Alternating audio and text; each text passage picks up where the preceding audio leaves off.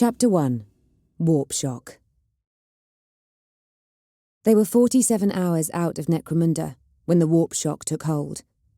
Chetamande Volabrabantis jerked awake from cloying dreams of roaring giants and blood-flecked axes as the solar rock shuddered violently, the entire starship spasming like some mighty aquatic beast impaled by a hunter's harpoon. She rolled to her right, ignoring the pain in her shoulder, and reached out with her left hand to slap the lumens on. Pale light sprang up at the gesture, as torches held aloft by bronze images of Terran saints illuminated her private chambers. The rays glinted dully off the gilded surfaces of her dressing table, built of wood from a planet liberated from the savage Eldari, reflected from the gilt-edged mirror presented to her as a gift by Admiral Venusa of the 19th Pacificum Sector Fleet, and got tangled in the folds of black Azantian lace that hung around her huge, pillar-cornered bed. The bed that until a matter of days ago she'd shared with her husband of 43 Terran years. But then there had been that unpleasantness with the rogue House Goliath pitfighter on Necromunda, and the life voyage of Azariel, novator of Navigator House Brabantis, had been abruptly and quite dramatically truncated, courtesy of an extremely large-edged weapon. Cheta actually missed him a little, despite the fact that she'd orchestrated the whole thing. She'd had to kill the fighter concerned to ensure her involvement didn't come to light, but no one seemed to doubt that she'd opened her warp eye and blasted his mind into fragments in self-defense. Well, it had been self-defense, after a fashion. There was no question that Cheta would have died if he'd been allowed to live and had suffered from loose lips. The solar rocks bucked again, and Cheta frowned. The navigator for this segment of the voyage was Vora, a scion of one of the minor branches of House Brabantis. He wasn't scintillating conversation, but he was highly competent at the business of guiding starships through the screaming, roiling mass of malignant energy that constituted the warp. Else he'd never have been selected to pilot his novator's personal ship. For the solar rocks to be acting like this either meant that Vora had steered them extremely carelessly into a warp storm, an order of magnitude worse than any Cheta had ever experienced firsthand, or... She keyed her bedside vox set. "Captain Archmagos?" There was nothing but the faintest of crackles of an open line for a few seconds, and then Anya Archmagos' voice replied, "Lady Chetamande." "What's going on?" Cheta demanded bluntly. "I haven't been tossed around this badly since taking fire from an orc cruiser in Tennyson's Reach." "We are not certain, my lady." Anya's voice was as clipped and professional as always, but Cheta had known her for over a decade and could hear the tension in it. "We are still in the warp, and the Geller field is holding, but we've lost all communication with Lord Vora. We're steering blind." Cheta swore and rolled out of bed. "Have you got a reading on his vitals?" "No, my lady. As I said, we've lost all communication." "Either that or the links are working just fine and he's dead." Cheta sighed, running through the possible scenarios in her mind. The ravages of the Empyrean could scour a navigator's skull clean of sanity, but one of her kind actually dropping dead mid-voyage was less common, although not unheard of. Heart failure, perhaps? Or possibly a fit, or some other madness that had caused him to tear himself from his throne and the machines that monitored him. "I'm heading up there. Prepare a team." There was, of course, one other possibility. That something unholy had manifested out of the shifting currents of the warp and was even now eating Vora's soul. It was unlikely, but possible. However, leaving the ship blind in the immaterium was as good as a death sentence for everyone on board anyway. Cheta had calculated the mathematics of risk in her head and come to the same conclusion that she had so many times in the past. If you wanted something done right, it was best to do it yourself. "Yes, my lady." Anya acknowledged her, and that was the end to the conversation. Cheta shrugged her way into a heavy robe and belted it securely, then eased on the diamond-encrusted slippers Azariel had gifted her for their 10th wedding anniversary. The solar rocks rocked again and spilled Cheta sideways into her dressing table. She steadied herself on it, wincing at the jolt to her knee and ankle joints, and made a mental note to dispose of it as soon as she could get away with doing so. Collecting relics linked to the Eldari had been one of her husband's few real vices, and the damn things made her decidedly uncomfortable. The next jolt nearly sent Cheta tumbling backwards onto her bed again. She gritted her teeth and took up her cane of blackened tachydon ivory from its resting place. She needed it some days more than others, but she'd be damned if she was going to try to make her way through a warp-tossed starship without it. "I cannot," she muttered, stumping towards her cabin door, "be having with this foolishness." The Solarox was not a large ship by the standards of the Imperial Navy vessels Cheta had served on, but nor was it a tug. Even using the express elevators, it took her several minutes to get to the forecastle, by which point her joints were protesting bitterly and her mood had worsened significantly. She'd been met along the way by the team Captain Archmagos had assembled at her instruction. A dozen Brabantis armsmen and women in midnight carapace, armed with suppression shields and combat shotguns. Thus flanked, Cheta approached the navigator's chamber, a heavily shielded, ingrowing barnacle in the ship's structure, its external walls encrusted with pipes and power cables, and dotted here and there with readouts attended to by the Solarox's crimson-robed tech adepts. One of them looked up at the tap-tap-tapping of Cheta's steel-shod cane on the deck. "Hi, lady," the adept buzzed in greeting through the voice synth that had replaced their vocal cords. It was an alteration most likely made by choice rather than necessity, but Cheta didn't regard the Adeptus Mechanicus's habit of replacing their body parts with machines with the same distrust or disgust as many humans did. There were many days when she'd have given her right hand for artificial hips, knees and ankles, but for the moment, she was still stubbornly determined to stick with her natural body, despite her regular disagreements with it. Besides, Cheta knew well what it was like to be regarded as a disgusting aberration. Navigators might be essential to the functioning of the Imperium, but that didn't prevent the ill-informed and overly superstitious from regarding her and her kin as heretical mutants, rather than the finely tuned results of countless centuries of jealously guarded gene lore. "What is the navigator's status?" she asked, eyeing the chamber warily. The walls weren't coated in frost, which was something. The very worst manifestations of the warp tended to drop the local temperature to something approaching a Valhallan summer. "Insufficient data to be certain," the adept replied simply. "Your best estimate," Cheta said. She'd learned long ago never to use the word guess around the initiates of the Martian priesthood, since it tended to upset them. "There are no indications of abnormal atmospheric conditions within the chamber," the adept told her. "Readouts suggest a steady temperature of 19.25 degrees Celsius, with humidity at 32%. However, we have no readings for pulse, respiration, or brain activity.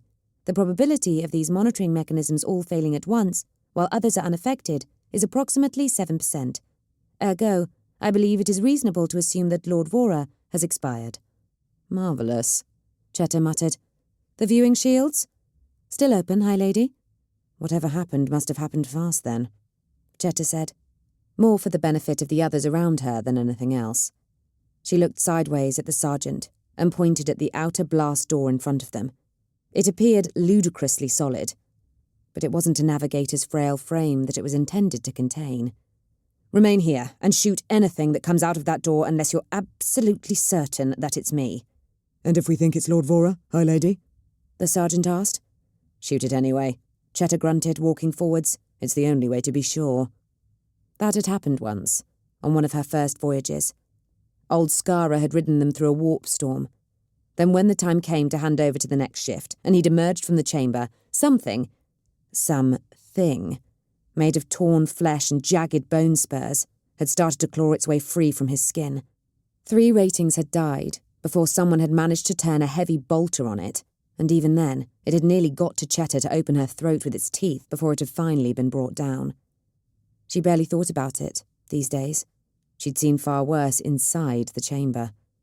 The first blast door slid aside, and Cheta stepped through it, then gathered her robe around her as it slid shut behind her.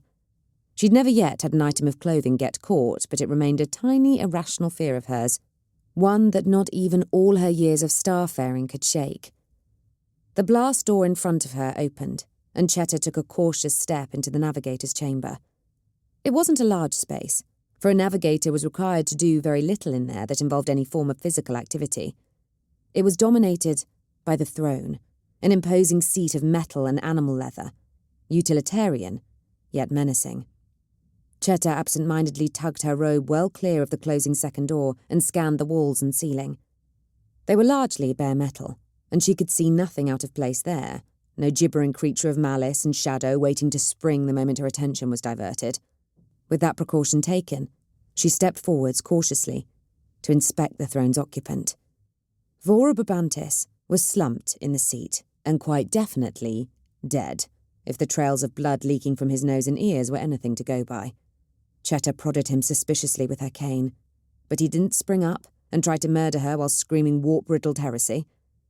"Thank the Emperor for small mercies," Cheta muttered. Vora was dead, sure enough, but at least it looked like he might stay dead. Such things were never entirely certain when the warp was involved.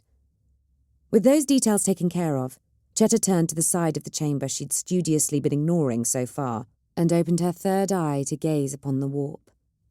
The warp, the immaterium, the empyrean, all names that humanity had conjured and tried to apply to the roiling, boiling raw energy that lay over and under and around the material universe in which the flesh and blood and bone of their species existed. It was a lexical effort to apply order and definition where there was none. The notion that by naming something it could be understood, perhaps even tamed and mastered. The problem with that was that regular humans were blind and blunt, little more than mewling infants adrift in a hostile universe that would swallow them without mercy or compunction should they trail so much as a toe in the waters that bore them. Only Cheta and her three-eyed kin could look into the face of the warp and see anything of meaning. Only a navigator could hope to do such a thing and survive with their mind intact, and even then, it wasn't certain.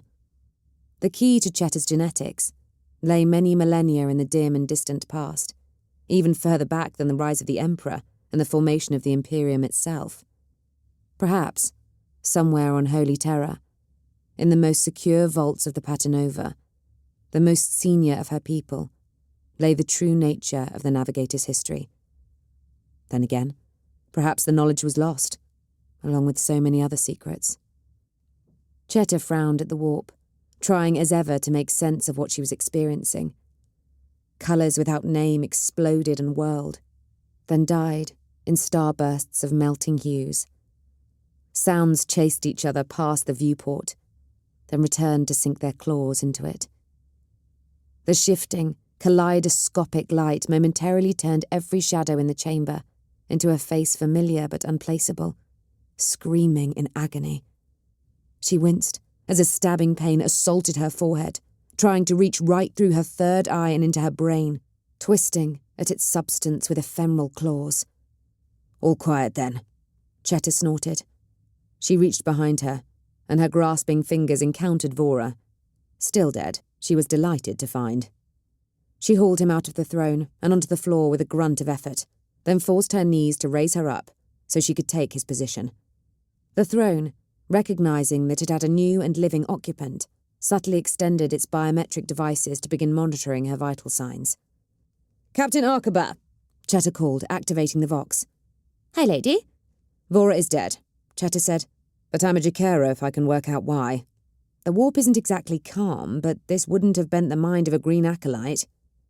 She frowned, drumming her fingers on the throne's arm. "You'll have to cope without direction for a little while longer. Something took a swipe at us, and I'd like to know what it was." "As you wish, High Lady." Cheta gripped the armrests of the throne, gritted her teeth, and concentrated. The fact that the throne room only had a narrow field of vision was of no consequence. The warp was not the material universe, when light travelled in straight lines. There were very few rules that applied to it. A skilled navigator could gaze out and perceive a threat that might affect the rear or underside of the craft, or something which could engulf it entirely. Distance and direction were subjective at best in the warp, as was time, and that was something Cheta could use.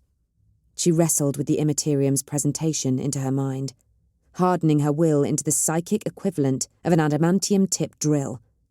In the same way as a warp-blind human might concentrate on focusing their eyes to see the finest detail at very close range, or their ears on detecting a single sound amidst others, Cheta chased down the thread of time in the white noise of images and sensations she was being barraged with, and followed it backwards. There. A series of shockwaves, ripping through the warp and buffeting the solar rocks, lines of what she could only internally verbalise as a glistening dark brown, against the shifting yellow background. She fought against the feeling of her skin itching on the inside and clung onto the images in her head. That was no warp storm.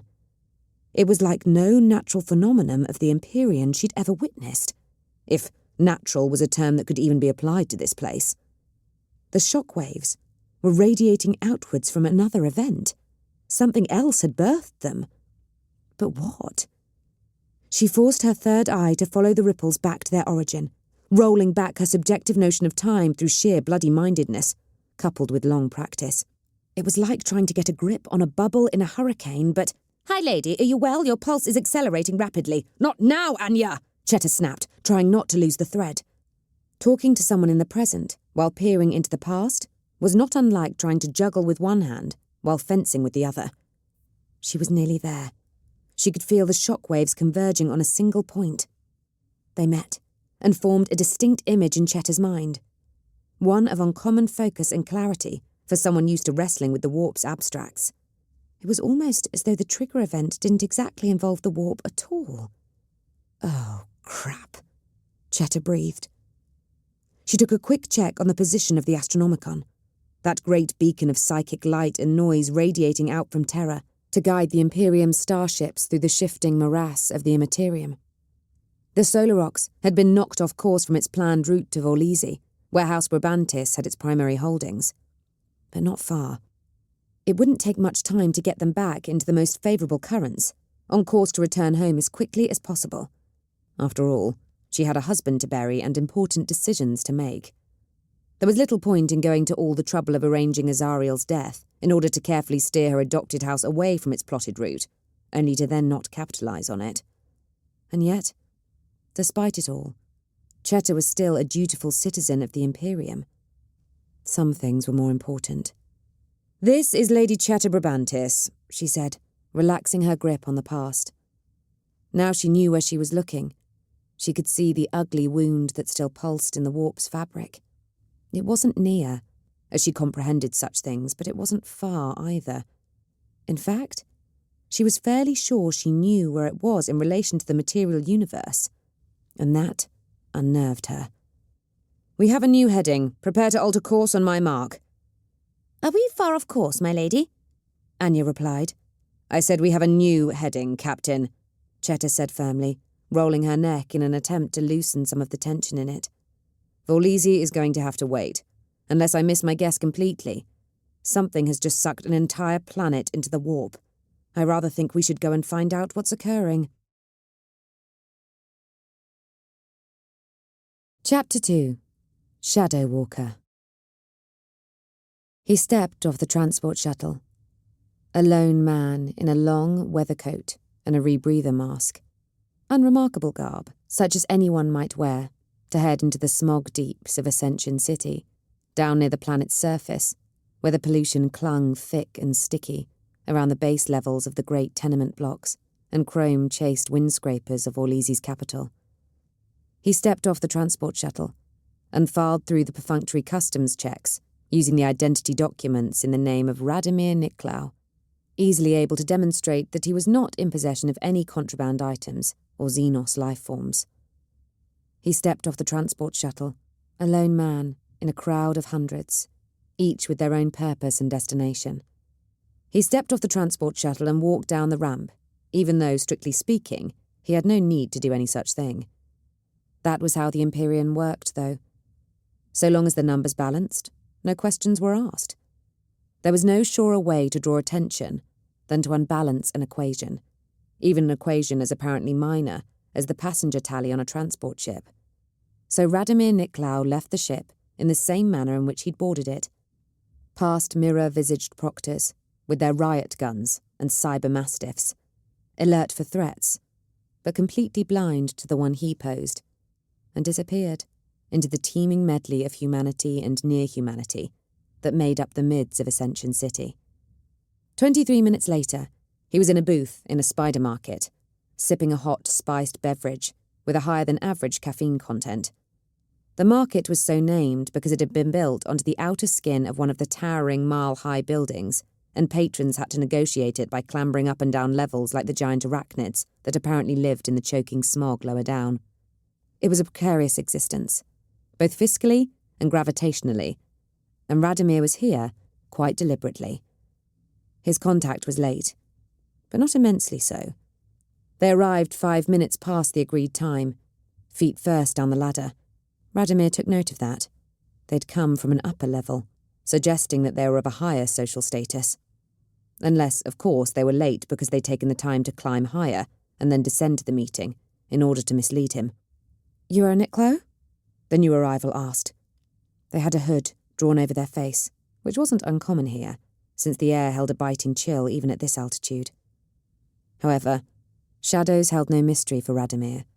He could make out skin so pale it nearly gleamed like marble, and a pair of dark brown eyes. "I am." He took a sip of his caffeine. "You are Cawl?" "That's as good a name as any." Cawl cast a nervous glance at the window, which was little more than a square of transparent sheeting, and then down at the floor of hardened, reconstituted organic waste pulp. Somewhere underneath, presumably, were the struts that anchored it to the building. "What possessed you to meet here?" "The possibilities for eavesdropping are extremely limited," Radomir pointed out. It was true enough. The booth was big enough for 2 people, plus a light-limbed Juve to clamber in and serve drinks, then clamber out again. One side was the 3-foot-thick rockcrete wall of the building, and on the other 3 was the open air. However, Radomir also liked to get the measure of people, and this was a good way to do so. He had few concerns about the location, even if it detached from the wall and began to fall. Cawl, on the other hand, didn't like being here. Radomir strongly suspected Cawl had never visited a spider market before. Just from that, and his contact's arrival down the ladder instead of up, he was fairly certain his initial impression had been correct. "Let us be brief," he said, and didn't smile as the lines on Cawl's forehead eased slightly.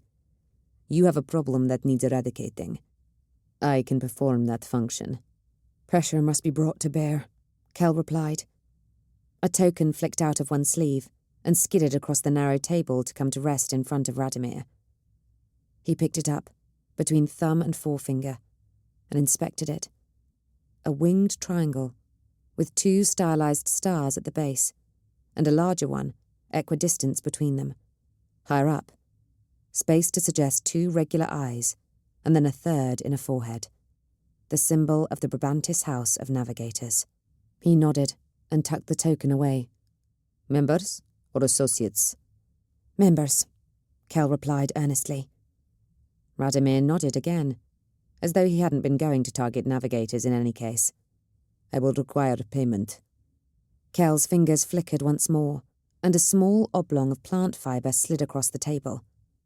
Radomir unwrapped one side and ran his fingernail down the stack of tokens bound within.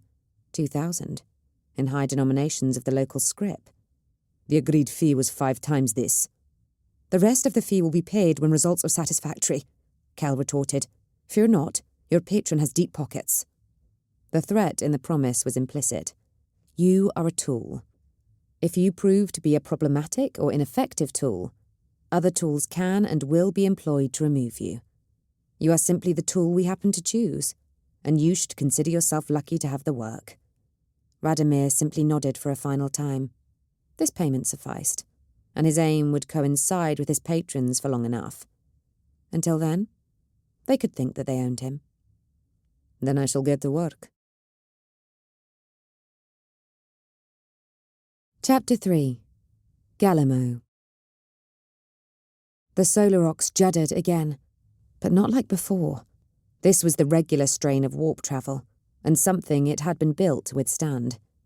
Cheta massaged her temples, intent on the point she had been focused on since she'd set her ship on this course, very determinedly not concentrating on the other things lurking near it. "Prepare for translation," she ordered. "In 10, 9... Warning klaxons sounded, even inside the navigator's chamber, as Captain Archmagos activated the pre-translation procedure. All through the Solorox, passengers and crew would be bracing themselves.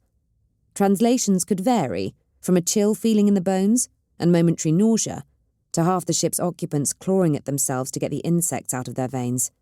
And indeed, in extreme cases, the insects might actually manifest physically. It all depended on the translation point.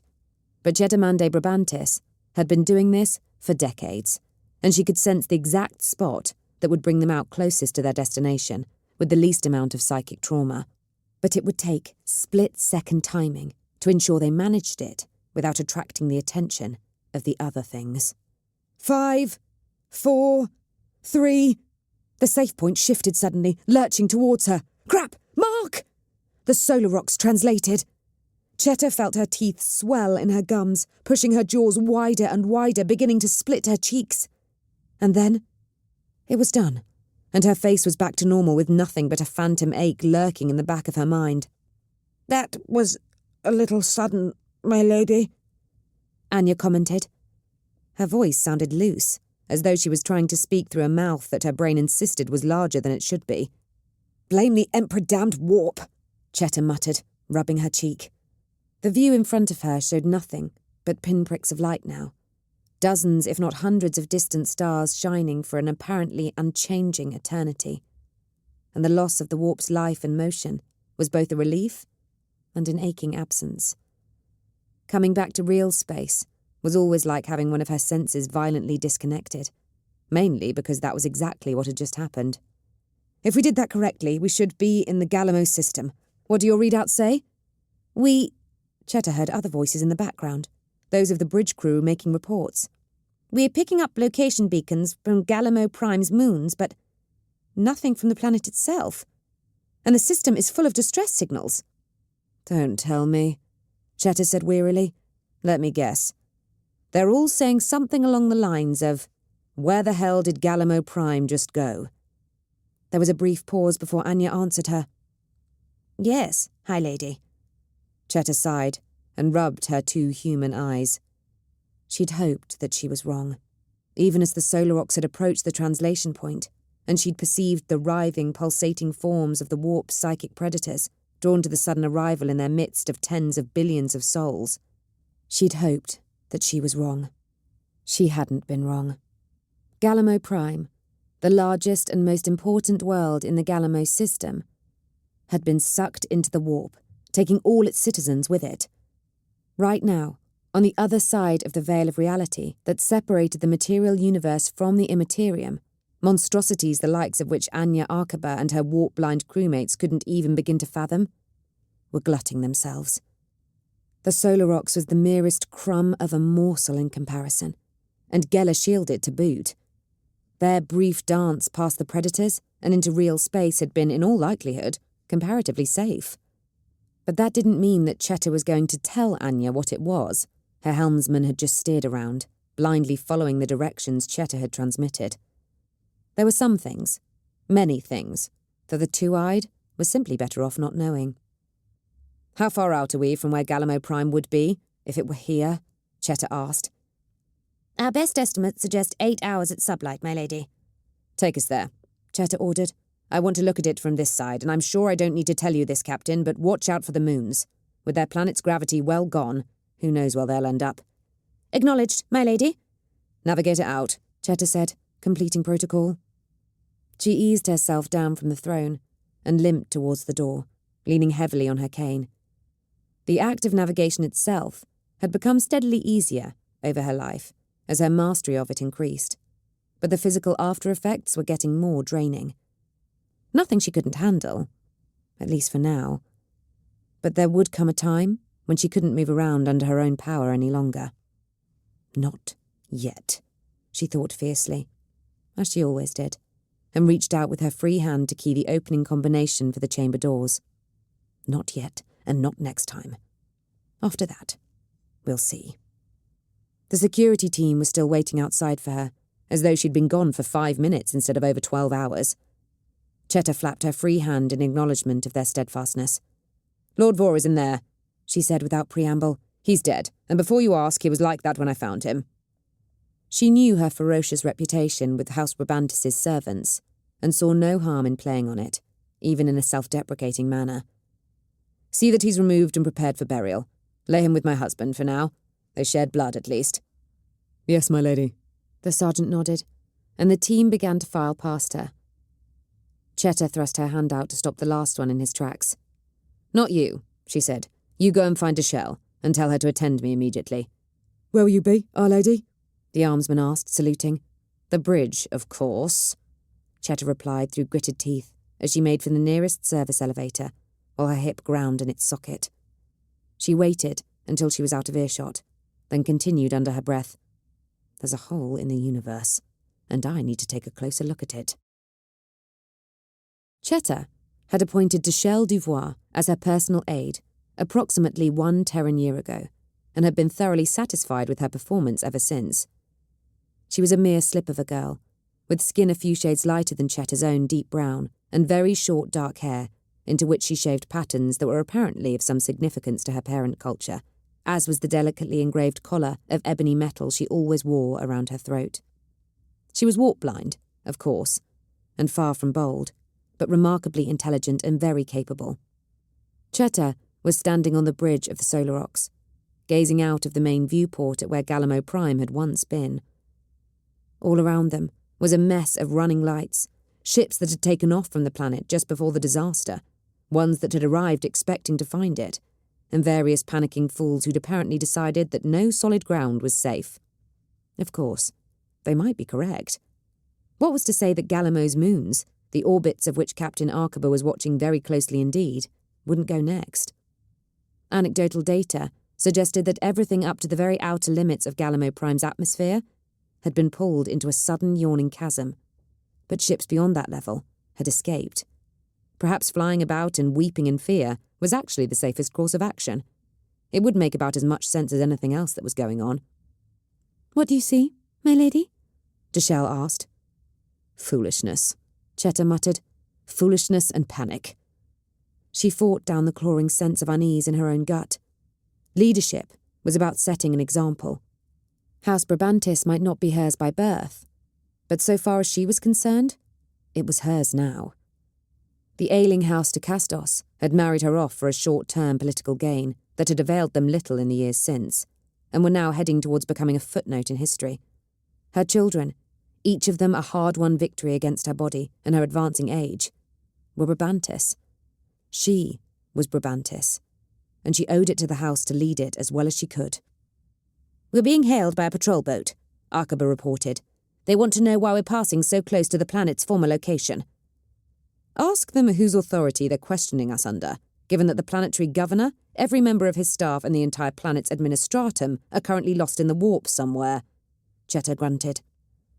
"Or you could perhaps inform them that the Lady Chetamande of Navigator House Brabantis is using her warp site to assess the situation and determine whether it poses any further threat," Deshelle suggested mildly. Archmagos snorted a laugh. "What would we do without your diplomacy skills, Deshelle? Since I appointed her, those skills are technically mine via delegation," Chetta pointed out. "I'm sure you can deal with them, Anya. Just hold our position steady for a little longer. I need to take a proper look at this." She turned away, closed her physical eyes to shut out all distractions, and opened her third eye. It always felt blind at first in real space, as if she was staring into a lightless void. But as the seconds passed, things started to come into focus. There were the very faintest sparks of life from other ships, the souls of their crews as they skimmed the warp by the nature of their very existence.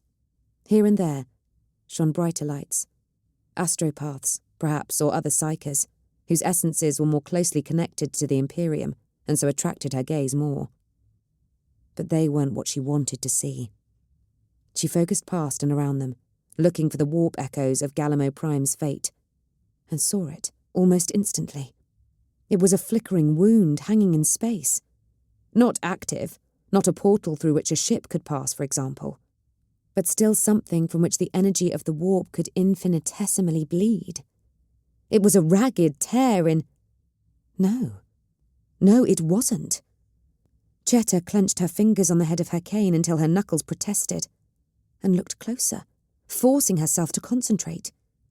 She had to be absolutely certain about this. She was absolutely certain about it.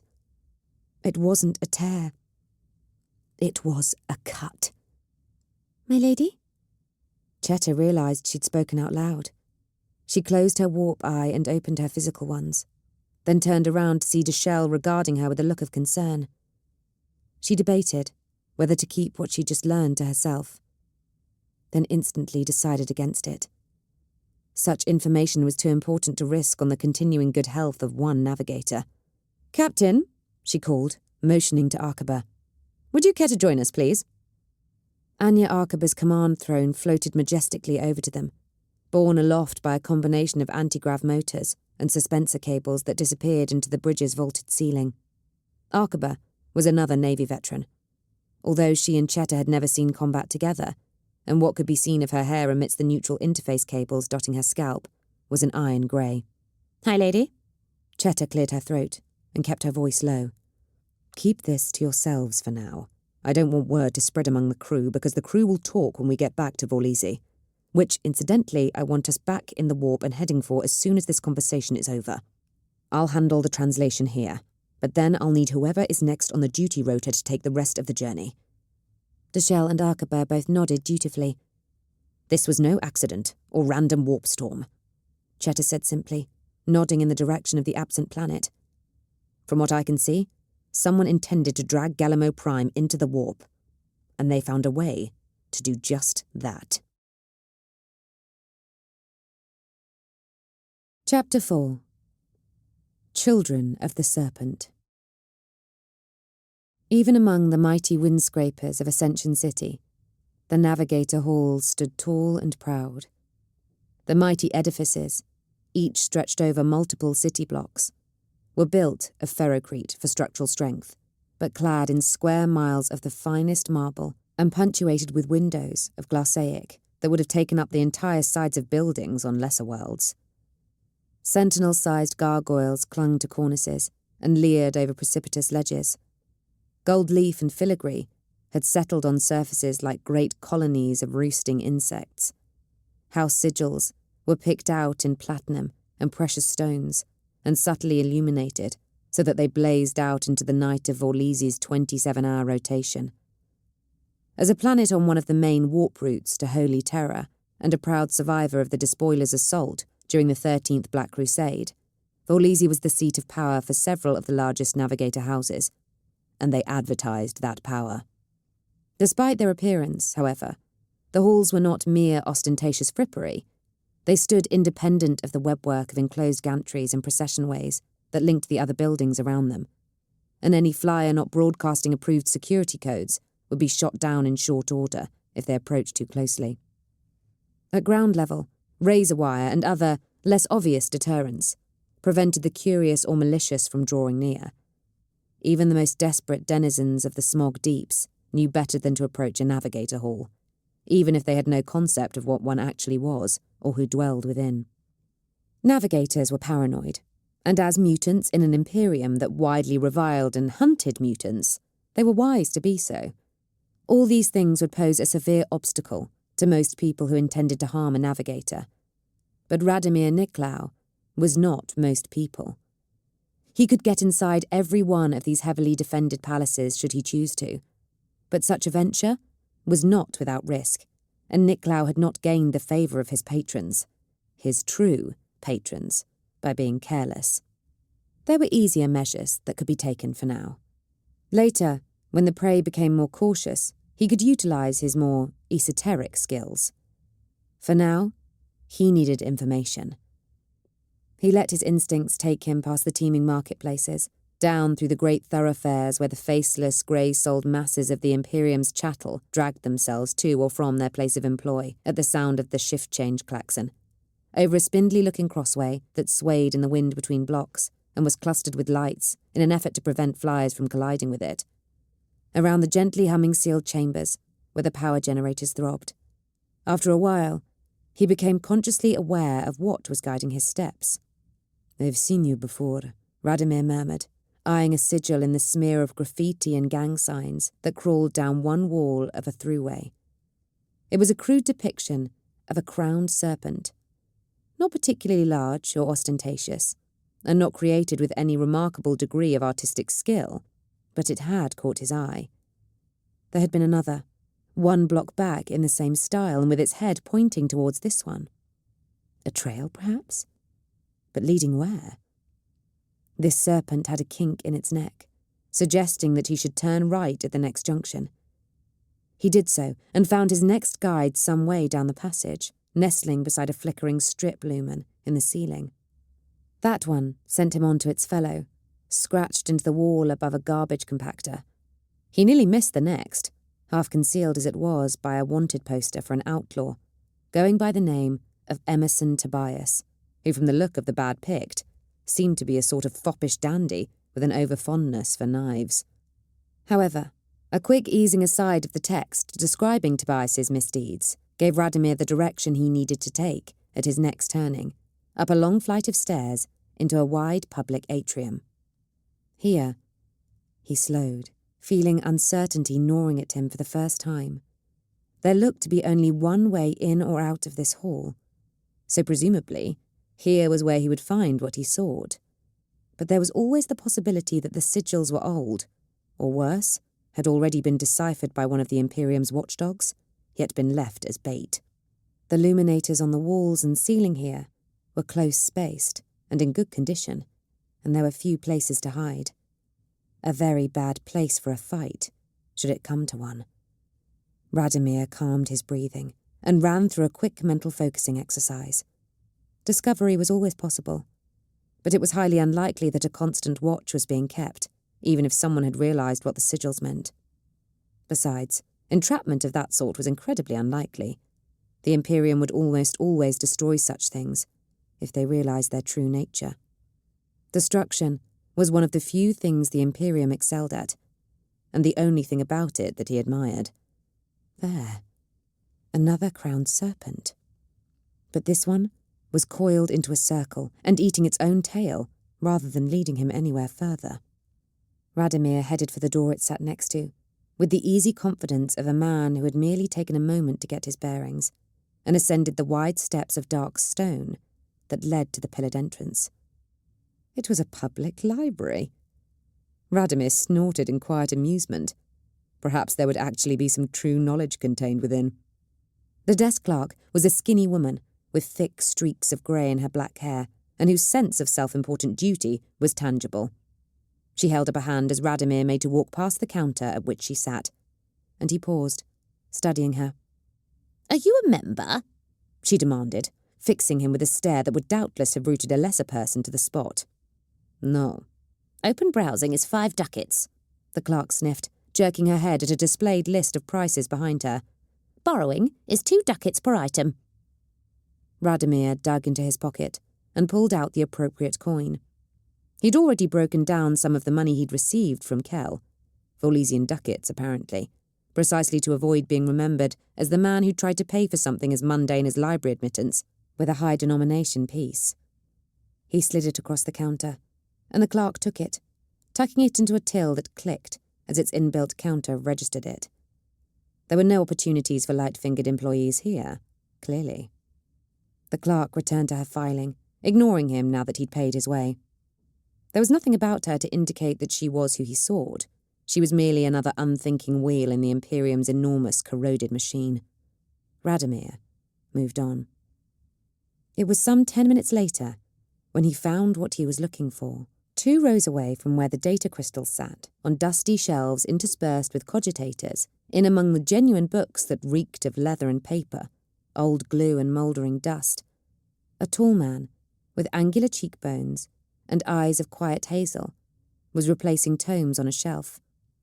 As he did so, the light glittered for a moment off a ring on his left forefinger. A crowned serpent, wrought in silver, eating its own tail. "A fine place you have here," Radomir remarked, approaching him from the right. The man turned to him, a gentle smile on his face. "I like to think so. Suleiman Eichner, a senior archivist." He proffered a hand, which Radomir took. "Radomir Niklau." "And what brings you to our collection today, good Sire Niklau?" Eichner smiled. "Serpents." Eichner, on the verge of withdrawing his hand, stiffened involuntarily. Radomir tightened his grip. "That's a very poor tarot face you have there, senior archivist," he murmured. "Just imagine the trouble you could be in if I were a servant of the Inquisition, instead of the Eightfold Path." The corner of Eichner's mouth twitched, but his smile was transfixed, like an insect pinned to a display card by a major spyologist. Our masters have been watching, Radomir continued, the lies slipping easily through his teeth. Your efforts have been noted, and your rewards will follow. He looked into Eichner's eyes, measured the man, considered their surroundings, and took a leap of faith. Many things drew people away from the Emperor's lies, but it was often relatively easy to work out what. For a senior archivist, the knowledge you have been seeking will be made available to you. Eichner's stiffness dissolved into limp relief. Oh, thank you, thank you! But first, I will require your assistance, Radomir said, holding up a finger to silence Eichner's quiet joy.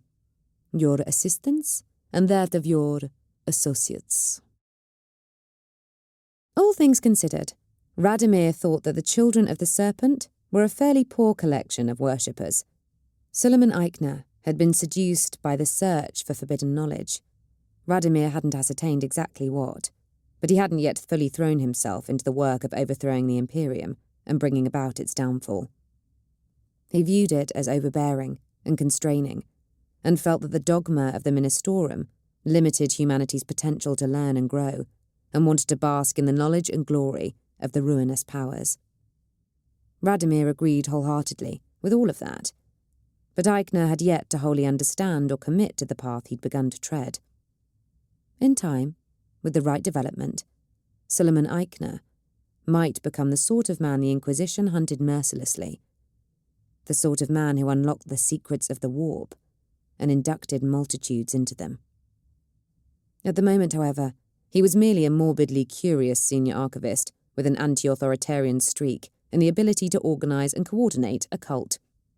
Radomir might take him along when he left Vorlisi to its fate. Or he might not.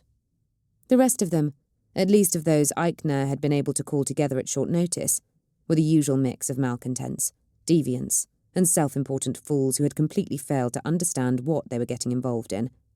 There were a handful of sociopaths, who simply wanted to hurt and kill people, and weren't particularly bothered about what framework it was that allowed them to do it.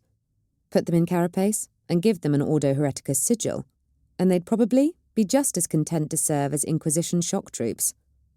There were a few mutants of the less obvious sort, the kind that could move about with relative security in hooded cloaks and with respirators over their faces. Then there were a couple of dozen of what Radomir thought of as the family types, folks for whom the worship of chaos had been passed down by previous generations with the same sort of dishwater, dull lack of imagination that most Imperial citizens worshipped the Emperor. Give them an autogun, point them at the governor's guards, and tell them their day had come, and they'd start a riot, a revolution, or whatever you needed them to. But you couldn't trust one of them to think up anything that would actually bring glory to the ruinous powers. There were 4 who really stood out to Radomir, aside from Eichner. Svet was a huge mutant, and apparently the brother of 3 of the family types. He was as large as an ogrin, and had been blessed by the Changer with what looked like to be razor-sharp spurs of bone dotted across his body, particularly from his knee and elbow joints. Unlike an ogrin, however, he appeared to have undiminished intellect compared to his fellows, although he struggled to get words out around his enlarged, tusk-like teeth. Radomir could see that Svet was accorded great respect by the others on account of his blessed appearance, and was offered seating appropriate to his mighty frame, and the best of the available food, which would certainly be preferable to the death by burning promethium he'd suffered if anyone in authority laid eyes on him. Evelyn Dark was a weird, an unsanctioned psyker missed by the sweeps and purges, and therefore not taken by the black ships to be drained to a husk for the benefit of the corpse emperor on his carrion throne. She was a hollowed-out young woman, with dark circles around haunted eyes, and in many other places she'd have been the leader of the group, as the one with the most obvious power. However, it seemed she preferred to simply sit as far back into the shadows as she could, which was an approach Radomir could identify with. She stared at him distrustfully, but appeared to defer to Eichner's judgment. "And what do you do?" Radomir had asked, when Eichner introduced them. Dark had looked at Eichner, and the archivist had gestured encouragingly, like a father keen for his child to demonstrate their latest trick. "I burn things," Dark had replied. Then she looked away from him, and that had been that. Then there was Aelin Marjuk, whom Radomir had pegged immediately as a stone-cold killer. Former Astra Militarum, he'd either seen something during his service that his commanding officers hadn't realised he'd seen, or had come to enlightenment at a point soon after his discharge, or more likely, desertion. He watched everyone. Always had one hand on the military-issue las pistol he kept holstered on his left hip, and radiated the sort of passionate belief that Radomir thoroughly approved of. Island Marjuk wanted the Imperium to die, even if he wasn't forthcoming about exactly why. He also stuck close by the shoulder of Suleiman Eichner, and was possibly one reason why the apparently amiable senior archivist hadn't endured a serious challenge to his position. Finally, to Radomir's complete lack of surprise, there was Emerson Tobias. Tobias looked even worse than on his wanted poster. Hair that had once been artfully unkempt was now an unwashed mop. Cheeks that had been smooth had become gaunt. Eyes that had been shadowed had become sunken. He was a killer as well. Radomir could practically smell it on him. But Tobias was a self-aggrandizing blowhard. Had Radomir been a gambling man, he'd have wagered good money that Tobias had fallen in with the Children of the Serpent simply because he had nowhere else to go. He didn't have the spine for what was coming. "What do you need from us?" Eichner asked respectfully, when Radomir had taken his measure of the room. They were gathered in the halls of a generator chamber.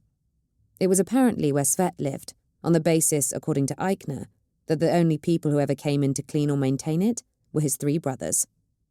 "I need access to the logs at the spaceport," Radomir said. "Specifically, I need to know the movements of navigators from House Probantis, which ships they are assigned to, when they are scheduled to arrive and depart.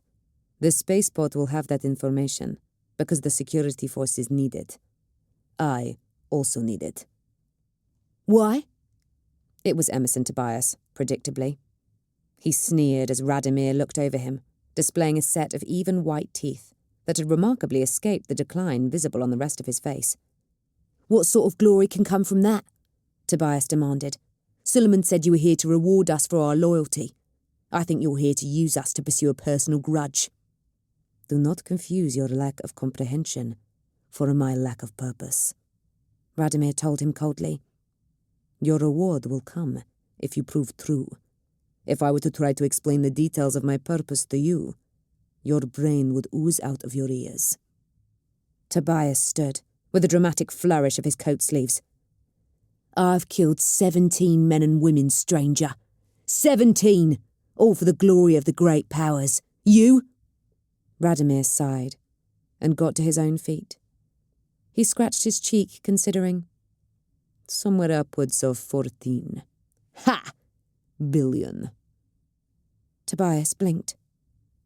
"I've killed entire planets, little man," Radomir said softly, walking slowly towards Tobias with his hands in his pockets. The other cultists leaned away, none of them eager to get involved. Marjuk still had one hand on his service las pistol, but he didn't draw. "I've consigned more souls to screaming torment than you could possibly meet in 1,000 lifetimes. I have purpose. What I don't have is patience with amateurs." Tobias reached backwards into the shadows under his coat, his hands searching for his knives. But shadows held no secrets from Radomir.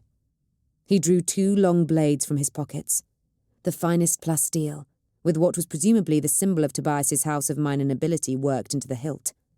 Tobias gaped at seeing his own weapons in another man's hands, then turned to run. Radomir plunged the first blade into his liver. Tobias screamed and staggered sideways, his knees buckling. The second blade reached around and opened his throat, sending a sheet of blood cascading across the floor, from which one of Svet's brothers had apparently mopped only that morning. Radomir kicked Tobias in the back, knocking him onto his face, then dropped the knives and left him to die. He turned back to the rest of the group. Island Marjuk still hadn't drawn, but the tension in the man's face and neck was obvious. Radomir could tell that the rest of them had recognized Tobias's blades. He'd probably brandished them often enough, and were even now wondering how Radomir had stolen them into his own pockets. He had their attention, and almost certainly their obedience. "The spaceport," Radomir said calmly. Do you have any contacts there? Any influence? Suleiman Eichner looked around, then nervously shook his head. No, Sire Nicolaou, not to my knowledge. Radomir flexed his fingers and began to calculate how best to kill them all. If they couldn't help him, they were a liability. He'd have to deal with Dark first. But Mamselle Bertin and her husband are indentured to House Brabantis itself, Eichner continued hastily. We rarely see them, due to the nature of their service, but they are loyal to our cause, and we can get messages to them. A slow smile began to spread across Radomir Nicolaou's face. Chapter 5. Azariel's Wake. The sky was the colour of grief, and spat rain like insults. The voyage home to Vorlisi from the Galamo system had taken the best part of a month, considerably longer than the journey from Necromunda would probably have been. But that was just the way the warp flowed. Chetta didn't regret the detour, and had taken the time to make a full report on her best understanding of the nature of Galamo's fate to the representatives of the Adeptus Arbites as soon as she'd made planetfall in Ascension City, despite the fact that she was reasonably certain they wouldn't have understood one word in 3. It would undoubtedly be flagged for the attention of the Inquisition, and her stomach turned at the notion of one of them tracking her down for further questioning. But it was necessary. Unfortunately, the delay meant that her late husband's funeral and wake could not be held quickly and discreetly as she'd have preferred. News of her bereavement had preceded her, and she'd come back to a boiling insect's nest of activity. Most critically, various other houses had received enough notice to send their condolences, or gloatings, dressed up as condolences, in the form of representatives too high-ranking to simply be acknowledged and then shunted away somewhere. And so they all assembled on one of the great dining roofs of the main palace of House Brabantis, under the oppressive sky, and proceeded to subtly posture at each other around the casket of black crystal where Azariel's body lay, and where her 2 children, Felicia and Ranavel, wept over the father whose death she had arranged. It wrung at her heart to see them so distraught. But she would never have done it had she not been absolutely convinced that it was in their best interests. How many are we up to? She asked quietly. She was dressed in a morning gown of black lace, encrusted with midnight sapphires from the night mines of Amatrix, which left her right shoulder bare. Her veil was anchored in place by a black steel diadem set with black onyx stones, and she wore long, black silk gloves reaching to above her biceps. Her tacked-on ivory cane was an appropriate fit with the ensemble, and in any case, Chetta was far too stubborn to forego her favourite walking aid for the sake of propriety. Besides, she needed it. The floor was slippery, because she'd instructed her servants to disengage the void shield, which would have kept the rain off. If she had to put up with all these visitors, then she wanted them just as miserable as she was. 4 novitists now, my lady, Deshelle murmured back. Belvolio? Stuck-up prigs, Chetta muttered. Santai? Chetta grunted in mild surprise. He's a long way from home. The Celestarch of House Belisarius? Now that is a shock, Chetta commented. But I suppose you can only spend so long with the space wolves before you want some civilized company. And of course, Dakar, Deshelle finished. Of course, Chetta sighed. Sen Uru Dakar was the person she least wanted to speak to right now, and so naturally, he'd turned up. What about Josin? Is Veal coming, or has he foisted the leech off onto us? Lord Veal has sent his apologies and condolences, and his son, Lord Jalamar. The leech, Chetta corrected her aide, taking a petty pleasure in using the name she couldn't say in public. Jalamar Josin was his house's great hope for the future, seeing as how he'd managed to ensnare and marry the Lady Morandia, Azariel Brabantis' younger sister, after her arranged marriage to a different house had come apart when they'd suffered a terminal case of the Ordo Hereticus. Chetta respected Jalamar's ambition, but it didn't mean she had to like him. What made matters worse was that Morandia had always viewed Chetta's marriage in the exact same way, despite the fact that Chetta had never had any say in the matter whatsoever, short of taking her own life to avoid it. Morandia was always going to be here, of course. She and Azariel had been genuinely fond of each other. But if Veal had come, then Chetta could have at least had dealt primarily with him, rather than his son. And Azariel's siblings didn't end with Mirandia. Over on the other side of the roof, brooding like one of the rain clouds above, was Vitariel. As ambitious as his brother-in-law Jalamar, but with a considerably worse temper, Vitariel Brabantis was the firebrand of the house's ruling arm. Cheta actually quite liked him, despite herself. He was impetuous enough that he often said what he meant, unlike most highborn navigators. He was also, if she was being entirely honest with herself, considerably more attractive than Azariel had been. She often reflected that her marriage might have been more enjoyable, albeit less influential, had she ended up betrothed to the younger Brabantis brother. "Has anyone offered their condolences on the other matters?" she asked quietly. 2 members of her house had been found dead in Ascension City shortly before her return. On one occasion, the body had been decapitated and then burned, presumably in an attempt to avoid it being identified. The other had been found with anti-mutant scrawls around it, and actually carved into the flesh, with the warp eye removed. Such sentiment wasn't uncommon, of course, but it was a surprise for it to be prevalent on Vorlisi, where so many navigator houses had a prominent presence. "No one yet, my lady," Deshelle replied. They hadn't made news of the deaths public. Anyone offering commiserations would know considerably more about it than they were supposed to. Deshelle's comm beeped faintly, just audible to Cheta above the rain, and she pressed it a little further into her ear with one finger. Her slight frown, nearly ever present, deepened somewhat. "Deshelle?" "Another Novator has arrived, my lady," Deshelle said, her voice suddenly uncertain. Forgive me. Perhaps my service with you has not been long enough, but House Sudine?" A chill ran down Cheta's spine that had nothing to do with the rain. House Sudine had tried to undercut Brabantis on a trade deal some 20 years ago, not long after Azariel had ascended to the rank of Novator. Everyone had assumed that it was a power play on Zudine's part, looking to test the new Novator's mettle. Azariel had destroyed them. He'd taken them apart remorselessly, using every piece of House Brabantis' influence and resources to not only damage their holdings and assets, but also to discredit them. Their ventures failed. Their collateral mysteriously vanished. Crimes were found to lead inexorably back to them.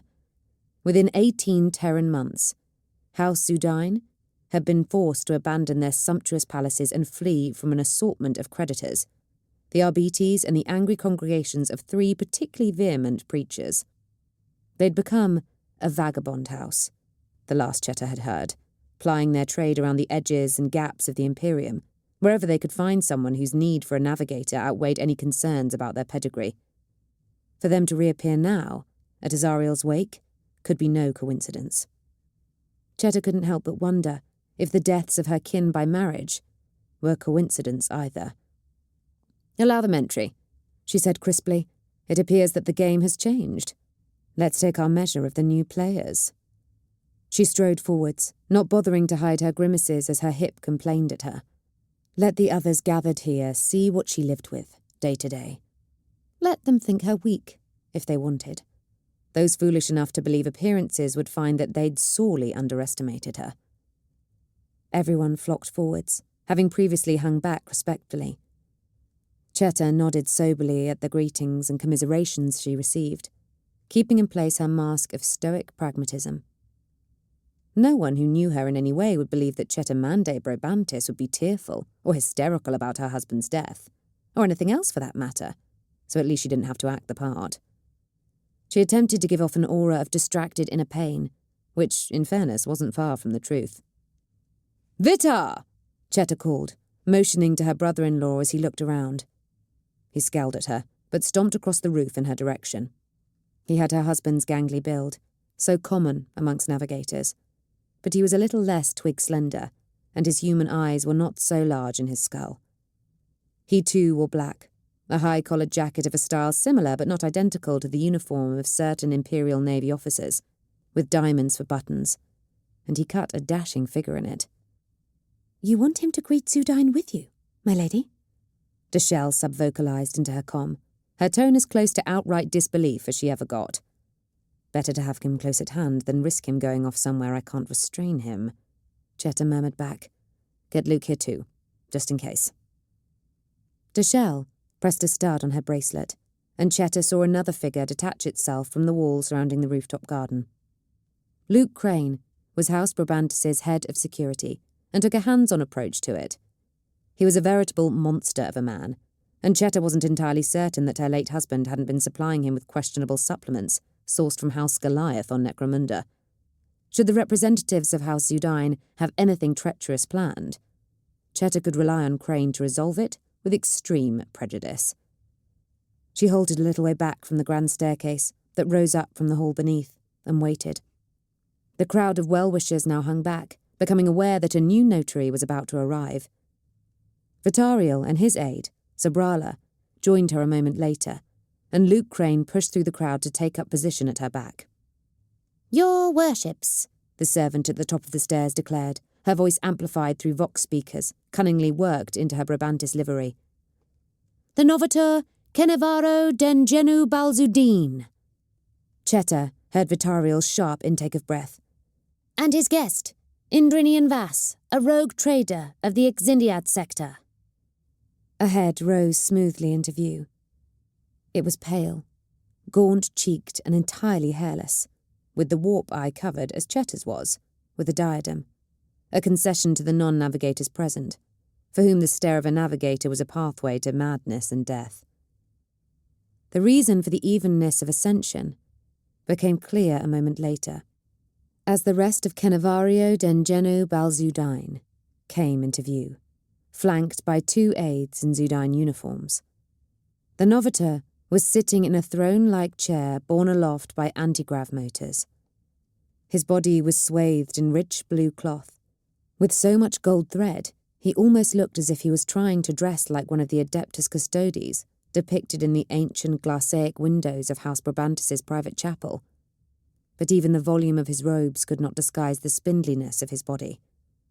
Cheta would be surprised if he could stand unaided. The ravages of exposure to the warp had hit this one hard, and she suspected he'd be for the catacombs before another decade was out, assuming House Zudine had such things. A chatter arose behind her.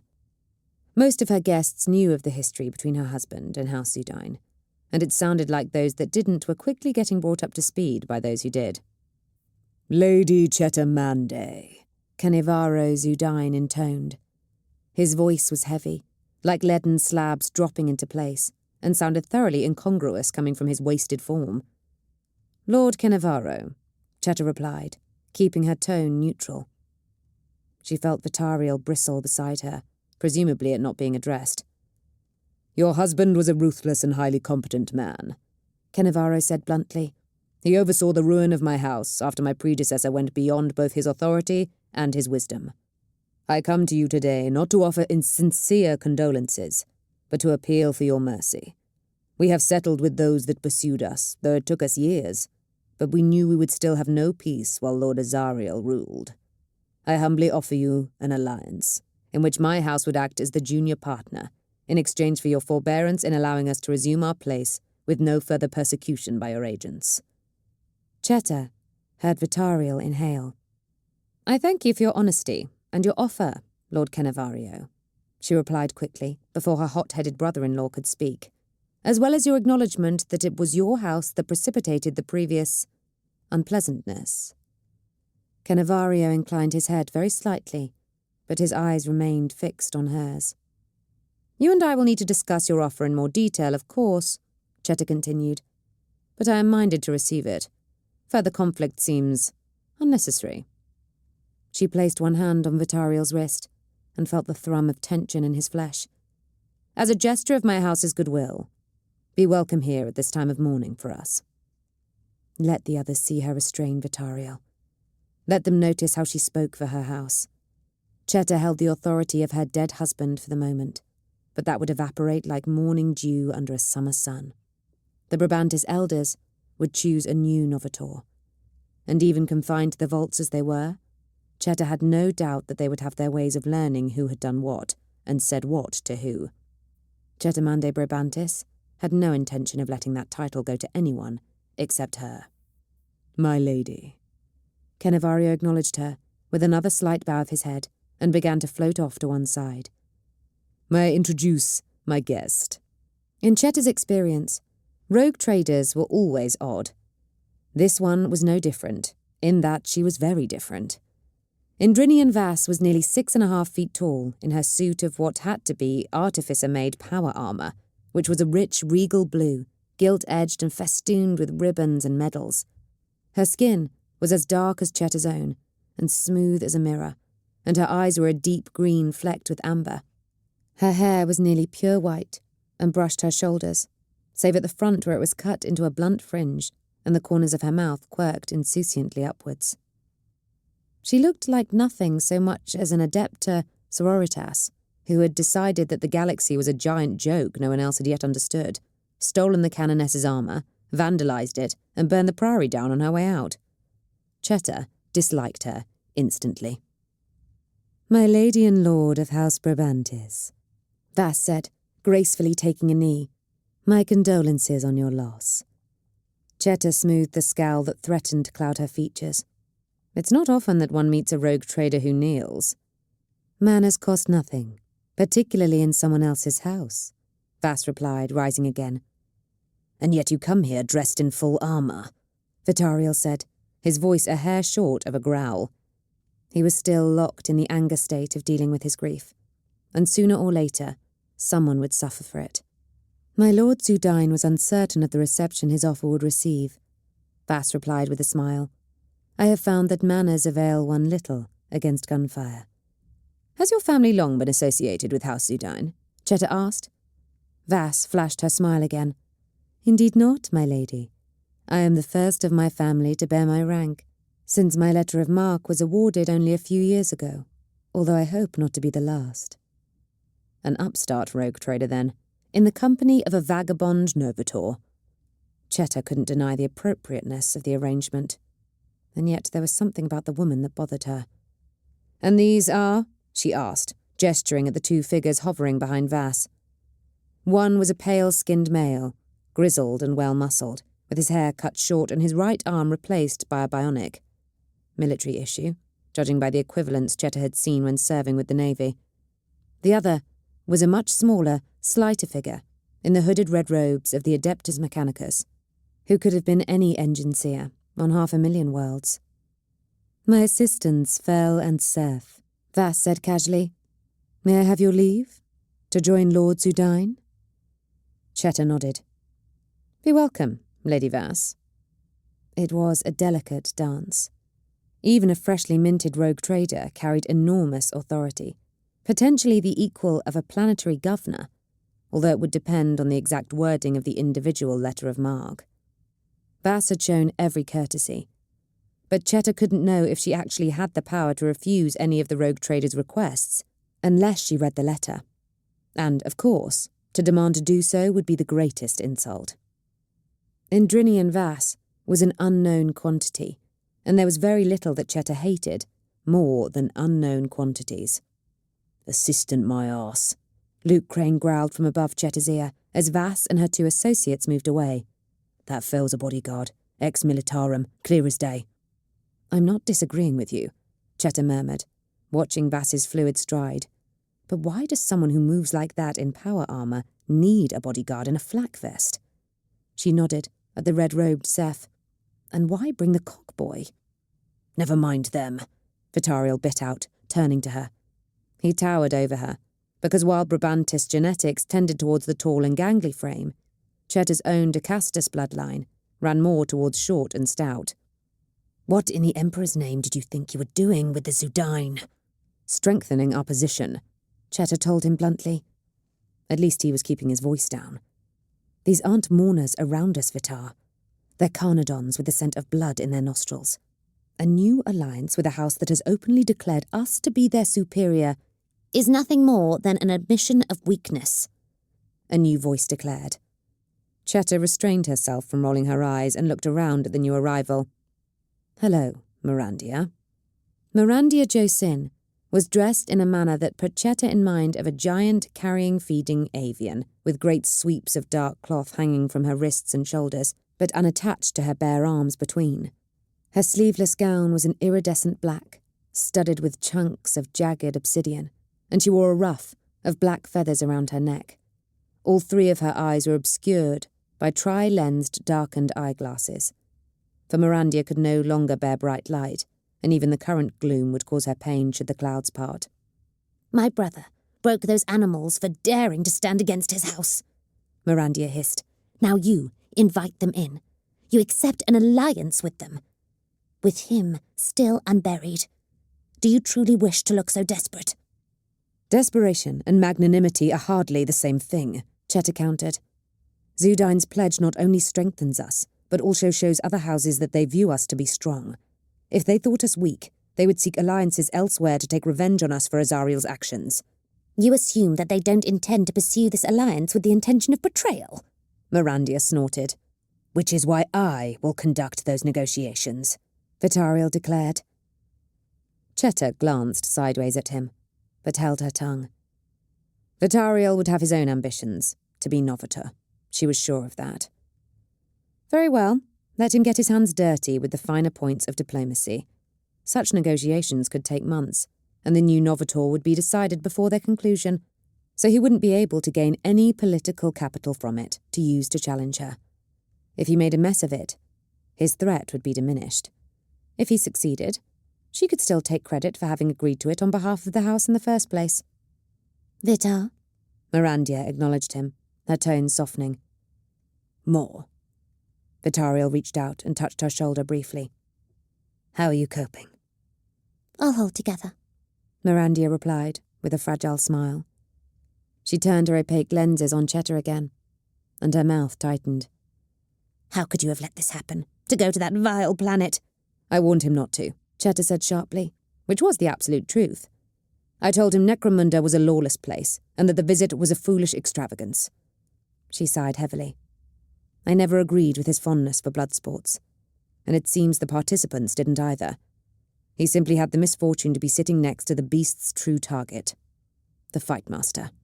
It is a tragedy, Jalamar Josin declared from behind his wife, accompanied as always by his alabaster pale aide.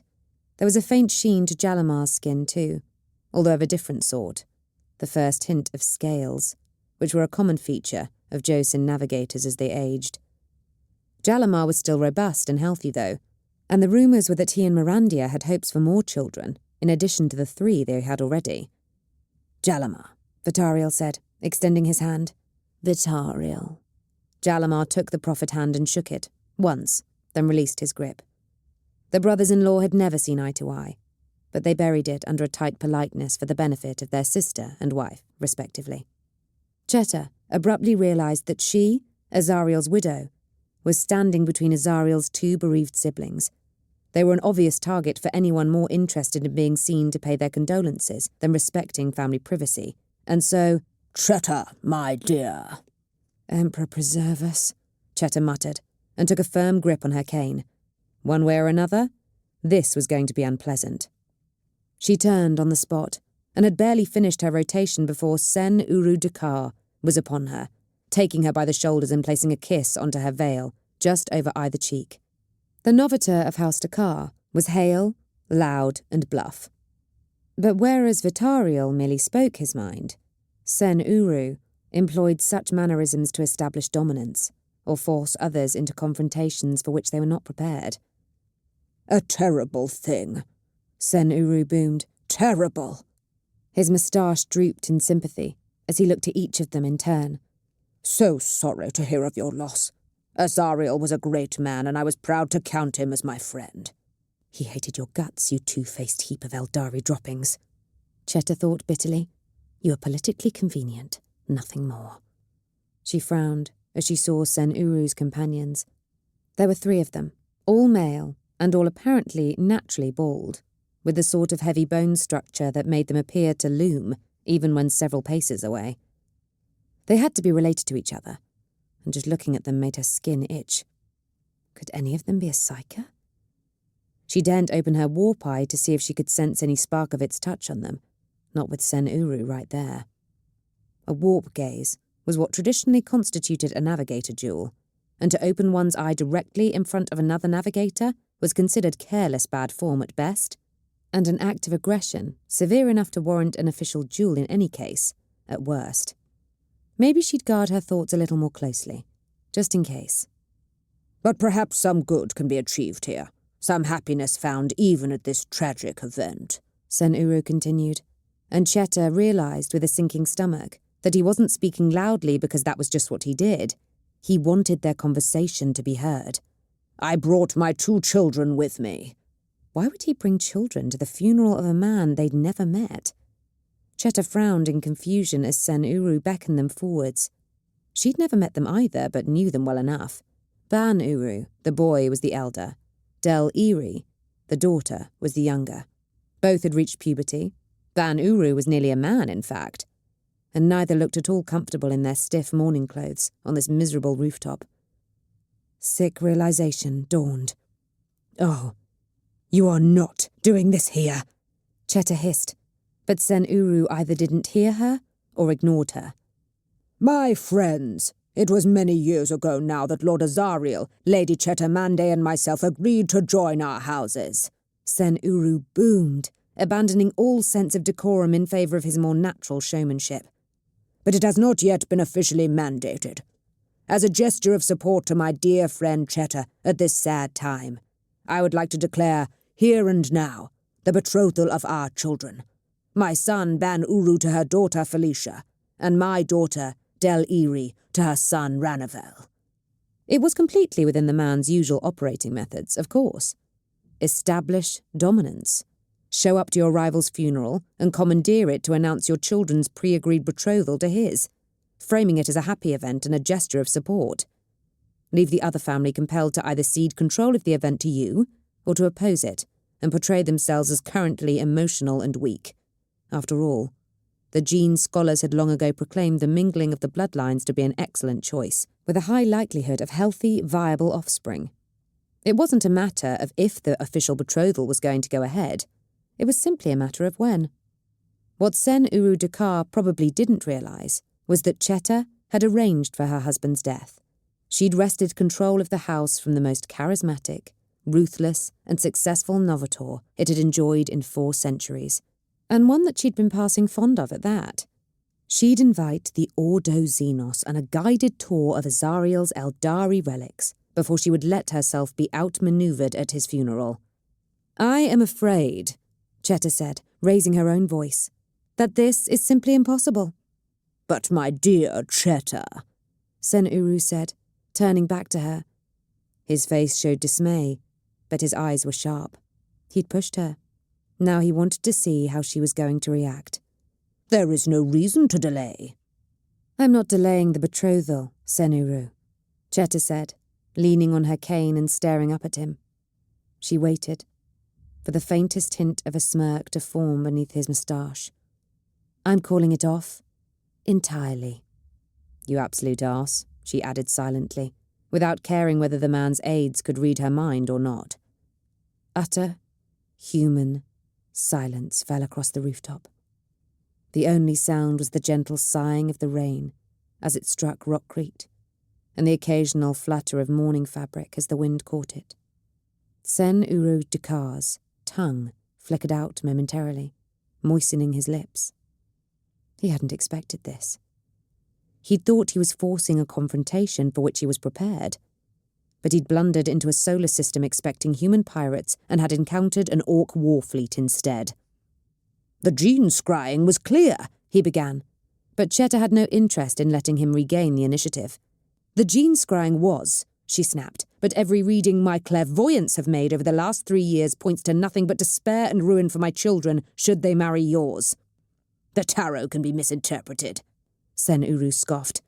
Not every reading, for 3 years, conducted by 4 different readers, Cheta said witheringly. I don't know what has changed in your house, Lord of Dakar, but Brabantis does not intend to be caught up in it. Sen Uru's cheek twitched. His nostrils flared, and the lid of his warp eye parted ever so slightly. Cheta stiffened, and sensed Luke Crane do the same. She could almost picture her security chief's hand slipping to the haft of the wolf, the mighty power axe he kept at his side. if Sen Uru Dakar lost his head at this insult enough to attack her, here on this rooftop. This agreement was made with Lord Azariel, the novator of your house, Sen Uru roared.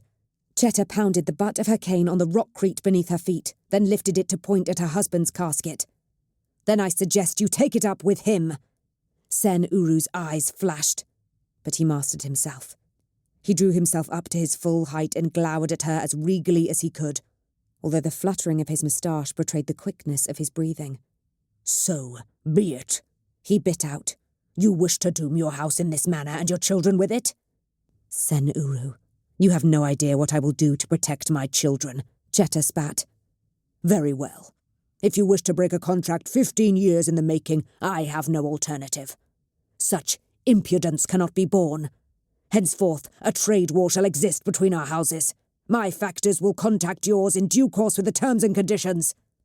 He spun on his heel. Come! His aides moved as one in his wake, each one silently staring at Cheta for a moment as they passed. Ban Uru and Del Iri followed too, their eyes wide with shock.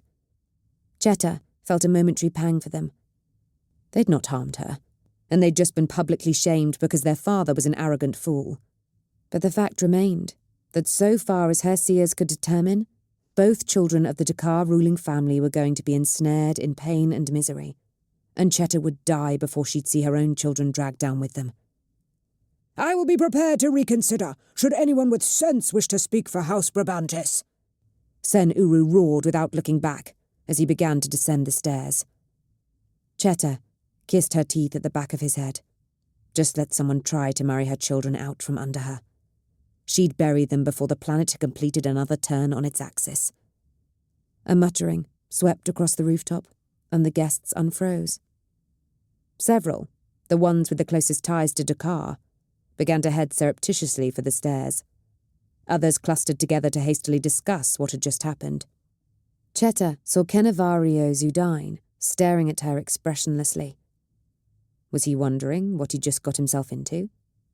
The Celestarch of Belisarius flashed Cheta a vicious smile.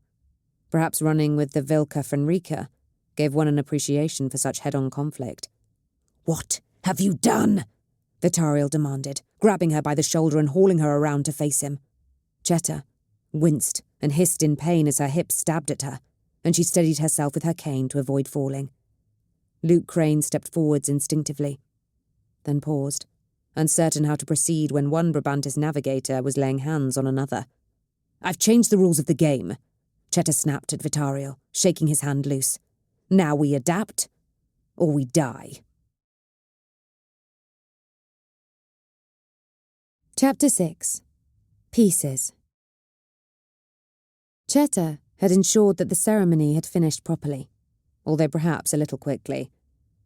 The mortal remains of Lord Azariel would now be taken down into the House Brabantis catacombs, down where outsiders would never be permitted, and interred with great honour. Somehow, Vitariel had kept a lid on his temper for that long. It had just come off. You are a reckless fool, he spat at her. She'd at least managed to get him into the family-only areas, away from prying eyes and ears. But now, he stood and raged. I appear to be the only one with the will and foresight to do what needs to be done, Cheta shouted back at him. Doom other children of this house to misery if you wish, Vitar. I will not see it done to mine. If Azariel knew, oh, he knew, Cheta snapped. I told him many a time. Wait, he always said, perhaps the omens will change again. Well, they didn't, and now my husband is dead, and I will not lose my children as well. Perhaps, Jalamar Josin put in from further up the corridor. Your grief has affected your judgment? Crane! Cheta shouted, rounding on Jalamar. Can you please explain to me why this man has been allowed into the Brabantis residence? He'd at least had the decency to leave his aide outside. But that wasn't good enough. He is here as my guest, Mirandia said coldly, interposing herself between Jalamar and Cheta, as though she'd been about to strike him, which, in truth, currently greatly appealed. And why? Cheta asked, unable to restrain herself from drawing the proverbial knives. Are you in here, my lady of Josin? For the second time in the space of an hour, everything went very quiet. Mirandia's throat muscles moved as she fought to restrain herself.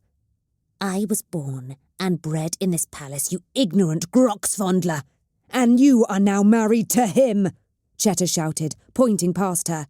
You are Josin, not Brabantis, just as I am Brabantis, not Decastos. In fact, Mirandia, I have publicly declared my intention never to return to the house of my birth. I have pledged myself to Brabantis in life and in death. She raised her chin, daring the other woman to reply. Where do your loyalties lie? Have you set them out for all to see? It was a tender subject, and not polite to bring it up. Most navigators who married into other houses would return to the house of their birth shortly before their deaths, to be interred in their own catacombs, which meant there was always the possibility of them taking secrets with them. As a result, many marriages were little more than long-term mutually arranged hostage situations, undertaken only due to the need to diversify the bloodlines and keep navigator gene stock as strong as it could be for the good of the Imperium. Cheta's approach to the Tachydon in the room was usually to kick it as hard as possible, and Sen Uru Dukar wasn't the only one who could force people into an uncomfortable choice. However much truth was in her reply, Mirandia could neither remind her husband that she might one day abandon his house, or she could acknowledge that, for the moment at least, she had no place here. Jalimar saved her the trouble of answering. Come, my dear, he said, taking his wife's arm. Tempers are high. Perhaps we should go. I will not forget this, Cheta, Mirandia said icily. She turned, the cloth hanging from her arms sweeping out like wings, and strode away with Jalimar trailing her. Luke, Cheta said quietly, have your men see them out. Crane nodded, and the two of his armsmen who'd been accompanying them set off to tail the Josin couple at a polite distance. How secure from surveillance is this hallway? Cheta asked Crane. We sweep it regularly, the security chief said. To be honest, my lady, any random stretch of hallway may be more secure than one of the meeting chambers for all our efforts. No one has a specific reason to try to bug it. Cheta nodded, and turned back to Vitariel. I believe you were shouting at me? You return here with my brother dead, and now you drive my sister from the halls of her birth, Vitariel snarled. You form a new alliance without consulting me, and end another that my brother organised, leaving us weak and embroiled in a trade war. I wonder what your agenda truly is. Cheta glanced sideways to make sure that Mirandia and Jalimar had gone, then leaned in closer to him. Mirandia is going to make a play to become Novator. Vitariel blinked. What? Why else would she try so hard to still be seen as Brabantis? Cheta demanded. In truth, she had no idea whether it was true, but it was plausible, and she needed her brother-in-law distracted from her. She'll paint me as an outsider and you as a hothead. And she's older than you, is she not? Age doesn't determine who becomes Novator, Vitariel objected. But Cheta could see his eyes narrowing. He wasn't stupid, but he did sometimes need prompting to start thinking. It doesn't, Cheta agreed, but it can help, and she'd have all three of her children with her to help the dynasty. Vitariel grimaced. With typical straightforwardness, he'd avoided the uncomfortable dance of loyalties with his wife by simply meeting semi-regularly with her to couple before they both returned to their houses. She was raising the first child as hers, and the second would come to Brabantis when he reached 5 years of age, which had not yet occurred. You say this as though you don't intend to be Novator yourself. You are Brabantis through and through, Cheta told him. I have no other loyalties to go back to. Both of our futures are here. Mirandia has ties elsewhere, and the leech has no loyalty to Brabantis whatsoever. Vitariel grunted. She would bring him, wouldn't she? It would be a grave insult if she did not, Cheta pointed out. I do not relish the thought of that man having any influence in my house, Vitariel muttered, rubbing his chin. Very well. I will keep my sister's ambitions in mind, but that doesn't mean that your actions today have not been foolhardy at best and traitorous at worst. He was like a sump croc, Cheta reflected. When he had his jaws into something, it was very hard to make him let go. I think we have even greater concerns than the wisdom of my actions today. Vitariel raised his eyebrows dubiously. Indeed? You're aware of the 2 deaths? Cheta asked. Of course he was. With her and Azariel away, Vitariel had been the senior member of the ruling family. Yes. Warp-damned puritanical sentiment is getting stronger again, it seems. Cheta tilted her head. What if it's not? Did the first killing happen before or after news of Azariel's death reached Vorlisi? Vitariel blinked again. After. I may have paid more attention had it occurred before, I must confess. It's not impossible that they have been intended to weaken us further, Cheta said. Think of who was there today, Vitar, and tell me that you can't imagine some of them doing it. Vitariel was looking at her oddly. I think you're jumping at shadows, Cheta. The ignorant and warp-blind have always hated us, and always will. Cheta made a neutral noise in her throat, and prepared to drop the subject. Perhaps Vitar was correct. Or perhaps he just couldn't see the truth. Or perhaps he saw it all too well. Vitariel wouldn't shirk at the deaths of a couple of low-ranking distant relatives if he thought it would put pressure on her and clear his path to the top. Cheta was pretty sure of that. Very well, she said, as though the thought hadn't occurred to her. If you would conduct the negotiations with House Zudine, as you said, I will ask Deshelle and Luke to investigate the deaths of our kin. No matter the motive, the perpetrators must be caught and dealt with. Of course, Vitar said with a nod. He didn't look nervous. Was that because he was innocent, or because he had no confidence in Crane's and Deshelle's abilities to track down the killers? For that matter, how far could Cheta trust Luke Crane? The man had always seemed completely loyal to her husband, but Cheta was not Azariel. Another thing to worry about. And what will you be doing? Vitariel demanded. Other than presumably trying not to get this house into an even worse position than it already is. I need to make some investigations, Cheta said, tapping her fingers on the handle of her cane. She lowered her voice, just in case it would help.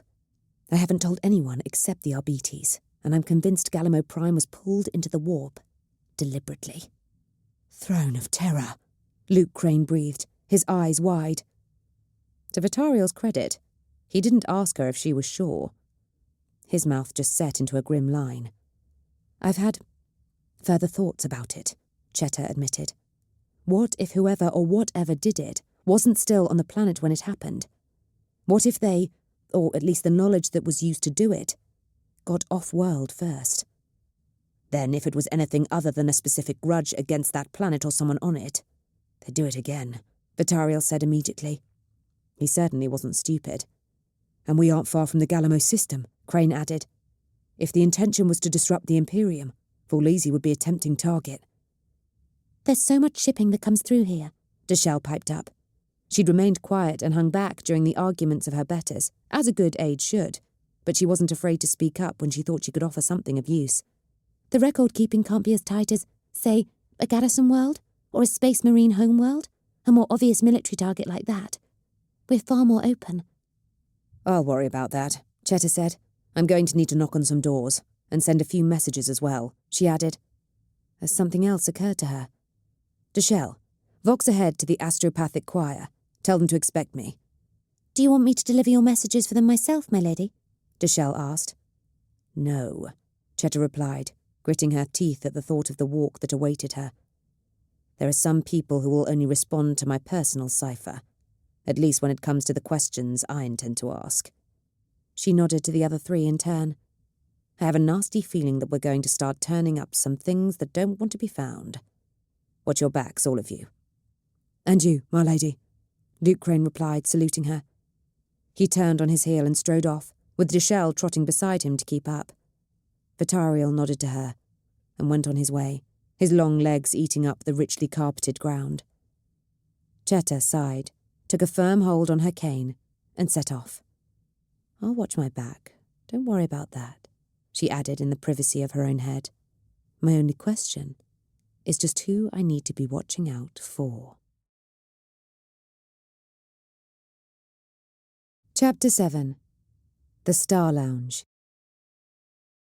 It was Della Terrell, one of the family types, who'd told Radomir about the Star Lounge. She was a furtive sort, all twitching eyes and nervous lips, who spoke side-on, as though eyeing her escape routes. Radomir would have thought that she'd been scared by his butchery of Emerson Tobias, but he'd seen her acting in exactly the same way towards other children of the Serpent, ones who could surely pose her no immediate threat. Your pardon, good sire, she muttered hesitantly. But there's this place my sister Nancy runs. A bar, you see, but there's a secret room beyond where they keep the narcs for those who can pay. I have no need of such things, Radomir had said shortly, intending to dismiss her, But good sire, there's a pair of ladies, what go there often, high-born by their clothes, though they try to dress plain. They meet there, and we're sure they think they're being all secret about it, but we see them well enough, and though they always keep their foreheads covered, Nancy swears they're 3 eyes. Radomir had paused at that. Imperial citizens on many a world would have no knowledge of what a navigator was. Many primitive planets didn't even understand space travel, or the concept of the Emperor as anything other than whichever nearby star gave light and warmth to their wretched void-bound rock of a home. On Vorlisi, however, the houses flaunted their power and presence in their incessant displays to their rivals, like jungle-dwelling avians claiming a tree as their own. A Vorlisian, relatively prosperous and well-educated, compared to many of their fellows across the galaxy, and understanding their place as one imperial world amongst millions, would likely have at least a fair idea of what a navigator might look like. Such lack of caution from his quarry warranted investigation. And so he was here, in the Ascension City mid-levels, sitting on one end of a velour bench seat, worn down to an unappealing dirty red colour, and sipping low-grade amasec that smelled like it had been distilled from Grok's piss. The bar itself was grimy, the sort of patina that accumulated when sticky alcohol was left to dry and attracted the dust and dirt borne in on the clothes and bodies of its patrons. Nonetheless, it was doing a roaring trade. Burly shift workers in the sturdy monogrammed overalls of their manufactorums rubbed shoulders with administratum scribes, seeking intoxicating release before their next backbending, finger-cramping shift hunched over autoscribers or cogitators. Gaudily dressed merchants, their clothes and jewellery glitteringly fine and less subjected to close scrutiny, huddled in groups where each tried to put a braver face on their fiscal well-being than their fellows. While nearby, knots of pierced, tattooed or branded gangers knocked back shots and discussed the next hit on their rivals in hushed tones. Joy girls and thrill boys took turns walking the floor, trailing seductive fingers across shoulders or leaning to whisper into ears before leading their marks away, while those unsuccessful in finding business on this pass returned to their cluster of near-naked companions and the raucous laughter and improbable anatomical discussions that emanated from them, not far from a pinch-faced man in the robes and aquila of the ecclesiarchy, nursing a flavoured water, and probably composing his next sermon on the evils of the flesh. Radomir was thoroughly disappointed by the lack of the evils of the flesh, in actual fact. Despite Della's presence in the Children of the Serpent, and her relationship to the owner, Nancy, visible behind the actual bar itself, taking orders and serving drinks while addressing every customer by name, yet somehow never losing the ever-present glow stick from the corner of her mouth as she did so, there was no sign that anything in the Star Lounge paid homage to the great powers. Radomir had developed a nose for finding his fellow worshippers, and none of his senses were tingling. The booze, the sex, the low-level corruption, extortion and violence being plotted all around him, even the concealed narcotics lounge. None of it was the result of anything more than human nature, petty mewlings that were oblivious to the glorious possibilities of chaos. It was almost enough to make him weep. It wasn't helped by the fact that this was his 3rd time here, and there had still been no sign of the alleged navigators. Della had been around on the first 2 nights, waiting tables and standing ready to draw his attention to them. But she wasn't here this evening. Radomir wondered whether she hadn't dared come, given that her tip-off had failed to deliver the goods so far. He was wasting his time.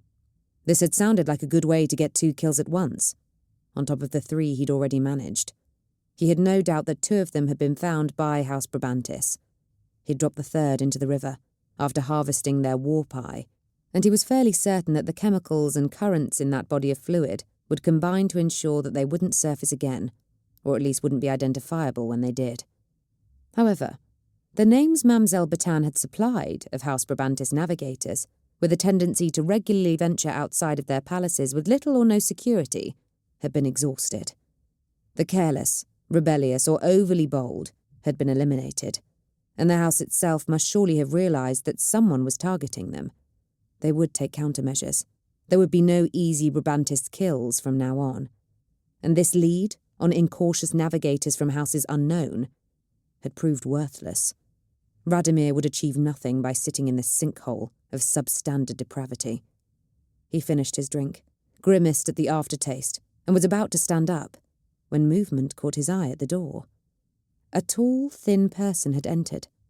Probably a woman, judging by their build, draped in light, figure-hugging robes of saffron, and a veil that was nearly opaque in the bar's lighting.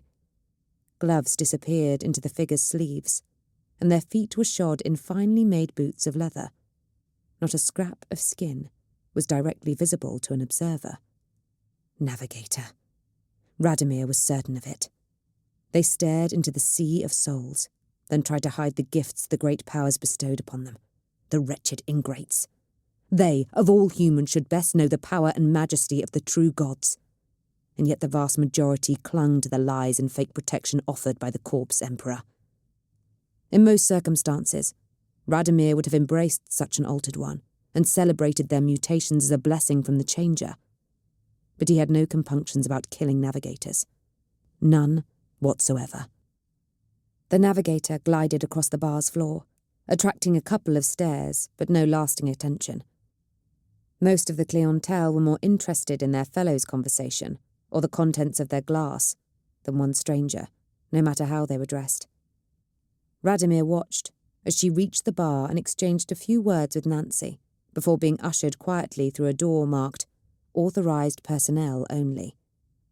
It seemed that Della may have been right after all. Radomir sat back in his seat and waited. No more than a few minutes had passed before another irregularly proportioned individual arrived. This one was stockier, wearing a half-mask that covered her from the nose upwards, and the artful cut of her burgundy robes gathered at her shoulders couldn't quite hide the hump on her back, nor could the extravagant wide-brimmed hat conceal the fact that the head beneath it was somewhat larger than the norm. At least, not to someone who was looking for such things. This woman limped across the floor, her right leg dragging a little, and was trailed by a soberly dressed individual in subtle body armour, with what looked like a Suleiman in carmine auto-pistol in a shoulder rig. Radomir watched them go through the same ritual at the bar and be shown through the same door. Good enough. Radomir waited a couple more minutes, then left his empty glass on the table and stood up to make his way across the bar to the latrines. The room was small, barely large enough for its 2 cubicles, metal trough and wash basin, with a broken spigot and a faded sign reminding citizens of the importance of correct sanitization procedures, and reeked of old urine, much of which must have dried on the floor, judging by how sticky it was underfoot. It had no windows, since the nearest edge of the hab block was several hundred yards away. Radomir cast a quick glance upwards at the ceiling and gave the ventilation system a cursory glance over, but it wasn't worth his time. It might connect to the private narc lounge, but it might not. He had neither the time nor the patience to go crawling through air ducts, so he flicked the switch to turn the flickering ceiling lumen off and plunged the latrine chamber into darkness. But darkness held no secrets from Radomir Nicolaou. Its cool kiss on his skin was like the gentle caress of a lover from whom he'd been away for too long. He gained some relief from simply being inside his clothes, of course, but that was a weak and watery pleasure compared to being bathed in a true absence of light. He luxuriated for a moment, simply soaking up the absence of photons and listening to the sensual song of darkness as it rippled through his brain. Voices calling him, imploring him to stay this time, to never leave. He shook himself free from the brief reverie. One day, perhaps. One day when his master's grand work was completed and the Imperium was little more than burning, screaming worlds littered across the galaxy in brutal, miserable isolation. Until then, he had work to do. He reached out into the lack of light, not with his hands but with his mind, searching for his quarry. He had only a short reach, at least compared to the great shadow walkers of the past, but he was strong enough for what was needed. There, images danced before his eyes. On the other side of this wall, a stockroom. On the other side of that was the shadowy gloom of an obscura lounge. The lumens turned low to aid the drug's dreamlike effects. That was where they'd be. In some respects, A pervasive low light was more difficult. A single bright light cast deep shadows, but in the fuzzy gloom everything was merely shades of darkness. He couldn't slip through easily. He had to concentrate hard and work on holding reality apart. But he could do it. He thrust himself into the darkness, forcing himself through the in-between, the gaps, where light wasn't. He felt his head breach into the tickling touch of faint illumination, the muted rays deadening him, pressing on him and trying to force him back. But he gritted his teeth and kept going. Then his eyes made it out, showing him the room, for they were still his method of sensing things visually, even though they no longer relied solely on light to do so. Finally he dragged his body through, fighting the clawing light all the way, until he lay supine and concealed, in the space beneath a reclining couch in the corner. It wasn't dignified, but it was the best option available to him. The room wasn't large, but it was large enough for a dozen or so couches, each one separated from the rest by diaphanous curtains of gauze. It was, undoubtedly, supposed to look opulent and debauched, but merely managed tatty and run down. Not that this seemed to bother the occupants. Several of the couches supported punters in varying states of intoxication, including the one under which Radomir now lay. It was the centre of the room, however, where his quarry was. Radomir thought he could just make out the vertical shape of the bodyguard, stiff and alert despite the obscurer fumes in the air, presumably using filter plugs or something similar to keep his head clear. He'd have to be dealt with first. Radomir scuttled out from under his shelter, his arms and legs splayed wide like one of the man-eating stone drakes of Illustria IV, then burst up to his feet as soon as he was clear. A startled noise, somewhere between a hiccup and a moan, emanated from the drugged occupant of the couch he'd just emerged from. It wasn't much, but as he burst through the first set of gauzy curtains, Radomir saw the bodyguard's head snap around and the man reach for his holstered weapon. 21 feet. That was the safe distance required by a trained person armed with a holstered pistol to be able to draw and shoot before a charging attacker reached them, assuming neither party was using performance-enhancing stimulants. Radomir was quicker than most, and had been less than 16 feet away when the bodyguard noticed him. The remaining curtain separating them didn't slow him any, and he ripped his power knife in a diagonal downward cut across the man's belly. The bodyguard's armour parted under the crackling blade like flesh under a las scalpel, and he staggered forwards as Radomir flowed to one side with the force of his own blow. To his credit, the man persisted in trying to draw his weapon, but Radomir simply reversed his grip on the knife and plunged it into the bodyguard's spine. The man dropped onto his front, his right arm trapped beneath him and still clutching the grip of his gun. One or two other users had become aware that something was going on and were making confused, ill-defined noises of alarm, although several were completely lost in their personal haze and were completely oblivious. Radomir turned his attention to the two women in front of him, who were only just coming out of a companionable embrace, to stare at him, in shock. The shorter one held an obscura bowl in her right hand, from which purple-grey fumes were rising. Radomir advanced on them, ready to finish this quickly. The taller, thinner navigator exploded forwards and slammed her open hand into his chest as soon as he came within her considerable reach, knocking him from his feet and sending him flying backwards into the gauze surrounding the couch. The curtains ripped out of their anchors in the ceiling and collapsed on him, entangling him for a moment before he fought his way free of them. By the changer of all the damnable luck! At least one of these two was nowhere near as fragile as she'd appeared. The gifts of the warp were fickle indeed, and the taller navigator must have been blessed with muscles of rockcrete and tendons like adamantium hawsers beneath her skin. Radomir felt like he'd taken a thunderhammer to the chest, and dark spots that even he couldn't penetrate swam in front of his eyes for a moment. "Help!" the shorter one called desperately. "Nancy! Nancy!" She was clinging to her taller companion, and in doing so was hindering her in pressing the slender advantage she'd gained with her surprising strength. Radomir sucked in air. He didn't dare go for her with his knife again. She was too quick and too strong to be sure of it, and her reach was too great. If she got her fingers on his wrist, he'd lose his blade, and if she got her hands around his throat... There were no shadows nearby deep enough to fall into and emerge again behind her, as he'd have preferred. The prey was already shouting. His initial plan of doing this quietly had been ruined, so he might as well adapt to it. He grabbed the bodyguard, rolled the man over and pulled his auto pistol free, then thumbed it to full auto and fired a burst at each of his quarries. Dark wounds opened on their torsos as the small caliber shells found their mark, and the acrid tang of chemical propellant abruptly filled the air. Whatever blessings the great powers had given either of them, they didn't extend to invulnerable skin or near immediate powers of healing. Both wavered and fell, making breathy, bloody noises through punctured lungs. Time was key now. Radomir scrambled to the first one, the shorter and stockier of the two, and opened her throat with his knife. Then, as light faded from her human eyes, he tore off the half-mask that still covered her forehead and plunged his blade into her skull. The electro-sheathed knife made as short work of bone as it had of body armour, and it was the work of a few moments to prise her warpie free. Radomir averted his gaze from it, working by touch, for his was a dangerous harvest.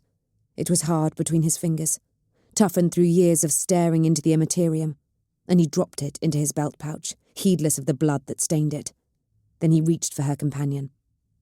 She ripped her veil free, spitting a bubbling curse as she did so, and Radomir found himself staring straight into the void. Only his reflexes saved him. Even he, servant of the great powers though he was, didn't have the strength of mind to endure the gaze of a navigator's warpie and keep his sanity. He felt the edges of his psyche starting to unravel, and managed to close his eyes in the split second before he was lost in her stare, for what would have surely been a subjective eternity, then lashed out with his knife. It was a blind strike, and Radomir wasn't used to fighting blind, but it was good enough.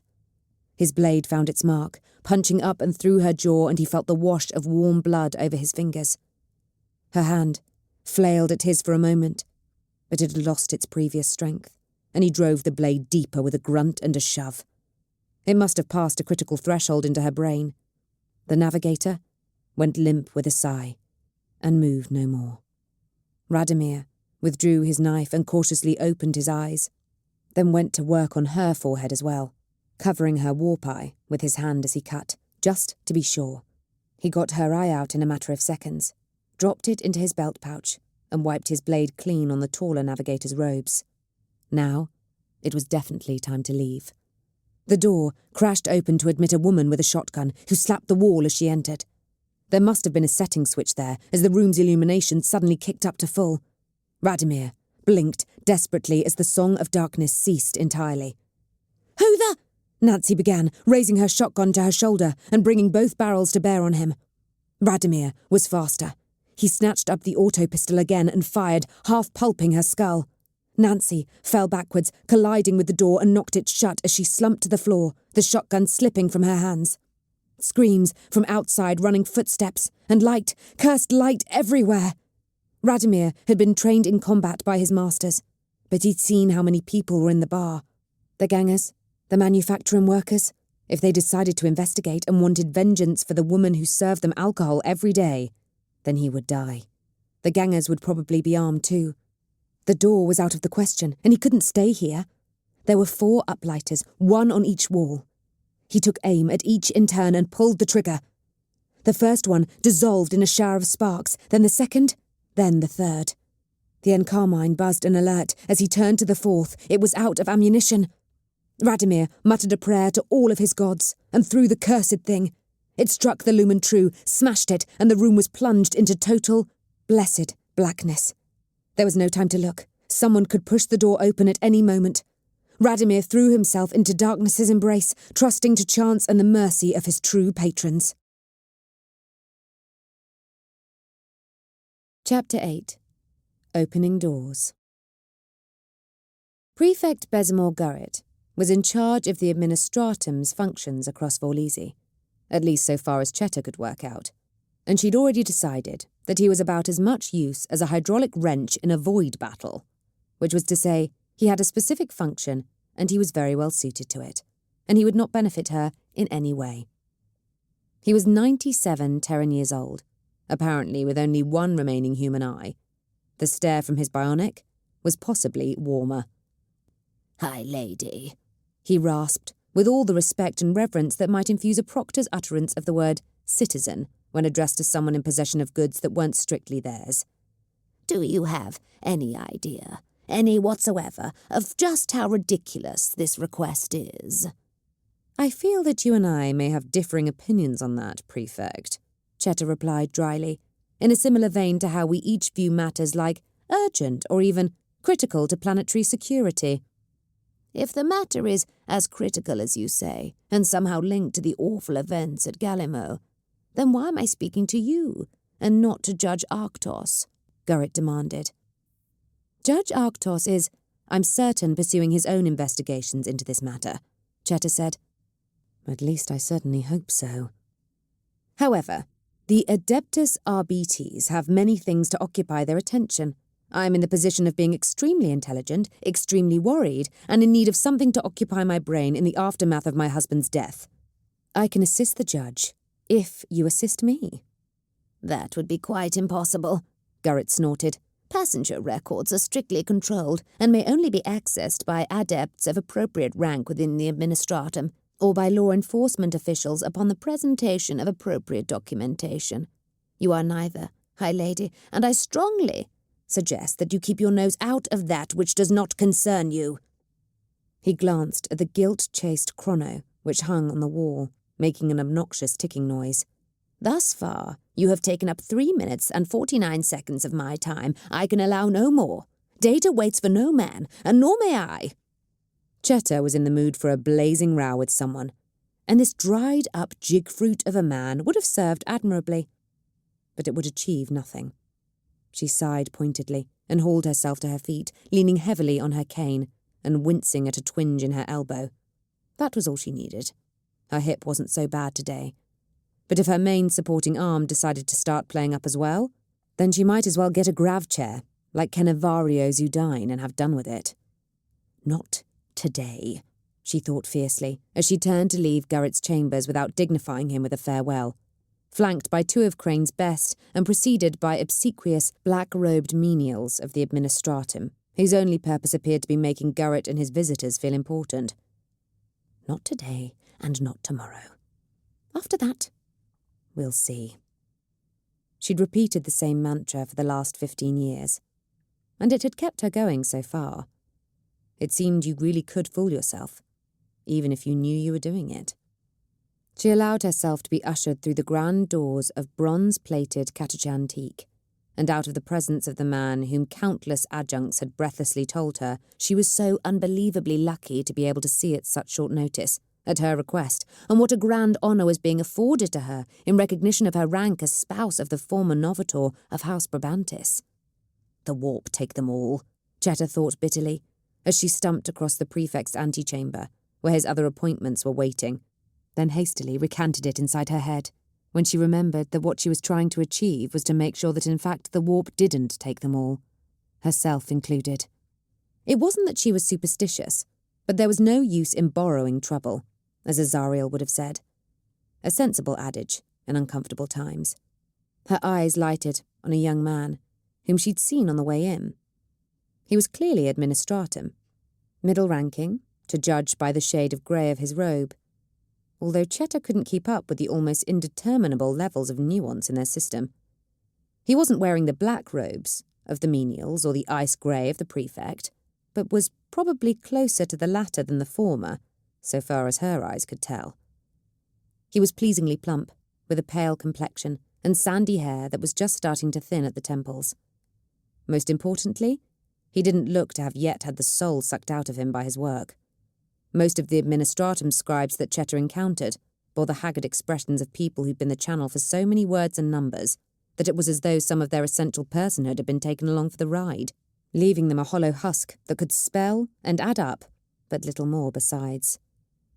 This one, checking his data slate, looked like he cared about whatever it was he was doing.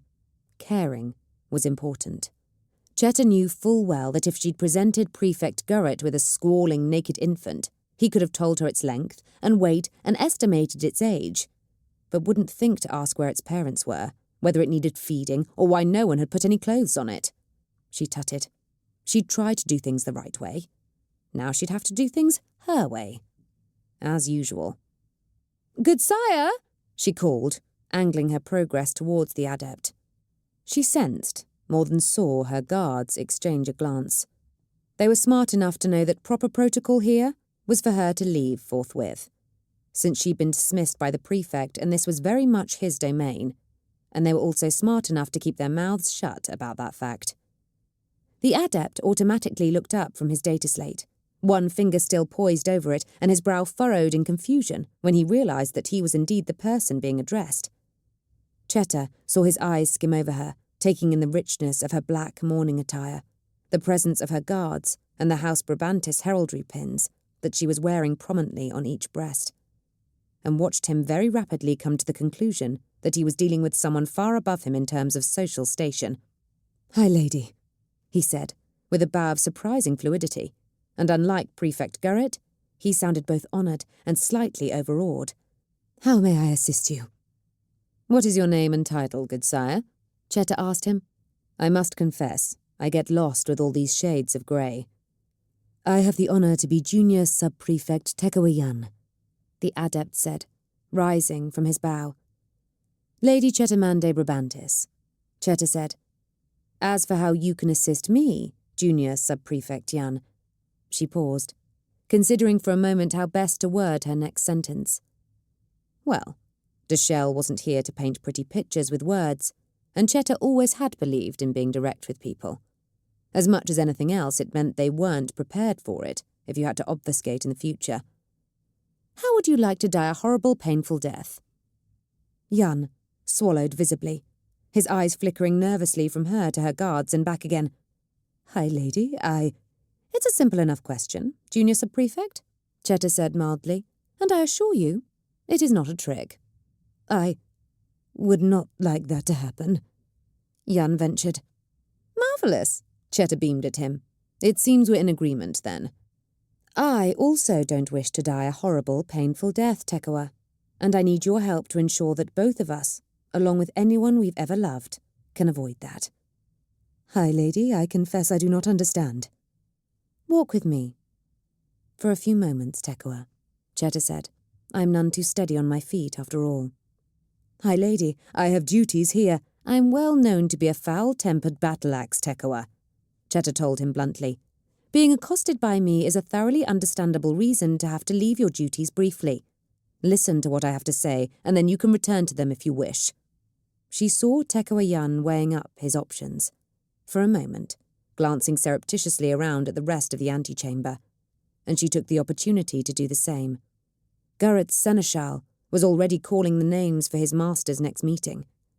The guards at the door were staring blankly ahead, clearly not caring about anything taking place in front of them unless it was going to threaten those doors.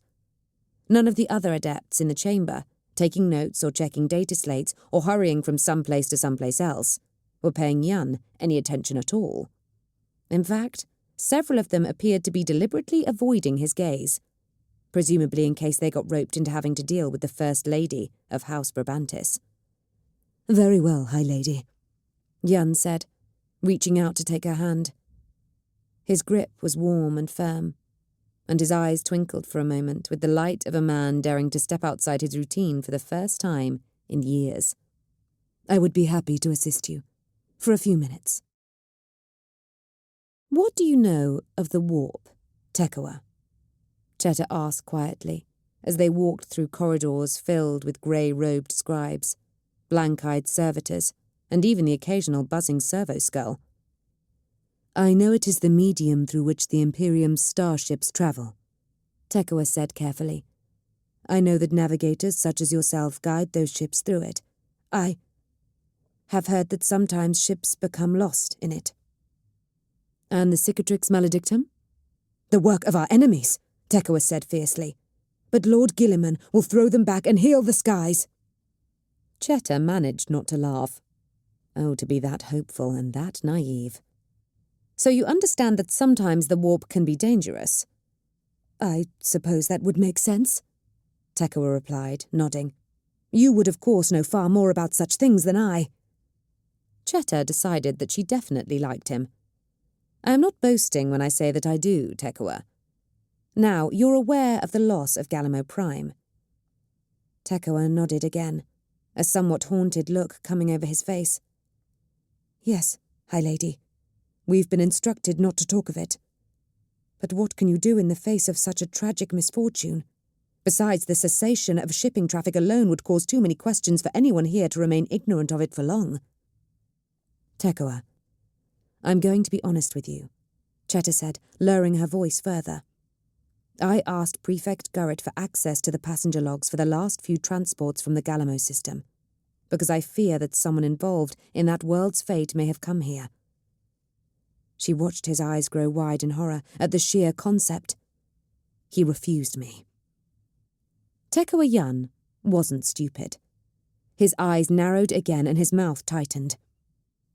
If Prefect Gurrit refused you, Tekoa, someone needs to do something about this, and right now I am the only person whom I know is willing to. Cheta snapped at him. It may come to nothing, but I need to try.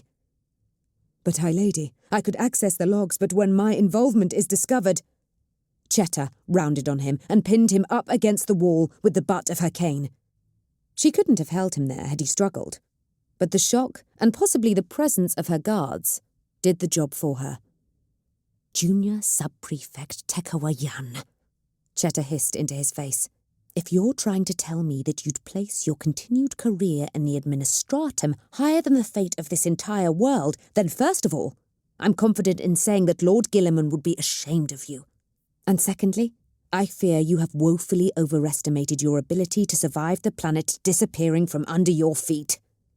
Tekoa took a couple of breaths, then nodded cautiously.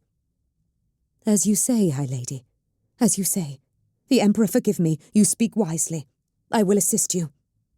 Cheta smiled and patted his hand, and leaned somewhat gratefully on her cane once more. Thank you, Tekoa. Thank you. She waited for another moment, then added, And of course, should your superiors here disagree with the necessity of your actions, I'd be happy to find you employ in House Brabantis. Tekoa looked like he'd been hit with a shock maul. Hi, Lady? He looked both ways, abruptly terrified, but there was no sign that anyone at all was remotely interested in the grey-robed adept being alternately harangued and praised by the angry old navigator. You would do such a thing? I'm sure you've seen my home, Tekoa, Cheta said. I'd wager we could pry some of the external decoration off and give it to you, and it would still be worth more than your wages here. I think we can stretch to another name on the payroll, if that name has proved their usefulness. She gestured vaguely with her cane. Lead on, do. I have no wish to stand around for longer than absolutely necessary. Tekoa still looked slightly shell-shocked, but he sketched a quick bow to her and then, with a deep breath to compose himself, turned his back on his post and his duties, and set off down a different corridor with renewed purpose. Cheta followed along behind, the dull clack of her cane on the floor marking every other step she took, and tried not to smile too widely to herself. It was amazing how much good could be achieved with a carefully judged mix of threats and honesty. Chapter 9. Sea of Names. The Hall of Records was the repository of the Administratum's knowledge on Vorlisi, and it was stupendously large. Much of it was under the Administratum's main building in Ascension City, buried beneath the planet's surface, and consisted of mile upon mile of tunnels and archive rooms, all lit with the same lumens that were slightly too dim and spaced slightly too far apart for human eyes to be truly comfortable. Dust lay thick, save where furrows had been tracked through it by the repetitive steps of servitors, or had been brushed clear by the trailing hem of an adept's robe. And it hung in the air, tickled the throat, and threatened to clog the nose. The archives were heavy, with an oppressive hush. Not silence, clean and pure, but a grey-tinged anti-noise, made up of the faint hum of cogitators, the barely audible whisper of the environmental recycling system, and the occasional faint sputter of a flickering lumen. Sound felt like an insult. Cheta coughed up the dust now lining her throat into her mouth and spat it out, ignoring the look of shock and disgust from Tekoa. And why, she asked with some acidity, did we have to come all the way down here to access this information? Data security, Tekoa replied. Only authorized adepts can enter the Hall of Records. And servitors, Cheta pointed out, leaning on her cane. My guards have to stay outside, but servitors can come in. They'd come down from the prefect's palace above in an elevator. A clanking, grumbling thing with a brass grille across the door, and a machine spirit that had struck her as recalcitrant at best. But she was really starting to regret making this journey on foot. If she had to call for a sedan chair and bearers to be sent down into the bowels of the administratum, just so she could make it back to her flyer to get home. Why would servitors be a problem? Tekoa asked, puzzled. Their programming is clear. I'll take it from that statement that you've never had one try to kill you, Cheta grunted. She'd never discovered whether the servitor had experienced a spectacular malfunction or had been tampered with. Crane had blown its head off with his bolt pistol, which had stopped it very effectively, but had left little for the tech adepts to work with in terms of finding out what had gone wrong. She rubbed her throat absent-mindedly at the memory. The thing's metal fingers would have only needed a second or so more to break her neck quite thoroughly. Tekoa was staring at her wide-eyed. Cheta snorted a humourless laugh and waved her free hand at him. Carry on, young man. Don't mind me. Suffice to say that being the spouse of a novator isn't all unusual alcohols and fine delicacies at decadent parties. Although I preferred nearly being killed by a servitor to some of the parties I've had to attend.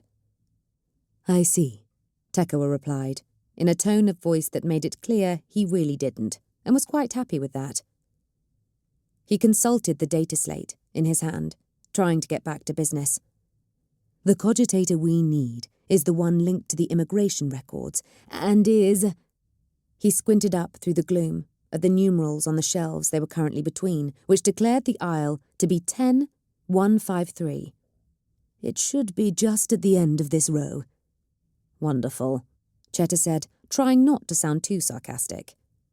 Tekoa's help was better than Gurrett's flat refusal, and it wasn't the boy's fault that the record-keeping was so infuriating, or that her hip hurt. She plodded after him, imagining that every stab of pain was somehow being psychically redirected onto Sen Uru Dakar. The cogitator was an old-fashioned affair, but Tekoa's invocation of the litany of activation, his burning of the sacred incense, and his administration of the ritual blow to its side appeared to appease the machine spirit, and it flickered into life readily enough. He flexed his fingers and typed in a few commands, then looked around at Cheta expectantly. What precisely are you looking for, High Lady? Inbound records for every person off every ship that arrived here from the Galamo system, Cheta told him. In what time period of arrival? I'm not bothered so much with when they arrived here as when they left there. She rubbed her chin thoughtfully. Assuming that Galamo Prime's fate had indeed been caused by a hostile actor in real space, rather than an unfeasibly neat warp predator or accident, and that said actor hadn't stayed around to be sucked into the warp along with their handiwork, how much time would they have had to get clear? Cheta was as familiar with the immaterium as a sane navigator could be, but not with the foul practices of witches. She had to be sensible about this. If Galamo's disappearance had been the culmination of some unholy ritual that had been set in motion a year before and then left to come to fruition, she couldn't hope to track the culprit down. She needed to focus quite tightly, else she'd never find anything anyway. The warp route from Galamo is fairly stable, so they should have had all got here by now. Let's say any ship that left there between 5 days before Galamo Prime vanished and the day of it, she offered. That should be a manageable amount of data. That gives 2 mass transit ships. Only 2? Cheta frowned. I thought we got more workers in from the Galamo hives than that. The reparative works to the northern continent's infrastructure following the Despoilers' invasion have largely been completed, Tekoa said absently, and workforce attrition was reduced by 47% over the last quarter. Only a few hundred die per week now.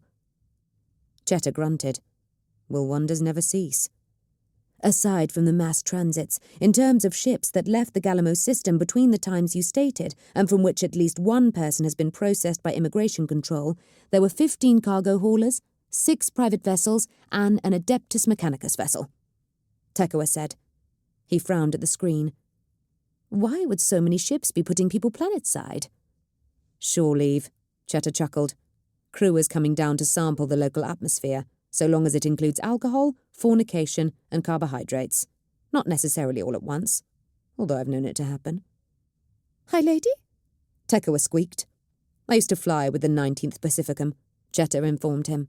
I heard stories from the petty officers that you likely wouldn't believe. She pulled her attention back to the matter at hand and reached into a concealed pocket for a data crystal.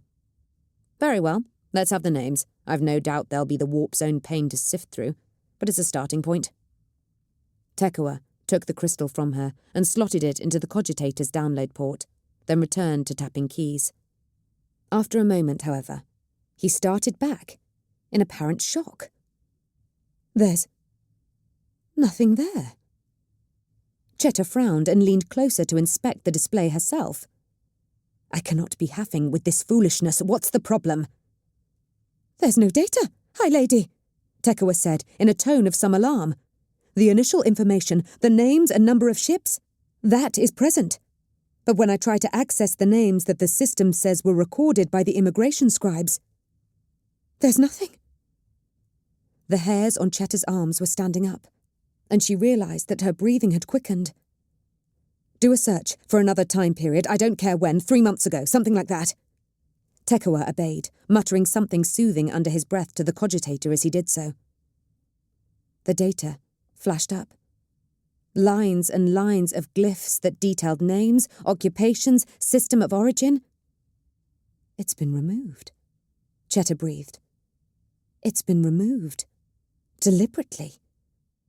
She rubbed her chin, trying not to get sucked into a dead-end thought process. But she couldn't see another explanation. It was too much of a coincidence. How long had it taken her to convince Tekua? How long had it taken them to get down here? Long enough for Prefect Gurrit to send out an order, to get someone to delete the very information she just told him she wanted. Yes, easily. It would have had to involve rather more efficiency than the administratum usually demonstrated. But it could have been done. Which meant that Gurrit hadn't expected her to take no for an answer. It also meant that he'd expected her to come down here into this subterranean warren of poor lighting and no witnesses. Chetter became aware of a monotonous, heavy tread approaching. She looked around, but she already knew what she was going to see. A servitor. It had been a woman, from the look of it, and judging by the prison stamp across its forehead, it had been a murderer as well, before its sentience had been scrubbed away and its organic parts repurposed.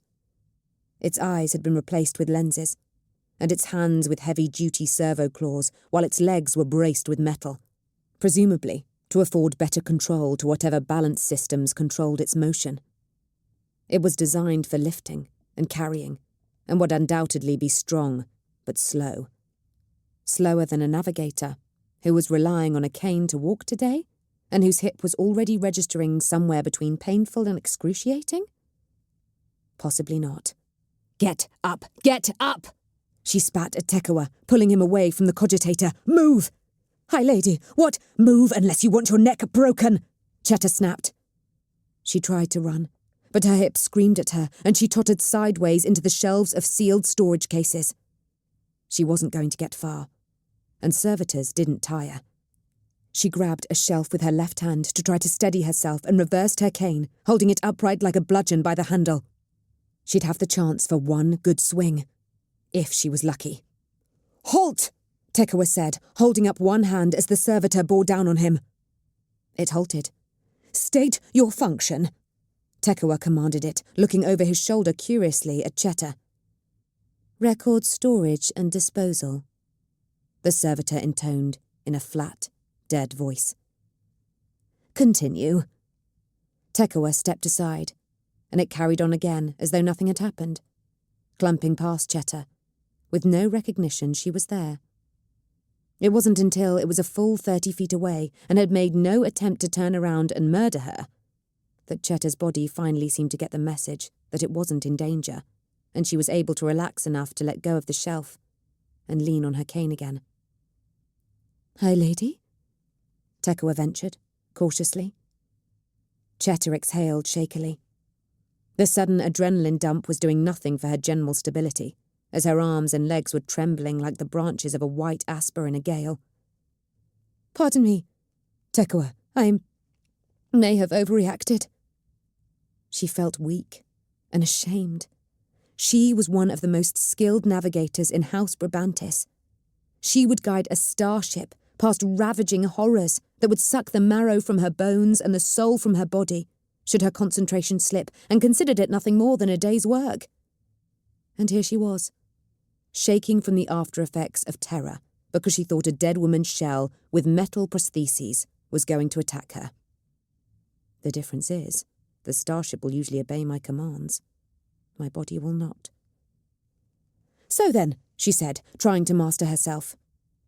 Just because the servitor hadn't been sent to murder her didn't mean that the rest of her concerns were unfounded. One of the delicate balancing acts of her life was working out exactly how paranoid she needed to be in any given situation. Whether or not she needed to be paranoid at all had never been in question. "The records I want are gone, whereas others are still present. That tells me that I may be on the right track, may the Emperor preserve us." "Perhaps not," Tekua replied, staring at the cogitator. "Yes, and perhaps not," Cheta snapped irritably, "but are you willing to risk the planet on it?" "Your pardon, High Lady," Tekua said, raising his hands apologetically. "I meant that perhaps the records are not lost, not all of them at any rate. The hard copies of the Ascension City port records are stored here and will be marked down as destroyed, now that they've been entered into the databanks. But—" he gestured at the aisles of shelves, stretching away in all directions. "They could still be here?" Cheta asked, a flicker of hope rekindling in her chest. "They should," Tekua nodded. "For them to have been destroyed so soon, when there is such a backlog on everything else, that, High Lady, really would imply hostile action." "How many of the ships we were looking at landed passengers or crew at Ascension City?" Cheta asked. Tekua leaned over the cogitator again, tapping runic keys. "Most of them. The 2 mass transit ships, 7 of the cargo haulers, and every one of the private vessels." "Not the cogboys?" Cheta asked, rubbing her chin. It would be just like the Adeptus Mechanicus for them to have found a strange machine, made lots of excited clicking noises over it, managed to turn it on, and only worried too late about whether or not it was going to tear a hole in the very fabric of reality. "No. Port Barbarous," Tekua reported. "Their hard records won't come here." Cheta grunted. That's a shame, but we have work enough." She looked again at the aisles and her heart sank. Where would we even begin to search? In the end, Tekua bustled off and returned trailed by the same servitor that had nearly sent Cheta into cardiac arrest. Upon reciting clearly what records he was searching for, the machine led them both to a specific storage case, on a shelf 9 aisles away, and even got it down for them. Cheta regarded the servitor suspiciously as Tekua opened the case and began hunting through the documents within. But it still appeared benign. "They're here!" Tekua exclaimed with delight, pulling out binders filled with pages of the close-packed scrawl of an autoscriber. He looked up at her from where he was kneeling on the floor. "Perhaps the Emperor is still with you, High Lady." "Perhaps," Cheta murmured. The archives were still making her nervous, despite the servitor resolutely not trying to kill her. "It's time we were on our way, Tekua." "But—" He held up the records helplessly. "Oh, bring them with you," she told him. "We can't look at them here. It would take far too long."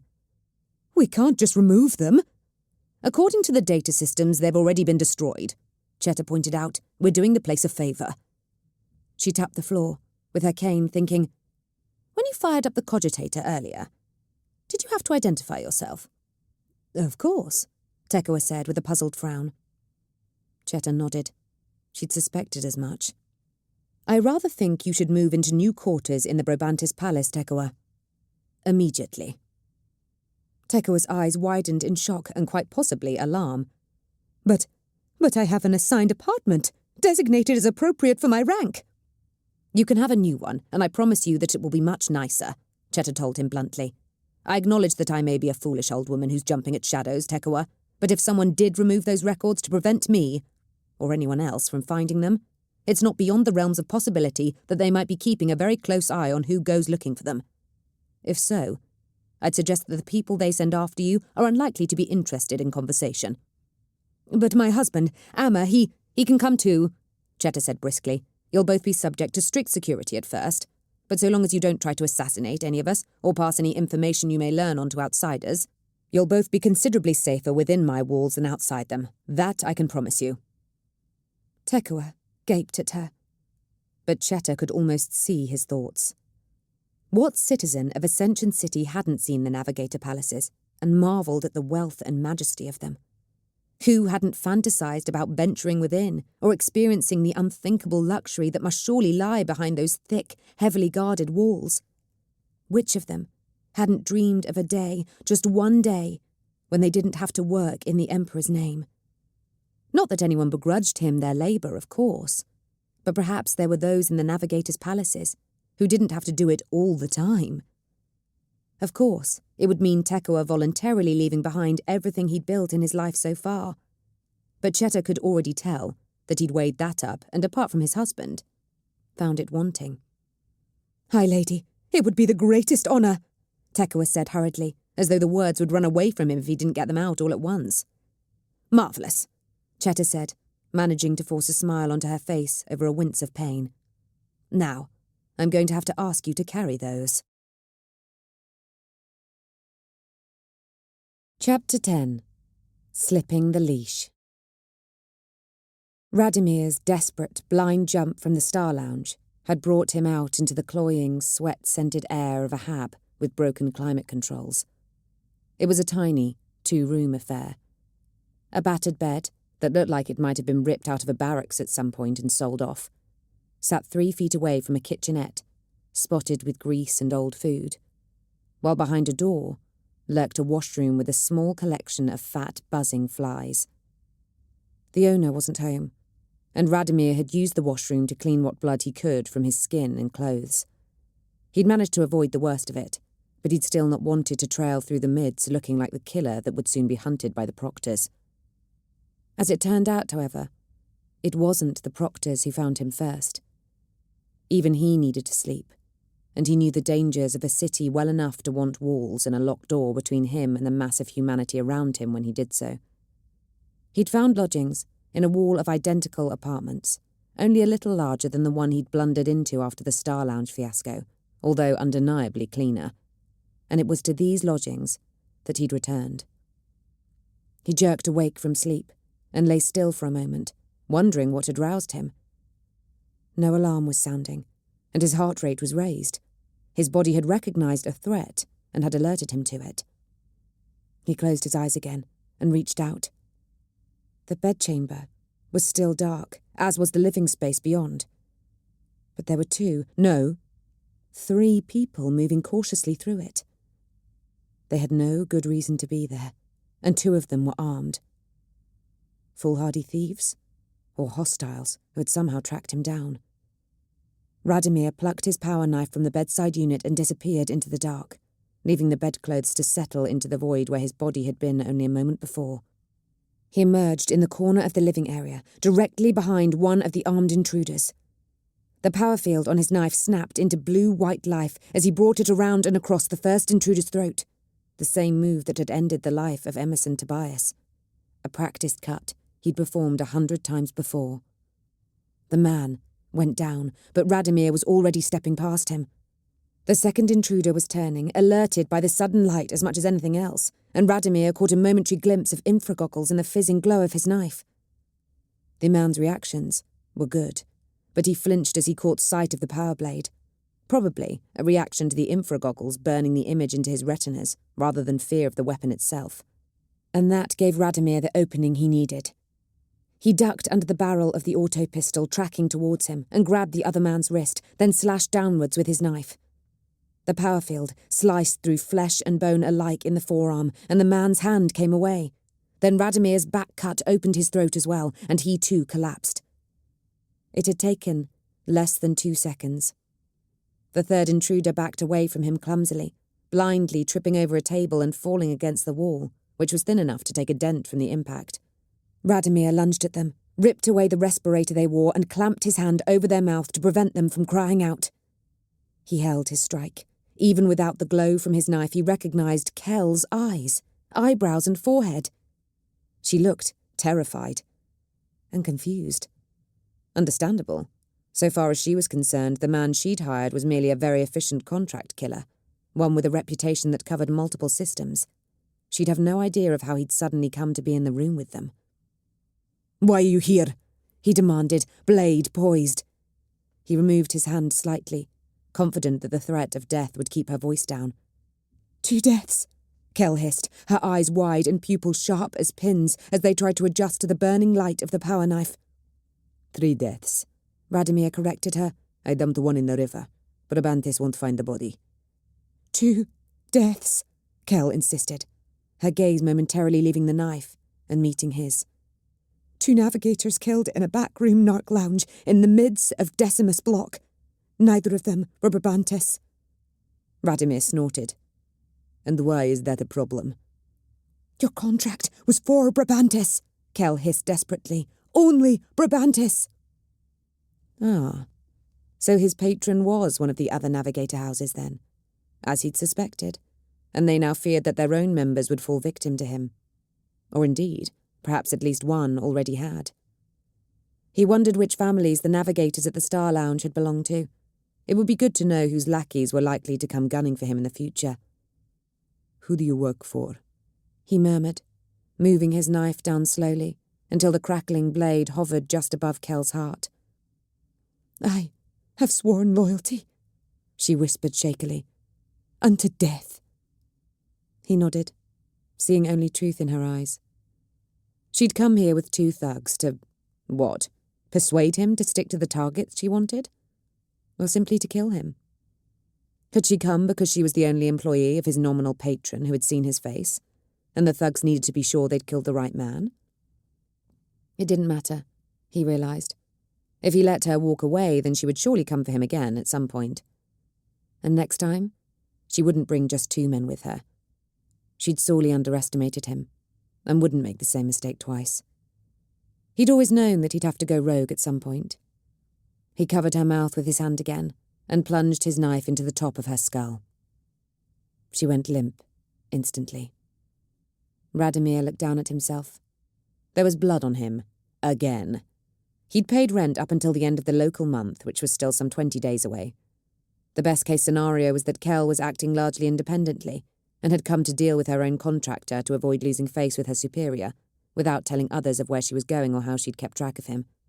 And no one would find her body, until the landlord came to chase up the next payment.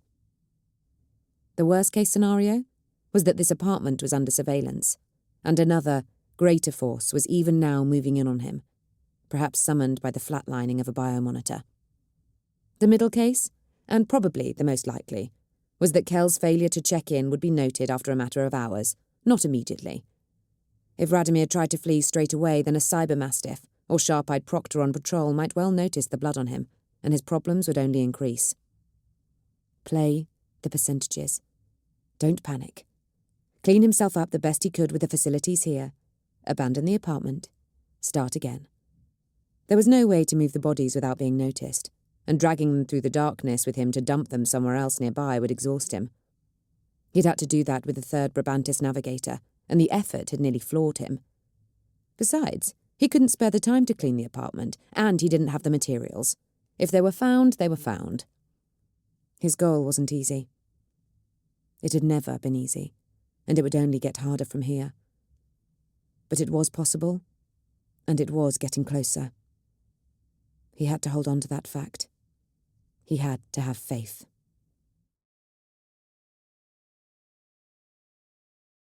Chapter 11. Applying Pressure. "And in conclusion, he calls us leaderless, rudderless and spineless," Vitariel snarled. He drew back his arm to hurl the data slate at the wall, but Cheta managed to pluck it out of his hand before he could do so. "I'm not bothered about the names he calls us," she told her fuming brother-in-law. They were in an antechamber, off one of House Brabantis' main dining halls, waiting to make their entrance. "I'm more concerned by what criteria he's outlined for the conflict." She thumbed through the long and venomous missive that had just arrived via personal courier from Sen Uru Dakar. As usual, Vitariel had been distracted by the emotional content and hadn't paid attention to the pertinent details. Ah, here we are. Very brief, really. She squinted at the text. By all methods, economic and cultural, but through no force of arms. Vitariel scowled down at her, but didn't snatch the data slate back. Is that through no force of arms or through no open force of arms? Cheta double-checked. No force of arms. He thinks he can use Azariel's own tactics against House Zudine on us, and break us without a shot being fired. She snorted. He's ambitious, I'll give him that. No assassins? No saboteurs? Vitariel scoffed. From Sen Uru? I'll believe it when I fail to see them. More likely that he wishes to play the slighted noble who takes the higher road and will blame his other tactics on a third party, seeking to use the trade war as a cover to advance their own agenda. Or he could just be being cautious, Cheta pointed out. He must think that I would have anticipated this reaction from him when I called off the betrothals. For all he knows, I could have been planning this with Azariel for 5 years or so. We could have always intended to do this, to goad Sen Uru into declaring a trade war, for which we are already very well prepared, as a means of destroying Dakar. Vitar nodded slowly, conceding the point. Trade wars between navigator houses were always closely prescribed, as was entirely necessary for organisations that could have influence across half the Imperium or more. Declaring a trade war that involved force of arms against House Belisarius, for example, was an open invitation to have a mob of space wolves show up and tear your holdings apart. The Sons of Fenris took the ancient oaths of loyalty that bound them and their navigators to each other very seriously, and rarely needed much of an excuse to start a fight. I take it that this wasn't planned out between you and my brother? No. More's the pity, Cheta muttered. But hopefully Sen Uru is simply trying to save face while limiting the possibility of waking up with a knife in his heart. She tapped her chin thoughtfully with her finger. We need to look at our investments. He'll try to undercut us where he can, even if it means taking a loss himself. He'll flood markets with goods that our captains transport, so they can no longer afford to run, or buy up the raw materials and stockpile them so they have nothing to ship. Only if he knows where our interests lie, Vitar said. A little misdirection could waste him a lot of time, effort and money if he targets the wrong things. The leaks would have to look genuine, Cheta mused. I'll speak to Crane. We'd need to massively increase our counter-espionage resources, but focus on misleading potential moles, not eliminating them. Speaking of Crane, have you been told about Avamar? Vitar asked.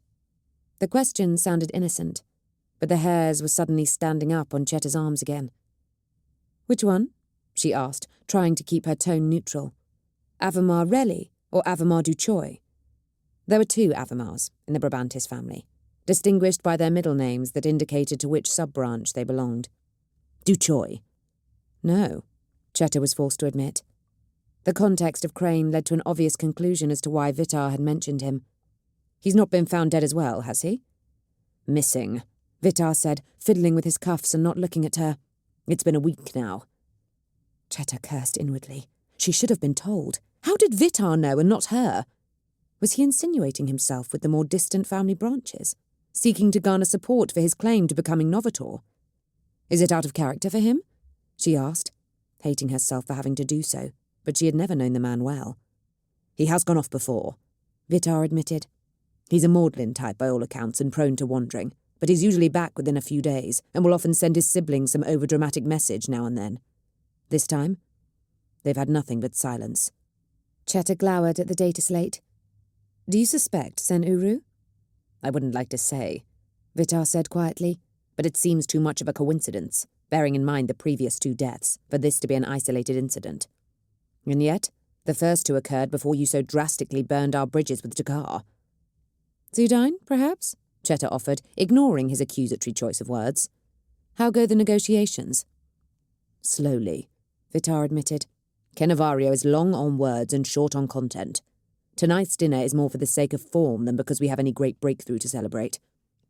He eyed her. It's almost as though he's stalling, waiting for something. A new Novator to be confirmed, most likely, so he can know for sure who he's dealing with, Cheta thought to herself. The Brabantis elders were still in council over the matter of succession, having shut themselves off from direct contact with any senior member of the family in order to avoid being unfairly influenced.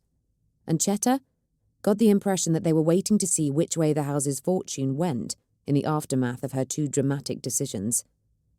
It was better than them immediately confirming Vitariel as Novator, and also implied that they might support her if everything panned out well. But she couldn't help but feel that it showed a lack of certainty. Sen Uru's accusation of the house being rudderless might not be far from the truth at present. But it was possible that House Zudain had set a grand plan of their own into motion, or were the tools of someone else's. Perhaps Cannavario was waiting for Brabantis' future to take a sudden nosedive to make his own negotiating position stronger. It was also possible that he'd been recruited by Dakar to find out details of Brabantis' economic interests, which would naturally come up during the discussions over an alliance contract. It would be fast work if that were the case, though, given Sen Uru had declared the trade war spontaneously, and after Zudain had already pledged allegiance to Brabantis. Unless, of course, Zudain's entire presence at Azariel's wake had been Sen Uru's idea, and Sen Uru had already been hoping to use his fellow Novator to gain insight into Brabantis' interests anyway, with promises of help to rebuild Cannavario's ruined house. Cheta was a navigator, and used to concentrating on multiple things at once. But this arachnid's web of potential betrayal made even her head spin. It didn't even take into account Vitariel's agenda, or Mirandia's, or... There was a polite but firm knock at the antechamber door, interrupting her thoughts. "Come!" Vitar barked, and a page stepped inside, dressed in Brabantis livery. "Your Eminences, the guests have arrived and are seated," she declared, making a deep curtsy. "They are ready for you." "Time for a united front," Vitar muttered to Cheta. He held his arm out to her. "Are you ready, dear sister?" "But of course, dear brother," Cheta replied, linking her arm through his. "Let us treat them to the glory of House Brabantis."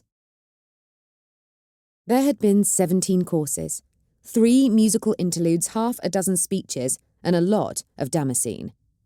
Although Cheta had taken care to pace herself so as not to get drunk, Cannavario Zudain had indeed proved to be a wordy type without much to actually say, despite his verbose declarations of goodwill towards his hosts. But then again, it would be foolish to openly announce the details of an alliance contract to all and sundry. Vitar had been his counterpart, representing Brabantis, and Cheta had been quite content to let him be the focal point for once. Now, as the evening had progressed into true night, the gathered dignitaries had left the dining tables to move into the lavishly furnished entertainment rooms, or the mixing bowl, as Azariel had laughingly called them, and Cheta was free to stalk her prey. "Portmaster," she purred, doing her best to sidle up alongside him, although in truth it was more of a lurch. Grand Master Alexan Van Sennet, who bore overall responsibility for the operation of Ascension City's spaceport, started in surprise, then took a drag on his cigar. Cheta could tell from the scent that it was one of the newer Nikamos strains, developed on an agri-world in the Abella system. House Brabantis actually jointly owned the planet in question, although that detail was not common knowledge. "Hi, lady," Van Sennet acknowledged her, with a click of his heels and a slight bow that suggested he'd never been closer to a military vessel than watching one land. He was a thin man, with lustrous sideburns that had remained a stubborn black, as opposed to the silver that was creeping into the hair on his scalp. "I must thank you for the invitation to this wonderful event, and I congratulate your house on this new alliance." An expression of dismay washed across his face. "Oh, and of course my condolences. On your loss, forgive my thoughtlessness." "No apology is necessary," Cheta assured him with a smile. The man was a little drunk, but only a little. Excellent. She looked around casually. "Was your wife able to join us this evening?" "Ah, alas, no," Van Sennet replied. He didn't look too unhappy about it. "Her health is not what it once was. The Chirurgians have performed wonders, truly, and we have high hopes that she will be back to her old self soon. But for now there is little that can be done, save for her to rest, and let her body heal at its own pace." "Indeed," Cheta nodded sagely. "I am most familiar with the limitations of the flesh. Why, I've often wished that I could exchange this old shell of contrary bones for a younger, fresher model, at least for a while." Van Sennet laughed politely. Which is in fact exactly what I hear you have done. Cheta continued, in the same conversational tone, and watched his smile freeze in place. Tell me, Portmaster, do you care for her? Or is she merely an amusement while you wait for your wife to get better? After all, I imagine you will not continue with your infidelity once dear Lyata is back on her feet. She'd easily be sharp enough to realise what was going on. Van Sennet had gone quite pale, and his fine cigar was smouldering away unheeded between the first two fingers of his left hand. It would be a terrible shame if someone were to tell her, Cheta mused, staring off across the room. A troupe of acrobats had made an entrance and were performing slow cartwheels and walking on their hands. Simple tricks to attract the guests' interest before building up to a grander performance. Given the deep pockets of the assembled notaries, they could potentially amass a small fortune in tips before the end of the night, on top of their regular fee. As I recall, her family is still very influential. It wouldn't completely end your career, I'd imagine, but you'd certainly rise no higher. Hi, lady. Why are you doing this? Van Sennet whispered, barely able to force the words past his lips. Because I want something, of course, Cheta replied, still not looking at him. I want something, and I want to make very sure that no one else knows that I've got it. If you can get me what I want, and keep your mouth shut about it, then you can continue with your amusement should you wish to, and Lyata won't learn of it from me or mine. She sighed, rolled her neck, and felt something click. If you can't provide what I need, or someone else learns of the details of my request, then your young mistress will testify about all the things that you and she have done together. She doesn't know that yet, Cheta added with a shrug. But please believe me when I say that I can make it happen. Even most of the employees in Brabantis's flesh houses didn't know the identities of their true masters, let alone punters like Van Sennet, which made them very useful places for Cheta to have her hooks into. Van Sennet seemed to remember that he had a cigar. He took a long drag and exhaled the smoke in twin blooms through his nose to steady his nerves. What do you want? Picked feed data from the immigration channels, Cheta told him. She slipped a scrap of paper into his right-hand jacket pocket. These dates, unencrypted, unedited, to be put onto a standard data crystal and ready for collection by my factor from your office by the end of tomorrow. Cheta, Van Sennet said, and there was real hurt in his voice. I would have done this for you. You know I would. There was no need for this. Cheta nodded as she toyed with the head of her cane. I thought you might, but I needed you to understand how serious I am about this. I have no patience for the I was going to but, which sometimes happens in these situations. Favours can be retracted or withdrawn, Alexan. I find that loyalty, be it out of love or duty, and fear are the only true motivators. I couldn't be certain of your loyalty, so I had to employ fear. She turned her head to look at him again and smiled brightly. I'm sure that after tomorrow evening, we need never speak of this again. Indeed, Van Sennet said shortly. He took another drag on his cigar, then coughed. Well, I find that my appetite for socializing has been satiated. Begging your pardon, high lady? He turned to go. Oh, Portmaster, you're not leaving us already, surely? The new arrival sweeping down on them was a stunning figure in an open-backed dress of teal Narfena silk, and had precious gems scattered with contrived artlessness through her hair. Every finger was bedecked with rings, and she was attended by a hovering mini-servitor. Not a skull, or even a cherub, as was more common, but a construct in the form of a small avian. Its feathered wings were a blur, but there must have been some anti-grav tech at work as well, and probably gyrostabilization, for it gripped the long stem of its owner's glass between its tiny clawed feet in order to leave her hands free, yet didn't spill a drop. The entertainments are only just beginning, Indrinian Vass exclaimed, even as Van Sennet opened his mouth to make an excuse. You can't possibly leave so soon.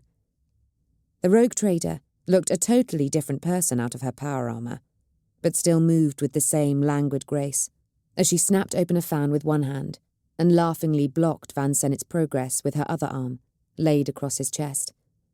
She gently steered him around, despite his attempted protestations, until he was once more facing the room at large, by which point her arm had migrated to lying across his shoulders. "Hi, lady," Vass said, somehow managing to curtsy to Cheta without either looking ridiculous or releasing her gentle hold on Van Sennet. "I hadn't yet had a chance to thank you once again for your hospitality. Your home is truly awe-inspiring. I hope that one day my own family may have the merest fraction of this." She paused and gestured around with her fan, taking in the marble columns, decorative fountains, carefully cultivated indoor fruit trees, ancient tapestries, and the small army of sober liveried servants moving amongst the spectacularly attired guests. "This?" Cheta prompted. "Just this," Vass laughed. "All of this." "I'm certain that your alliance with House Sudain will bring you great fortune," Cheta said, with a completely straight face. "Oh, I'm sure it will," Vass agreed with a smile, "especially given that Kenavario seems so happy with the progress made so far in his talks with your brother-in-law. I owe you a debt for agreeing to end the dispute between your houses, although, of course, I understand that the decision wasn't taken with any thought to my benefit." Her smile widened. "I suppose the Emperor guides the hand of happy coincidence." "I'm certain that he does," Cheta agreed, with a smile of her own. Everything about Vass's presentation suggested that Cheta was looking at a flighty, insubstantial woman who'd been awarded a letter of marque as, what, a bribe? As the result of a bribe? As a convenient method of getting her out of the way, by compelling her to comply with the letter's requirements of exploration and conquest in the name of the Imperium. It wouldn't be the first time such a thing had happened. And yet, she'd worn power armor like she'd been born in it. And for all its richness and frippery, the suit hadn't been unmarked. The dents and scratches had been lovingly smoothed out, filled in and painted over. But they'd still been there. The armor itself had seen action. The only question was, had Vass been inside it at the time? This exuberance was a few steps up from the smoothly urbane rogue trader laughing at a secret joke, whom Cheta had met at Azariel's wake. Either Vass was drunker, possible, or she'd been deliberately restraining her more effusive nature, due to the solemnity of the event, also possible. Or this evening's version of Vass was a performance. In which case, Cheta mused, as Vass curtsied again in farewell and steered the still reluctant Alexan Van Sennet away across the room, she was fairly certain that she wasn't its intended audience. "This is Lady Chetamande," she sub-vocalized into the combead worked into her choker. "I want constant surveillance on rogue trader Vass, where she goes, but particularly who she talks to and what gets said." "Acknowledged, my lady," came the response into her ear. There was a brief pause, and then the same security guard spoke again, slightly hurriedly. "My lady, please be advised that Lord and Lady Josin are behind you." Cheta quelled the small smile that tugged at the corner of her mouth, and made a mental note to find out which staffer it was who just warned her of her sister-in-law's approach and reward them in some small way. She turned on the spot. "Mirandia, Jalamar," Cheta said amiably, managing to hide how amused she was by their clear disappointment at being unable to surprise her from behind. "How good of you to accept our invitation." "Your hospitality will be remembered," Mirandia replied, in a tone frosty enough to make a Valhallan reach for their coat. "Now and before." "I'm so glad," Cheta smiled, letting the reference to her dismissal of them in the aftermath of Azariel's wake bounce off her. She changed her expression to one of slight puzzlement as she noticed that none of their usual shadows were hovering behind them. "No aides this evening, Jalamar?" "They have duties elsewhere," Jalamar replied stiffly. "And after all, I'm sure we can count on House Brabantis to accommodate any needs we may have whilst we are within these walls." "Of course," Cheta smiled. "I understand. I've given Deshelle the night off myself." Chapter 12. Into the Shadows. "So that's the last place that we know he was seen alive," Crane said, jabbing his large finger at the map displayed on the data slate that Deshelle was holding. "Wexler's Antiquities Emporium." He ran his tongue over his teeth and grunted irritably. "And then he disappears, with not a soul able to tell us how or why. A navigator of Brabantis is simply, what, swallowed by the shadows? It's not like he isn't conspicuous." Indeed, he was, Deshelle reflected. Avamar du Choi Brabantis displayed little outward sign of his genetic heritage. He had no obvious mutations or deformities, save for his warp eye, which he kept covered. His build, although tall and spare, was certainly not outside the realms of regular humankind. However, he made up for that with his dress sense, which the word flamboyant barely began to do justice to. The images she'd seen of him, and which they'd shown to various merchants, shopkeepers and bartenders, depicted a sombre, ruddy-skinned face in the heart of a riot of colours. Feathers, jewels, scales and ribbons. Avamar had worn them all, often at the same time. And yet, they couldn't find him. The vox had come from Lady Chetamande herself a few hours before, when she'd managed to get a private moment during the dinner House Brabantis were throwing to celebrate the ongoing forging of their new alliance with House Zudine. She directed Luke and Deshelle to change their focus and ignore, for now, the two navigators whom were known to have died. Instead, she wanted them to concentrate on this one, newly believed to have gone missing. Well, something must have happened to him, Deshelle offered. He's well known around here, and his usual haunts remember seeing him up until roughly a week ago. He hasn't been back to the palace since. Someone's either got to him, or he's drastically changed his habits all of a sudden, and people don't do that without a reason. He's a navigator, though, Luke muttered. Never try to apply normal human logic to navigators, Deshelle. They think all twisty. It's just how they're made. Deshelle suppressed a sigh. Ever since she'd left the Skolam, her life seemed to have consisted of being condescended to by large men with guns. She wasn't entirely certain that was ever going to change, no matter how high she might rise. So let's not try to think like navigators, she said. We work on the basis that someone attacked them. If we assume that whoever did that wasn't a navigator, it means they were probably human. She looked up at Luke. If you're a human who wants to attack someone very conspicuous, moving around on foot, how would you do it? It depends on my motivations, Luke replied immediately. If my intention is to kidnap, I balance ease of access to the victim with the possibility of being seen, and my ability to get to them either to where I intend to hold them, or a vehicle with which I can transport them to where I intend to hold them. If I'm killing to send a message about my own impunity, or I intend it to be a warning to others, then I do it openly, in front of witnesses. If my intention is to kill and avoid notice, then my primary concern is for the victim to be isolated when I attack. If my intention is to kill and to avoid the body being found, then the victim needs to be alone when I attack, and I need easy access to a method of disposing of the body. Deshelle looked at him for a moment. And of course, the level of thought that you've given this has been solely to protect House Brabantis from the attentions of others?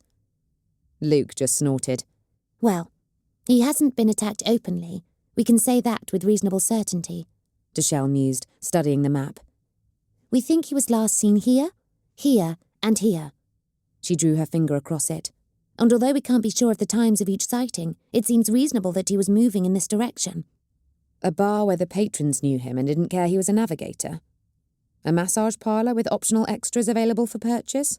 Or Deshelle was a High Lord of Terror, and an emporium where Avamar apparently liked to shop for antiques and curios? The stranger, the better. There had been at least 2 objects on sale that Deshelle had been reasonably certain were Xenos in origin, although the proprietor hadn't advertised them as such, and may well not have been aware of their true nature. Not that that would do him any good, should someone with proper knowledge come calling. We know he also frequented here, she said, pointing to another location on the map, a little to the east of their current position, and in the same general direction as Avamar's suspected route. But he never got there. It was the Desert Rose, an eatery that claimed to specialise in Talon cuisine, although Deshelle hadn't detected a single authentic spice in the aroma that filled it. It had smelled tasty enough, though, and her mouth watered slightly at the memory. The owner had recognised Avamar immediately, but claimed not to have seen him for a month. So either they're lying, Luke agreed, or whatever happened to him happened between Wexler's and the Desert Rose. Or he changed his usual route for some reason we can't guess at, he added. Well, since we can't guess at it, let's investigate what we can guess at, Deshelle said. She absent-mindedly rubbed her neck, where her ebonwood collar usually sat. Come on, we'll start at the Desert Rose and work back westwards. I could do with a meal anyway. I'm impressed, Luke admitted, shining his luminator at the wall. How did you spot this? They were in a service alley that ran between two retail units on St. Catherine's processional. It was dark, thanks to the lumens in the ceiling having failed, and it reeked of the rubbish dumped into it from either side. Luke played his light over a spatter of dark drops strung across the rough, rock-creaked wall, and at the far end of the alley, a trio of oversized rats hissed and spat at the intruding photons. My observational skills were one of the reasons Lady Chattermande hired me in the first place, Deshelle replied. She swallowed and grimaced as her stomach threatened to reintroduce her to the Desert Rose's evening special. Luke looked over at her, frowned, looked at the wall again, then back at her with a disbelieving expression on his face. You're not bothered by this, are you? No, Deshelle told him, but I'm not sure that my meal agreed with me. That was a lie, but Luke seemed to buy it, or at least was going to pretend that he did. We're in the right place, he said, inspecting the wall again and looking up and down the alley. If Avamar was going from Wexler's to the Desert Rose, then he'd have probably walked right past the entrance to this. A good place to snatch him, Deshelle agreed. Her nausea was subsiding now. It's a quieter street. The lighting out there isn't too good either. She took a deep breath, ignoring the smell of putrid garbage. We'll have to get a gene hound down here, see if this matches his, Luke said, jerking his thumb at the wall. It wouldn't be hard to do, Deshelle knew. Every navigator house had the gene sequences of all their members thoroughly mapped out, to best identify the most beneficial reproductive pairings. But if it's his, then he was killed here. So what happened to the body? Dragged or carried back up the alley, then loaded into a transport? Deshelle suggested. But Luke shook his head and tracked his luminator back the way they'd come. The ground's clear, no trail of blood. He looked at the piles of refuse that took up the dead end of the alley, and his lip curled in distaste. You don't think... Deshelle sighed and rolled up her sleeves. Only one way to find out. You're not serious, Luke said in dismay. He clearly felt that the position of head of security did not warrant getting his hands dirty in rubbish. Trust me, Deshelle said fervently. I've been in worse. I spent a few hours in a sewer system once. She plunged her hands into a pile of mouldering vegetable peels and other, more decayed and less identifiable debris.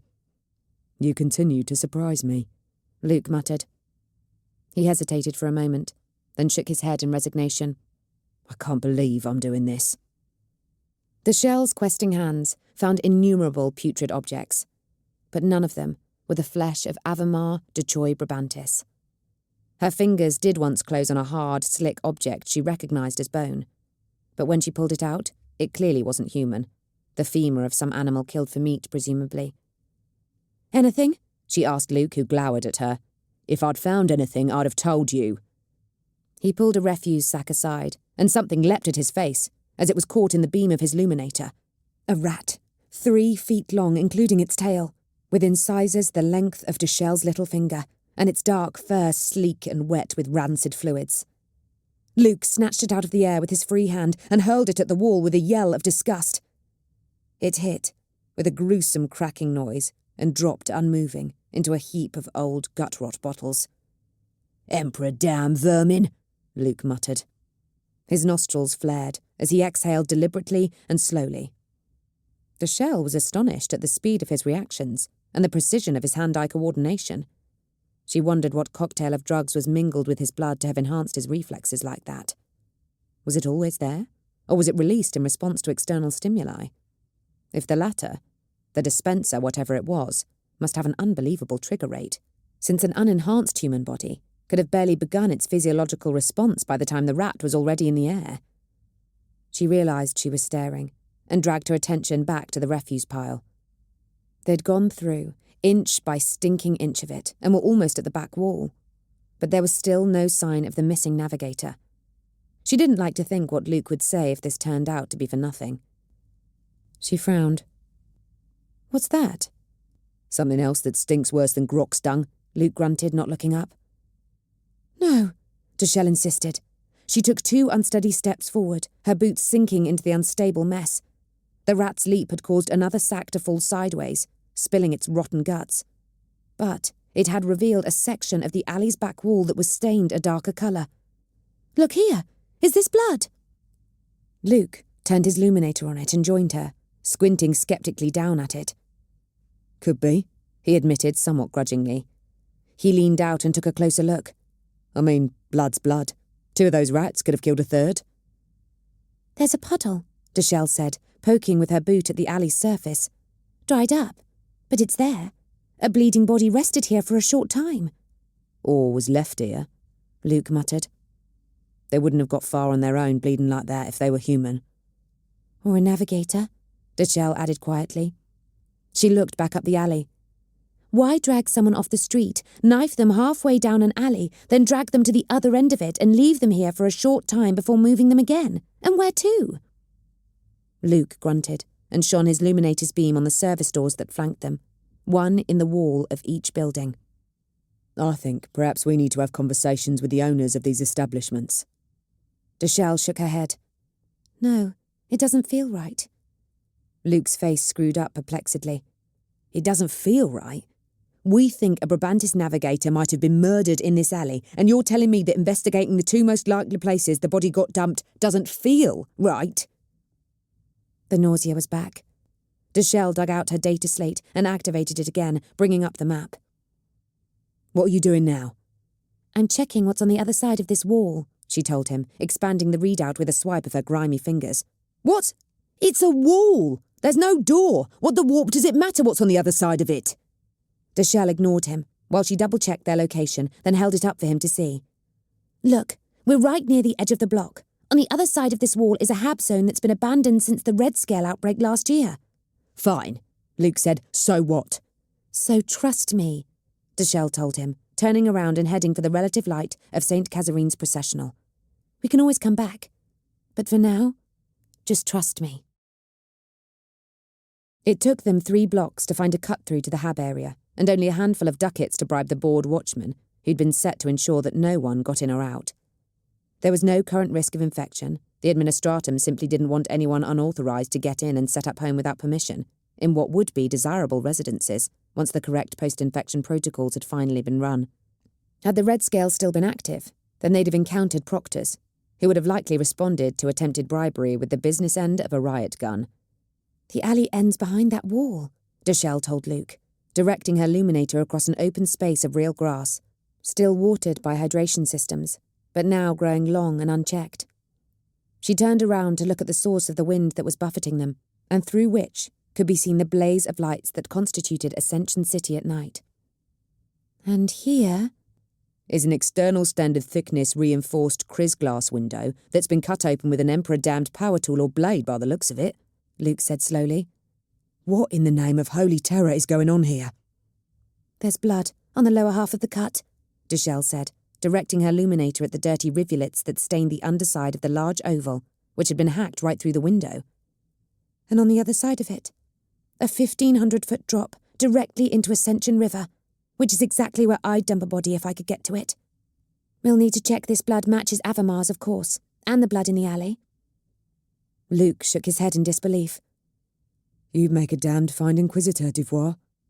"Don't say that too loudly around her ladyship," Deshelle said with a snort.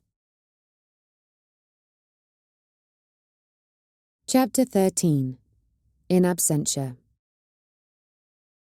The corridors of Hab Block 274 Delta were pitch dark at night. When the lighting protocols had been set centuries before, it had been decided that the public lighting levels should mimic those of the outside world, hundreds of yards away beyond the block's outer walls. So it was that in the daytime, the halls were lit by the acid yellow glow of the ceiling lumens, and at night, the ceiling lumens died away completely. In those hours, when someone standing under the sky would have benefited from the faint glimmer of moons, or Ascension City's light pollution that hid the stars from view, the residents of 274 Delta existed with no light in their hallways, other than whatever they brought with them. Not everyone that passed through those hallways needed light, however. There were 3 of them, walking with the soft, practiced tread of professionals. Amateurs would have crept along, moving unsteadily on tiptoe, and brushing along the walls, and attracting more attention by dint of their unnatural movements, had they been heard through the thin walls that separated them from the other residents. Instead, the trio walked quickly, and with purpose, so that if anyone thought they'd heard something and stopped to listen, the footsteps from outside would already be fading. And in these halls, rarely patrolled by proctors, and where the watchmen were little more than semi-legitimised extortionists, it was rare for someone to take an interest in anything that did not directly concern them. They came to a halt outside a hab's front door and took up positions, one standing on either side and the third kneeling directly in front of it. A data slate briefly glowed green as the kneeling figure activated it to double-check the number, then was darkened again and put away. The face, thus momentarily revealed, was hooded, with the grille of a metal breathe mask and lenses that either covered their owner's eyes or possibly replaced them entirely. The kneeling figure leaned forwards, a long multi-pronged tool held between their fingers. The door was secured by only a cheap, primitive mechanical lock. There was no sophisticated code entry or fingerprint recognition systems in Hab Block 274 Delta. The tool probed into it, expertly manoeuvred by deft digits, and the lock clicked open in a matter of seconds. The figure on the right-hand side of the door went through first, the long-nosed shape of a silenced auto-pistol raised and tracking across firing arcs. His opposite number followed, snapping out a long, thin rod that crackled into blue-white life, a shock baton. The kneeling figure waited for their companions to enter before following, closing the door behind them and gently locking it from the inside. From arriving at the door to being inside the hab with the door shut again had taken less than 10 seconds. There was little enough space inside the hab, and the trio covered it expertly and quickly, but clearly didn't find what they sought. They came to a frustrated halt after a brief flurry of activity. "Lights," said one of them, the first to enter. "There will not be voice activated in these domiciles," replied the one who'd picked the lock. "I know that," the first speaker replied, exasperation audible in his tone. "But you're standing next to the switches." The lockpicker reached out a hand, and a moment later the hab's lumens flickered into life. Two of the intruders reached up to remove infragoggles from their faces, but their naked eyes showed nothing further to what they'd already seen. The hab had clearly been occupied until very recently, as was evidenced by the plate of half-eaten but not yet mouldy food on the floor, the scattering of old devotional pamphlets, and the faint aroma of unwashed clothes. However, the dresser, with what looked to be hastily emptied drawers, the loose floor panel, which might have been levered up to remove valuables secreted beneath it, and the empty space surrounded by burned incense, which was just the right size for an effigy of the god emperor, strongly suggested that whoever had lived here was gone, with little intention to return in the immediate future. "You're certain this is the right place?" the first speaker asked. "This residence is registered to Tekoa and Amma Young," the hooded figure by the switches replied. "Any error lies with the records." Yun clearly had some idea of what might follow his actions, said the second man to enter.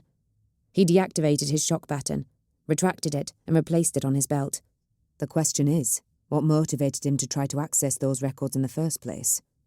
"Brabantis," the first speaker said, pinching the bridge of his nose with his left hand in apparent irritation. "It'll be Brabantis. It seems that woman just can't keep her nose out of anything.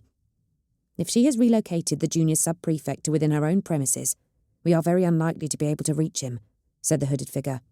"We would not," the second man said. "But too risky to break cover at this point," the first man broke in firmly. "Besides, what's done is done.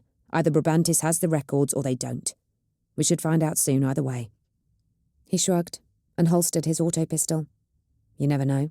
Emperor willing, it could work to our advantage." A hissy, crackling wheeze that was probably sarcastic laughter emanated from the hooded figure.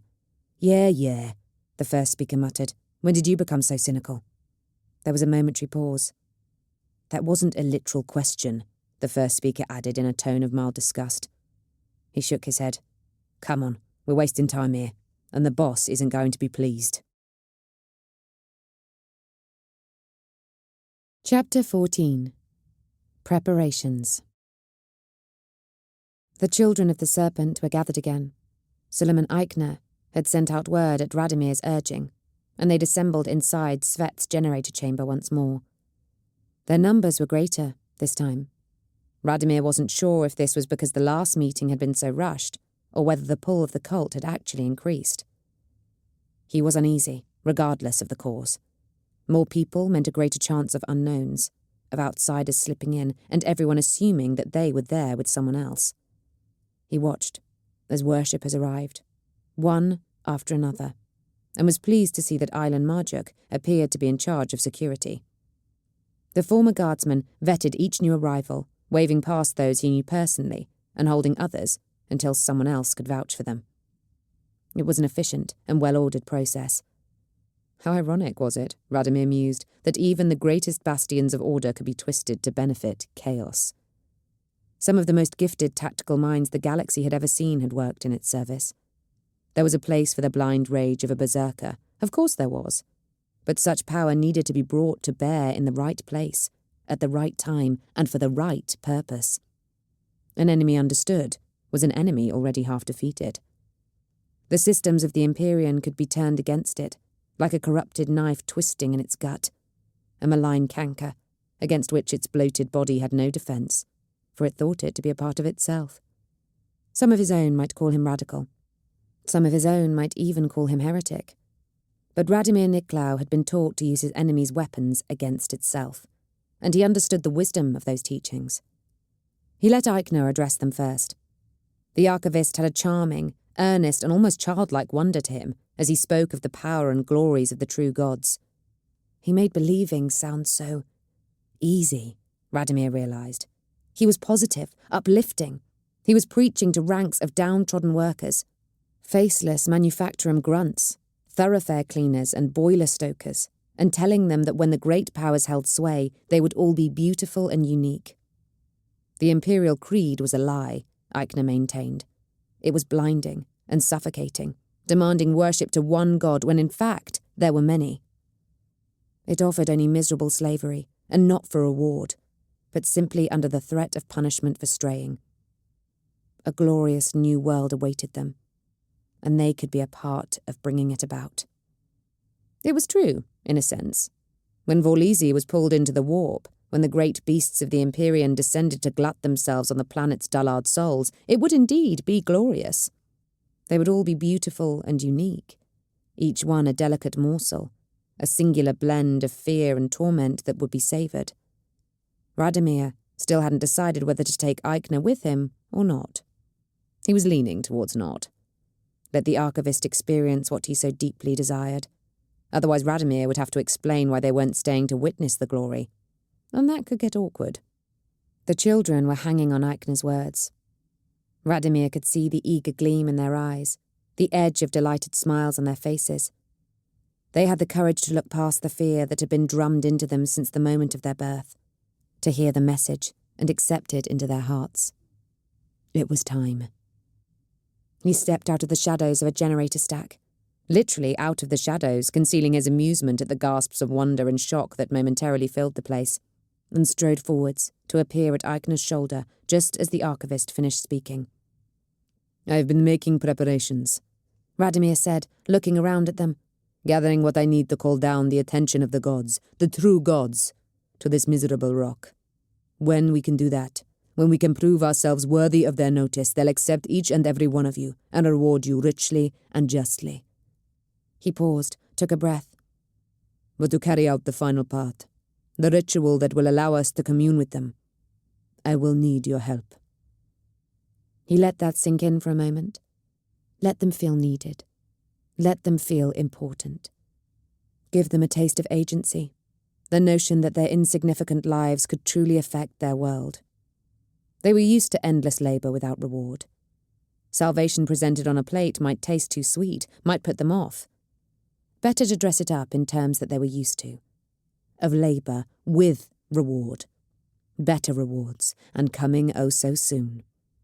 And besides, it would give him a wall of bodies to put between him and anyone who might come investigating, should that come to pass. "What do you need from us?" Eichner asked eagerly. It wasn't play acting. Radomir hadn't told Eichner the next stage of his plan, and the archivist was genuinely excited. He looked as though he could almost taste the forbidden knowledge that he craved, whatever it was. "We will need a large open area on the planet's surface," Radomir said, to a few gasps from his audience. It must be at least 70 yards across in all directions and cleared of debris. We will have to inscribe runes and wards, and trust me when I say that you do not want them to be disrupted, because someone left a rock in the wrong place." He let them dwell on that for a moment. Of course, the runes and wards would be doing nothing to ensure their safety. Radomir didn't want them disrupted because otherwise the ritual simply wouldn't work. But they didn't need to know that. "But good Sir Nicolaus," someone spoke up, "we can't be certain that our work will go uninterrupted. The smog deeps are dangerous." "So am I," Evelyn Dark retorted, from the corner where she'd ensconced herself. There was a muttering and mumbling, but a general nodding of heads.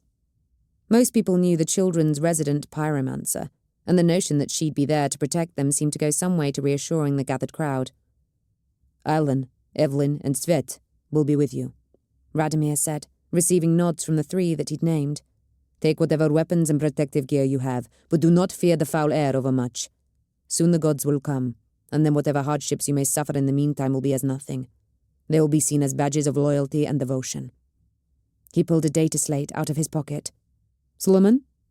"Yes, good Sir Nicolaus," the archivist said expectantly. "These files are of the designs that must be made," Radomir told him, handing it over. "Each one shows but a section of it. Do not attempt to collate the files together to make a whole. Do not try to look at the whole thing when it has been set in place. Without the proper training, your mind would be destroyed long before you could receive the knowledge that you seek. Such is the glory of the gods." Eichner swallowed nervously. "But that would be a badge of loyalty and devotion, would it not? And the gods would heal me." Radomir shrugged. "There is loyalty, and then there is carelessness, my friend. Do not take the gods' mercies for granted. They don't appreciate it." Eichner nodded, his expression apologetic. Of course, and, if you will forgive me, good Sire Nicolaus, it sounds as though while we are doing this you will be elsewhere. May we know your intent?" Radomir considered. This wasn't his cult. Not really, they were Eichner's. He was in good standing so long as he had the archivist's backing, but Eichner was intelligent and independently minded. It would be wise to mollify him, and Radomir trusted that Marjuk had ensured there were no impostors present. He unbuckled one of his belt pouches and reached into it, pulling out 5 small, dark objects. They were glossy and opaque, nearly spherical, and refracted the light oddly. "Do you know what these are?" he asked Eichner. The archivist shook his head. All around them, members of the cult leaned in a little closer, fascinated by this potential disclosure. It was an unwise move. Even removed from the skulls of their previous owners, the eyes had power. One man, perhaps weaker of mind than his companions, began to tremble, and then fell to the floor, thrashing. The other children drew back, making noises of concern and alarm. "These are the warp eyes of navigators," Radomir explained, raising his voice to regain their attention and drawing a collective intake of breath from his audience. "Look too closely at your peril." "Help him," Eichner directed, looking embarrassed at one of his cult being so easily overwhelmed. 2 others towed the thrashing man out of view, and Eichner deliberately looked at Radomir's face, rather than what was in his hands, returning the floor to him. "Navigators, good sire?" "Navigators," Radomir repeated. "The useful mutant. The accepted mutant." There was a muttering and grumbling, and several sympathetic glances cast at Svet, or the other members of the cult who exhibited traits that had taken them beyond the accepted boundaries of humanity. "These eyes represent the Empyrean's most finely honed genetic advances into harnessing and navigating the warp," Radomir continued. "These eyes have gazed upon the realm, perhaps even the very faces of the gods themselves. And what do their owners do with that blessing?" He snorted derisively. "They move starships around." The rumblings grew louder, and there were cries of shame. "These are our keys," Radomir said, holding his hand up. "We will use their connection to the warp to draw the gaze of the gods here to Volisi, and then we shall receive our rewards." Excited cheers, applause, and self-congratulatory exclamations ensued. Radomir smiled, knowing full well that they'd take it as pleasure, rather than him laughing at their gullibility. "But in answer to your question, Solomon," he continued, pocketing the eyes again, "I still need 3 more. So while you make our preparations, I will be hunting these pampered tools of the Imperium's will, through their gilded corridors and pleasure lounges, ready to make them serve truly worthy masters." Solomon Eichner fell to one knee and bent his head in awed devotion, then bounded back to his feet and waved his arms at his congregation. "Go, get whatever you need. We have our purpose." The gathering of humanity, subhumanity, and abhumanity began to shuffle and move, excitement rippling through it. Radomir caught snippets of conversation, excited talk of the glories to come, discussion on exactly how dangerous the gangs that patrolled the smog deeps were, and indeed whether they could be recruited. A plan being hatched by Svet's 3 brothers to steal a food transport so he could be moved down through the block without being noticed. At least until they were deep enough that the watchmen and proctors would no longer be present to trouble him. Everything seemed to be going well. Limited though their understanding was, the children might just serve his purpose, and it even sounded like he might not need to come up with every single detail of the plan himself. Something slammed into his ribs, a narrow impact barely turned aside by the concealed body armour he wore. He staggered sideways, turning to face his attacker and clawing at his belt for his power blade, already reaching out to find the closest area of darkness in case he needed to retreat. Della, knife in hand, eyes red from sobbing, her previously hidden face now revealed by the hood she'd just thrown back. She lunged at him again, screaming her dead sister's name. The one who died in her own bar, her head blown apart by auto-pistol shots that he'd fired. Radomir raised his left hand to catch her clumsily descending knife hand by the wrist, drew his right arm back to plunge his own blade into her chest, and she caught fire. There was no starting point to the flame. It didn't suddenly catch or start licking over her. One moment she wasn't on fire, and the next moment, she was. Blue-white flames erupted all across her body and robes, turning her from a sobbing avatar of vengeance into a staggering, screaming human torch that reeked of burning hair and cooking fat. Radomir scrambled aside as Della's movement carried her forwards, flailing, until she collided with a generator stack and bounced off it. She stumbled a few more steps, beating uselessly at herself, then fell forwards onto what had once been her face, and lay still while her body continued to burn and cook. "Would anyone else like to raise an objection?" Evelyn Dark stepped into view, her right fist clenched, and a shimmering heat haze rising from around it. There was a mass shaking of heads and muttered negatives, as her dark eyes raked slowly across the stunned crowd.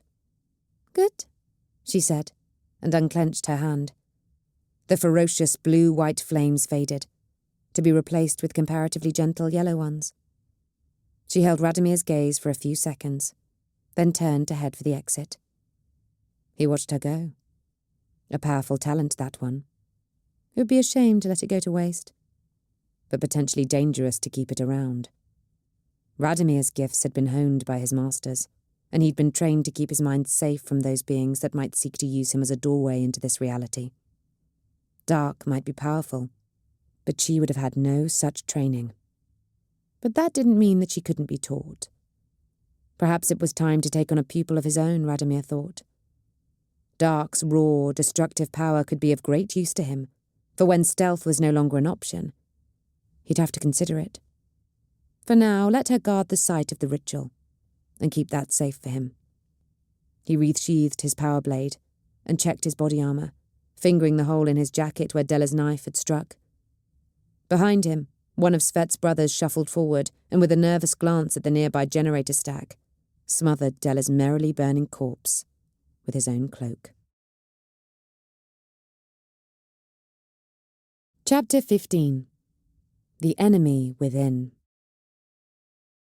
"I don't want her here anymore," Cheta said irritably, as she stumped along the corridor, trying to keep up with Vitariel's long strides. Her hip wasn't giving her too many problems today, but her brother-in-law's stubborn refusal to walk at a considerate pace was taxing her. "We don't have a choice," Vitar replied, his own tone equally short. "She's the honoured guest of Cannavario, and need I remind you, a rogue damned trader. She can, in all likelihood, go where she pleases." He glanced sideways and downwards at her. "It's the feast of the Emperor's Ascension in a few days, and she'll be there too. Why does she bother you so badly anyway?" "Gut instinct," Cheta replied, staring straight ahead and glaring at the next turning as though she could bring it closer through sheer willpower. "Gut instinct?" Vitar scoffed. "Really, Cheta?" "Yes, Vitar," Cheta snapped. You've flown enough to trust your gut, I hope. When you can't perceive a threat, you know that it's there. I can feel it in my bones at those times. I don't know about you. We're not in the warp now, Cheta, Vitar said quietly. I won't deny that I fly by instinct sometimes, but this is real space. We have to use our eyes and our ears and our minds. If we try to fly by instinct here, we'll fly blind. Foolishness, Cheta muttered. Are you truly that enamoured of the woman that you can't perceive the threat she poses? With your eyes and your ears and your mind? Enamoured? Vitariel barked a laugh. She's fair to look on, for a warp blind, I won't deny that. Is that your problem with her, Cheta? Envy? His smile turned vicious. After all, she is all the things that you are not. Tall, thin, graceful, polite, and courteous. Courteous? Anger flared up inside her, and Cheta grabbed Vitariel's arm and hauled him to a halt, just short of the next junction. Courteous, you overlong bag of bones. Let me tell you how courteous your lady love is, shall I? I instructed security to monitor her at the dinner last night, to record her conversations, because I knew full well she was up to something. Go on, Vitariel said. He shook his sleeve free of her grip, but made no other move. He could recognize when Cheta had something important to say. They couldn't, Cheta said simply. Audio sensors were foiled by some sort of disruptor field, almost certainly emanating from that avian servitor she had with her, and our observers couldn't read her lips for more than a second or so at a time because of that damnable fan. She shook her head. These aren't coincidences, Vitar. She knew exactly what she was doing, and she somehow predicted how we might try to monitor her. Vitariel frowned. I think you're jumping at shadows, Cheta. Kennavario's no fool, and he'd not have taken up with a rogue trader who was one. There are plenty of reasons why she might not want her conversations monitored, and our surveillance methods aren't so unique. Cheta raised her eyebrows. Well, you've spent more time around her than anyone else has. She began walking again, and rounded the next corner. Vitariel caught up to her a moment later, his face tight with anger. If you think that I told her— No, you were quite clear. Cheta cut him off with a wave of her hand. No fool, perfectly understandable reasons, etc., etc. She came to a halt in front of a door and palmed the release panel, which read her handprint and slid open to allow her entry. Vitariel followed her in, ducking his tall frame through the doorway and muttering furiously under his breath. Tekoa Yun looked up from a data screen. Hi, lady. He saw Vitariel looming behind her and ducked his head again. My lord Vitariel. He'd swapped his grey administratum robe for the black and gold livery of House Brabantis, which Cheta thought suited his complexion rather better and meant he looked less like he'd just walked through an entire passageway of dusty cobwebs. They were in what was a modest accommodation suite by the standards of Brabantis Palace, but still 3 times the size of the one Tekoa and his husband had been living in previously. It was also considerably more secure, which was just as well. Crane had sent someone to check on the Yun's old place that morning, and they'd found the front door kicked in and the few possessions they'd left behind strewn around. It could have been a coincidence, of course. That Hab zone was hardly crime-free, but Cheta wasn't convinced. She was quite certain that someone had put an alert on the files that Tekoa had tried to access in the Administratum's archives, and that they'd sent some goons to silence him. Tekoa, she said, coming to a halt and leaning on her cane. How goes the progress? She still wasn't sure how far she trusted Vitariel over the murders and disappearances of other navigators, but the search for a potential threat from Galamo Prime was a different matter entirely. Family politics be damned. Her brother-in-law knew what horrors lurked in the warp just as well as she did, and she couldn't believe that he'd want to see any planet doomed to such a fate, let alone the one he was currently residing on. Slowly, Tekoa admitted. I've been entering the names from the records into the system to give us a framework. Most of them are indentured labourers, criminals from Galamo sent here for the last of the restoration work gangs. We can probably discount those, then, Vitariel said, crossing the floor of rose-coloured tiles in a few long steps to look over Tekoa's shoulder at the display. The gang foreman won't lose their charges. Cheta snorted.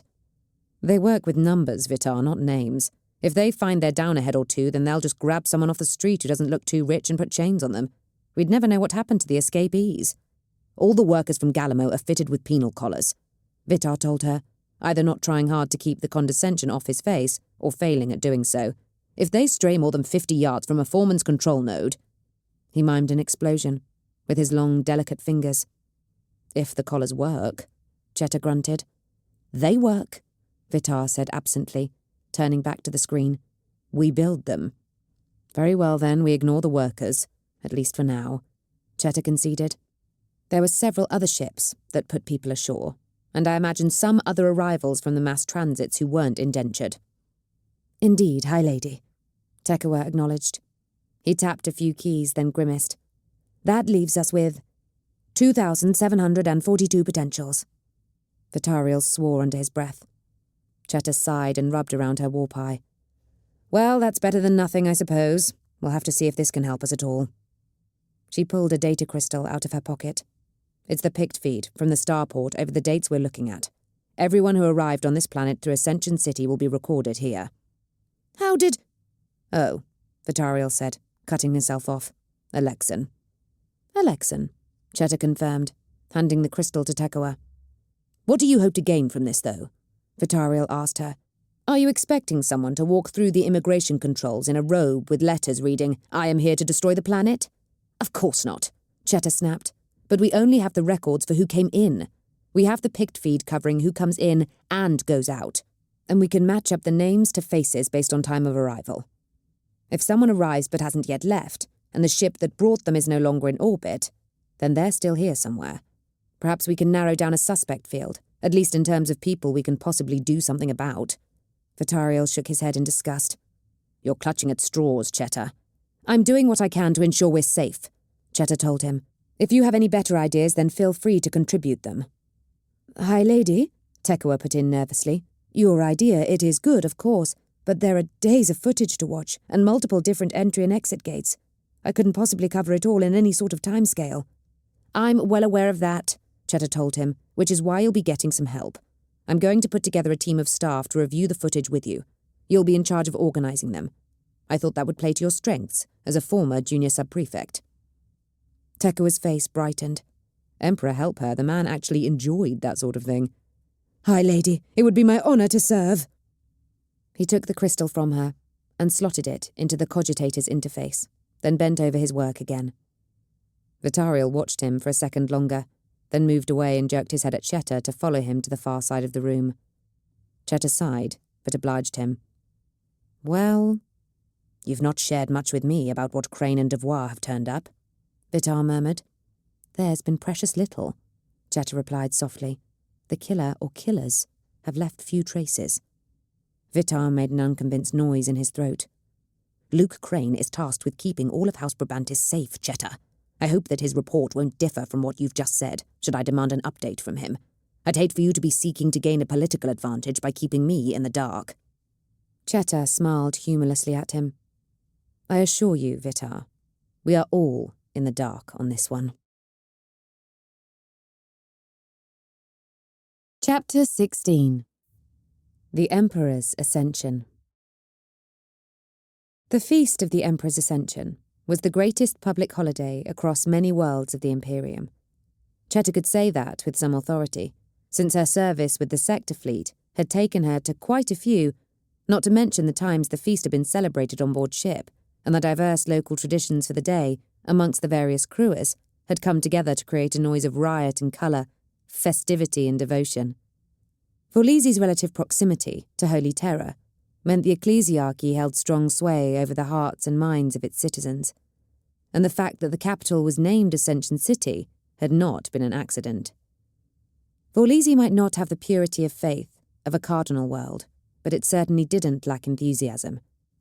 The great cathedrals that topped some of Ascension City's hat-blocks had unfurled mighty banners, some of them hundreds of feet high, that depicted the victories of the Emperor and his greatest heroes, while bells the size of tanks tolled in a never-ending peal of worship.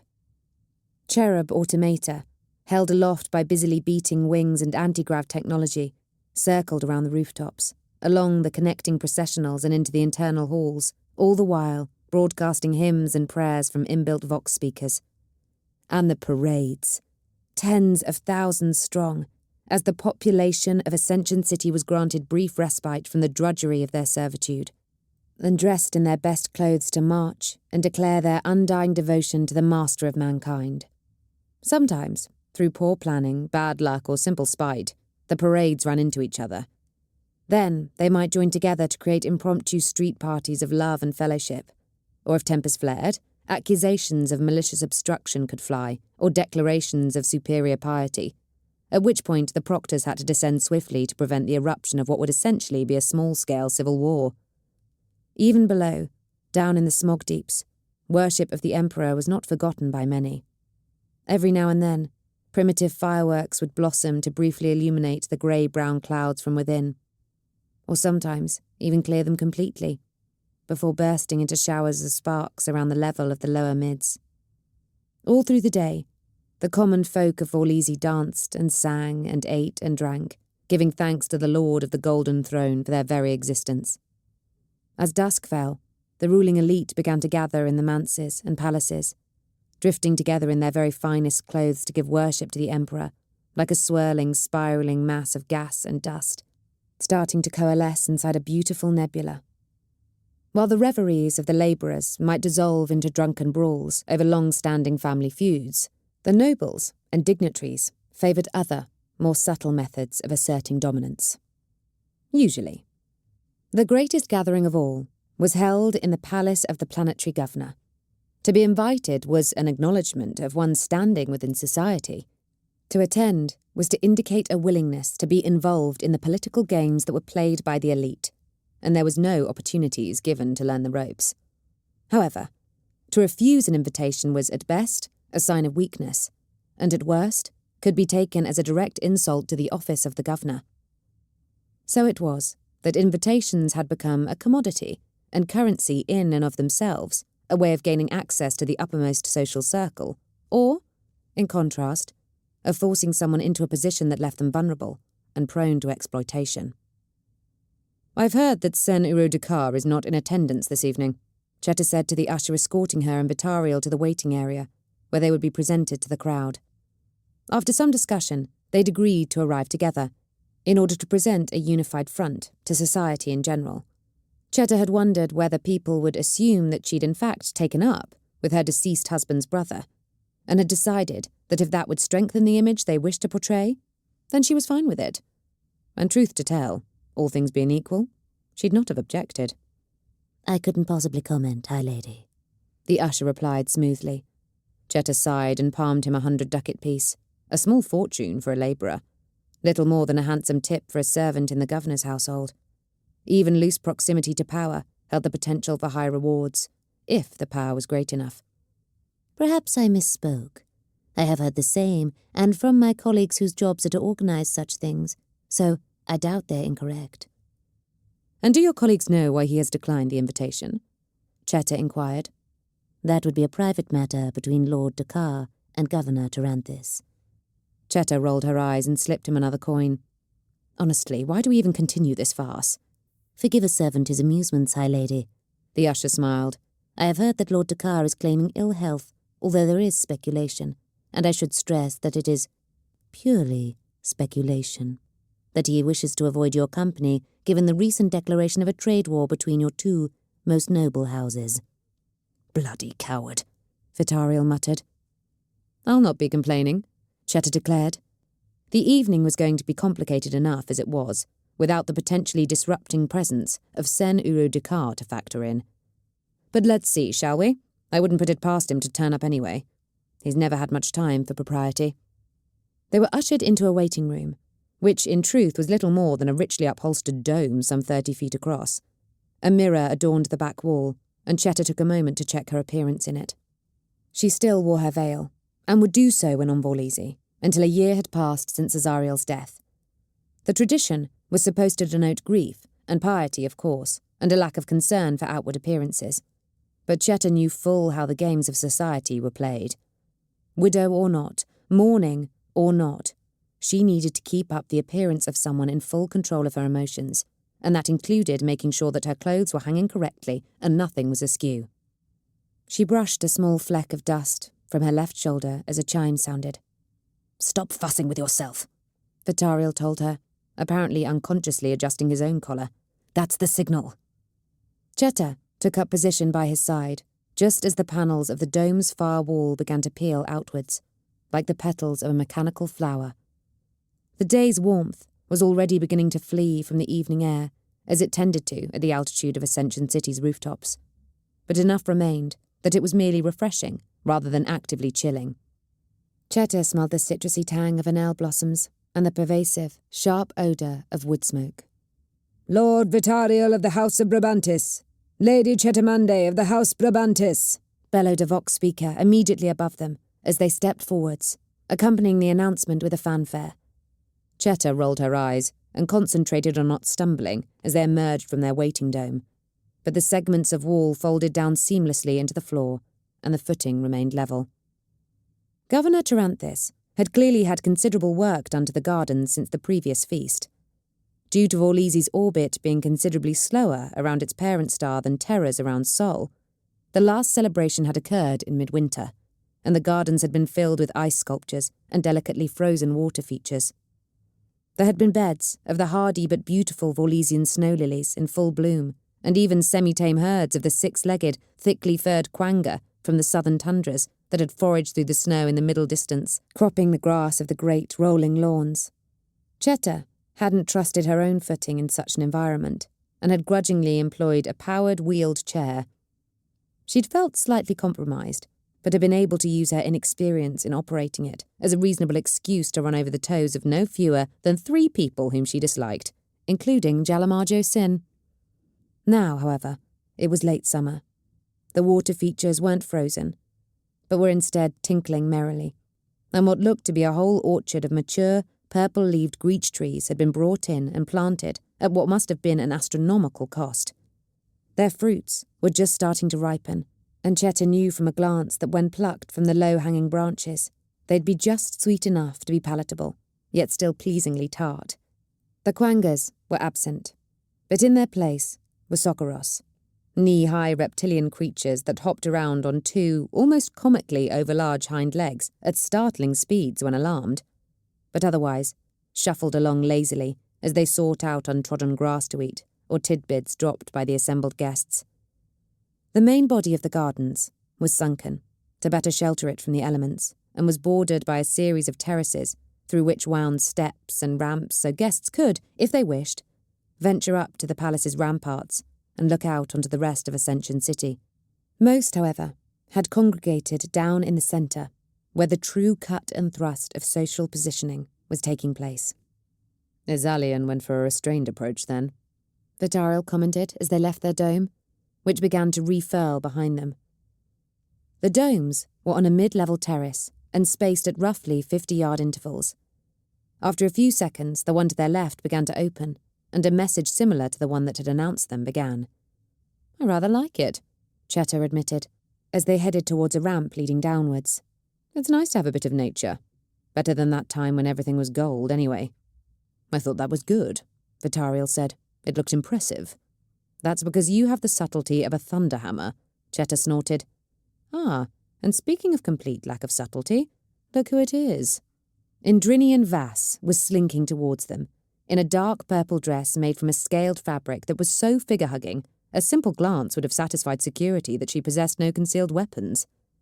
She wore gloves of the same fabric that reached up to her mid-bicep, but still wore her plethora of jewelled rings from the dinner at Brabantis Palace over the top of them. She carried not 1, but 2 fans, currently folded, each one as long as her forearm and hand combined, and she was still circled once more by her avian servitor. Cannavario Zudine was floating along behind her, but he stopped to converse with another small group of dignitaries, leaving Vass to approach them alone. "My lord and lady," Vass said cheerfully, curtsying almost like a dancer with a fan outstretched in either hand. "A pleasure to see you here, and may the Emperor's grace light your way." "The pleasure is ours, Lady Vass," Vitariel replied quickly, before Cheta could say anything remotely barbed. She contented herself with a nod of what would hopefully be considered agreement at her brother-in-law's words. "And may the Emperor smile upon you as well. Have you been to many events such as this before?" "A handful," Vass replied, looking around as though taking in her surroundings anew. "Rarely anything with quite so many predators." Vitariel smiled indulgently. "The Sokoros are vegetarians, my lady." "Oh, I meant the guests," Vass replied with a laugh.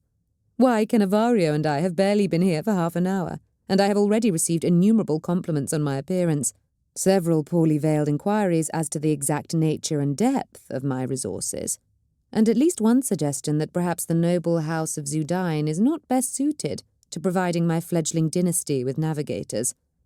I will confess to curiosity, Cheta said, as she and Vitariel took their last steps off the ramp and joined Vass on the level path of the main gardens. Prior to the arrangements that are even now being forged, Zudine was what we referred to as a vagabond house. They paused for a moment. Then all three began to walk towards a series of bonfires, around and sometimes over which tumbled gymnasts and acrobats. As you say, you are looking to forge a new dynasty of rogue traders. You likely could have entered partnership with any number of houses, many of whom may have had greater resources and status than Zudine. Why choose them? Cheta, Vitariel chided her, but Vass waved a hand to dismiss his concerns. It is a fair question, my lord, and I do appreciate the openness of it, compared to the conversations I have endured so far. She looked down at Cheta as they walked alongside each other, and Cheta was suddenly struck by the clarity of the other woman's gaze. It felt very much like she was, for the first time, the subject of Indrinian Vass's full attention. It wasn't a particularly pleasant experience. I value loyalty most highly, Lady Brabantis, Vass said simply.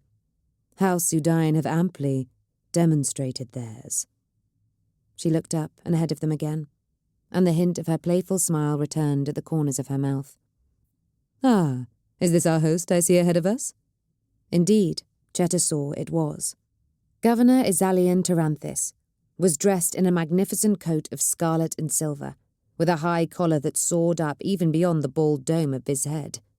Viz's chain of office sat proudly on Viz's chest, and V was holding court in front of the largest of the bonfires, with a gaggle of guests hanging on Viz's every word and laughing at appropriate moments. My lord and lady of Brabantis, Taranthis said, turning and taking a few steps towards them, with every appearance of delight, which could well have been genuine. Cheta had had little contact with Ver, beyond the occasional social function, and on the one hand their conversations had never been anything less than cordial. On the other hand, you didn't get to be the planetary governor of somewhere like Vorlisi without significant politicking ability, and Taranthis wouldn't look to anger a powerful navigator house without very good cause. Your Excellency, Cheta replied, bowing her head in what she hoped would be considered a respectful enough manner. What a wonderful place you have created for the evening, as ever. May the Emperor's light guide you. And you also, Taranthis said with a smile. And forgive me, your companion? Indrinian Vass, rogue trader, Vass said, making another curtsy. I have the honour to be the business partner of Lord Canivario Zudine, Your Excellency. Ah, yes, Taranthis nodded. Be welcome here, Lady Vass. Behind Ver, Cheta noted a ripple of interest pass through the governor's audience, disguised with varying degrees of success. One girl, on the end, was outright gawping, which was perhaps only to be expected. Rogue traders were a comparatively rare breed, after all, and somewhat romanticised by those who had not travelled amongst the stars enough to meet one. But there, in the middle, of course, were Jalamar and Mirandia. Jalamar wore a fully covering bodysuit, and his face was swathed in makeup, the better to reduce the scaly appearance of his skin. High-ranking socialites on a world as cosmopolitan as Vorlisi were unlikely to take offence at the minor mutations of a senior navigator, but a little grease to the wheels never hurt. Beside him, liquid reflections of flame washed across the dark lenses of Mirandia's eyeglasses. Cheta suppressed a smirk at the petty realisation that between bright fires and darkening night, her sister-in-law would be essentially blind. Speaking of Lord Zudine, Taranthis continued, and Cheta pulled her attention back to Ver. I wondered if I might have a few words with you both, and perhaps Lady Vass as well, since you're here. Of course, Governor, Cheta replied, deliberately not glancing at Vitariel. Such a request from the planetary governor was no request at all. Taranthis nodded gratefully, as though it had been, and turned to the rest of the nobles. Pray, excuse us for a moment. I will be back shortly. In the meantime, refreshments are being served in the orchard. The assembly broke up in ones and twos, as it dawned on them that they were being dismissed. Cheta caught sight of Jalamar's face as he turned to go, but couldn't read his expression. Was he angry at them, getting to be alone with the governor? Or was he happy?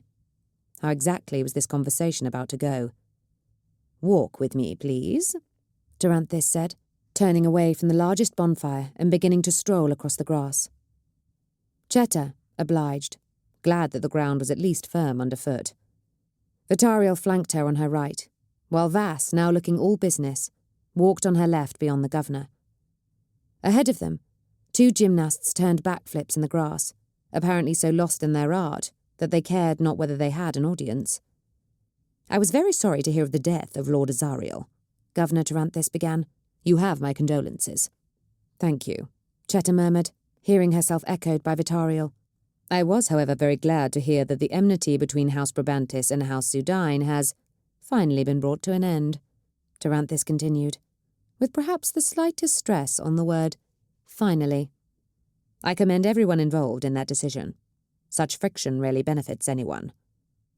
Cheta said nothing. She felt that praise was more for her than Vitariel, since she had agreed to Zudine's offer, while her brother-in-law was merely hashing out the details of it. But did Taranthus see it that way? A new bloom of light ahead signalled a fire-eater, a woman in a double-horned hat sending out great gouts of flame higher than the fires themselves. "But now, of course," Taranthus said with a sigh, "I hear of a new problem. This disagreement between House Brabantis and House Dakar. That won't involve any unpleasantness, will it?" "All disputes are unpleasant, Governor," Cheta replied bluntly. "However, House Dakar and ourselves have been very clear that there should be no violence employed." "That is good to know," Taranthus said, clasping Viz's hands behind Viz's back and frowning at the ground some 10 paces ahead. "And yet, Lord Dakar, having previously confirmed his attendance tonight, has returned his invite at practically the last minute." Viz's frown deepened. "He refused me. I've known Sen Uru for many years, and he is a man of many and varied characteristics. But not one of those, not one, is that of a man who had missed the feast of the Emperor's Ascension at the palace of the planetary governor. And so I have to wonder, what does he fear?" "Whatever he may fear, it is unfounded," Vitariel said hotly. "Sen Uru is the man who feels that insult has been given, Your Excellency. He laid out the initial terms of our dispute, and we have countersigned them. If you require a copy of the document—" "That won't be necessary," Taranthus said, waving Viz's hand dismissively. "I must trust that you and he will abide by your words. But I should tell you this. I respect the ancient autonomy of the Navigator houses and the great services you render the Imperium on a daily basis. However, I must think about the well-being of my own world. I have already spoken with Judge Arctos on this matter. I will not stand for violence or violent disruption that may endanger life or productivity. This world is still barely recovered from the predations of the despoiler. I won't have conflict initiated here again, not by our own citizens, no matter how small the scale of it. I will employ any and all forces I have at my disposal should I need to, and I will not be pausing to determine fault." V paused for a moment. "Or should I perhaps contact the Patanova? I find that there is nothing like the presence of true authority to swiftly settle a minor quarrel." Cheta moistened her mouth where it had dried a little. Taranthus could command the Volesian Hearthguard, and Arctos the full might of the local proctors and Adeptus Arbites. House Brabantis had considerable force of arms at its disposal, probably more than the governor realized, but enough to hold off the planetary defense forces and the Arbites? And even if they succeeded in that, such an act would make them outlaws, worse even than House Sudine had been. Taranthus could legitimately call in the Astra Militarum, or even appeal for aid from the Space Marines. As for the Patanova, that had to be a bluff, surely. Even a planetary governor didn't just whistle up a High Lord of Terror. But if Taranthus did, and if the Patanova listened, that could prove to be just as disastrous for Brabantis as open rebellion against Volesi. Cheta had no intention of coming to the attention of her kind's overlord unless it was on her terms. She should purge all of Azariel's Xenos curios from the vaults, and sooner rather than later. Best not to have such potential blackmail material lying around if Dakar was looking to make trouble, let alone if there was the faintest chance of the Patanova's agents turning up. You are aware, Your Excellency, Vitariel said tightly, that such a statement from you could be just the catalyst for violence from those who would benefit from ourselves and House Dakar falling from favour. If they were to make it look like part of our dispute— Of course I am aware of that, Lord Brabantis, Taranthus replied shortly. That is why I am not having this conversation with you in front of anyone else. V fell silent for a moment, as 4 acrobats tumbled towards them across the grass, in a riot of effortless-looking handsprings. Cheta frowned. They weren't changing direction. Down! Vash shouted half a second later, pushing in front of them all. At the top of a tumbling arc through the air, one of the gymnasts flung out a hand, and a glittering silver sliver streaked from it, directly at the rogue trader. Chapter 17. Shedding Light. The recaf was stale. The air was moist from captured breath and scented with sweat and the sickly ritual incense used to keep the cogitators functioning smoothly, and Deshelle Duvois hadn't slept properly for 3 days. She was sitting in an annex of one of the Brabantis Palace's main security suites, which had been turned into an investigative hub for the twin mysteries currently plaguing them. Who had been killing Brabantis navigators, and whether anyone with hostile designs on the planet of Orlisi might have arrived from the doomed Galamo Prime. Tekawa Yun looked even more tired than Deshelle felt, but the former administratum official was still doggedly searching through hours of picked feed footage with the small team that Lady Brabantis had assigned to him. They pored over their screens on the other side of the unit, painstakingly matching faces to names as they cross-referenced with the recorded arrival times and gate numbers. Deshelle had been studying her data slate, trying to get things into some semblance of order in her mind, when the door opened and Luke Crane entered. The head of security looked agitated, but that wasn't uncommon. Crane's emotions often bubbled near the surface. "Guess what I've just found out?" he said, sliding his large frame onto the bench next to her. Deshelle studied his face, noticing the ticks and tells. He was excited, yet also uncertain. "Go on." "There was a multiple murder a few days ago in a bar in the Mids called the Star Lounge," Crane said quietly, bringing up the details on his own data slate and setting it in front of her. "A grim little place, frequented by all sorts of gutter types. The news has been squashed heavily, and word is that it was gang-related violence, but I leaned on a few sources. The main word on the street is a false trail put out by someone with enough money or influence to get a lot of people to say the same thing. But not everyone." Deshelle frowned. "If you have most people saying one thing, and a few people saying another, then normally they're the ones who are wrong." "Not when the ones who are saying the second thing are people who are actually there," Crane argued. "My sources are solid. The people they've talked to who are at the Star Lounge say it wasn't a gang issue. There were gangers there, but they weren't involved. The whole thing sounds impossible. And here's the part that's relevant to us. 2 of the victims were navigators." Deshelle choked on her recaf and took a moment to get her breathing working correctly again. "Say that again," she croaked when she could get the words out. 2 navigators, Crane repeated. There was the hint of a tight grin at the edge of his mouth. He'd found something disturbing, it seemed, but potentially useful. In a dive bar in the Mids. There was a secret narc lounge in the back, apparently. 2 navigators in disguise and 1 bodyguard murdered in the lounge, plus the bar's owner, when she went charging back there to find out what was going on. But the room had only one way in or out. No one saw the murderer arrive or leave, and all the other punters were far too gone to have been the culprits. Half of them didn't even know it had happened. Deshelle set her cup down and scrolled through the information Crane had gathered. "Who are the navigators?" "We don't know," Crane said with a shrug. "The fact that they were even there at all has been clamped down on. Someone's been pushing the other story hard, presumably to drown that out. My money is on at least one other house trying to save face. All we can say is that they weren't ours, thank the Emperor." "And why were they in a bar in the Mids?" Deshelle asked, but her mind was already throwing up possibilities. The simple kick of experiencing the grime-encrusted life of the proles. Some sort of clandestine romance. Perhaps they were from different houses, or at least one of them was already married. Or even conducting their own intrigue in a place where they thought no one would look for them. When it came to the circuitous thought processes of navigators, the possibilities were essentially endless. Never mind.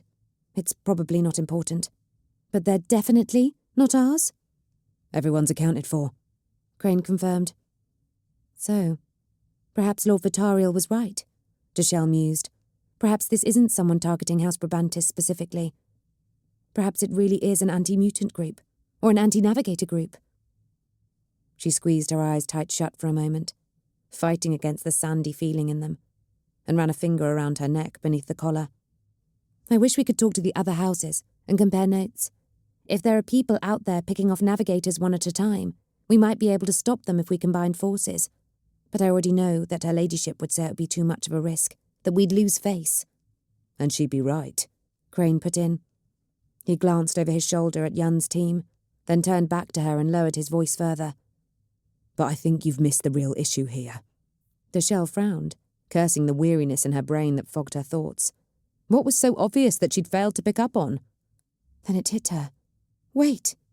You said that there was no obvious culprit, but the bar owner was killed when she went to investigate, so she disturbed the killer, and then they couldn't be found. Yes. Crane tapped a pict of a woman's body, minus most of its head, with a shotgun still held loosely in slack hands. This wasn't a murder discovered after the fact. Witnesses say this woman took up her gun and went through a staff-only door when there were sounds of disturbance, and got herself killed. By the time anyone else followed her in, all that was left were dead people and narc addicts. Someone had a picture on them, and got this. Auto pistol, Deshelle muttered instinctively. Crane nodded his agreement as she scrolled. What are you thinking? In and out through the air ducts? Could be, Crane said noncommittally. But we still haven't worked out how the killer got Avamar to the window, and I don't think there were air ducts near there. What if they were hiding in plain sight?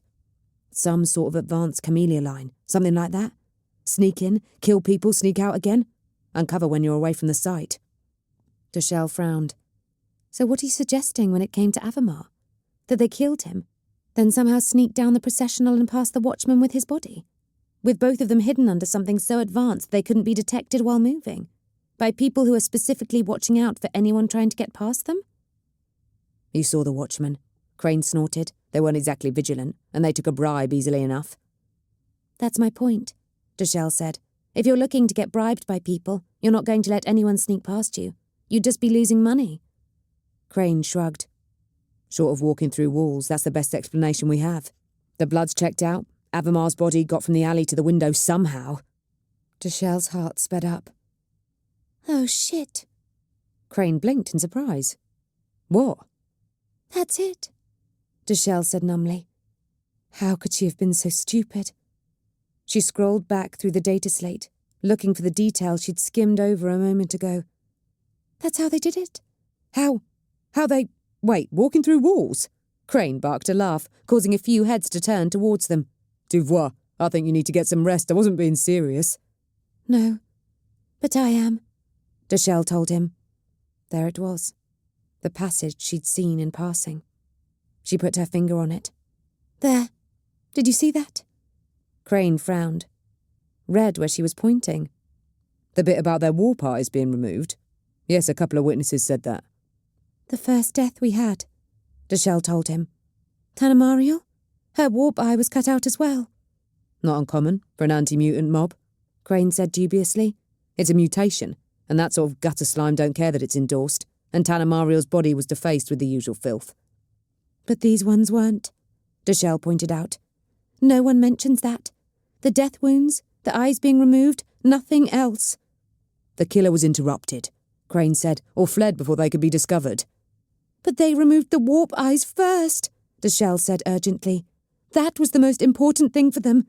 They didn't remove the eye from one and start going to work on the body, then get interrupted before they could touch the other. They took the eyes from both bodies and left them otherwise untouched. Crane wrinkled his nose, considering. So what are you saying? That it's not the same killer as the person who did for Tanamariel? I'm saying that the defacing of Tanamariel's corpse was probably a smokescreen, Deshelle said. It was the eye that was important. Tanamariel's gets removed, and anti-mutant screeds are cut into her flesh. These two mystery navigators are killed, and their eyes are removed. Zulantis was burned to death, and I'm willing to bet that no one looked too closely at any of his eye sockets to see what was left in there, and Avamar was tipped into the river. 5 navigators have been killed.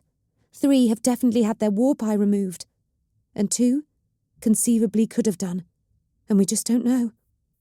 All right, Crane said. He was clearly following her logic to an extent. But how does this relate to someone walking through walls? This is ritual activity, Deshelle said, chewing her lip nervously. She was walking a very fine line here. People who kill for themselves, not for hire or self-preservation, have routines. They do things the same way. It might be the same method of murder or the same method of disposing of the bodies or something. The only constant here is the removal of the warp eye. This means something to whoever is doing this. This is the most important thing, possibly more important than the deaths.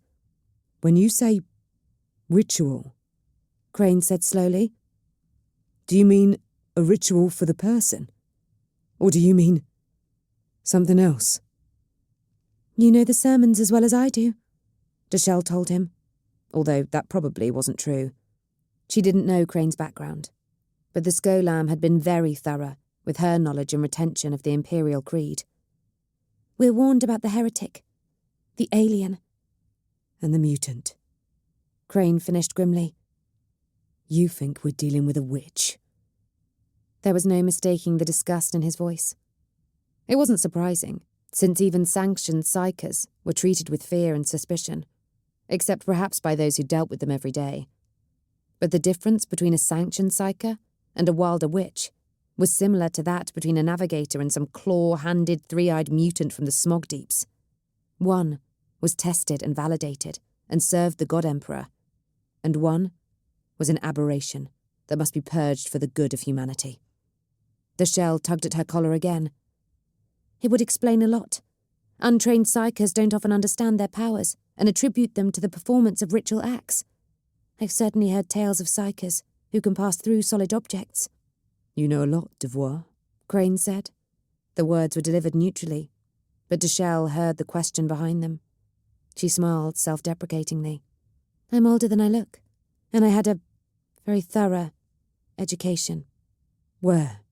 The word was a touch too sharp and too isolated to be merely a casual question asked by one colleague of another. Deshelle kept her smile in place. A little place you've probably never heard of, and which I don't like to talk about. Her ladyship knows the details, she continued, when Crane opened his mouth to reply. I'm sure that she'll tell you, if she wants you to know. Crane's eyes narrowed, but after a second he nodded and dropped the subject. Very well. So if we're dealing with a witch who can walk through walls, why haven't we found more navigators dead in their beds? Security in here is tight, Deshelle pointed out. You're good at your job. It would be far easier to ambush a navigator out in the city. Only if you know where they're going, Crane grunted. If you can get in here, you have victims to choose from. Deshelle looked at him, while her mind raced on. So perhaps they did know. Crane's brow furrowed. What? You're right, Deshelle said, and as she uttered the words she knew that he was right. There's 70 million people in Ascension City. If you think navigators are being targeted by anti-mutant groups, then yes, you could say that perhaps each one of our 3 ran afoul of a different group by bad luck. But if we think that all 5 murders we know of were committed by the same individual... Then there has to be a data leak, Crane finished. Someone who knew where and when the navigators were going to be outside our walls. Heretics band together in groups, Deshelle said urgently. They form cults, Luke. That's how they survive. That's how they corrupt others. She cast a quick glance over at Yun's team, then leaned in close to the big security chief and lowered her voice to a whisper. We've got cultists inside the palace.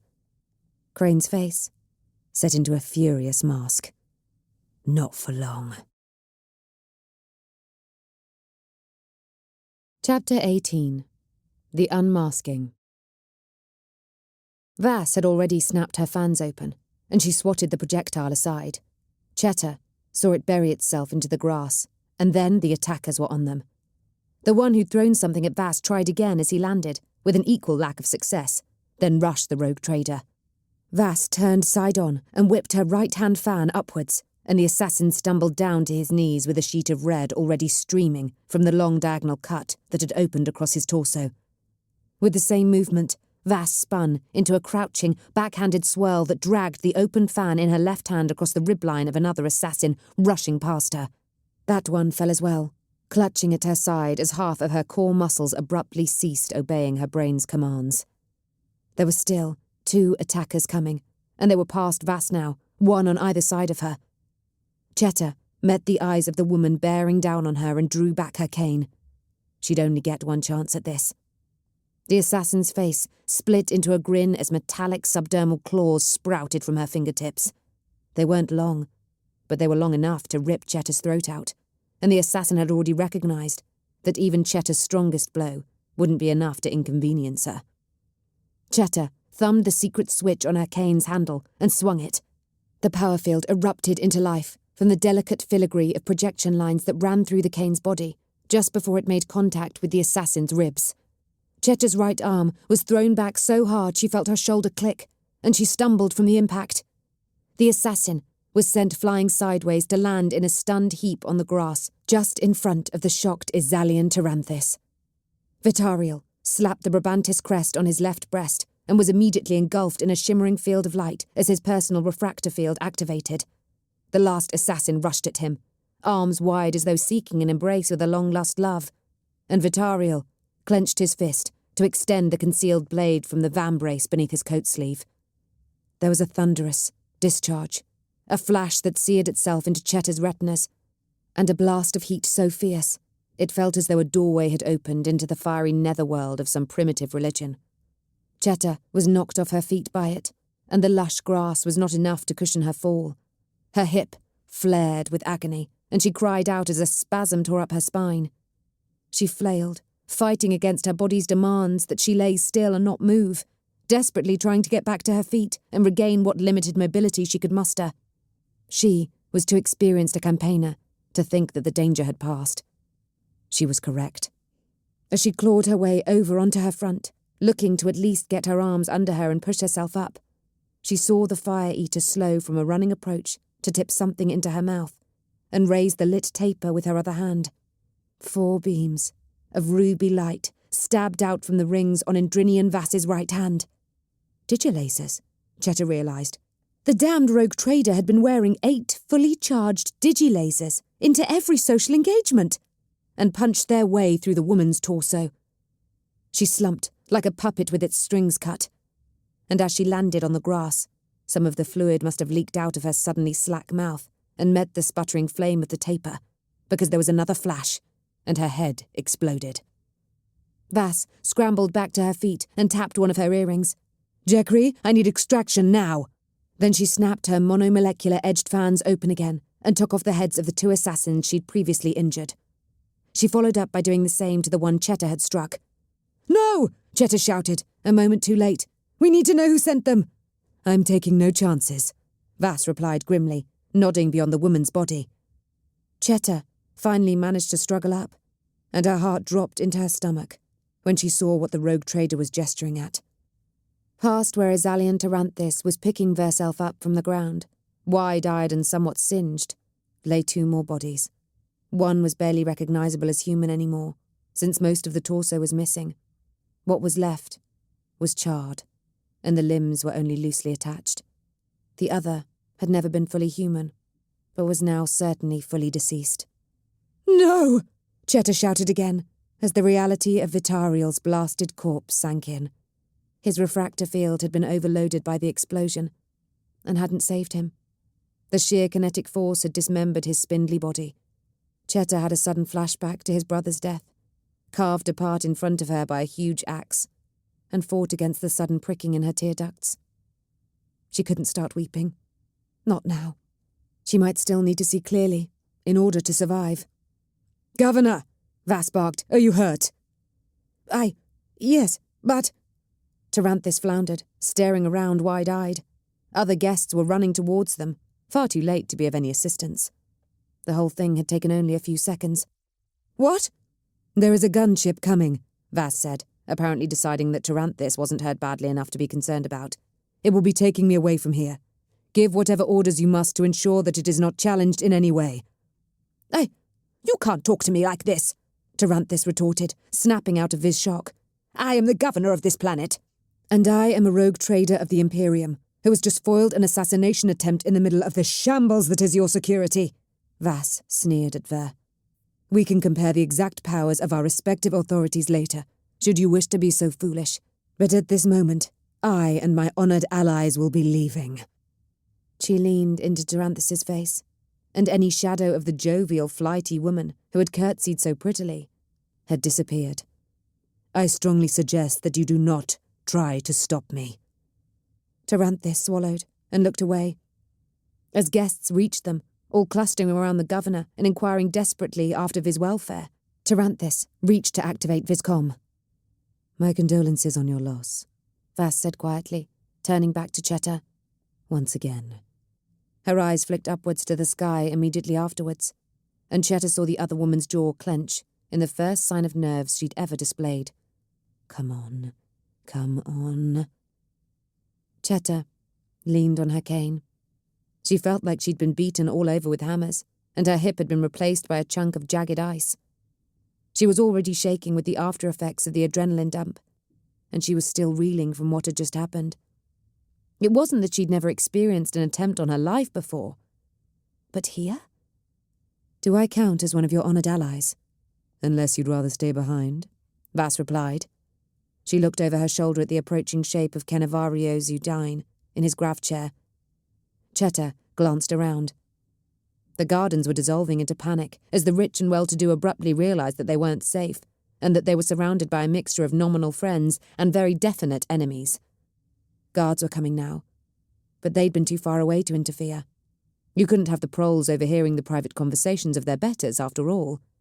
And if someone had got to the entertainers, who could say they hadn't got to the guards as well? "I accept," Cheta said. Running lights hove into view in the sky above, blinking as the craft banked through the air. She heard the whine of its engines a moment later, just as other guests started to notice it. There were screams, and the general chaos around them increased as most people changed from hurrying towards the disturbance to fleeing from it. Cheta saw Jalamar and Mirandia in the group nearest to the governor. Jalamar was looking up at the sky in slack-jawed shock. Searchlights snapped on, racing over the grass until they lighted on Vass's tall figure. The rogue trader waved, and the craft began to descend vertically. It was a gun cutter, Cheta now saw. An armed shuttle, capable of entering and leaving planetary atmospheres. She briefly wondered exactly what sort of clout Vass had to be able to get one of those flown around Ascension City's airways as she chose. But the answer was fairly obvious. No one who'd be concerned about it had the sort of standing necessary to challenge a rogue trader on exactly what right she had. The downdraft was so powerful that Cheta began to wobble where she stood, and it was only Vass's firm grip on her left shoulder that kept her properly upright. The noise was incredible as well, but just as the whining howl got so loud Cheta thought her ears were going to explode. The engines died down, and the gun cutter settled onto its landing skids. "Everyone out," Cheta heard Vass say through the ringing in her ears. "We need to clear up." The boarding ramp descended, and 4 figures emerged with a variety of gaits. First came Fel, the big ex-guardsman with a bionic arm, striding out with a face like thunder and wielding a bolter flamer in the middle of the governor's palace as though he were disembarking into a war zone. Next came an equally large man in ornate carapace armour that had been coloured a regal dark blue and bore crossed golden swords on the breastplate. He had a storm shield strapped to his left arm and a long power blade belted on his left hip. Behind him was the small, red-robed shape of Seth, the engine seer who'd been with Fel at Azariel's wake. Finally came a bald, bearded man in the robes of a sanctioned psyker, carrying what looked to be a force staff. "Get the bodies inside," Vass ordered with a snap of her fingers, and her minions hurried to obey. She looked past Cheta as Belisarius Cawl arrived, the smooth movements of his throne strangely at odds with the human jerkiness on display everywhere else. "My lord, we are taking our leave." "Travelling with you is never dull, my lady," Zudine remarked in his leaden voice. Then his face fell in shock as Fel bustled past, with Vitariel's upper body clutched in his arms. "Throne of Terror. Lady Brabantis, I am so very sorry. You have my I neither want nor need your condolences, Cheta snapped, turning her face away as Seth struggled past her with the rest of her brother-in-law's body. By the Astronomicon, Vass! Would it kill your men to show some respect? Possibly, Vass replied, looking over her shoulder again. She was checking the perimeter. Cheta realised through her anger, Vass still didn't feel safe. Respect can wait until we're away from here. You can't take them! Taranthis shouted, as the man in carapace began hauling an assassin's corpse up the boarding ramp, although Vi didn't make any move herself to stop him. I demand to inspect the bodies. I killed them, I keep them, Vass retorted. She surveyed the area of the short-lived fight once more, then nodded. We're done here. Everyone on board. She half-turned to look down at Cheta. If you still wish to come, my lady? Cheta wavered, but she had no real options. Vitariel's body was on board the gun cutter, and to stay would leave her alone. Taranthis wasn't looking too pleased either, and Vi's recent promise of indiscriminate retribution for any hostilities was still fresh in Cheta's memory. I'm coming, she said, forcing herself up the ramp and staring lasbolts at the back of Zudine's grav chair as he glided up in front of her. The gun cutter's main hold was a well-ordered place, even as Vass's men broke out corpse webbing to wrap the bodies in. It was neat, almost sterile.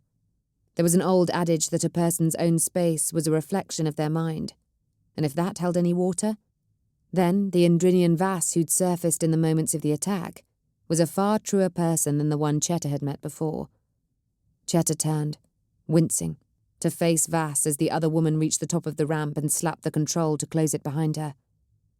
Take us up, Jekri, Vass declared into her earring, which was clearly a disguised comm bead. She looked at Cheta as she continued instructing her pilot. Take us to the Brabantis Palace. Something snapped inside Cheta as the gun cutter lurched upwards. No! Vass raised an eyebrow. No? Behind her, Cheta heard the soft sounds of bodies being wrapped in fabric come to a halt. She was on the edge of she knew not what. But she was tired and upset and angry and in pain and completely past caring. You are not setting foot inside my family's home again until I get some answers, Cheta declared, glaring up at Vass. This is curious gratitude for saving your life, Vass remarked. I saved my life, Cheta snorted. You saved your own and didn't act fast enough to save Vitar. I owe you nothing for that. The corner of Vass's mouth twitched, but the rest of her face gave no clue at all as to her feelings. Very well. What answers do you think you're entitled to? Vass had dropped all honorifics, Cheta realised. There were no my ladies, no Lady Brabantis. They were past the dance of courtly politeness and into something new altogether. She just had to hope she knew enough of the steps. I sent out some messages via our astropathic choir the night after I first met you, Cheta declared, sticking her chin out, to a contact of mine who sits rather high up in the administratum in the Exiniad sector. And last night, I received a reply. Vass's face gave nothing away, but that, in and of itself, told Cheta something. The rogue trader was waiting for the next sentence before she responded, which meant she wasn't fully at ease with where the conversation was going. I'm sure you're aware how hard it is to get a clear message through the warp, Cheta continued. Even the best astropaths struggle at times. But please believe me when I say that House Brabantis has the resources to get the very best. The question I asked was not a complex one, and the reply was simple. I can be absolutely certain when I tell you this. According to my source, who has access to all the records they would need to answer my query, no new rogue traders have been created in the Exiniad sector for the past 20 years, as Terra measures it. Deathly silence filled the hold, save for the thrumming whine of the craft's engines. In fact, Cheta continued, there are no rogue traders by the name of Vass at all based in the Exiniad sector, and so far as I can tell, there never have been. She winced as her hip and back complained at her, but gritted her teeth and remained standing. What there have been are quite a few deaths that I'm aware of in Ascension City, that roughly coincide with your arrival on Vorlisi. Most recently, that of my brother-in-law. So, my lady, Can you give me one good reason why I shouldn't inform Governor Taranthis that the arrogant rogue trader who just called down her armed transport into the middle of Viz Palace is in fact nothing of the sort? Vass said nothing for a few long seconds. Then she raised her eyebrows and pursed her lips. Well, the one that first springs to mind is that you are very much alone here, with my crew and me. Pah! Cheta spat. Firstly, every noble worth a damn on this planet saw me get into this craft with you. They don't all have my best interests at heart, I'll grant you. But if I don't return home, then the culprits couldn't be more obvious. And secondly, I'd already set down what I knew before I went to the party. If I don't return, my factors have instructions to deliver messages to Governor Taranthis, Judge Arctos, and certain other notables. Vass nodded slowly. I knew you were intelligent and resourceful, Lady Brabantis, but it seems that I still underestimated you. That's a shame. I do hate being wrong about someone. She raised her left hand between them, and with the other, reached towards the ring on her middle finger. Killing me with a digilaser won't make what I know go away, Cheta warned her. But Vass just chuckled. Cheta, you have no idea what I can make go away, if I want to. She twisted the setting of the ring, and the gem within began to glow. However, instead of discharging a one-shot blast of supercharged light, such as had slain the fire-eating assassin, it sent up a flickering light display, a revolving hololith of a 3-barred capital I. Chetamande Brabantis, Vass said. Her voice seemed to come from a long way away. Cheta was staring at the hololith, in horror, transfixed. The reason you could find no mention of rogue trader in Drinian Vass is because the woman is a total fiction. Please allow me to introduce myself. My name is Zaretta Nagiri, and I am a loyal member of His Divine Majesty's Holy Inquisition. Chapter 19. A Shot in the Dark. Why didn't you just call them in? Deshelle asked. It had been a while since she'd had a las pistol strapped to her right hip, but the weight of it was comforting as they hurried along the richly carpeted corridor, flanked by miniature Turrican palms, with their constantly moving yellow-green leaves. If you'd been passing information to someone outside who was using it to kill navigators, and you were called in for a non-routine briefing by the head of security, would you go? Crane pointed out. He wore a bolt pistol, and the wolf was mag-clamped across his carapace backplate. I'd have an escape plan if it were me, and I don't want to bet that we can predict it. It was a fair argument, Deshelle conceded. Luke had called up staff rotas and had hastily analysed which servants had access to all of the navigators who'd been killed so far. Tanamariel, Zulantis, and Avamar du Choi. And who, therefore, would have been able to communicate their comings and goings. For the moment, they were working on the hope that there was a single culprit. If each victim had been sold out by a different servant, then the odds of tracking down those responsible were minuscule. The halls of Brabantis Palace were quieter than usual. They were down to a skeleton staff, due to most of the servants being given leave to celebrate the feast of the Emperor's Ascension.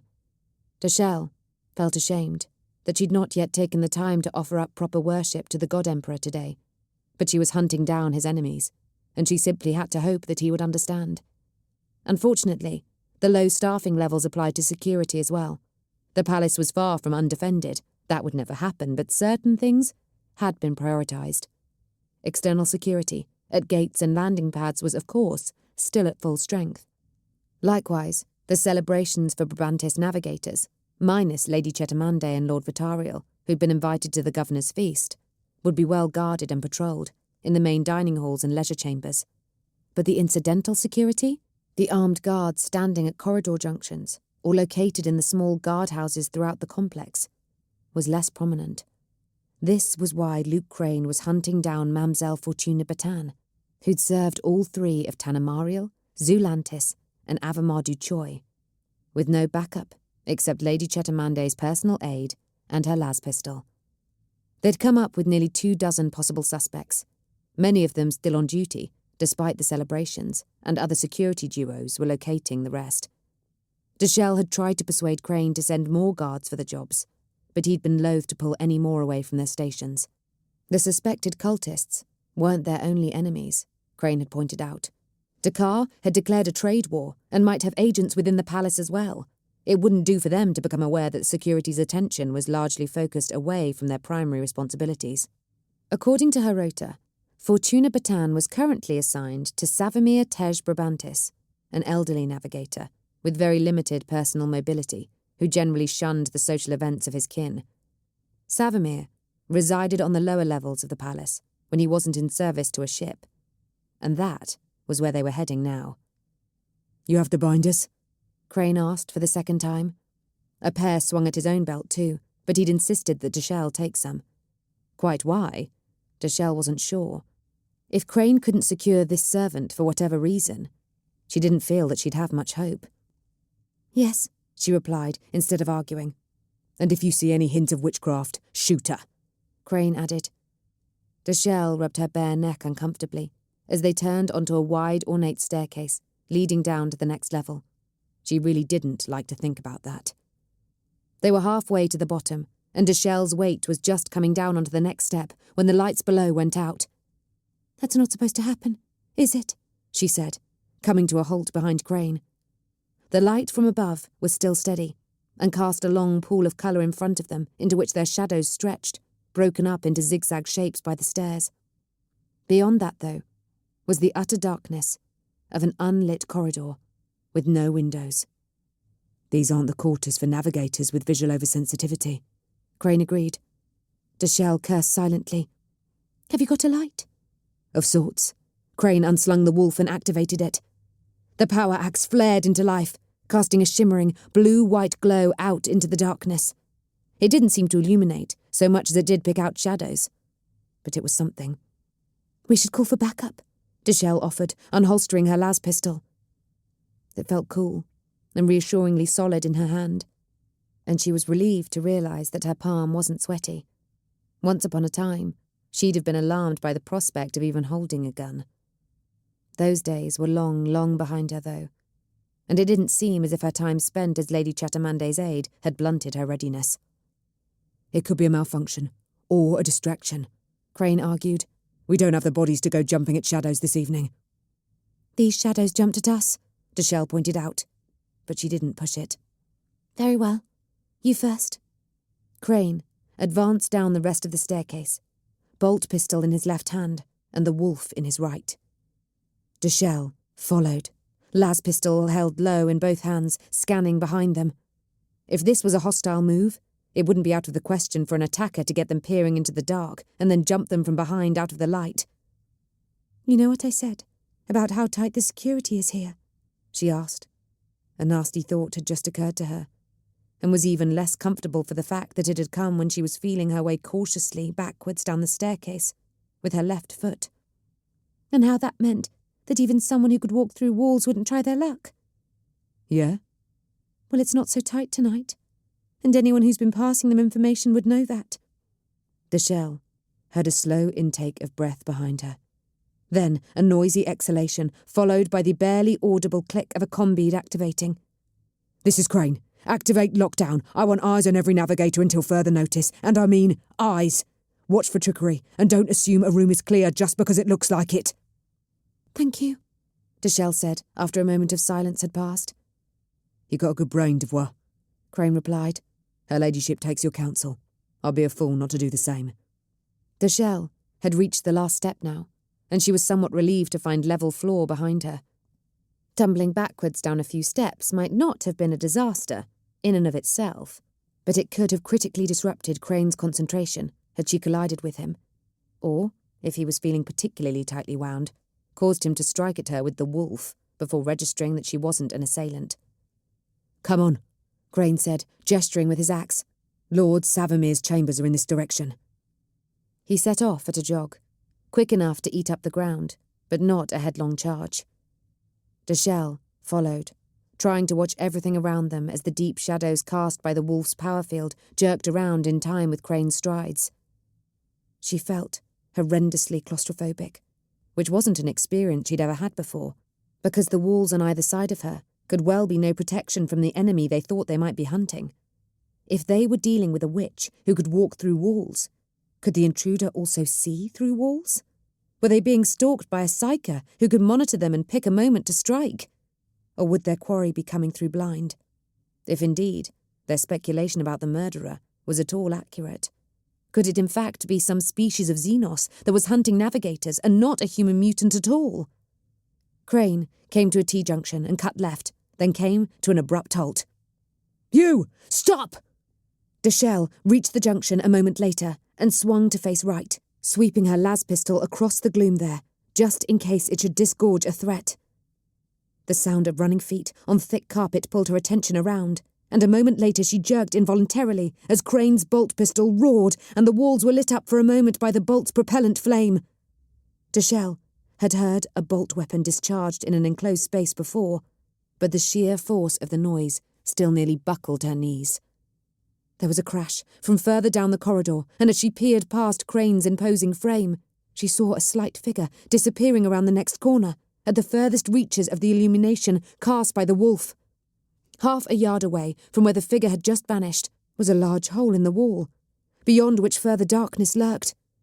Closer to them, the carved and gilded door of what had to be Savamir Brabantis' chambers stood ajar.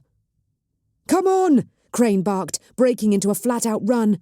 Deshelle did her best to keep up, but the head of security was moving quicker than anyone she'd ever seen. "Is it the killer?" she called at his receding back. By the Emperor, she didn't want him to get too far ahead and leave her alone and in the dark, away from the light of the wolf. "It's Betan!" Crane shouted. He'd reached the next corner already and was going so fast he actually jumped up and took 2 quick steps along the wall on the far side, bounding off to continue his pursuit with a minimum loss of momentum. He disappeared around the corner, and so did the light of his axe. Deshelle gritted her teeth and tried to speed up, even though her brain was whirling. Should she go back and check on Savamir? But his chamber had looked pitch dark as well, and if there was a killer close by, then she'd be better off sticking close to Crane, if she could. She skidded around the corner, giving brief thanks for the thick carpet that actually afforded her some traction, rather than the polished wood or stone that was favoured in some areas of the palace, and stumbled to a halt just before she collided with Crane's broad back. He was only a few paces past the corridor junction, and standing over a sprawled body. "You got her?" Deshelle asked breathlessly, covering the body with her las pistol just in case. "Not I," Crane said, his voice heavily weighted with unease. He leaned low over the body, bringing the wolf down in close proximity to it to maximise the illumination the weapon could provide. His head and upper body was directly over it, lighting him up in the cold blue-white and casting a deep shadow onto the ceiling. He reached out with the muzzle of his bolt pistol and prodded Betan's head, which lolled limply. "Broken neck? But how?" Deshelle recognised the sudden surge of nausea that rose up within her, a split-second warning of danger. "Look out!" she screamed, not knowing what she was warning of nor from where it was coming. It dropped from the black morass of shadows that hid the ceiling and plunged a glowing power blade of its own into Crane's back. The head of security threw himself to one side, but the knife still sheared through his carapace armour and bit deep, just to the left of his spine.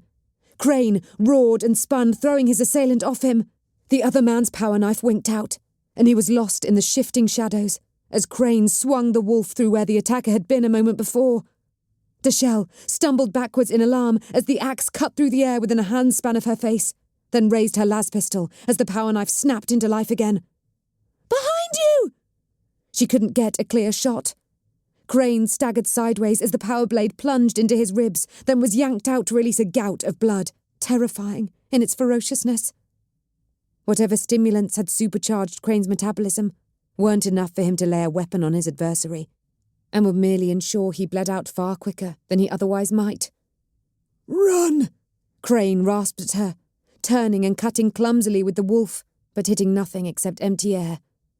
He raised his bolt pistol and fired wildly as he staggered in a circle, sending bolts into the ceiling and the walls.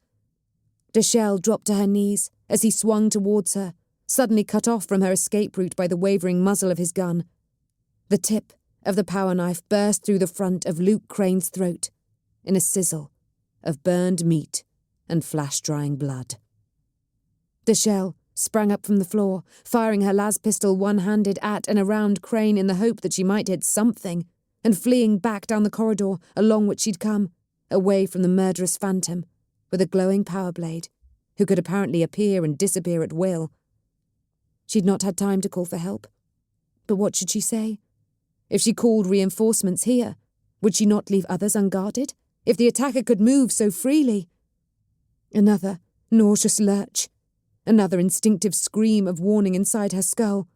She dived forwards and rolled as she'd been trained to, just as a blue-white power knife flashed into life and slashed through where her head should have been. She didn't stop to gape at the impossibility that someone who'd just been behind her had got ahead of her. Didn't stop to shoot. Just kept running as she heard a snarl of apparent frustration. Luke Crane had tried to fight this killer, and he died. She wouldn't stand a chance, gut warnings or no. The blue-white glow of the power blade snapped out again behind her, just as she turned into the first corridor where the lights had gone out, with the still-lit staircase at the end. She accelerated, expecting at any moment to feel a searing pain in her spine, or see a knife-wielding silhouette lunge from the walls at her, with her intuition abruptly and fatally silent. Chapter 20. The Holy Ordo. Cheta couldn't say anything for a few seconds, while her brain desperately tried to recalibrate itself. Then she turned painfully on the spot away from Nagiri's calm expression, which was underlit by the dancing hololith, until her gaze landed on Kenavarios Udine in his grav chair. The cadaverous old navigator looked utterly unsurprised. "You!" Cheta spat, pointing at him angrily with the hand that wasn't clutching her cane. "You knew!" "I knew," Zudine confirmed, in that sonorous voice of his, with an acknowledging dip of his head. "Lady Nagiri identified herself to me, and requested that I aid her disguise as a rogue trader. I was, of course, only too happy to be of service to His Imperial Majesty's Inquisition." "I did tell you that House Zudine had demonstrated their loyalty," Nagiri commented from behind Cheta. "I didn't say that it was to the Emperor, not to me personally. Although, of course, in real terms, that's the same thing." "So why?" Cheta demanded, rounding on Nagiri again. "Why the pretense? Were you pulling the strings all along? Why did you insinuate yourself into my family's home?" "The Imperium has many enemies, Cheta, within and without," Nagiri replied. "Some Inquisitors concern themselves with the within, and hunt down heretics, mutants and witches. I deal with the without. I deal with the alien. Everywhere humanity goes, barring freak warp phenomena or occasional blasphemous Xenos tech, navigators go too. You're more widely spread than any other group within the Imperium, even the Administratum. Virtually any time that humanity has contact with an alien civilization, a navigator is present. And the alien can be so subtle. Cheta. Eldari minds." The Inquisitor's words trailed off, and she shook her head. "They play regicide over millennia, while we bet on coin flips. Any Xenos adversary with insight into our society wouldn't take on our armies. They'd attack our infrastructure, disrupt the supply chains, leave planets starving and weak, or prime for corruption by an alien bearing food and friendly worlds. Your late husband was fascinated by the Eldari, wasn't he?" Cheta's throat tightened, to the point that oxygen was suddenly something of an issue. "That wasn't a question," Nagiri continued levelly, although she seemed to be waiting for a response. Cheta forced her neck muscles into a nod. "Yes, he had a burning curiosity in that regard." "Not one that you shared?" The tightness in Cheta's chest eased very slightly. She felt back on safer ground here. "Not in the same manner. I saw action against a couple of their raiding parties in the Pacificum fleet, and any fascination tends to burn away quite quickly when something's trying to kill you. Azariel was a civilian. He'd never fought them. Nagiri nodded slowly. And the various relics that he managed to acquire during his life? Emperor on the throne, how does the woman know about them? Cheta bared her teeth in a humorless grin. Would you believe me if I said that they made me very uncomfortable, and that I'd intended to dispose of them as soon as I felt it would not be seen as callous? Perhaps. Nagiri tapped her lips with a finger. Is it fair to say that you disagreed with your late husband's views of the Eldari? We disagreed on a number of things, Cheta pointed out, including, as you witnessed at his funeral, the marriage arrangements for our children. Is that why you had him killed? Ice gripped Cheta's heart. She opened her mouth to protest, to demand that Nagiri provide some proof of her allegation. But it would serve nothing. An Imperial Inquisitor needed no proof. Their authority was essentially limitless, although they presumably had their own hierarchy. However, since no other, more senior Inquisitor seemed likely to pop up in Nagiri's gun cutter and come to Cheta's defense, that was something of a moot point. I have very little doubt that you arranged for your husband's death on Necromunda, Nagiri said flatly. And quite frankly, if you did that on your own, then it's the concern of the Arbites, not me. You're an intelligent and capable woman, and would presumably have a plan to assume power with the minimum of disruption. Cheta had to try twice before she could form words. You're telling me that you think I killed my own husband? And you're fine with that? If it was your plan, Nagiri said. She leaned a little closer. Your husband's death had the prospect of throwing all sorts of things into utter mayhem if someone didn't assume control soon afterwards. The disruption to House Brabantis, the inevitable jockeying for position amongst the other houses, it could have had a huge impact on the operation of the Imperium, in this sector and beyond. Without reliable service from the Navis nobility, the Imperium would fall apart. We'd go back to the days of old night and be picked off by whatever Xenos warlords fancied taking a bite. She shook her head. I've had my eye on the navigator houses of Orlisi for a while, Cheta. Thanks to some disturbing trends in Xenos goods that I've become convinced are passing through here, I needed to make sure that you were acting of your own accord. Cheta stared at her. Of course she had been. Hadn't she? Was it possible that some malicious agent had guided her hand? Had played on her unease with Azariel's choices and her opposition to his plans for their children, to ensure that she attempted to supplant him and thereby throw everything into turmoil? Truly, I believe that I was, she said soberly, reflecting how unlikely it was to be hoping that an Inquisitor would believe her, when she said she was acting entirely of her own volition when she planned to murder her husband. Azariel was a good man in many respects, and skilled, but I disagreed strongly with some of his choices. And as for the marriages, I spoke truly at his funeral. Dakar is heading for shadow and pain, but Azariel was too concerned with our political gains to care what that meant for our children. The Tarot's warning was too clear to ignore, and I may be a three-eyed mutant, but I still accept the Emperor as the guiding light of humanity. I refuse to believe that any Xenos could have corrupted that. Nagiri pursed her lips. Perhaps I place too much trust in my ability to judge character, but you don't strike me as a person easily influenced by others, Cheta. Perhaps I can, for now at least, take your words at face value. Cheta released a breath she hadn't realized she'd been holding. Besides, Nagiri added, we have other, more pressing concerns. We do? Well, there's the matter of Galamo Prime, for one, Nagiri said, and the possibility that whoever managed that particular atrocity might have similar designs on this planet. Don't look so surprised, she continued. I am an Inquisitor after all, and you gave a statement to the Arbites. I was hoping you'd stay out of it after that, but it appears you are as persistent as you are perceptive. How is good Sire Yun? Garrett adhered to my instructions not to engage you, but it appears he neglected to pass those instructions on to his underlings. Cheta shook her head in disbelief. She thought herself mentally adept, but it was hard to keep up with Nagiri's parade of revelations. It was you who removed the data files and broke into Yun's old hab. Actually, it was my associates, Nagiri corrected her. Perhaps it's time for you to be introduced properly. She stepped past Cheta, who turned to follow. At least the pilot was keeping the gun cutter steady. One sharp bank and Cheta would be on the floor. Aberfeld Ascaris, Nagiri said, nodding at the grizzled ex-guardman with a bionic arm.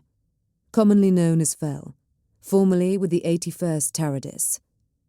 My lady, Fel said gruffly. Seth Lenson, student of Mars, Nagiri continued, and the deep red cowl of the engine seer bobbed in acknowledgement. Carmine is a telekine of the Scholastica Psychana, and Davis of Rawle is my sworn shield. The bearded man with the forestaff described a solemn bow, while Davis, bald-headed and sporting a ferocious moustache, splayed his fingers together in what was presumably some sort of greeting gesture from his culture. Cheta studied him for a moment. She knew enough about weapons and armour to realise that he bore the very finest, and suppressed a small smile. Did Zaretta Nagiri, after her own talk about how widespread navigators were, truly think that Cheta didn't know what a crusader was? It was quite charming, the things people thought they could hide from the ones who piloted them through the stars. She was tempted to make a deliberately casual offhand remark about it, but restrained herself. She'd already got away with spoiling an Inquisitor's secret once this evening. Twice might be pushing her luck. So, Galamo Prime, she said. It was sobering, not to mention a little disconcerting, to realise that Nagiri apparently thought her suspicions were correct.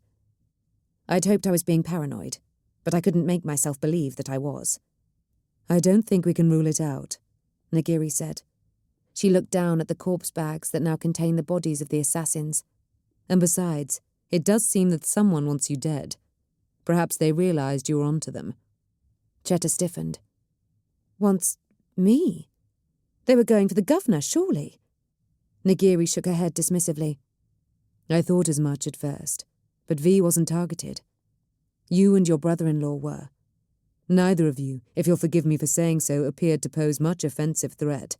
They didn't need to neutralise you to get to Taranthis. The only reason to attack you was if you were their true objective. She leaned down and picked a cuff up from the deck, turning it over in her hands. Looking closer, Cheta could see that it was designed as a decorative item, but the beautiful lengths of crystal that adorned it were clearly twins to the ones Nagiri had deflected with her fans. It must have been taken from an assassin's body before they were packed away. Saludo shards, Nagiri said, studying it. Xenos origin. They're shavings of cultured crystal, incredibly toxic to humans and most other life with anything like our chemical makeup. Quite rare. The source seems to be somewhere in segmentum obscurus, but I've yet to ascertain exactly where, or which warp-blasted grox-fondlers are trafficking them. She looked up at Cheta, who got the distinct impression that the other woman's gaze was weighing, measuring, and categorizing her anew. These aren't cheap, Nagiri said, holding the cuff up, and they're not easy to find. Whoever hired these killers had considerable resources, in terms of both finances and contacts, and had no compunctions about using them to try to kill you. The face of Sen Urudikar swam up into Cheta's forebrain. Considerable resources? You mean, such as a navigator house? This is the sort of filth that I've been tracking, Nagiri agreed. I had wondered if Brabantes was responsible, given Lord Azariel's leanings. However, he's now dead, and the assassins who bore these killed Lord Vitariel. I might have suspected you, but you'd have to be the greatest fool in the sector to stage an assassination attempt on yourself with Saludo shards involved. I can assure you, Cheta told her bitterly, I had nothing to do with Vitar's death. Seth, look over the rest of their effects and see if there's anything that can give us a firmer lead. Nagiri instructed her engine seer. It's unlikely that we'll find out much, she added, addressing Cheta again. Anyone who can pay for Saludo shards can pay for operatives professional enough to leave no clues as to who hired them. Still, it's worth a try. Of course, there is every possibility that this was completely unrelated to whatever may have happened to Galamo Prime, Cheta said. She smiled, without much humour. One of the advantages of being such a prominent citizen of the Imperium is that there is never a shortage of suspects for an attempt upon your life, no matter how outlandish. Perhaps we should compare notes, Nagiri said dryly. The opportunity to swap stories with an Imperial Inquisitor? Cheta snorted in amusement. I might take you up on that, if I thought you meant it. I was not speaking wholly in jest, Nagiri replied, although I was not referring to how outlandishly we may have cheated death. I have resources, but so do you, and different ones at that. The fate of Vorlisi is of concern to us both. I could theoretically commandeer your staff, but I prefer to keep my true identity hidden where possible. I have satisfied myself that you are no enemy of the Imperium, and I find that allies are more useful when they don't consider themselves to be under duress. She proffered her hand, long and slim. Lady Brabantis, I propose an alliance between us, with the aim of determining what happened to Galamo Prime, and whether or not the culprit or culprits have made their way to Vorlisi. Cheta looked down, then up into Nagiri's face. If I shake that, there's no chance of your rings firing accidentally, is there? That hand's already been used up, Nagiri replied, with no hint of a smile. Very well. For all her talk of no duress, she made clear she's perfectly capable of imposing her will if I refuse. An alliance, then. Cheta reached out and gripped the Inquisitor's hand in her own, feeling a certain thrill as she did so. Ever since she'd been a slip of a girl, the Inquisition had been a threat hanging over her head. A shadowy, remorseless group of fanatics, so blinded by hatred that they sought any excuse to persecute the navigator houses, no matter how loyal they were to the Emperor. And indeed, Cheta still had no doubt that many Inquisitors and their retinues did indeed fit that description.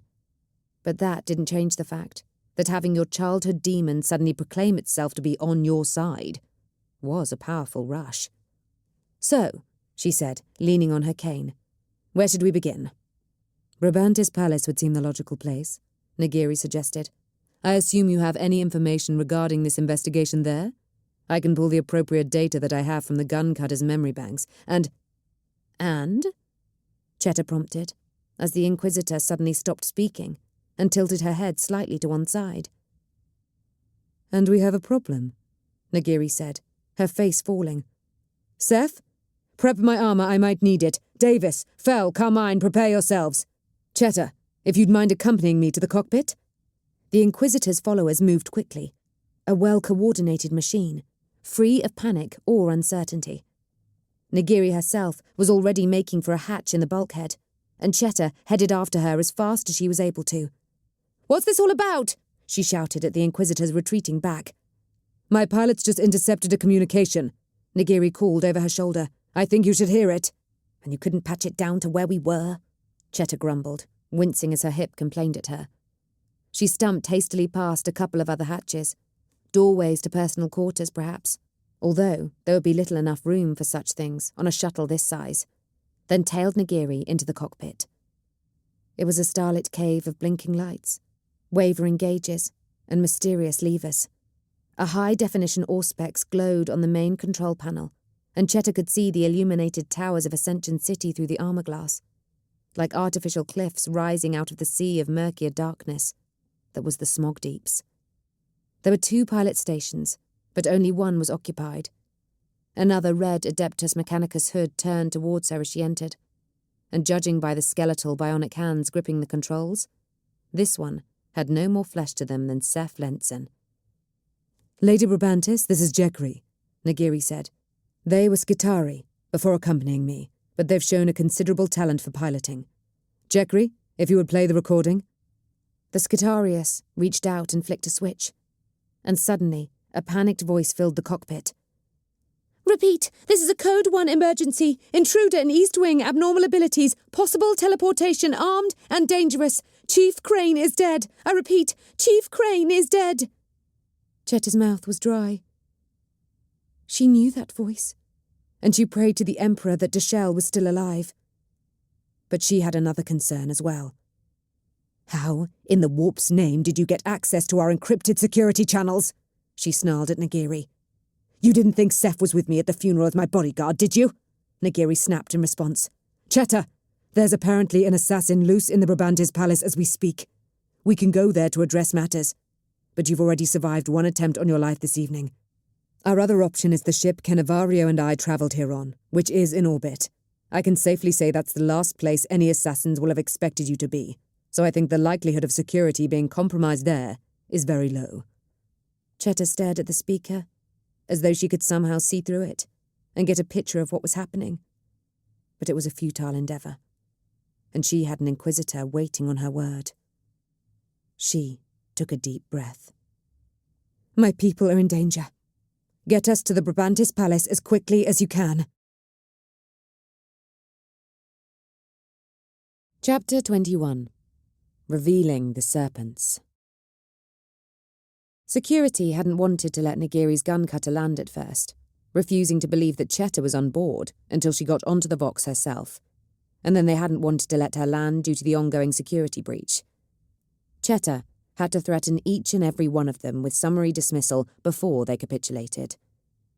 Now she hurried towards the security control centre as fast as she could, with a loose screen of house troops ahead of her and behind her, and the imposing, armoured shapes of Zaretta Nagiri and Davis of Rawle to her right and left respectively. My lady! It was Deshelle, hurrying towards them and fiddling with her ebony metal choker. My lady, you shouldn't be here. Vitariel's dead, Cheta snapped, without slowing her pace, and I'm only alive thanks to Lady Vass. Nagiri had requested that her identity stay secret for now, and Cheta was willing to oblige.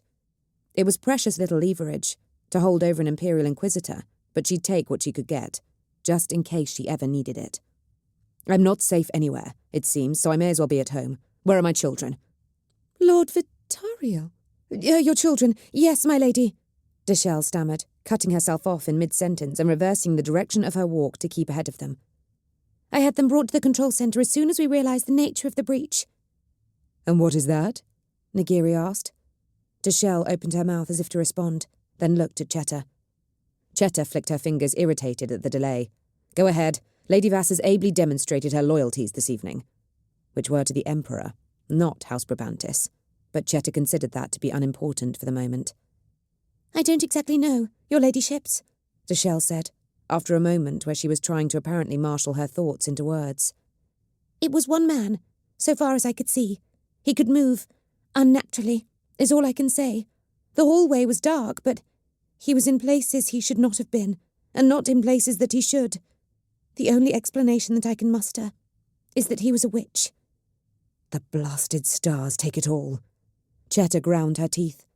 Witchcraft was a popular explanation for the mysterious or sinister amongst the lay people of the Imperium. But Deshelle was bright, well-educated, and distinctly lacking in superstition. She wouldn't make such a statement without reasonable evidence. Is the intruder still at large? She demanded. They'd reached the main security centre now, and the thick plasteel doors swung open to admit her party. We don't know for sure, Deshelle admitted. We have teams searching the building, but how can we declare an area as clear when we think he can move as he pleases? The vaults. The thought struck Cheta like a warp storm front. The chambers beneath the palace where the elders of Brabantis, those navigators too racked by catastrophic mutation to leave anymore, languished in luxurious isolation, and where the disastrous genetic byblows of failed marriages were examined by the house's gene scholars, the strands of their identities and very existence teased apart to understand what went wrong and why and how to avoid it in the future. If the intruder reached the vaults, the house itself could be as good as lost. They were sealed and guarded so tightly that most foes would require a small army to get in. But a single man who could teleport would have little trouble in gaining access. The security measures inside might give him pause. But then again, they might not. Brabantis' only hope was that the intruder wouldn't know of them.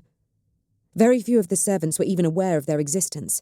Cheta certainly couldn't start talking about them in front of an inquisitor. Mama! Felicia and Ranavel came running towards her as soon as she got through the door, trailed by a pair of anxious-looking guards who'd clearly been assigned to them. The tightness in Cheta's chest loosened, a touch, as her children reached her, slowing before they embraced her so as not to knock her off her feet, for they knew how frail their mother could be. She hugged them, one at a time with her left arm, taking some small comfort in their presence and good health. Where have alarms been raised? She asked Deshelle after a moment, one arm still around Ranavel's shoulders and trying to keep her voice calm. Deshelle wasn't privy to the true nature of the vaults. Cheta trusted Deshelle with many of her secrets, but that one was hers alone. "The only alarm raised was by me," Deshelle said. "No one has seen him since I ran when he was fighting Chief Crane." She said the words without shame, and with good reason. No one would expect a navigator's aide to fight and die against a foe who was outmatching the head of security. "And reported deaths?" Cheta asked, bracing herself. 2 guards, found with their throats cut at their station," Deshelle said. "Luke Crane, obviously. Savimir Tej." "Great Uncle Sav!" Ranavel declared in horror. Cheta sighed. Her children had loved Savimir Tej, and to be fair, the old boy had tolerated them when he generally had little to do with most people. She'd have preferred to spare them these details, but then she'd preferred to spare them a lot of things that she couldn't afford to. Felicia and Ranavel had to understand the dangers of the galaxy, or they'd never survive them. "The intruder also apparently killed Fortuna Batan, one of the servants," Deshelle continued, with an apologetic glance at Ranavel. "However, I think that she may have been in league with him, and he killed her to prevent her from talking to us." Cheta frowned. She didn't know Batan, but that was a serious allegation to make of any Brabantis servant. "Explain." "It may make more sense if I show you," Deshelle said, leading them to one of the terminals. She lit the incense and struck the ritual blow, and it shimmered into life. "Crane and I had noticed an alarming pattern, which was why we went in search of Batan in the first place. I gathered what we knew, or suspected, together before we went, to show you when you returned, or for someone to hopefully find if—" She didn't finish the sentence. She didn't need to. 3 Brabantis navigators killed before today," Deshelle said, bringing up their faces. "Tanamariel, Zulantis, and Avamar Duchoy." She cast an uncertain glance at Ranavel and Felicia. "Get on with it," Cheta told her. She placed her arms around her children's shoulders, resting some of her weight on Felicia. "My darlings, I'm sorry for this, but you need to understand what we face." "Tanamariel was mutilated," Deshelle said briskly. "Zulantis was burned, and Avamar Duchoy was killed and dumped in the river. Then Crane found out about 2 other navigators who were murdered by an unknown assailant in a dive bar in the Mids. Someone, presumably their house or houses, had tried hard to hush it up. But there were 2 pertinent details. The first was that, like Tanamariel, their warp eyes were removed." "Animals," Nagiri muttered. Cheta glanced sideways at her, but the Inquisitor seemed completely genuine in her disgust. "Indeed," Deshelle agreed. "What we realised was that due to the burning, or being unable to find the body, Zulantis and Avamar Duchoy may have suffered the same fate, and we hadn't previously realised it. If so, that struck us as ritualistic." Cheta grimaced. "That does indeed sound concerning. What was the second pertinent detail?" "All accounts of the deaths in the bar, garbled though they were, agreed that there was no way the attacker could have entered, or particularly left the scene of the crime by conventional means," Deshelle said. She swallowed and looked at Ranavel again. "And when Savimir Tej was found, his warp eye had been removed." Ranavel let out a low wail. Cheta hugged him tighter, but her own pulse had quickened. "You're saying it was the same attacker who struck here? You think all the deaths are linked?" "It seems like the obvious conclusion," Deshelle said.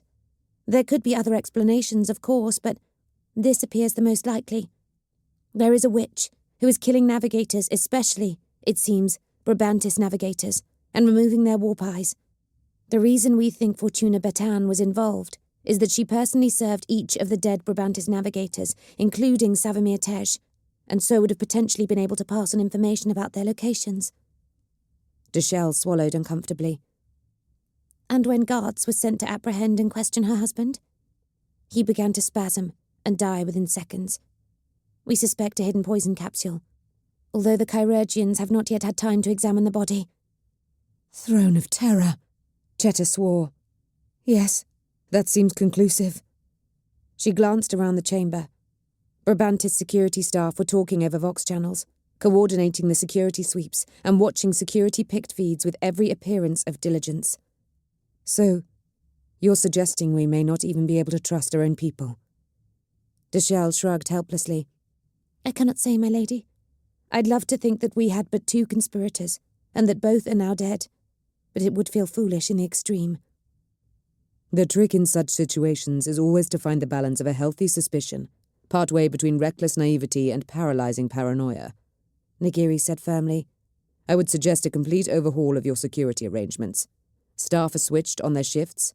Existing teams and working partnerships are broken up, from cleaners to guards. If conspirators have found each other and are covering for each other, you need to remove that element of safety for them.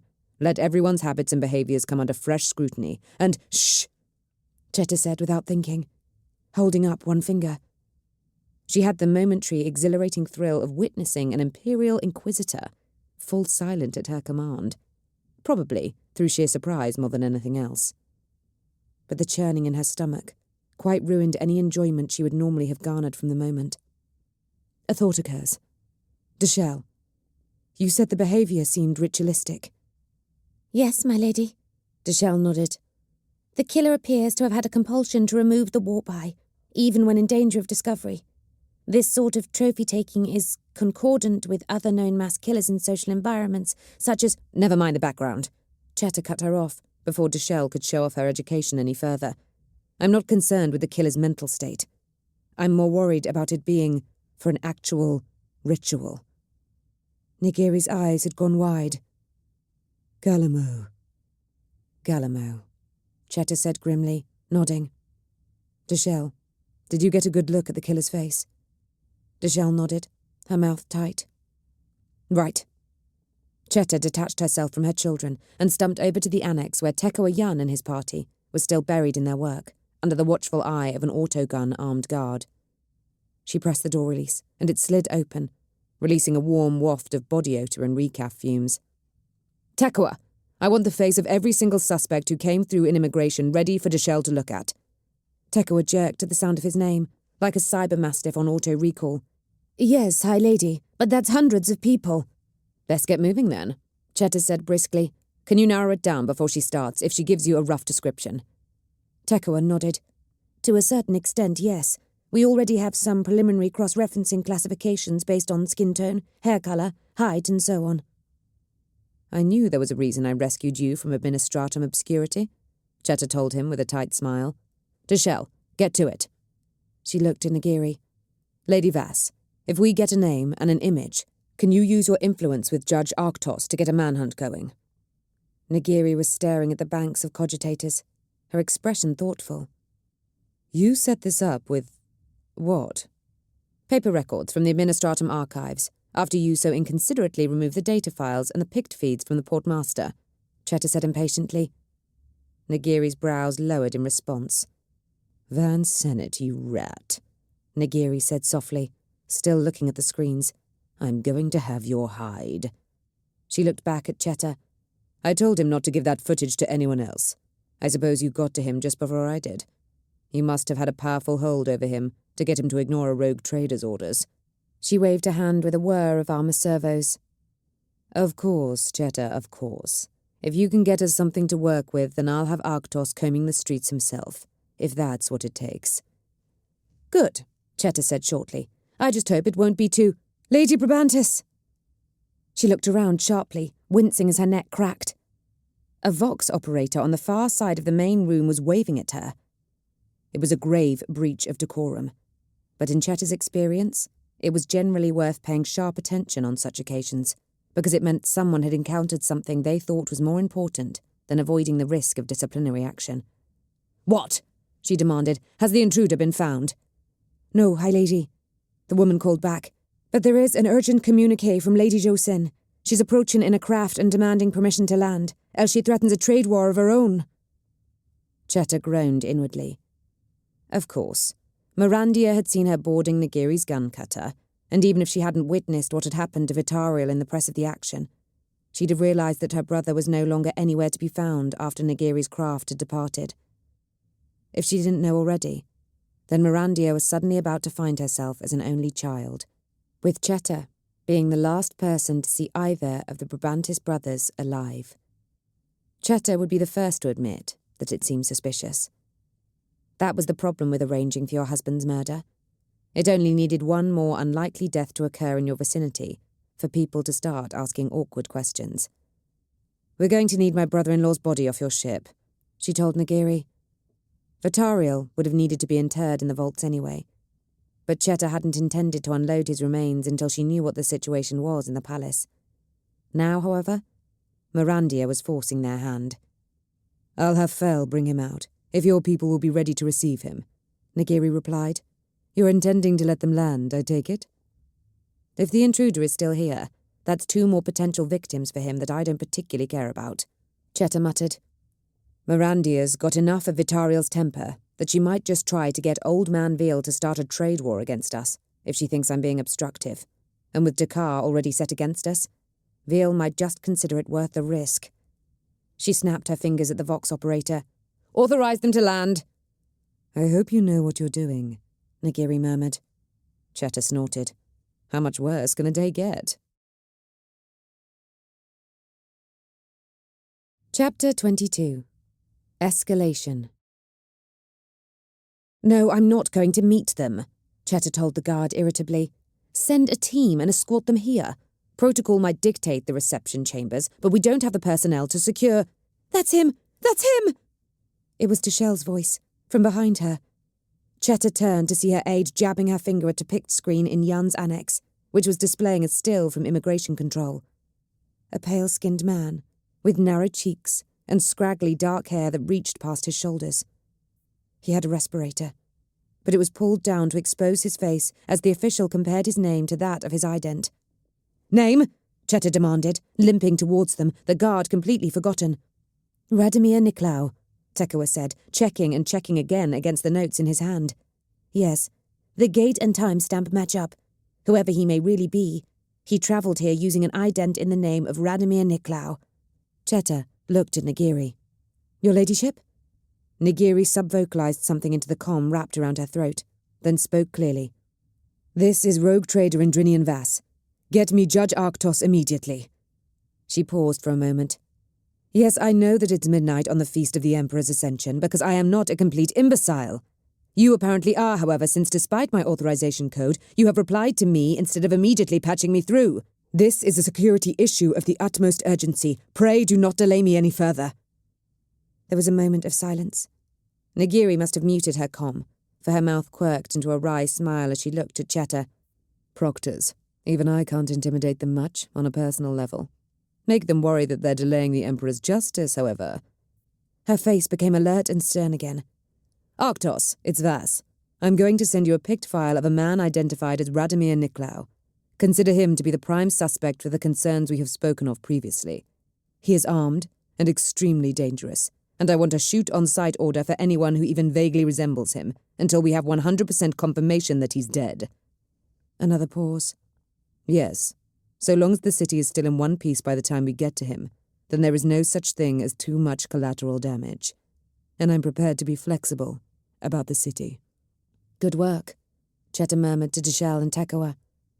Her aide still looked a little disturbed, which was only to be expected if you'd just caught another glimpse of the face of the man who'd killed your colleague in front of you. Tekoa Yun simply had the beam of a man who had been working hard and could see now that all his effort had apparently paid off. "Tekoa, as soon as everything settles down, feel free to leave and go back to your rooms."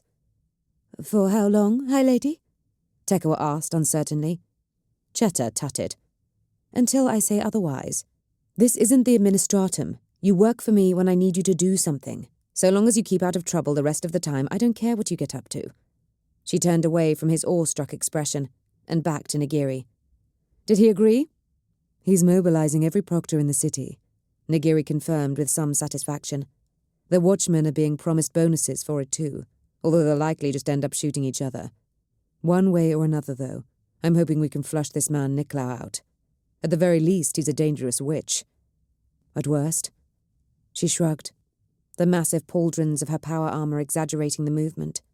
"Well, I almost hope he is the worst in this case. Then at least we'd know we'd dealt with it." "You're prepared to put a lot of faith in the word of my aide," Cheta remarked, lowering her voice a little as Yun's assistants began to shut down the cogitators around them. "She seems sensible," Nagiri replied. "You appointed her yourself?" "I did," Cheta nodded. Nagiri flashed a quick smile. That says a lot as well. Her expression sobered. Are you going to explain the situation to your sister-in-law and her husband? I most certainly am, Cheta said. She rubbed her right shoulder with her left hand. The damned thing still ached from when she'd struck the assassin with her cane. I may not be especially keen on either of them, but they're no fools. And they're as fond of this planet as I am. Josin's resources could be critical in finding Niclao. She didn't have long to wait. It was a matter of minutes before the heavy main doors of the security chamber opened once more, admitting Mirandia and Jalamar amidst a knot of Brabantis security personnel. Chetamande! Mirandia called, storming across the room.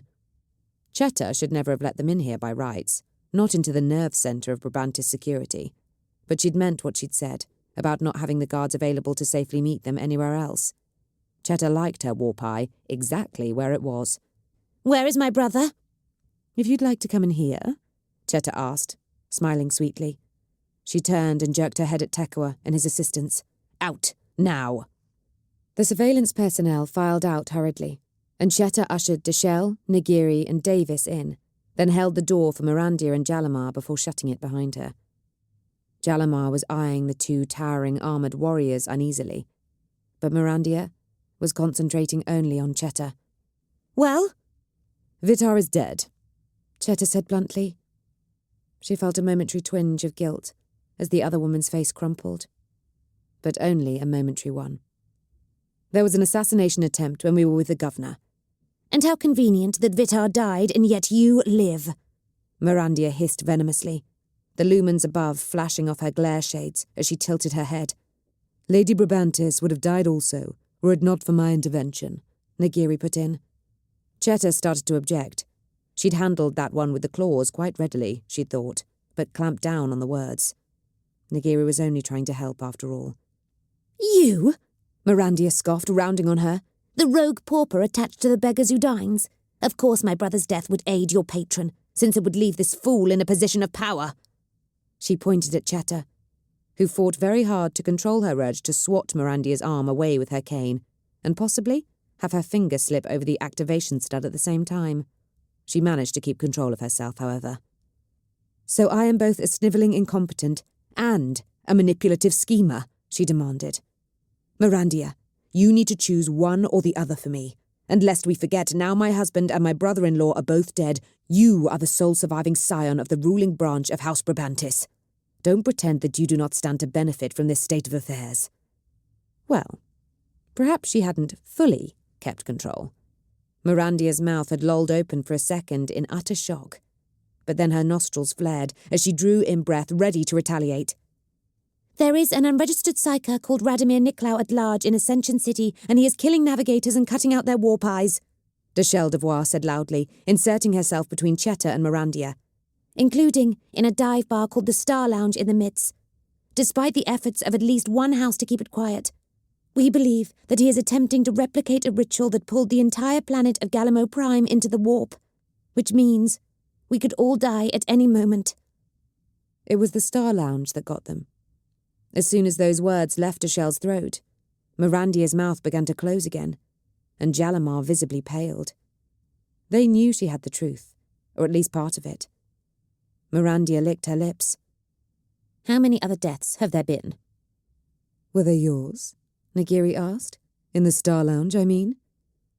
One of them was, Mirandia admitted. We never identified the other. I didn't remember her as being Brabantis either. A visitor from off-world, we thought. We know of 6 in total, as of this evening, Deshelle said. There may be more, of course. We have only just ascertained the killer's likely identity, Nagiri said. I have already instructed Judge Arctos to begin a citywide manhunt. She let that sentence hang in the air for a moment, while Mirandia and Jalamar registered the fact that this rogue trader was capable of, and willing to, dispense instructions to the system's highest-ranking representative of the Adeptus Arbites, and the implied fact that he'd obey. Any resources that House Josin could lend to the search would, of course, be very much appreciated. Mirandia and Jalamar exchanged a look. Quite what could be communicated between them with those circles of darkened glass in front of Mirandia's eyes, Cheta couldn't be entirely sure. Perhaps they simply knew each other well, however, for Mirandia turned back with a determined expression. Your words about my brothers, she said to Cheta, raising a shaking finger, are insulting in the extreme, and I shall consider my response to them carefully. However, in the circumstances, it seems clear that other matters require our immediate attention. Never let it be said that House Jocin's first loyalty is not to the Imperium. We have heard of the horror that was Galamo Prime. If you have compelling evidence that this man is a genuine threat, we shall, of course, mobilize to aid in his apprehension. Never mind apprehension. We want the bastard dead. Nagiri said flatly. If we provide you with details, you can get your house to assist. My father trusts me implicitly, Jalamar said, with a jerk of his head that was more of a twitch than a nod. Good, Cheta said. She mentally gritted her teeth. You have my thanks. I am not doing this for you, Mirandia snorted. I simply do not suffer from sufficient hubris to risk the safety of an entire planet over an insult from a grasping, duplicitous harridan. Then that makes 2 of us, Cheta replied, baring her teeth in what anyone could take as a smile, if they so chose. Mirandia and Jalamar clearly didn't, but Cheta couldn't give a Grox's left testicle for either of them. Lady Vass, shall we— The door to the annex flew open to reveal the same Vox operator that had alerted Cheta to the Jocin's imminent arrival. She hesitated, as every eye turned on her and began to visibly wilt. I am not exaggerating, Cheta said deliberately, when I say that this had better be good. It's not good, my lady, the woman stammered. It's— She trailed off, eyeing Mirandia and Jalamar uneasily. Out with it, Cheta snapped. Forgive me, my lady, the Vox operator said miserably. Some of our interests have come under attack. Cheta stared at her, not comprehending. Attack? What do you mean, precisely? Armed troops, my lady, the woman said, looking as though she wanted the floor to swallow her up. It's an open offensive. What? Cheta strode towards her and the woman hastily backed out of the doorway before she got trampled. Whose troops? What's going on? An open offensive? They're not acting covertly. We've seen insignia? Yes, my lady, the woman said. They're Dakars, my lady. Chapter 23. The Novator Cortex. Cheta stared in horror at the screens in front of her. Grainy images, taken by security pictures and now by surveillance servo skulls that her people had scrambled into the air, showed violence erupting in no less than 5 places across Vorlisi's capital city. The pleasure house, where Alex and Van Sennett had been compromised, was already in flames, and a group of warehouses on the north side of Delta Block was under attack. Even as Cheta watched, a transport flyer tried to take off but was hosed down with autocannon fire and pitched sideways to disappear out of view into the smog deeps.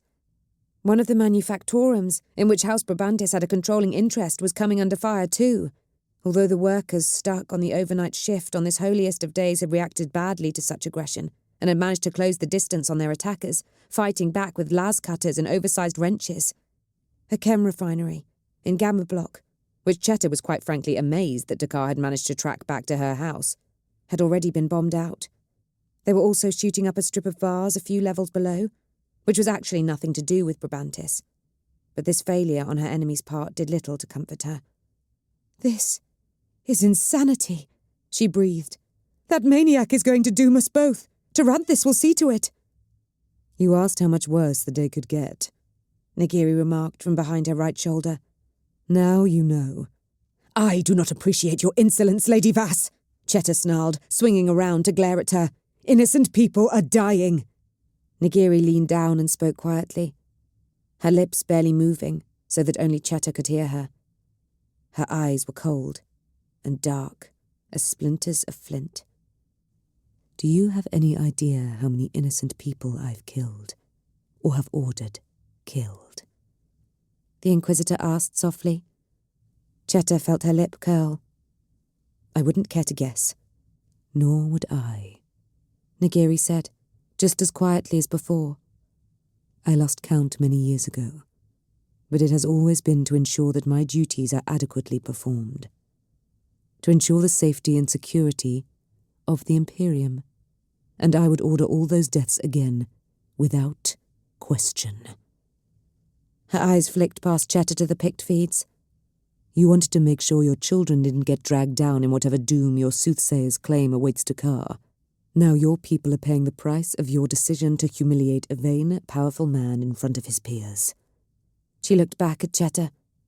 "I hope it's worth it." Anger swelled in Cheta's chest. "No, it is not worth it, and I will not stand for it. Sen Uru is vain, yes, but he is not beyond reason. There has to be another explanation for him to do this now." She banged her cane on the floor angrily, ignoring the jolt of pain that it sent up her arm, and turned to make her way over to the other side of the control chamber. She refused to let Mirandia and Jalamar see the details of Dakar's offensive, and so had ordered Deshelle to show them the evidence they'd gathered on the actions of Radomir Niklau. Both Josin navigators were looking grim-faced when Cheta reached them. "I need to make contact with Sen Uru," she stated flatly. "My house cannot contribute to the search for Niklau whilst we are under direct attack, and such events will only confuse the efforts of Judge Arctos and his proctors. I need you to stand with me and present a unified front to him. You as well, Lady Vass," she added to Nagiri. "Agreed," Mirandia said immediately. Cheta wasn't that surprised. Mirandia might threaten a trade war with the house of her birth, while her temper ran high. But news of Dakar's open offensive had clearly shocked her. She had once viewed House Brabantis' assets as her own. And indeed, if Cheta's suspicions about the woman's ambitions were accurate, hoped to do so again. "Yes," Jalamar said a moment later, "this must take top priority." "It seems the wisest course of action," Nagiri agreed. "How do you propose to make contact?" "The Novator Cortex," Cheta replied simply. "Outrageous!" Mirandia declared, all vestiges of cooperative spirit abruptly draining out of her expression. "You are not the Brabantis Novator. You have not been confirmed, and I will not stand for this." "I don't see anyone else in a position to do the job," Cheta said bluntly.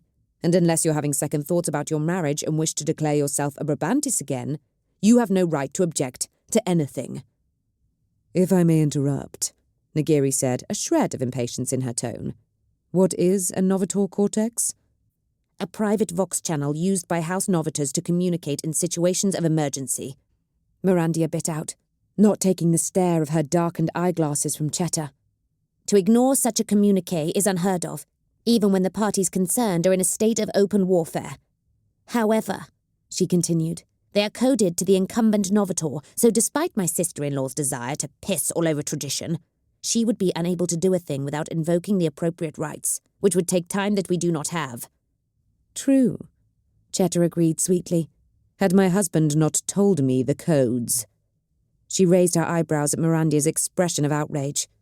"I can get hold of Sen Uru, at the very least. A few moments ago you were prepared to stand with me to persuade him to stand down, and hopefully join the hunt for Niklau. Are you going back on your words so soon?"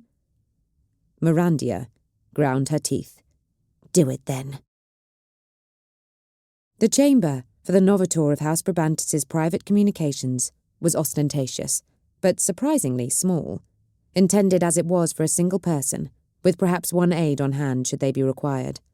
Cheta levered herself down into the throne, which to her eye looked like an exact replica of the polished obsidian one in the Grand Hall, although it presumably lacked the inbuilt conversion field. What idiots had decided to make House Brabantis' throne out of obsidian anyway? The damned stuff was far from comfortable, and as slippery as a downhive merchant. Jalamar and Mirandia stood to her left, pressed uncomfortably close to her arm, while Nagiri loomed on her right. The Inquisitor's power armour wasn't making the chamber feel any more spacious. "Let's begin then," Cheta said. There was a keypad in the arm of the throne, and she pressed the activation glyph, then ran through the identification sequence. She'd only seen the code written down once, but she'd always had a near-perfect memory for text and numbers. The wall facing them shimmered into life, becoming a huge screen littered with icons depicting the other houses that held significant holdings on Vorlisi. She selected Dakar's and waited. She'd never witnessed the Novator Cortex in action, certainly not from this end. She presumably wouldn't have to wade through layers of underlings to get to Sen Uru. That was the point of it, after all. But how did it actually work? Did the technology somehow link directly to his personal comm? If so, could the right mind find a way to pinpoint his location by using the signal as a marker? That might be a useful tool. The icon flashed white and a voice spoke. Cheta almost didn't recognize it as Sen Uru Dakar at first. So ragged was it. Have you no shred of humanity left in you? Dakar's Novator raged. There was no picture accompanying his words, which was unsurprising, given that it was unlikely he'd been sitting in his own communication chamber. Must you torment me in the hour of my grief? Sen Uru! Cheta snapped, thoroughly alarmed. Why did the man sound as though his heart had been torn out when his troops were attacking her holdings? Kindly explain yourself. What is the meaning of your aggression in violation of the terms of engagement that you laid out yourself? You speak of terms of engagement to me when my son lies dead? Sen Uru bellowed. You dare, when your very actions spit my terms back in my face. Your what? Cheta faltered. What was the man talking about? Ban Uru? Ban Uru is dead. I curse your name and your house with the fury of 1,000 suns, you she-demon! I will have my revenge, even if I have to take this planet with— Sen Uru! Mirandia shouted, interrupting his rant. Dakar's Novator fell silent for a moment, and when he spoke again his voice was thick with suspicion. Who speaks? Mirandia Josin, Mirandia said clearly. I am here with my husband, and the fact that we are contacting you on the Novator Cortex with Lady Brabantis should tell you that this is no ordinary matter. Do you all conspire against me, then? Lord Dakar, Nagiri said. This is Lady Andrinian Vass, rogue trader allied with House Zudine. I appreciate your pain, but this is vitally important. We have reason to believe that the entire planet is in danger from a man who has been killing navigators and removing their warp eyes. Was this unholy mutilation performed on your son by any chance? A racking sob answered them. Cheta glanced sharply up at Nagiri, whose expression was grim. Sen Uru, Cheta said cautiously, if what Lady Vass said accurately describes your son's death, then first of all you have my deepest sympathies, and secondly, the situation may be worse than you think, despite how hard that must be for you to believe. Just words designed to confuse a grieving father. Sen Uru, stand down your troops. Stand them down until we can show you the evidence we have. Your grief and anger are real, but I swear to the God Emperor himself I am not your true target. Cheta licked her lips. I will come to you. I will come to you and place my safety in your hands to show you this evidence myself. We will all come, Mirandia said firmly. Jalamar started in apparent surprise, but didn't raise his voice to argue. Nagiri nodded in agreement. Very well. You wish me to humour you? I will humour you. A little of the raw emotion in Sen Uru's voice vanished, although it was replaced by venom. I trust you as much as I trust a naked blade in the hand of an assassin, Cheta. I will order my troops to stand down when I receive word that your transport has left the Brabantis Palace. Should you deviate from your route, or I come to believe that you are trying to stall me, I shall rescind that order immediately. We shall leave as soon as is possible, Cheta said. She levered herself up off the obsidian throne, swearing silently at its creators as she did so. Be ready for us. Chapter 24. Descent into Chaos. Nagiri's gun cutter rose smoothly off of the landing pad, its powerful engines causing the body of the craft to vibrate as it climbed into the midnight sky under Jekri's careful ministrations. Cheta watched from the flight deck as Brabantis Palace receded beneath her.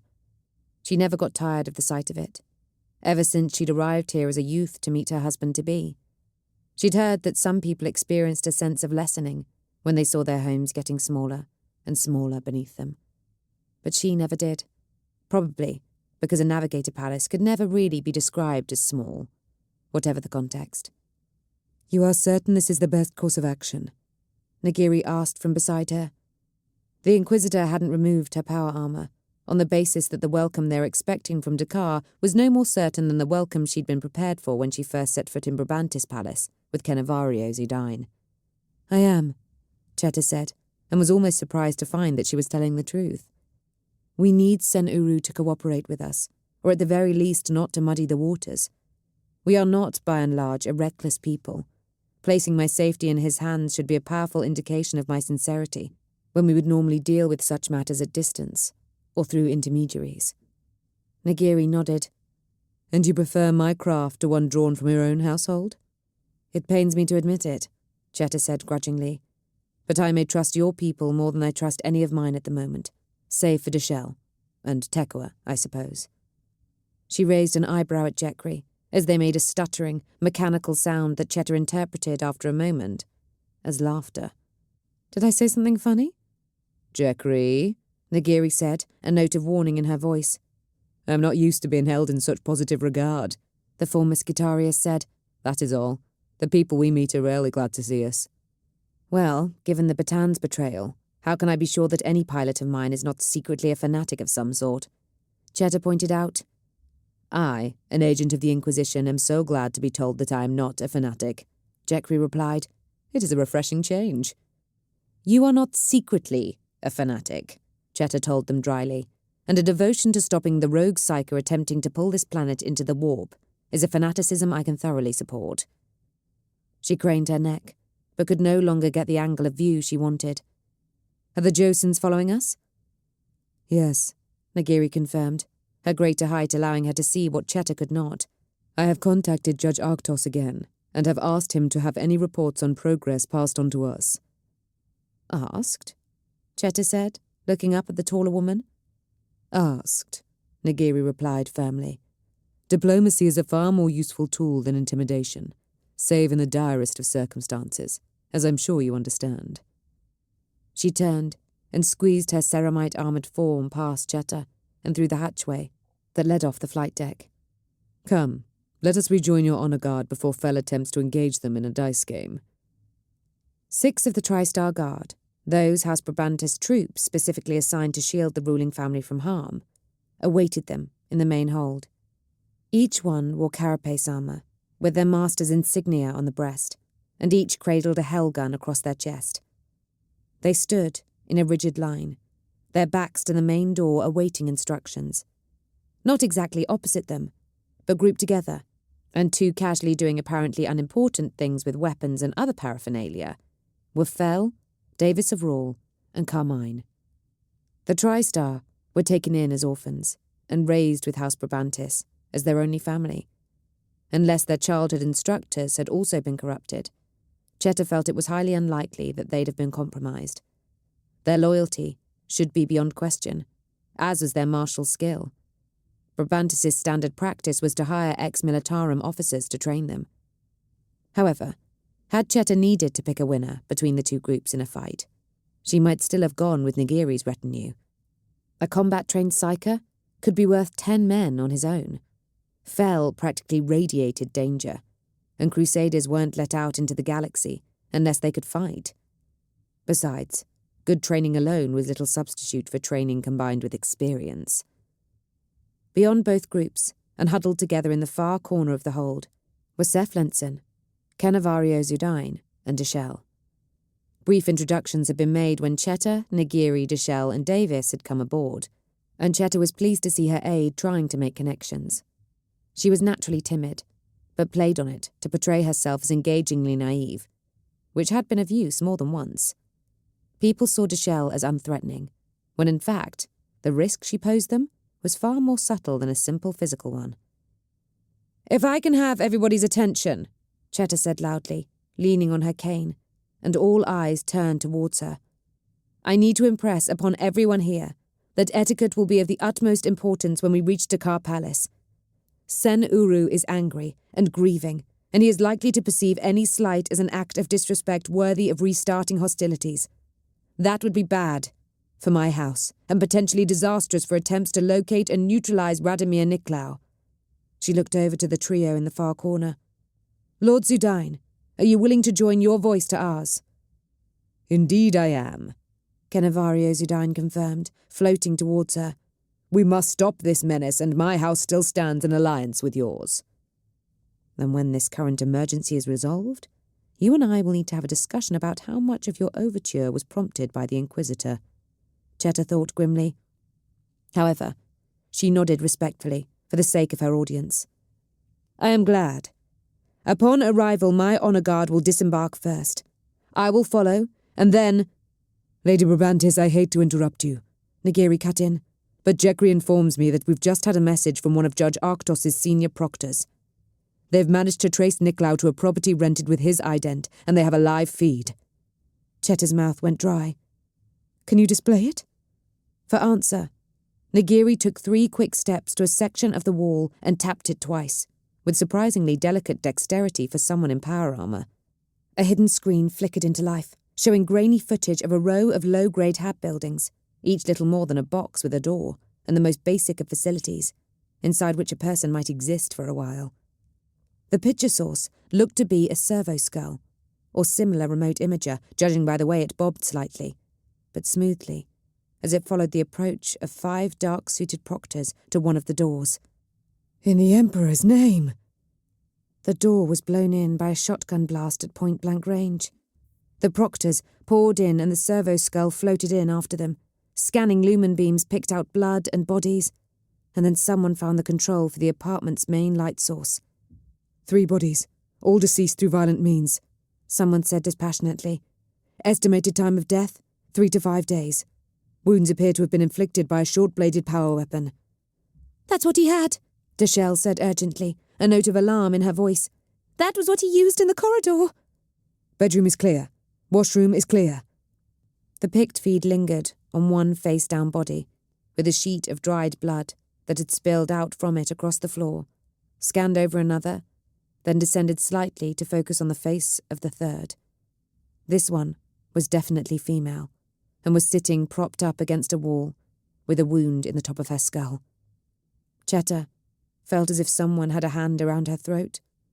The face of the third body had been distorted, and the flesh discoloured by the interim between death and discovery, but she still recognised its features, and the remarkably pale shade of its skin. Emperor on the throne, Deshelle breathed beside her. That's Jalamar's aide. If Jalamar had known of Nicolaou, and had sent people hunting him, why feign ignorance earlier that evening? Why not seek plaudits by bringing the threat to the authorities earlier? Unless— These pictures, she said desperately, turning to Nagiri. Are they being broadcast to the Josin shuttle as well? They should be, Nagiri said grimly, and Cheta could tell, by the expression on the other woman's face, that she'd just come to the same alarming conclusion. The only convincing reason for Jalamar Josin's aide to be where she was, when she'd been there, was if she'd had prior contact with Nicolaou. If she had, for example, facilitated his arrival and activities on Volisi. If at least some of Radomir Nicolaou's actions had been sponsored by House Josin. The house that had a flyer tailing Nagiri's craft at this very moment. Jekri, Nagiri voxed into her combead. Evasive! There was a roar from the stern of the gun cutter, and it shook as though in the hands of an angry god. Cheta's legs gave out beneath her, and the deck came up with punishing force to strike her in the hip, the arm and the side of the head. She tasted the tang of blood in her mouth where her teeth had momentarily dug into her cheek. Her shoulder was numb. The lights flickered and died, and with a stomach-churning lurch, the gun cutter began to fall out of the air.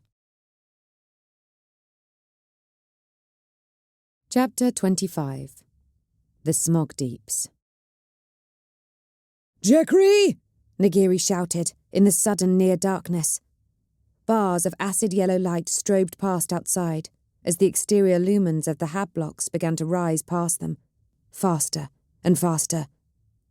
Acknowledged, Seth Lenson said a second later, and set off across the deck, towards the rear of the craft, with the mechanical clanking of mag-enabled feet. Cheta, struggling up into a sitting position, took a moment to work out that he must be responding to Jekri's instructions over his combead. The reason for Lenson's clumsy magnetic running became clear a moment later, as the deck began to tilt away from her. The gun cutter was in an uncontrolled freefall, and down no longer had any particular relationship to the angle of the craft. Cheta clawed desperately at the deck as it yawed beneath her, and the other occupants of the hold began to slide with various yelps of alarm. She had neither their strength nor their durability. She'd be dead before they even hit the ground. Light suddenly flooded the hold, and the start of her fall was intercepted by the grav chair of Cannavario Zudine. The Zudine Novator had turned his chair's lumens on, and Cheta blinked as she grabbed desperately at his seat. He took hold of her wrists and heaved, grunting with the effort. "Climb aboard," he puffed, as the gun cutter rotated further around them. Cheta forced her legs to assist, and she ended up sprawled half across his lap. He floated backwards as a wall of storage lockers accelerated towards them, and his chair bobbed and wobbled as the sensors controlling its anti-grav motors attempted to adjust to the constantly shifting environment around them. "How does this work when we hit the ground?" Cheta asked him, above the panicked shouts of their companions. She could feel the thin bones of his skeletal thighs under her, and knew she must be causing him pain. "I don't know," Zudine admitted. There was a resounding thump, and Cheta grunted in pain as the chair jolted and jarred her. One of her TriStar guards rebounded off the back, having struck it whilst tumbling. "Carmine, get us stable," Seth Lenson shouted from beyond the hatchway at the rear of the cargo bay. "I don't know which way is up," Carmine replied desperately, trying to hold on to some crash webbing as the gun cutter rolled again. "Just do it," Nagiri yelled at him. It seemed the Inquisitor had managed to activate mag clamps in her armor's boots as well, as she was now anchored to what was, at least nominally, the ceiling. Carmine let out a great groan of effort as he exerted his Psychana gift. The air temperature plummeted, and the gun cutter levelled out. There was a moment where, had it not been for the dark, dirty clouds rushing up past the portholes, Cheta might have thought that they were peacefully floating in the air. Then, the main lights crashed back on, and the drives roared into action, and gravity tore hungrily at the ship, as though angry at being denied its prize. Everyone slumped to the deck, flattened by the deceleration. Cheta gasped as her body tried to crush itself, and Cannavario bellowed as her weight crushed him. Hanging from the ceiling, Nagiri let out a moan of pain as her blood flooded to her head. And through the aft hatchway, there was an electronic-tinged scream of agony that lasted 1, 2, 3 seconds. The lights died again. There was another brief moment of weightlessness as the gun cutter fell the remaining few feet. And then it hit the ground with a tremendous and quite terminal-sounding crash. Its forward momentum carried the craft onwards for a short way with a grinding, tearing roar of metal on rock, before it slewed to a final halt. "Throne of Terror!" Cheta groaned, rolling off Cannavario's lap and onto her feet. Her right leg threatened to give out beneath her, and she grabbed at the arm of Zudine's chair to steady herself. She'd lost her cane somewhere in the preceding chaos. She raised her voice. "Who still lives?" There was a muddled, pained chorus of acknowledgements, many from one corner of the hold where a pile of carapace-armoured bodies had been gathered together by the ship's tumbles before Carmine had managed to flatten it out. The Psyker himself was collapsed in a sitting position, his arms still tangled in crash webbing, and his chest heaving after the exertion of levelling the entire craft. "What?" The form of Zaretta Nagiri jerked suddenly, and Cheta belatedly became aware that the Inquisitor had been hanging limp, arms straight downwards. Cannavario turned his chair, with Cheta limping around after it, and the beams of his light picked Nagiri out. The Inquisitor blinked furiously. "I must have passed out. Are we down?"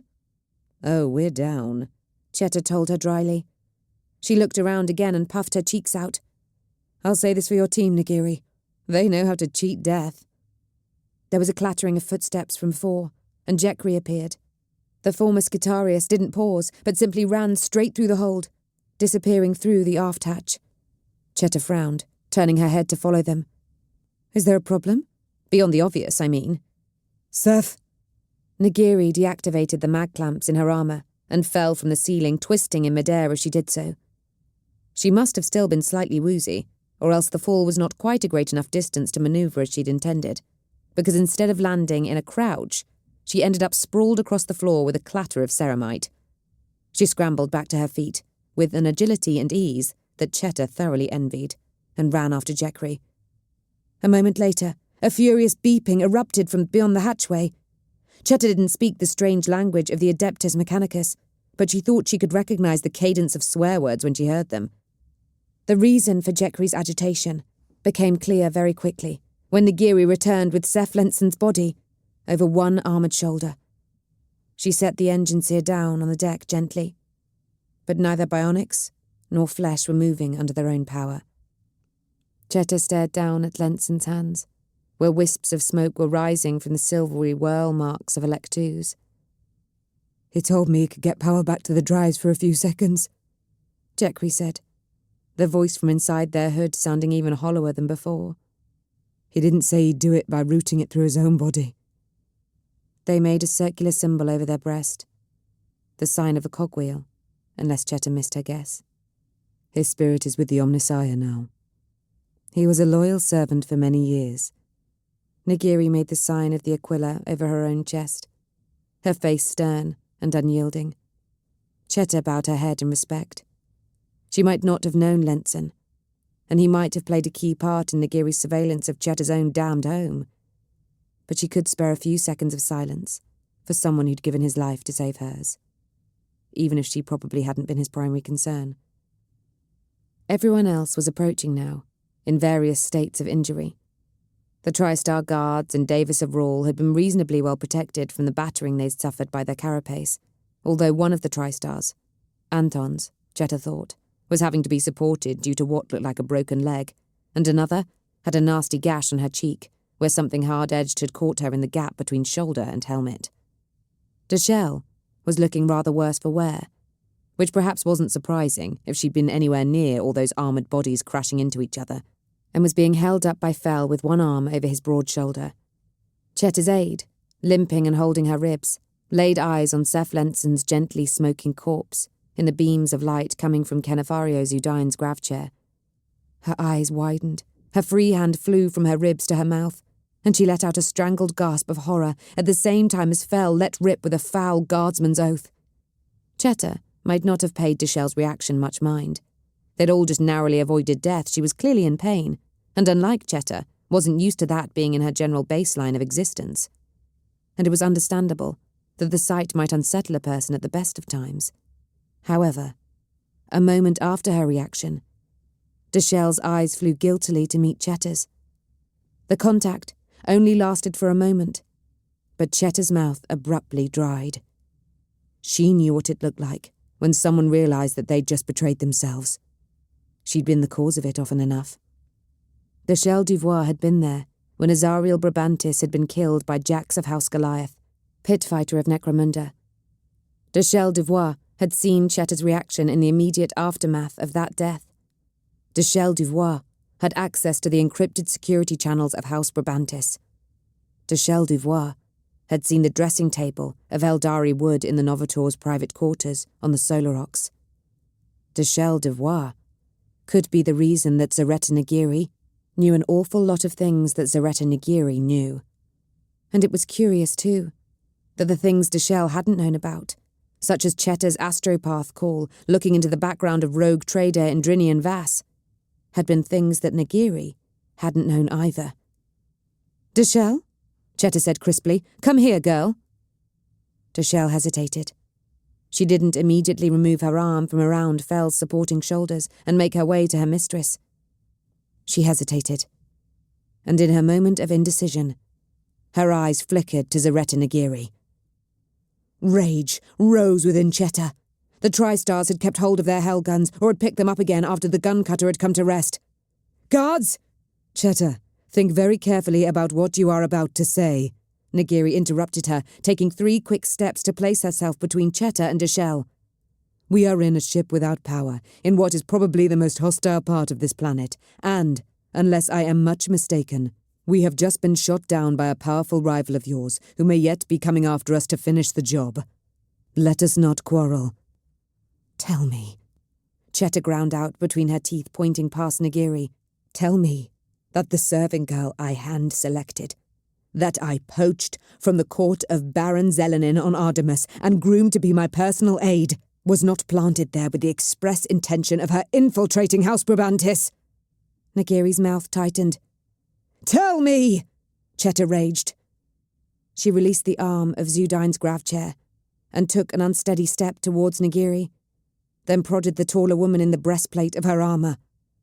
"Tell me the She didn't see Nagiri's hand move, but something struck her in the chest.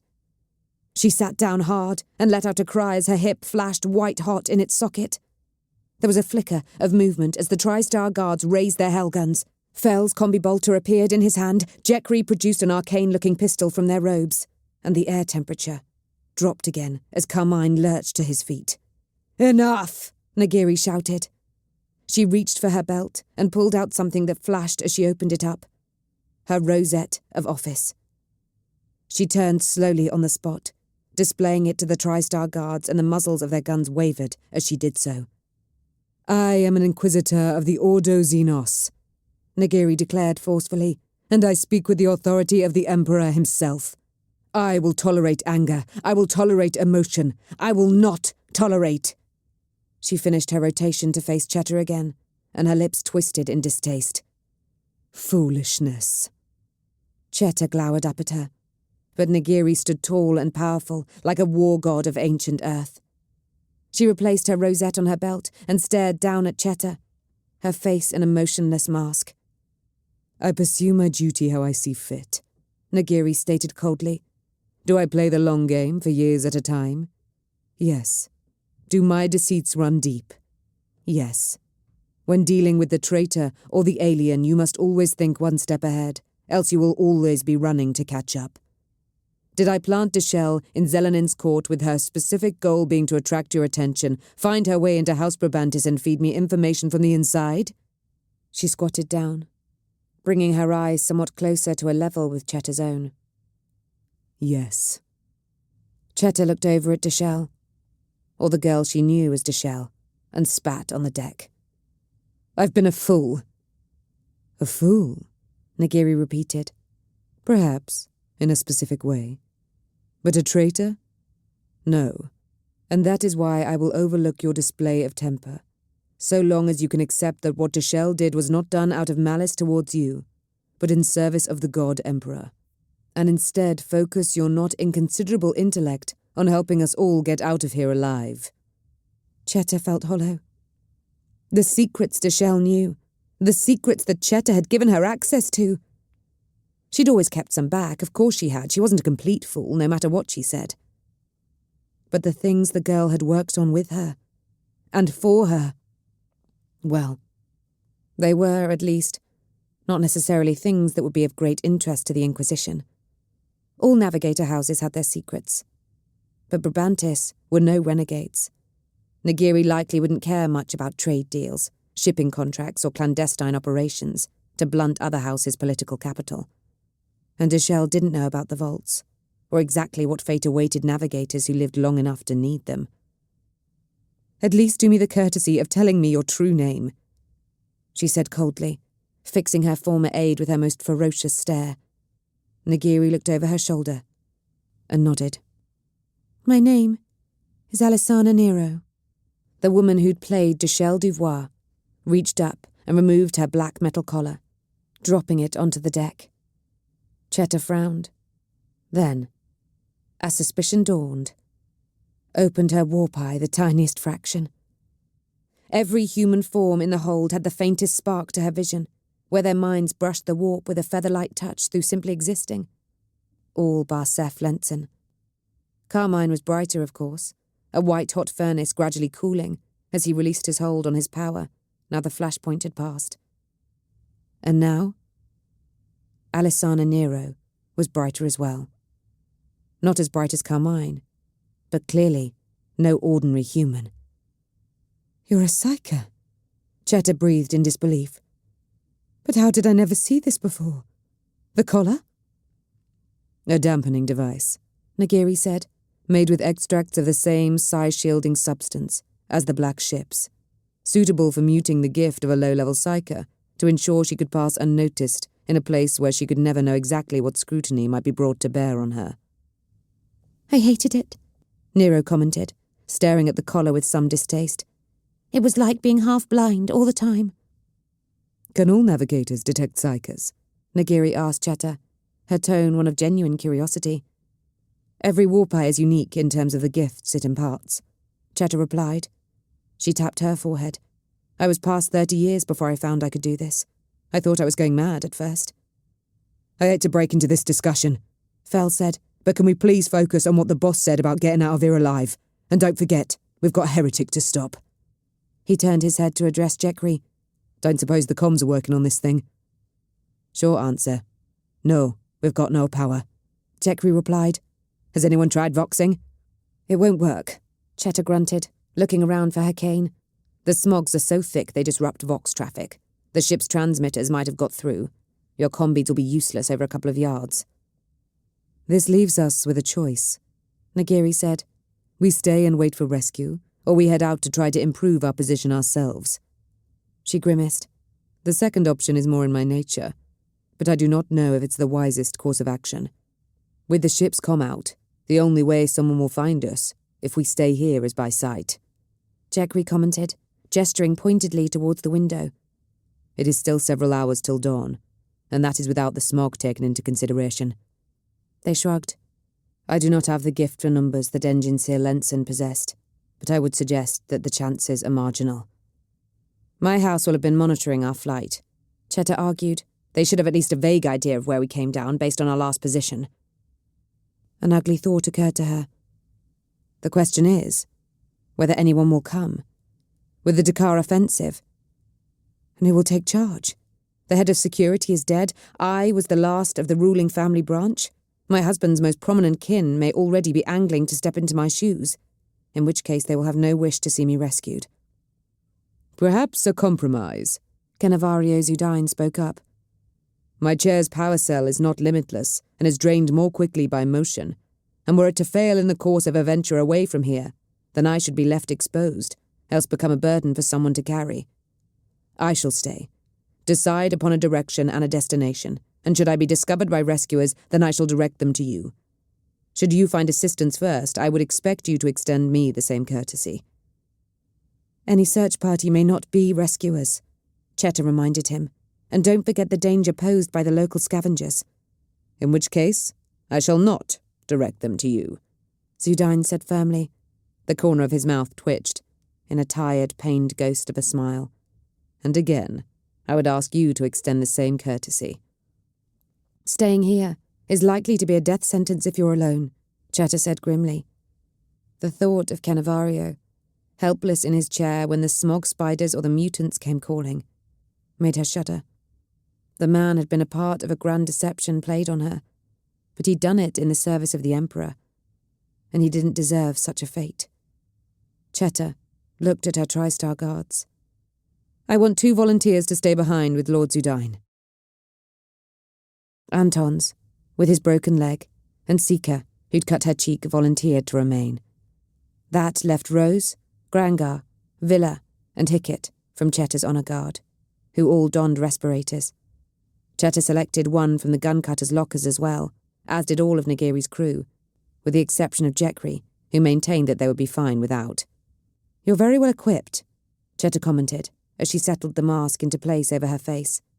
It wasn't a pleasant sensation, but it would undoubtedly be better than attempting to breathe the polluted soup outside. Simple practicalities, Nagiri replied. She'd completed her armour by donning her helmet, with a quick and well-practiced flick of her hair to get it clear of the neck seal, and now spoke from behind red-lit eye lenses, on which would undoubtedly be superimposed telemetry from sensors such as rangefinders and heat sensors. There could be a catastrophic coolant gas leak in any part of the ship, for example. You need hazard gear readily available in all locations. Happily, that means we have spares. The Inquisitor looked around. Com check?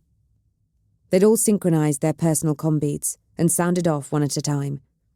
Then, with Fel leading the way, they began to negotiate their way out of the dead craft. The ship's hatches had to be operated manually to prevent the choking atmosphere from leaking into the hold where Cannavario, Anton's, and Sika were to remain. A task mainly completed by Fel's bionic arm with nudges from Carmine's powers. Then once the final hatch had been opened, Cheta found herself faced with what remained of the rear of the ship. Whatever the Josin craft had fired at them had been effective. It had torn a huge rent in the rear fuselage, ripping right through into what must have been the galley. Cheta picked her way carefully over the warped metal beneath her feet, then out through the mangled hull, and finally onto the barren ground of stones and dirt beyond. She activated the luminator in her left hand, which did little more than turn a cone of smog from a big dark blur to a big light blur. "I'll say this for the Volesians," the shape that was Nagiri commented, her visor turning this way and that. "When they set about polluting a place, by the Emperor they do a good job of it. I can barely make out a thing." "We were flying through the city," someone said. Carmine, Cheta thought, although with his voice coming directly into her ear and everyone little more than shadows in the gloom and their mouths covered by respirators, it was virtually impossible to say for sure. "Surely we must be surrounded by hab blocks." "We will be," Cheta confirmed, "but the distances involved are deceptive. They're built further apart than you think. This was all meant to be a pleasant parkland once, but someone didn't realize that if you build a city in a valley, the smog has nowhere to go." She looked around, but nothing met her eyes except creamy green murk. "Finding a hab block at least means we'll have somewhere we can start climbing out of this mess. But we'll likely encounter people too. And down here, I don't fancy our chances for them to be friendly." "You're saying we may as well pick a direction at random?" Nagiri asked. Cheta shrugged, despite the fact that no one would see it. Had I been paying attention to exactly where we were when we started to lose altitude, I may have been able to hazard a better guess as to our location. As it is, the best I can do is that we're somewhere between the Brabantis and Dakar palaces, which means my home is somewhere to the southeast of here. "That sounds like as good an idea as any," someone said. Cheta recognised Fell's gravelly tones. "So, does anyone know which way southeast is?" "The Auspex is blank," Jekri said, when no one else spoke. "Fine. We do this the hard way," Cheta muttered. "Fell, I want you 3 paces in front of me and to my left, because there's no way I'm having that flamer pointing anywhere near my back. Hickett, you 3 paces in front of me to my right." "What are you doing?" Nagiri demanded. "Navigating," Cheta told her bluntly. "I found my way home flying blind through warp storms before. If a bit of dirty fog is enough to throw me off, then I may as well end it all here and now." There was a moment of silence. "Fine," Nagiri said. "Fell, do as she says. You're on point with Hickett. Rose and Granger, your rear guard.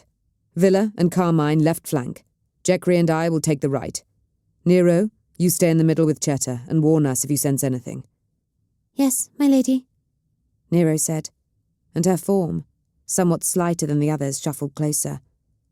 Cheta didn't think she was imagining the reluctance in her former aide's body language. "Sense anything?" she asked, disabling her combead for a moment as Nero came within proper earshot, even of words spoken into a respirator mask. "I have mild precognitive abilities," Nero replied primly, "and sporadic divination talents." "A shame you never used them for me," Cheta bit out. "Oh, I did," Nero hissed back. "Just not when you could see. I was told to be the best damned aide for you that I could be, and I was." "Ready?" Nagiri announced, cutting off Cheta's reply. "Let's move out." Her glowing red eye lenses seemed to focus on the pair of them. "And everyone keep your combeads active, please. We don't want to get separated out here." They began to trudge across the ground. It was hard going, Cheta was prepared to admit. She hadn't been having a good day anyway, and it had been compounded by being on her feet for longer than usual, and surviving a shuttle crash was never going to help matters. Although, she conceded to herself, it was better than not surviving a shuttle crash. In short, what it all added up to was that she was getting near the end of her strength, and even her usual bloody-minded stubbornness wasn't going to be able to carry her much further.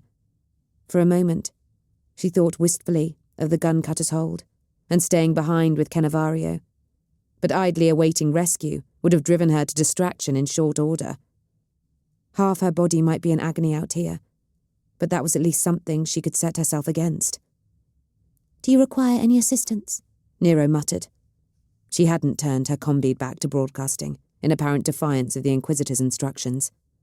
"Your ribs didn't appear to be in great shape," Cheta said shortly, wincing as another twinge shot up her right side. "I have my cane. You look to your own The spitting snarl of a hellgun tore through the air. Chetta spun. Her body objected. She started to fall, and then Alisana Nero was there, catching her and grunting in pain herself at the effort of supporting Chetta's bulk. "Report!" Nagiri was snapping. "It came from behind me," Rose replied immediately. "And me," Grangar added. Chetta could just see her helmet, twitching this way and that. A beam of ruby light stabbed out through the darkness, occluded but not smothered by the smog, and accompanied once more by the weapon's distinctive report. It was coming from the wreckage of the gun cutter. Chapter 26. Final Preparations. Radomir had already lost half of the children, but he wasn't overly concerned. After all, by the time this was through, he'd have lost them all. And weren't even these small offerings still to the glory of the great powers? The smog deeps were a grim environment, true enough, and many of the cult hadn't had the proper equipment to survive it. Those with proper respirators were still with him, although a couple were starting to get short of breath as the devices were taxed to their limits. Many of those with old or corroded models had died. Every child who had braved the choking atmosphere with no protection at all had perished within minutes, with two notable exceptions. Svet, the huge mutant, was still going strong. Whatever had caused his immense size and altered appearance, be that genetic deviation or divine intervention, it seemed to have given him the ability to survive, even in this polluted pit. One of his brothers had succumbed, but Svet powered on. More surprising, perhaps, was Aelin Marjuk. The ex-guardsman had donated his respirator, military issue by Radomir's guess, which along with the las pistol was a further suggestion that he deserted, to Evelyn Dark, when her own had started to fail and she'd fallen to her knees fighting for breath. Radomir had expected Marjuk to suffer the same fate, as Dark had sucked in clean air greedily and guiltily, and judging by his grim expression, Marjuk had as well. Instead, he'd lapsed into a coughing fit that had rasped wetly, but then seemed to recover.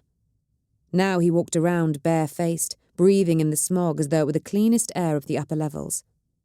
Radomir, for whom shadows held no secrets, could see that the whites of the man's eyes were turning green, as were his teeth. His tongue looked longer, more pointed. He rubbed at his forehead now and again as well, as though something which pained him lurked beneath the surface of his skin. It seemed as though the Lord of Disease had found a favourite amongst Suleiman Eichner's sorry bunch. It wasn't just the pollution that had claimed victims. The work of carving the great glyph into the skin of the planet was not an easy one, and it had taken its toll. Had they done it in the light, Radomir had no doubt that he'd have precious few lives left to play with. As it was, when even in the daytime the smog reduced the local stars' rays to a dirty brown smear of light in the sky, the children of the Serpent had, in the main, managed to avoid seeing too much at once of the 8x8 sigils they'd been marking out. And yet, there had been fatalities. One woman had simply slumped down, blank-eyed and unbreathing. A burst heart had been Eichner's assessment. Radomir had seen one man grow catatonic and rock for minutes on end, until he suddenly removed his respirator and begun trying to eat his own arm until he choked on blood and smog. Svet's second brother had started screaming without warning and bludgeoned another man to death before anyone had properly gathered what was happening. When Svet had approached, his brother had turned the shovel he wielded on his mutated kin, with no sign of recognition. Marjuk, his tongue lolling out of a green-toothed grin, had put a lasbolt through the man's head, even as Svet wrapped his huge arms around his brother in an attempt to restrain him. Radomir had needed to interpose himself quickly before Svet could reach Marjuk and two of Radomir's most gifted followers could come to blows. From then on, they had worked on opposite sides of the great glyph. Now, the work was nearly complete. 7 sides were ready, and the 8th was almost done. Without the correct triggers, it would be nothing more than a corruption of the natural order, writ large in Ascension City's barren topsoil, something to blast the sanity from any that witnessed it. With those triggers, though, Radomir fingered once again the 7 hard orbs in his pouch. It could destroy the planet. After he'd killed the most recent Brabantis navigator, he turned his attention on the Dakars. Partly for amusement, and partly because Fortuna Batan had told him about the trade war, and it made sense to set such powerful entities at each other's throats. The youth he'd slain had been richly dressed, even by the standards of navigators, so he'd presumably been important, at least as such things were measured. "Is this hell that you've brought us to?" asked Evelyn Dark through her respirator. She was working alongside Radomir, scratching lines in the ground with a length of twisted metal under his direction, while Wandin, another of Eichner's children, stood nearby with a illuminator. "Enlightenment doesn't come without suffering," Radomir told her. It was an easy platitude, used by thousands, if not millions of sects across the galaxy, from the most ardent of the Emperor's fools to the purest worshippers of chaos, and all in between. Let the chattel think that there was a purpose to their misery, a good reason why you were not providing joy and comfort here and now, and they'd carry blindly on, with the grim determination of a person dying of thirst, who's been told that a spring lies just over the next hill. "I never asked for enlightenment," Dark replied dully, although her implement didn't stop moving. "I just wanted to be accepted." "Chaos accepts us all," Radomir told her. He frowned down at her hands, which were starting to glow ever so slightly, the first hints of a self-taught pyro, whose temper was beginning to fray. That was concerning. Weirds were always dangerous tools, but a pyro in full flame could be a particular problem for Radomir. Dark could leave him truly isolated, with no place to hide and no easy way to run. He drew in stale, rubber-scented air through his respirator, in preparation of saying something soothing, and then walking away until she calmed herself again. His half-formed sentence evaporated as the choking smog was shaken by a thunderous detonation from somewhere above them. He reached for his power blade instinctively, already scanning the skies. Darkness might hold no secrets from Radomir Niklau, but he could see through the smog clouds no better than anyone else. He felt suddenly, uncharacteristically, blind. "What was that?" Dark asked. Anyone else might have clutched the length of metal tighter in the face of such an event, potential threat as it could be. She dropped it to free her hands. "It's the feast of the Emperor's Ascension," Wandin said. "Could it be a firework?" "That was no firework, you imbecile," Dark snapped. "We've been hearing fireworks all evening. That was something exploding." "Quiet," Radomir said, holding up his hand. He strained his ears. As for a wonder, they both obeyed him. "There." It was faint, but just discernible. A whistling, rushing noise, distant but growing closer.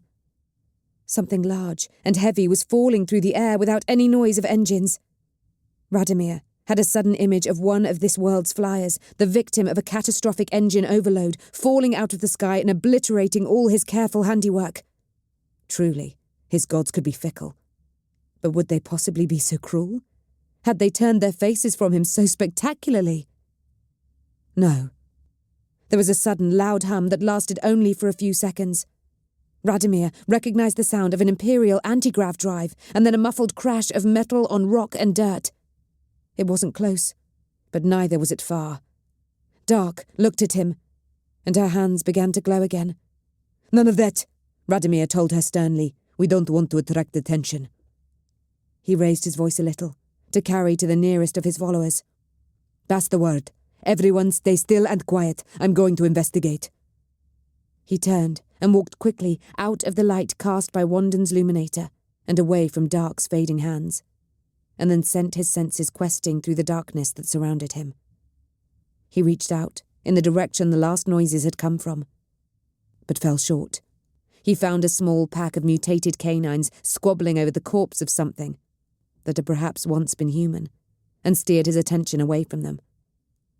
So too did he avoid the lurking presence of a smog spider, the top of his abdomen on a level with his chest, waiting in a fallen water tower for something, warm and juicy, to wander carelessly past.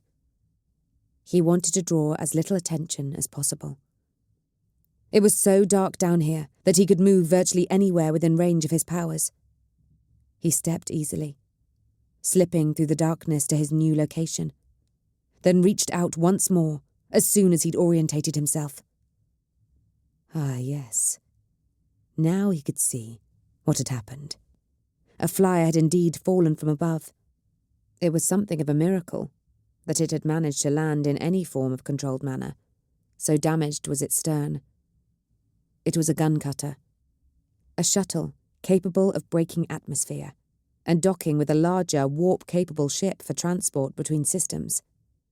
It didn't bear any identifying logos, which was odd for Vorlisi, where the wealthy and powerful flaunted their badges for all to see. Perhaps it was an off-worlder's craft. He reached out, intending to look inside, and recoiled in pain and confusion as he attempted to pass his consciousness through the metal of the hull. The damned thing was blessed? Psi-shielded? He couldn't be sure, but either was enough to throw him back. Who put that much effort into protecting their shuttle from esoteric threats? Radomir waited, hovering his conscience around the craft's perimeter. The landing didn't seem to have killed the occupants, or at any rate not all of them. Lights were moving around within. Were they calling for aid? Were rescue parties about to descend, quartering the ground in search of these unfortunates? That could prove problematic in the extreme. Still, he waited, concentrating to keep his focus on the ship while his physical form stood in another location. This was why he'd stepped through well away from the canines or the spider. To be attacked by a starving predator in a moment of inattention would be most ignominious. There. The craft's occupants were moving, filing carefully and cautiously out of the ruined rear section. It appeared that they, at least, had no thoughts that rescue parties would be coming. Good news. Radomir waited to see what direction they would go in. Anything other than directly towards the great glyph would be of no concern to him.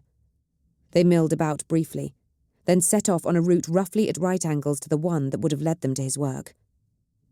Radomir felt the lips of his distant body twitch into a smile. A close call, but nothing to be concerned about in the end. He took a last look, to check they weren't doubling back for some reason. Wait, he'd seen one of them before. There was a woman in the middle of their small group whom he recognised. She'd been in Brabantis Palace, accompanying the big security chief. She was the one who'd known when to duck. She had to be a psyker of some sort, there was no question of it. But she also had to be part of House Brabantis. In fact, now that Radomir looked closer, he could see their logo on 4 of the others, armed guards judging by their matching armour and weaponry. What were Brabantis guards doing in an unmarked shuttle that was so well defended? That would only make sense if there was a Brabantis navigator close at hand. There was. In the middle of the group, next to the psyker girl. Radomir's fingers began to itch. He needed one more warp-eye. Just one. And then he could trigger the great glyph. He would be able to procure it through other means. But to have one right here, virtually within arm's reach, was a huge temptation. And perhaps he could take another swing at the psyker who'd foiled him last time. He'd have been able to get all the eyes he needed in Brabantis Palace, had she not somehow been able to evade him for long enough to bring the whole insect nest of guards, and crucially their lights, down on him. No, that was ego talking. And even servants of the ruinous powers could be killed by ego. He was too close now to be sunk by pride. Even in this dark, stepping into the middle of such a group of warriors was foolhardy at best, and in all probability, suicidal. He could see another man, there in the livery of the Scholastica Psychana. A telekinetic, judging by the design of his force staff. Unless Radomir badly missed his guess. He could be a dangerous foe indeed. Radomir would let them go, ignorant of his presence. A light flashed in the hold of the gun cutter, drawing his attention. There were still people inside then. Curiosity warred with caution, but he couldn't pass his consciousness through the hull. But the hull was no longer intact. What if he threaded his way in, very carefully, through the ruined aft section? He was thrown back twice as he strayed too close to shards of metal that retained their protection. But he managed to penetrate the shuttle's defences at the 3rd attempt.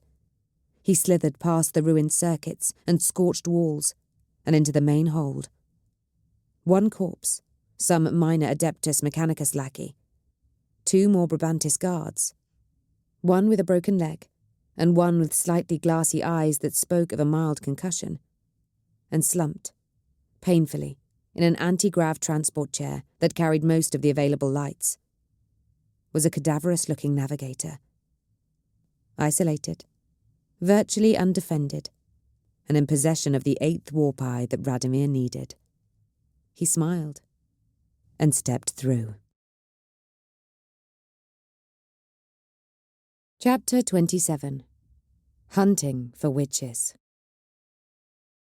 They turned and made their way back to the gun cutter as quickly as they could. It hadn't been fast enough. By the time Cheta got there, flanked by Hickett and Villa, and with Alisana Nero hovering uncertainly nearby, they'd heard the shouts of rage and sorrow over their combeads. Rose and Grangar had burst into the ship and hadn't liked what they'd found. Neither did Cheta, once she laid eyes on what awaited them. "By the Emperor," she breathed. Seth Lenson was no longer the only dead body in the hold.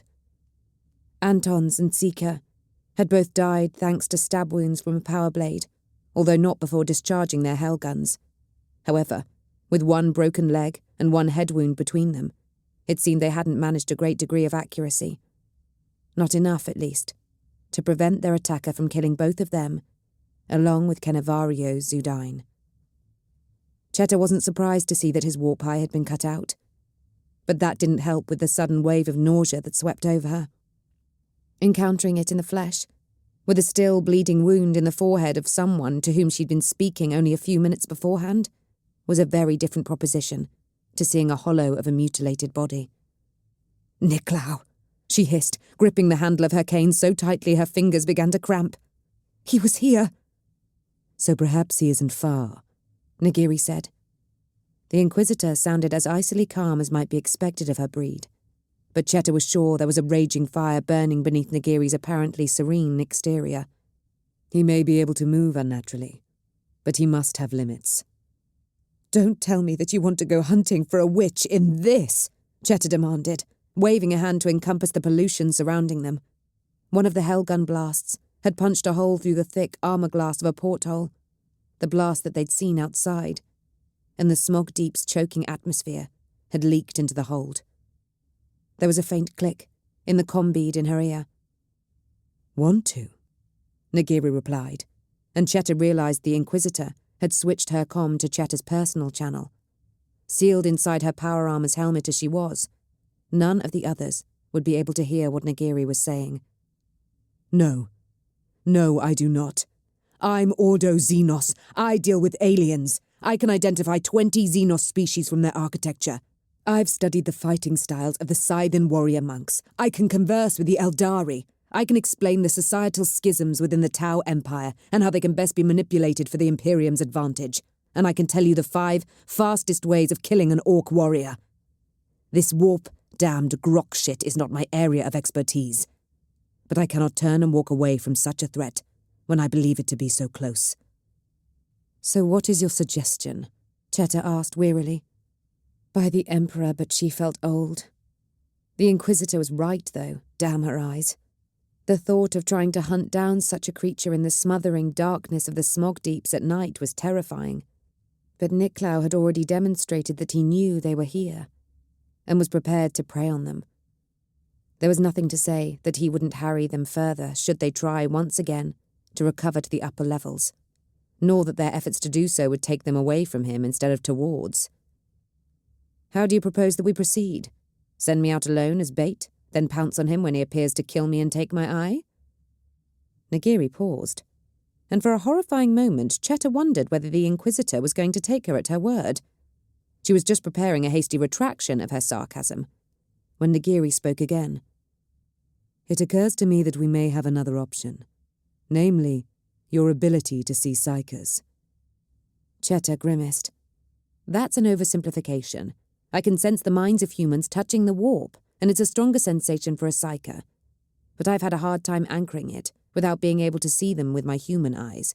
I'm not some cyber mastiff with a tracking protocol." Nagiri made a noise of irritation in her throat, which her vox picked up. Would you at least be willing to try? I have no wish to take a knife to the forehead or be pulled into the warp along with the rest of this planet, Cheta told her bluntly. I can try to locate this monster, but I would suggest that if we find a way to get out of this place or summon assistance, then we take it. Agreed, Nagiri replied instantly. The moment I find a way to throw more bodies at this problem, I will. For now, though, I believe we are the best place to achieve something. Very well, Cheta said heavily. Let us get outside again. She eyed the smog that was curling through the gun-cutter's interior, for all the difference it will make. Alessana Nero took Anthon's hellgun, slinging the back-mounted power pack across her shoulders with a surprising familiarity. She held out the las pistol she'd been carrying, offering it to Cheta. The odds of me being able to hit anything are minimal, Cheta told her bluntly. I can barely hold my arm steady. I would still feel better if you had a weapon, Nero said. Whether or not it was the effect of the combead, or simply her long history of deception, she sounded entirely genuine. Cheta grunted a grudging thanks and took the pistol from her. It was well made, as she'd have expected from something originating from the House Brabantis armory, and the power cell was nearly fully charged. Have you ever experienced combat? Nagiri asked her, as they traipsed out through the ship's ruined stern for a second time. The ship I served on was boarded once, Cheta told her. 6 orc troop ships, or however they refer to them. The rest of the Navigator Corps and I were given las pistols and told to face the door to our quarters and shoot anything green that came through it. The orcs never made it to us, but it was a nerve-wracking few hours, I can promise you. She stumbled slightly and suppressed a grunt of pain as her hip made its presence felt more keenly for a moment. Out of interest, what is the fastest way to take down an orc warrior? In my experience, Nagiri paused as if in thought. Las cannon. Cheta snorted a humorless laugh. I must admit, I was hoping for something slightly more insightful. In the same vein, we're hunting a psyker, and you've spent much of your life dealing with the warp, Nagiri said. What would you say is the best way to deal with the threats it poses? In my experience, Cheta shrugged, being inside a Gellerfield. The eye lenses of Nagiri's helmet regarded her steadily for a moment. I know, Cheta grunted. She puffed her cheeks out, and her own breath reflected back at her, off the respirator's interior in a warm gust. So here we are, the unprepared, arraying ourselves against the unfathomable, on behalf of the unaware. Welcome to His Majesty's Divine Inquisition, Fell commented darkly. Fell, Nagiri snapped. Sorry, boss. Nagiri exhaled breathily over the comm, which Cheta took to indicate both the Inquisitor's irritation with her armsman and her preparation for what was to come next. Very well. Lady Brabantis, if you would be so good. No one look at my face too closely, Cheta warned the others. She took the head of her cane in both hands, braced it in front of her, and opened her warp eye. The disorientation was immediate and worse than usual. She couldn't tell if it was because of her weariness or injuries, or simply the fact that the smothering smog made it hard to anchor herself using her senses of sight and hearing. As ever, her warp eye sought the rolling maelstrom of the Empyrean, but found nothing, and the disconnection from her other senses was all the more pronounced. She could focus on the pain in her body, though. That was nowhere near as far from her as she'd like it to be. I don't think he's anywhere immediately near, she said. Her mouth felt clumsy, and her tongue thick. Faint sparks brushed at her awareness like the trailing tendrils of unseen cobwebs when moving through a room long abandoned.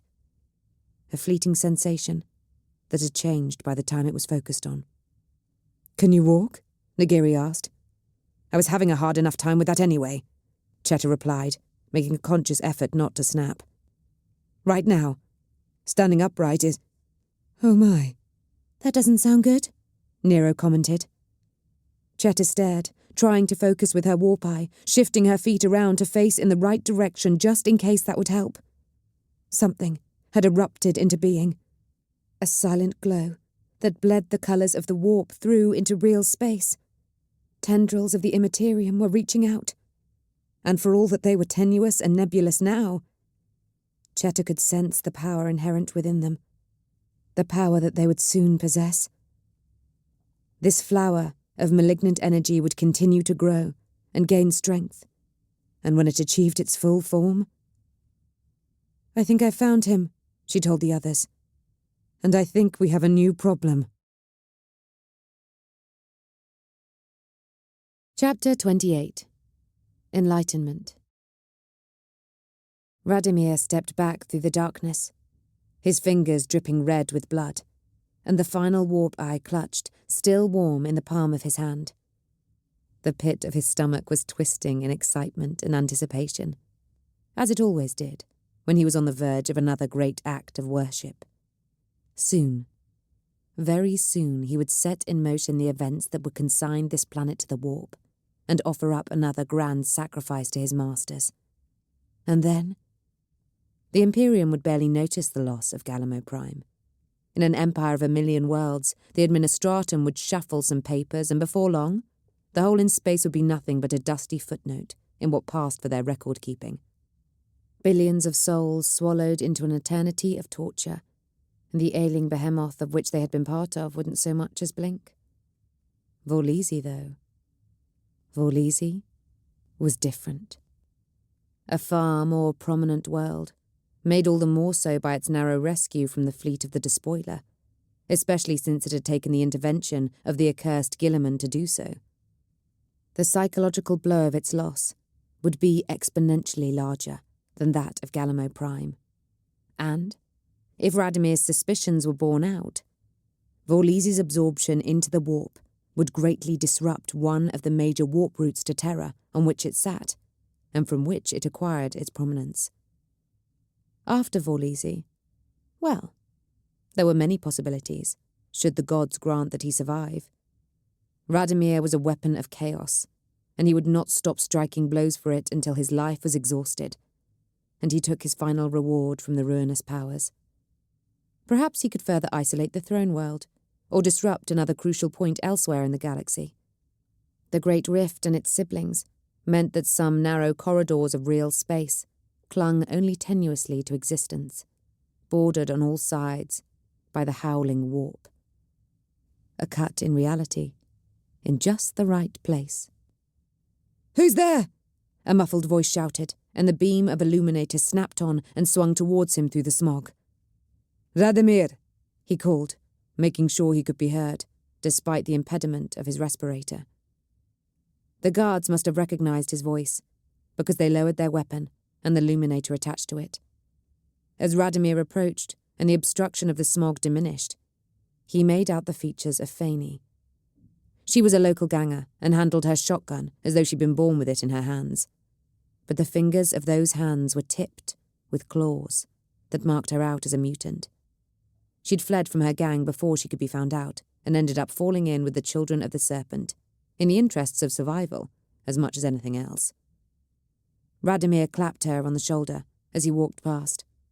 A certain camaraderie had been a crucial part of the unseen glue that held the children together so far, and he needed that to continue. The children would have to guard and oversee the ritual once he'd set it into motion, while he made his escape off-world. If they trusted him, they would protect the very spell that would end up killing them all, until it was too late. If they didn't trust him, if, for example, he'd put their backs up by being overly aloof, then there was always the risk that the canker of suspicion would take hold. Nothing angered a betrayer so much as believing themselves to be betrayed in turn. And the followers of chaos knew best of anyone that no plan was foolproof, and there was no scheme that could not be undone by chance events. He was a few paces past Faney when he felt it. The air seemed to thrum with a sudden tension. It wasn't a physical thing. Most of the fools around him wouldn't have noticed a change. It was something deeper. The faintest echo of the beginning of a song that called to his blood and his bones. There was a great and powerful potentiality lurking around him, waiting to be seized and directed. The product of 8 times 8 times 8 sigils, carved into Vorlisi's surface by the Children of the Serpent, painstakingly following the deliberately piecemeal directions he'd given Solomon Eichner. The last line had been drawn, and the great glyph was ready. Everyone stand where you are! He shouted into the night air, cursing the rebreather that muffled his voice. He didn't fancy his chances of not coughing his lungs up without it, though. The work has been completed. I can begin the rite. An excited murmur grew from the various figures half hidden in the murk around him, but they obeyed his instruction. Just as well. The last thing he needed now was for a careless footstep to crush a critical line. And they were all critical. At least, until the ritual began. After that, well, the very nature of chaos was its unpredictability. He was building a beacon to lure a mighty predator of the warp. It couldn't break through into the material universe as such, but through the power of the great glyph, it could get enough of a hold on the bones of the planet to drag it under, like the blunt snout of a colossal ocean predator, breaching to engulf a boat and carry it down into abyssal waters. As things stood, Radomir could leave a slow-burning lure, one that should give him enough time to abandon ship and leave everyone else to their fate. Should the glyph be damaged once the rite was started, it could spin out of his control. It might fail completely, it might doom Vorlisi far more quickly than he planned. Or something else altogether could happen. Meddling with the very fabric of reality was never without its risks. He moved with haste, tempered with caution, stepping between the individual sigils and never letting his eyes linger on their lines for too long, lest his conscious mind be seduced and drawn out of him. Radomir knew well the power of the tools he wielded. That was why he took such care. He placed one of the stolen eyes at each of the 8 apex points, muttering 8 consecutive charms as he did so. Then, holding each point separate in his mind as a glowing, writhing sphere of power, he walked to the centre of the great glyph. "Ellen," he ordered, beckoning, "bring him forth." Aelin Marjuk stepped forwards, dragging a battered, bleeding man in dirt-stained garments that had once been the uniform of a medic, behind him across the unmarked ground that formed the central octagon of the design. Cormac, the man's name was, an unimaginative, unremarkable follower of the true gods, who'd lived a life of quiet blasphemy amidst the bustle of Ascension City, until Eichner had mobilized his followers. Cormac had lost his nerve, however. Perhaps he'd seen a little too much of the sigils, or perhaps he'd always been craven and had found this purpose too great for his mind to comprehend. Regardless of the cause, he'd tried to flee. Faney had clubbed him into unconsciousness with the butt of her shotgun, and Marjuk had stood guard over him since. Now Cormac would serve a grander purpose. "Enlightenment cannot come without sacrifice," Radomir declared, as Marjuk pulled Cormac into a kneeling position and held the medic's arms behind his back. Cormac stared up at Radomir from beneath the ugly welt left on his forehead by Faney's gun, but there wasn't a great deal of understanding in his eyes. Faney had struck him quite hard, and Radomir wouldn't have been particularly surprised if Cormac couldn't remember what day it was. "You have all worked hard," Radomir continued. "You have all showed your devotion. Now the path to enlightenment will be opened by the blood of one who did not share your steadfastness." He took hold of Cormac's tunic and ripped it open to reveal the man's chest, then ignited his power blade. Now Cormac's eyes registered panic, but Marjuk held him fast as he groggily attempted to struggle. Radomir made 4 cuts, swift and true, carving the 8-pointed star into Cormac's flesh. The man screamed into the respirator that he'd been allowed to keep, so that he might stay alive long enough to fulfill this purpose. Blood ran down over the curve of his stomach. Much of it began to soak into the waistband of his lower garments, but a few drops fell to the dusty ground. All around them, the sigils of the great glyph ignited into witchlight. On Cormac's chest, the centre of the wound Radomir had inflicted began to emit an answering glow, which spread along the arms of the star and then began to crawl outwards across the rest of his body. Writhing tongues of corpusant that burned without consuming the flesh. Aelin Marjuk released Cormac before the glow reached where his hands had gripped the man's arms, but the medic did not slump forwards. Instead, he began to rise into the air, his eyes bulging and his mouth open in a scream that was not sounding in the same reality as his body. Radomir closed his eyes, tilted his head back, and began to recite his incantation. He'd learnt it by rote from the grimoire of Tarodark, the pages of which were formed from the skins of 88 warriors slain by treachery. And he had been the first of 72 masters in 3 centuries not to die in the attempt. As he spoke the words of power, he braided the glowing spheres of the stolen warp eyes into the tapestry he wove in his mind, anchoring it in Cormac's body, and simultaneously reaching out into the immaterium, the long-forgotten bioalchemy that had twisted genetics to create the navigator race millennia ago in order to enable humanity to transcend the boundaries of their solar system and spread out across the stars, was now wrenched into the service of the great powers. He set his lure, a pulsing speck of light in the fathomless Empyrean. Soon, hopefully not too soon, the tortured writhing of Cormac's trapped, immolated soul and the ghost-like promise of billions more would prove irresistible to one of the warp's mighty predators. They would take the bait, and Vorlisi would cease to exist. By which time Radomir intended to be on a ship and well out of reach of the entity he had summoned. But he needed to ensure that the rite was completed properly, or else all this effort would come to nothing. And so the words continued to drip from his lips as he secured the sigils, bound them together with tendrils of his will, and sent their power spearing down into the bedrock. It was not a process that came without cost, and Radomir felt it siphoning off his life force as soon as he began, like the cold, sharp jaws of ocean predators closing on him. This was going to be harder than before. He could tell that much instantly. Galamo had left him weak. Vorlisi? He looked down at his hands. The bones were standing out more starkly than before, the flesh around them beginning to sag and wrinkle, as his very being was devoured. He might not recover from this. Not fully.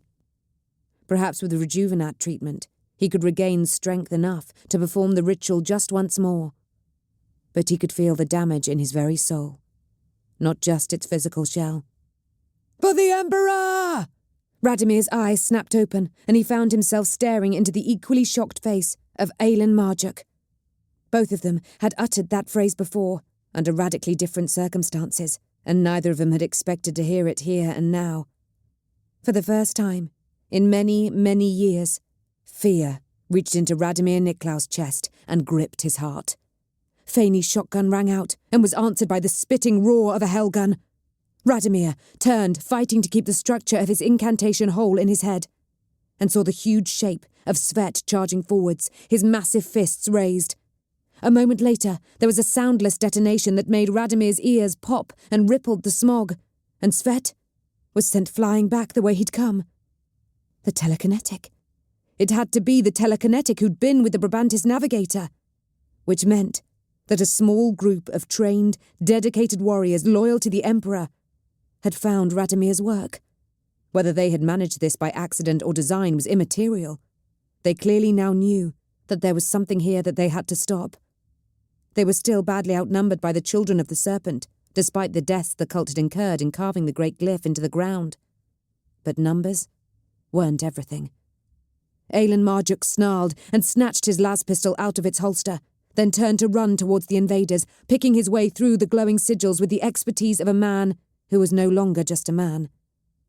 There was something else behind Marjuk's eyes now, and it could see on a different wavelength to mere mortals. Radomir had no doubt of that. He also doubted that it would be enough, whatever it was. Radomir could have helped to turn the tide, perhaps. Alone he wouldn't have fancied his chances. As part of the Children, stepping in and out of the darkness while his enemies were busy with other attackers, he might have wreaked havoc. He could certainly have thinned their numbers out, perhaps to the point where the remnants of the Children could have simply overwhelmed these followers of the Corpse Emperor. Except he couldn't, while the rite was unfinished.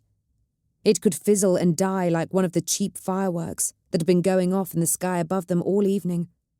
Vorlisi had to fall, to strike a new psychological blow at the Imperium and tax its already strained infrastructure to breaking point. Let them see how vulnerable they were, even this close to their beloved throne world. Let them learn that the threat of chaos was not always as obvious as the despoiler and his power-armoured minions. Let them never know safety again. Radomir crouched down, dug his fingers into the blood-stained dirt, and poured all the power and fury of his spirit into the renewed incantation. He would not fail. No matter the cost, he would not fail. The aching hollow in his chest expanded as the ritual sucked greedily at his soul. But he was ready to die, and his soul was already commended to the true gods.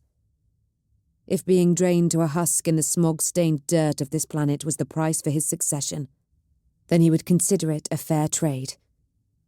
Besides, if escape was impossible, then there was no reason to draw the predators in slowly. Chapter 29. For the Emperor. The smog lit up ahead of them, an ethereal glow of sickly pale luminescence. "You can see that?" Cheta panted, gesturing vaguely with the las pistol in her left hand. She felt like she'd near killed herself, guiding her companions this far this quickly, and her lungs were no longer replenished in the way they once had been, by the air she was sucking in through her respirator's grill. "We can see it," Nagiri confirmed grimly. The Inquisitor was a brooding shadow beneath glowing red eyes, holding a plasma pistol in one ceramite gauntlet and a long, ornate power sword in the other. "That is the location of this foulness?" "That's it," Cheta told her. The skeins of power were thickening and becoming more vivid to her warp sight, but she could sense that they had a long way to grow yet before they reached their full potential. On the one hand, that was encouraging. The rite didn't look to be near completion. On the other hand, as a hurting, tired woman on foot, without the protection of a Geller field or a spacecraft, the scope of what was coming terrified her. "I can make out a few heat signatures ahead, but the smog is confusing most of my sensors," Nagiri announced over the vox. "We don't know how many of them there are or what abilities they may have, but I don't think we have time to reconnoitre. On my signal!" The Inquisitor paused, as though considering, then appeared to come to a conclusion. "Kill everything that isn't us," she finished decisively. "What about Niklau?" Cheta asked. "Kill him too," Nagiri replied, her tone clearly suggesting that she thought the question to be a redundant one. "Yeah, I'd say we should definitely try to kill him," Fel put in. "Are you certain that killing him will stop the ritual?"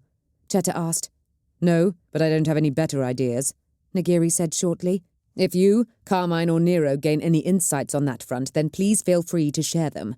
Otherwise, I find that killing a Chaos Witch rarely makes things worse.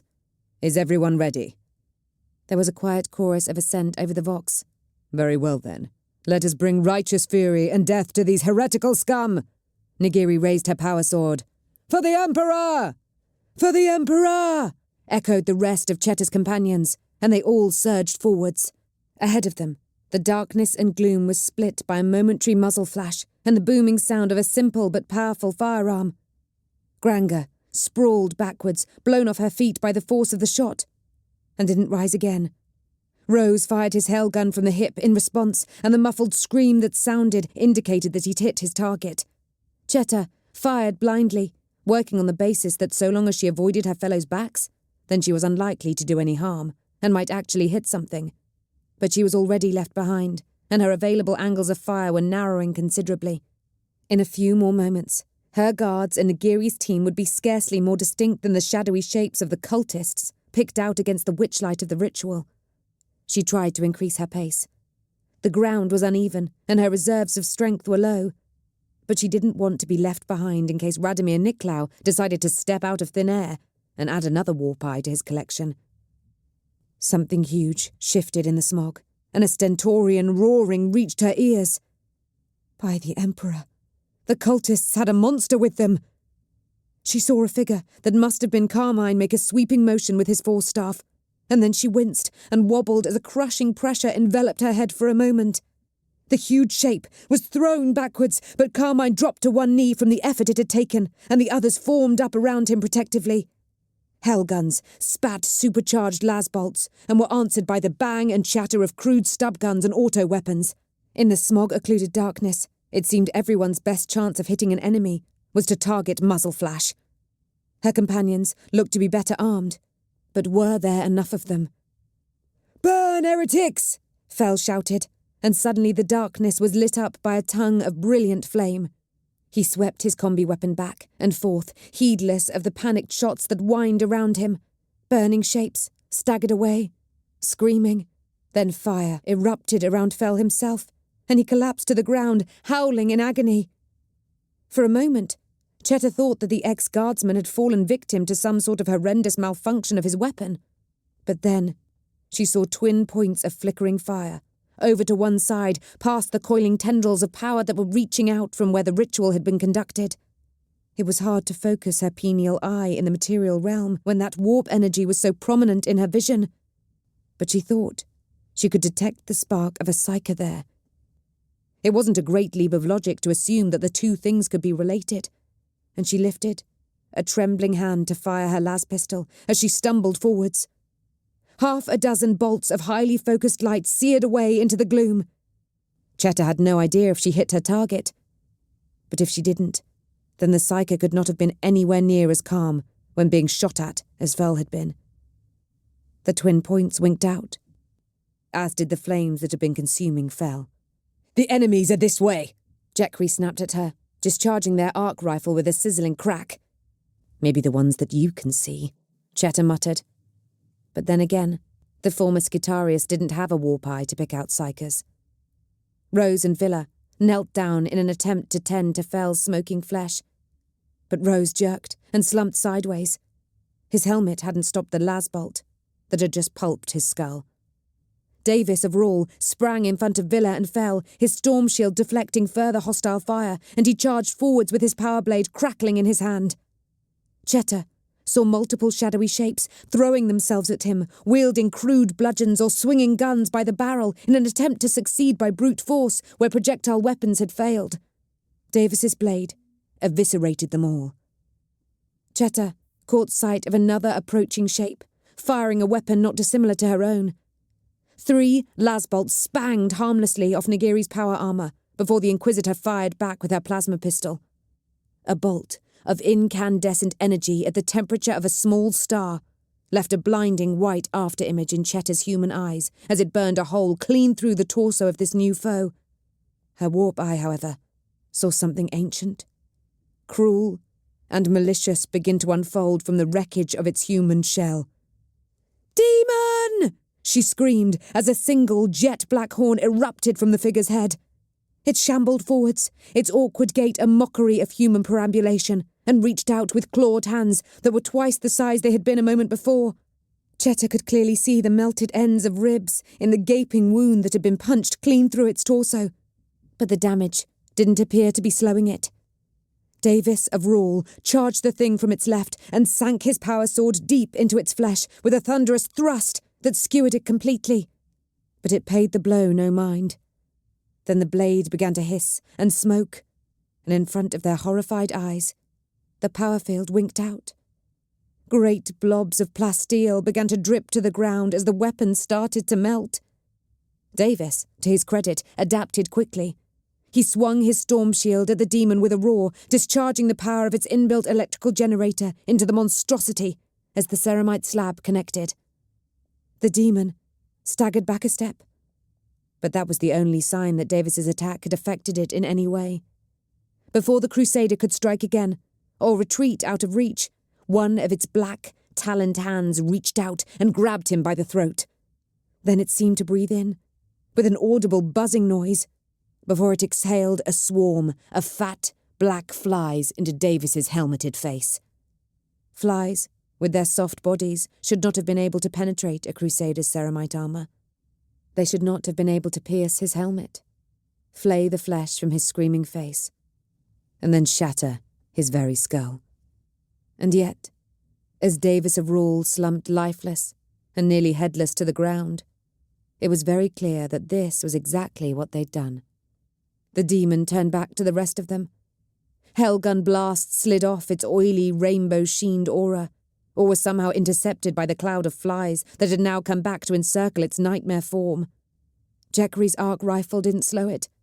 Chetta's companions began to back away from the warp creature and towards her, still firing. Nero had grabbed hold of Fell's flak vest and was hauling the badly burned big man across the ground. Hickett went down as a cultist got lucky with a shot. Now they weren't coming under fire. "Oh, Throne!" Chetta hissed as the backs of her party got closer. They were going to blunder into her at any moment, and she could barely navigate this terrain going forwards, let alone backwards. Carmine broke ranks, stepping into the path of the demon, and his forestaff glowed with sudden light as he swung it two-handed. Ave Imperator! The blow neatly bisected the demon at chest height, and this time its sickening aura gave it no defence. Its head, upper chest, and arms sailed through the air for a few feet before splatting wetly to earth, while the legs tottered forwards for 2 more steps and then collapsed. The cloud of flies abruptly fell from the air, instantly dead. Carmine let out a fierce bark of laughter and raised one hand, preparing for another kinetic assault on the few cultists still arrayed against them. This time, he wasn't quick enough when the monster Chetta had dimly sighted before came storming out of the smog. It grabbed each of Carmine's arms in one of its huge fists, just below the shoulder, then wrenched. Carmine came apart like a rag doll, both arms torn from their sockets, before he could summon his power to defend himself. He screamed in utter agony as twin fountains of blood spurted from his flanks. The monster raised a massive clawed foot and kicked Carmine in the chest, crushing his ribcage and sending him flying backwards.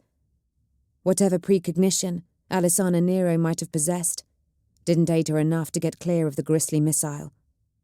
Carmine's broken body flattened her. Chetta raised her las pistol and fired.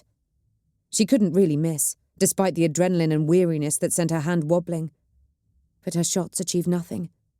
Then, the monster was on them. Villa's head was engulfed and crushed by one clawed fist, and the last of Chetta's guards went limp. Jekri's arc rifle burned the monster's side, but it snatched them up by their legs and dashed them down on the ground once, twice, thrice, until the former Skitarius's body came apart, and their upper torso went tumbling away across the ground with a wail of mechanical agony. Nagiri's power sword took the monster's left hand off at the wrist. The monster's right fist struck the Inquisitor so hard that she sailed 20 feet through the air and came to rest in a heap with a clatter of buckled ceramite. Chetta fought to keep her bladder under control as the foul mutant's huge head swung towards her. It took 1 step, 2 steps, dust and gravel crunching beneath its clawed feet. Its massive mouth opened, drool spilling from between malformed, beast-like tusks. Murderers! Even in the grip of spine-numbing fear, Chetta could still feel shock. Had the thing just spoken? Leave us alone! The words were poorly formed, but they were words. The creature could speak Low Gothic. If it could speak, it could reason.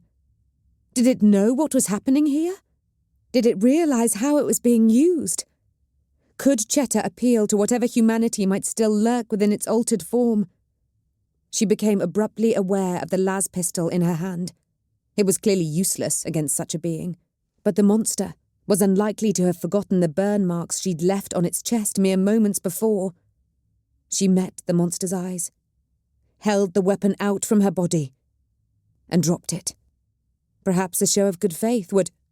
A series of explosions ripped up the creature's torso, blasting chunks of flesh out of its body and culminating in a final shower of gore and bone as the massive mutant's jaw disintegrated. It swayed for a moment, then slumped sideways. Fell's bionic arm, the only part of his body not burned by the fire that had engulfed him, shakily lowered his combi weapon. The effort looked to have taken everything he had left. He rolled from his back, on his right-hand side in a semi-fetal position, frantic breaths, whistling audibly through his respirator. Chetta took a deep and somewhat shaky breath. Nagiri? The Vox was silent.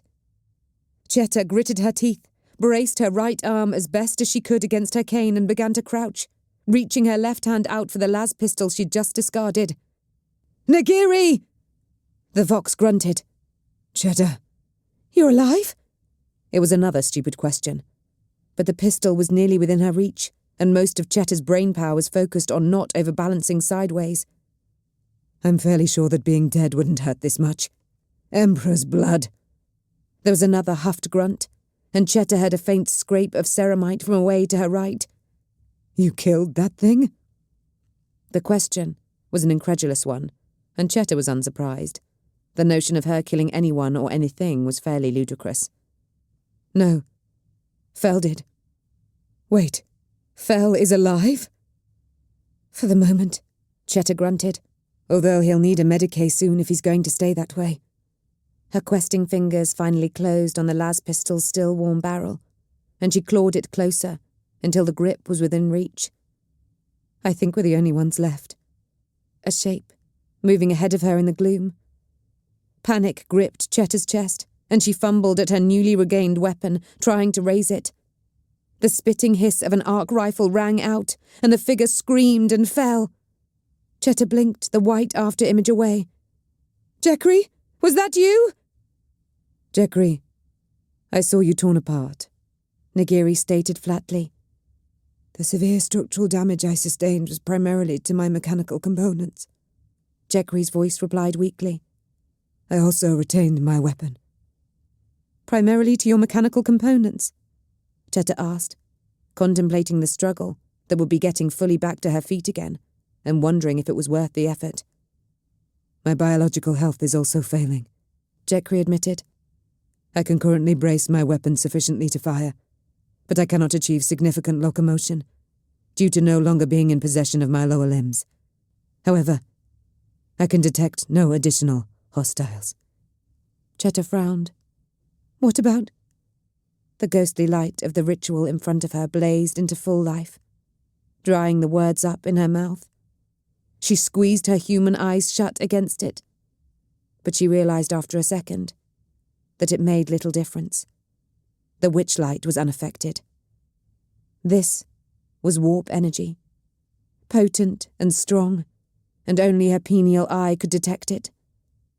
Something had happened. Something that had whipped the slow-burning blasphemy before them into a raging inferno of power. It spiraled around itself, the tendrils thickening and intertwining, until it became something that was part flower, part serpent, part beacon, and all enrapturing. It was simultaneously the most beautiful and the most terrifying thing she'd ever seen. "It's begun properly," she said, forcing herself up and fighting back tears as she did so. "Nagiri, get up! Emperor, damn you, we have to stop it! Inquisit—" That hadn't been Nagiri. It had been Jekri's voice, and abruptly cut off. Cheddar scanned the darkness around her desperately, but her human eyes were still near blind, and the blazing power of the ritual that her warp eye could see illuminated nothing in the material world. She squinted, trying to focus. Was that the faintest echo of something? Over there? "Jekri," Nagiri voxed. Cheddar heard the clatter of armour as the battered Inquisitor finally pulled herself back to her feet. "Jekri, come in." "Too late," Cheddar said, knowing in her heart that it was true as soon as the words left her lips. "He's still here, Nagiri. Niklau is still here." Chapter 30. The Lidless Stare. "Cheddar, stay where you are," Nagiri instructed over the vox. Shadows shifted in the gloom, and the faintest spots of glowing red became visible. "I'm coming to you." "Nagiri, this is important," Cheddar said. The swirling tendrils of the rite were almost transfixing in their beauty. But there was a pattern there. She was sure of it. "Niklau is not the key, not any longer. We have to disrupt the rite itself." "Where in the name of all the saints is my pistol?" Nagiri grunted, her helmet scanning from right to left as she limped forwards. "Disrupt the rite. Any ideas how?" "I'm working on that," Cheddar admitted. This was something different to anything she'd ever done before. Despite all her experience at navigating the warp, had she seen something like this from her throne, She'd have directed the craft she was responsible for to give it a wide berth and thought little more about it. Her career had always been focused on avoiding complex warp phenomena, not studying them. Navigators might be able to pass things that would have driven a normal human insane within moments, but there was a limit to even her kind's mental resilience. Madness was far from unheard of within the great houses, and not all of it was the direct result of genetic instability. The sky tore open, and the colours of the warp bled out through the smog, casting distorted, shifting shadows across the ground. "Can you see that?" Cheta demanded. She was losing track of what she was perceiving with her human eyes and what with her warp eye, and was developing a splitting headache on top of everything else as a result. But she didn't dare close either. "I see it! I see it!" Nagiri assured her as she drew nearer. The Inquisitor's voice sounded ragged, which was a good match for Cheta's nerves. "I think you need to work faster on how to disrupt this." "You and me both," Cheta muttered. There was a sudden flicker of blue light past Nagiri's shoulder, the glow of a power blade. "Behind you!" Nagiri whirled, igniting her own power sword as she did so. The movement was clumsy and pained, a far cry from the Inquisitor's former balletic grace. And it hit nothing. However, the other blade winked out of existence. Cheta frowned. Was that a faint echo of something again? Away beyond Nagiri? "Cheta, I'll cover you for as long as I can, but unless you can see a way to end this blasphemy soon, then I'm just going to have to start swinging at things and hoping," Nagiri said, backing carefully towards her with her sword held in a two-handed guard position. "Given the end result of us doing nothing is going to be the destruction of this planet, I don't think I can make things worse." "Point taken," Cheta replied. This was infuriating. The power was coiling around itself, but also around something else.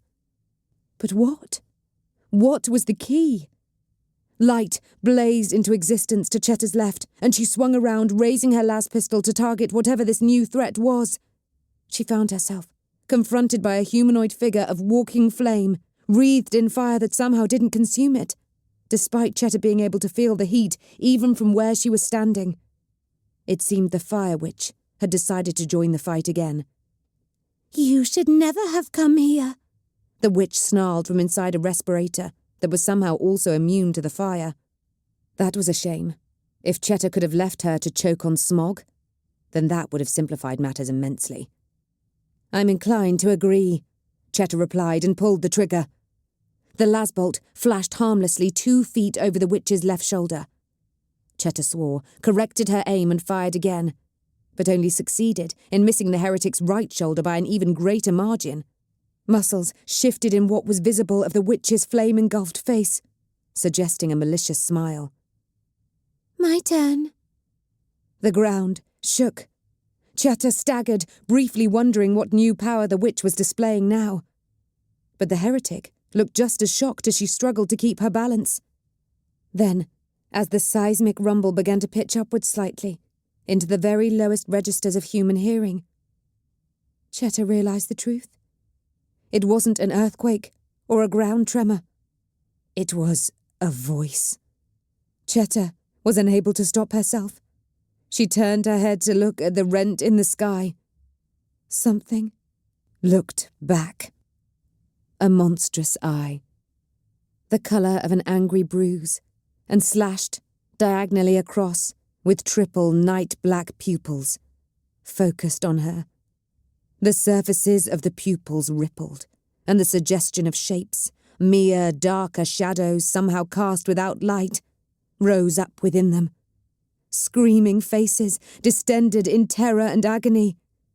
The iris was changing too, the shifting colours forming and reforming into endless hungry mouths that devoured each other.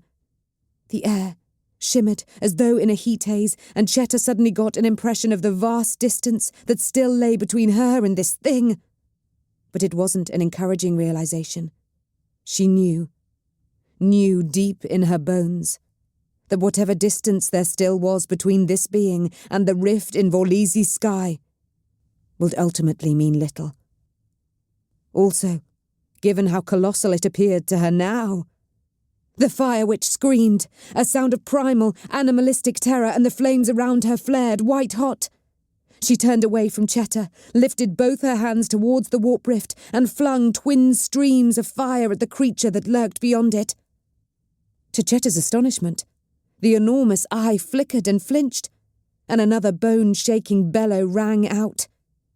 It was unlikely to do much more than infuriate the warp predator, if it could even have such human emotions attributed to it. But at least they could affect it in some way. "What is that? Don't look at it!" Cheta snapped, turning towards Nagiri as the streams of fire spluttered out and were replaced with the sound of terrified sobbing from the direction of the witch. Nagiri was only a couple of steps away from Cheta now, staring up at the rent in the sky with her power sword held loosely in her right hand and looking as astonished as was possible when wearing expressionless power armor. Cheta reached up and grabbed Nagiri's head, trying to force the helmet away from the impossible abomination. Cheta had seen approximations of such things before, albeit in less personally vulnerable circumstances. No matter how rigorous her mental training, Nagiri had admitted that she had little experience in dealing with the warp. The sight of such a thing could surely break even an inquisitor. Slowly, Nagiri managed to tear her gaze away, and her glowing red eye lenses turned towards Cheta. Cheta could hear Nagiri's breath coming quickly over the vox. Thank you, Cheta's warp eye caught the disruption in the material world, the ripple in the depths of the long, dark shadow being cast out behind Nagiri by the light from the rift. She opened her mouth to shout a warning, but she was too slow. Nagiri must have seen her expression change because she began to turn, but she was too slow as well. Radomir Nicolaou, his long hair now streaked with grey but still fierce-eyed above his respirator mask, burst out of the darkness with astounding speed and fury. His power knife flared into life a split second before he buried it in Zareta Nagiri's ribs. Nagiri screamed. Nicolaou wheeled away, leaving a smoking rent in the Inquisitor's power armor. Nagiri slumped down as blood began to leak out of the gash in her ceramite. Cheta raised her las pistol, but Nicolaou had already retreated. As she tried to draw a bead on him with her warp eye, every part of his essence vanished. "How bad is it?" she asked, still scanning their surroundings, as though she'd have the reflexes or accuracy to shoot Radomir Nicolaou before he could saunter casually up to her and cut her throat. "I'd like to be able to say that I hadn't expected to die like this," Nagiri replied, in a voice tight and breathy with pain. "But that would be a lie." Bleak despair took hold of Cheta. The last warrior with her had fallen. She could possibly work out a way to slow down or stop the ritual. But she couldn't do that and fight off Radomir Nicolaou.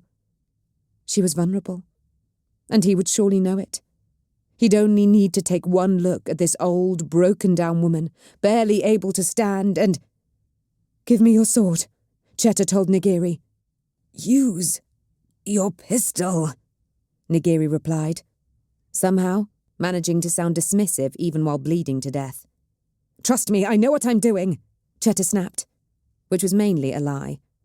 But she must have sounded convincing.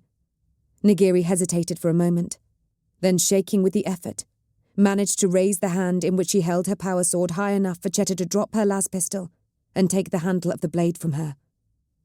The sword was surprisingly light, a superior plasteel blend that weighed perhaps as much as Cheta's cane. Not that it made a great deal of difference, since Cheta wouldn't have been able to attempt any sort of fancy swordswomanship, even had she been in her best health. She had one trick, and just had to hope that would be enough. The power field was still shimmering. Cheta held the blade low in front of her, in both hands, and faced the whirling power of the right. Then she closed her human eyes. The ritual dominated her vision, and she could make out the malicious nature of its energy now. She was seeing it purely through her warp eye. Could see the faint, spectral claws that it was sending down into Vorlisi's crust. The monstrosity, looming in the sky above it, was just as visible, but somehow less horrifying now. Cheta had seen such things before through her warp sight, and although that was never a good thing, If she made herself ignore the fact that she wasn't currently shielded by a Gellerfield, then she could suppress her fear and concentrate. Crucially, although she was facing the right, her warp sight didn't have the same field of vision as her human eyes. Just like when she was immersed in the Empyrean on her navigation throne, she could sense the warp all around her. And like those occasions, however, the vast majority of the warp's presence was in front of her. But not all of it. Behind her, in the long, dark shadow she was casting on the ground, Cheta saw a whisper of the warp as Radomir Niclaw emerged from whatever unholy method of travel his heretical powers granted him. Her back was turned to him as she stood, apparently transfixed by the ritual, next to the crumpled body of a dying Inquisitor, an easy target to approach from behind. Cheta forced herself to wait for one more torturously long second, then spun around. It was certainly more of a stumble than a pirouette, one in which she started falling halfway through, and she didn't make a cut with Nagiri's power sword so much as she held it out in front of her while she turned. Against a wary, well-balanced opponent who was on his guard for a desperate last-ditch move, it would likely have failed. Against a malicious chaos worshipper, caught in the midst of an incautious advance, unaware that his intended prey could detect his teleportation, it proved to be good enough. The power sword sliced across the front of Niclaw's torso, the molecular disruption field that gave the blade its preternaturally sharp edge, carving its way through fabric and skin, bone and flesh. Niclaw let out a strangled grunt as they fell to the ground at the same time. The shock of landing on her right side jarred Nagiri's power sword out of Cheta's hand and sent it skittering across the ground out of her reach, and she felt the heretic's bodily fluids spray over her legs. Blood? Viscera? She fought down a wave of nausea and panic that was nearly strong enough to overwhelm the pain.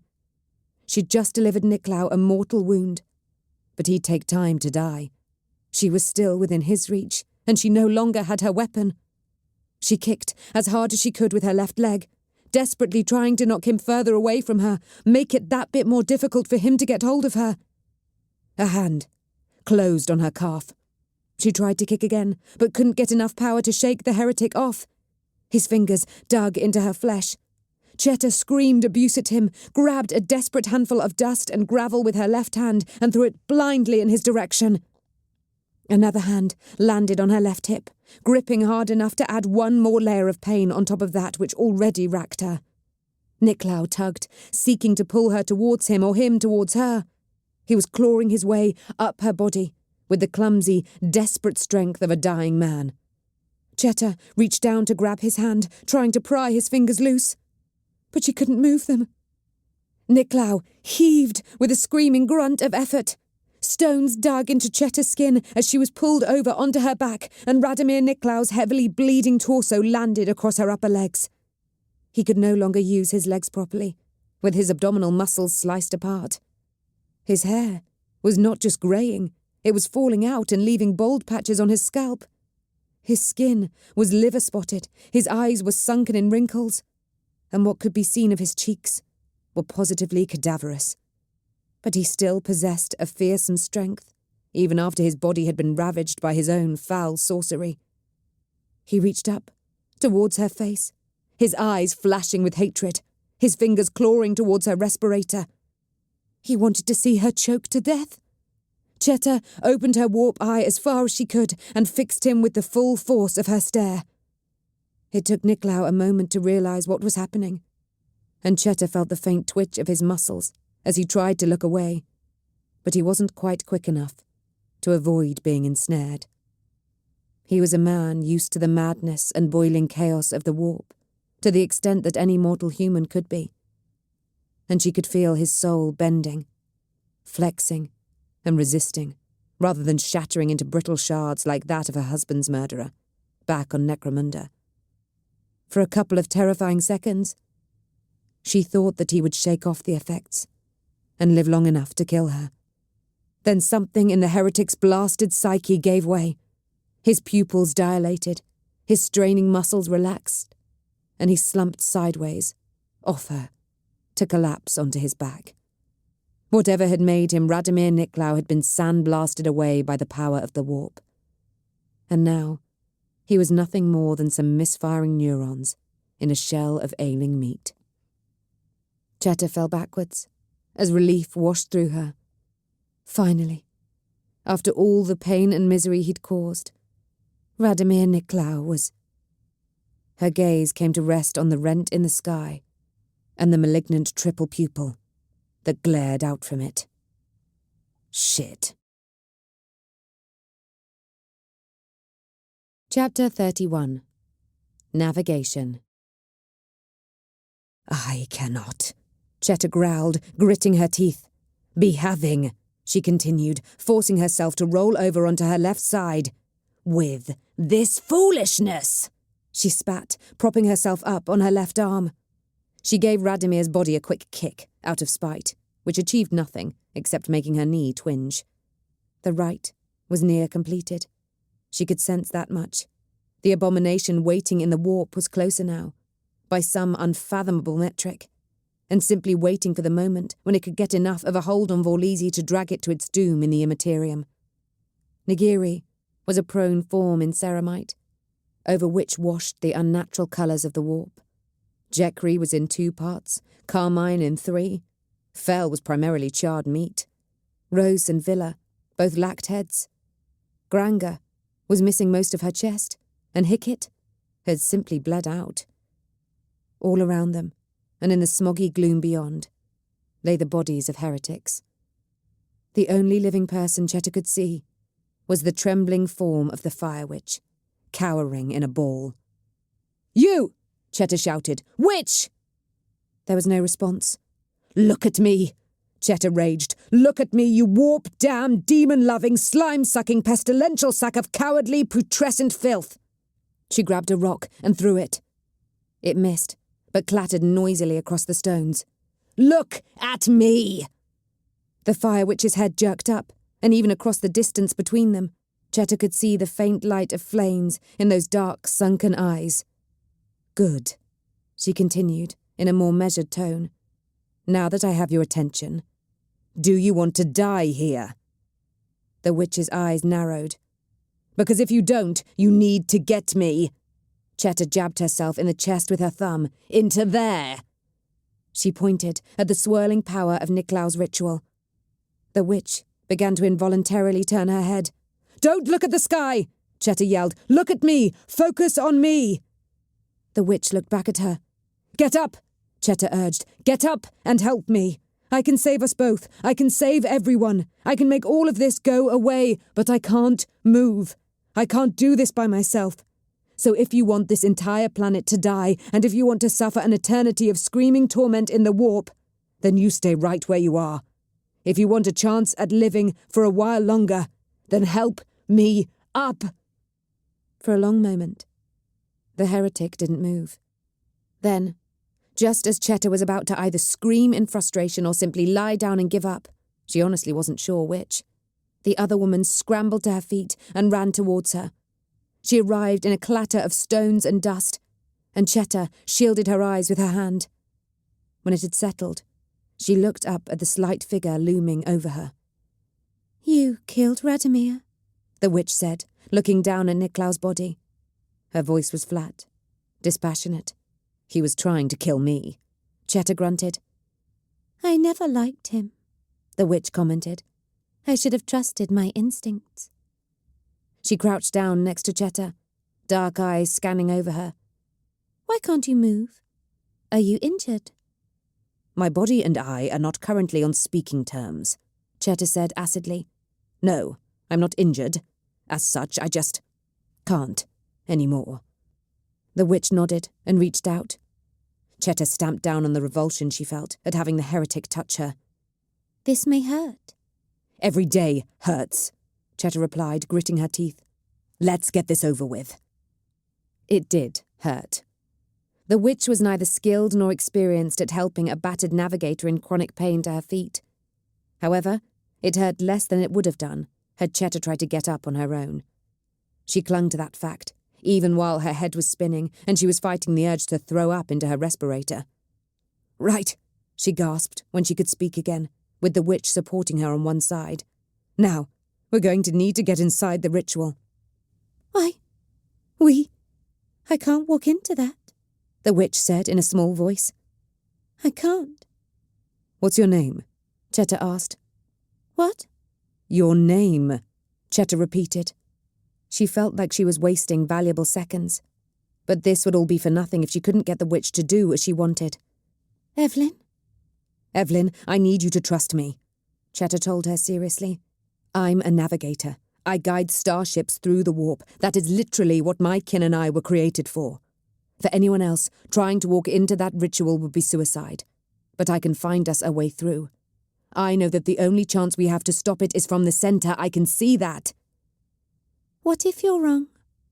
Evelyn asked. Cheta kissed her teeth in frustration. Then we die a few minutes before everyone else does. Unless you have a shuttle parked within half a mile and you're a fast runner, you're dead anyway. What have you got to lose?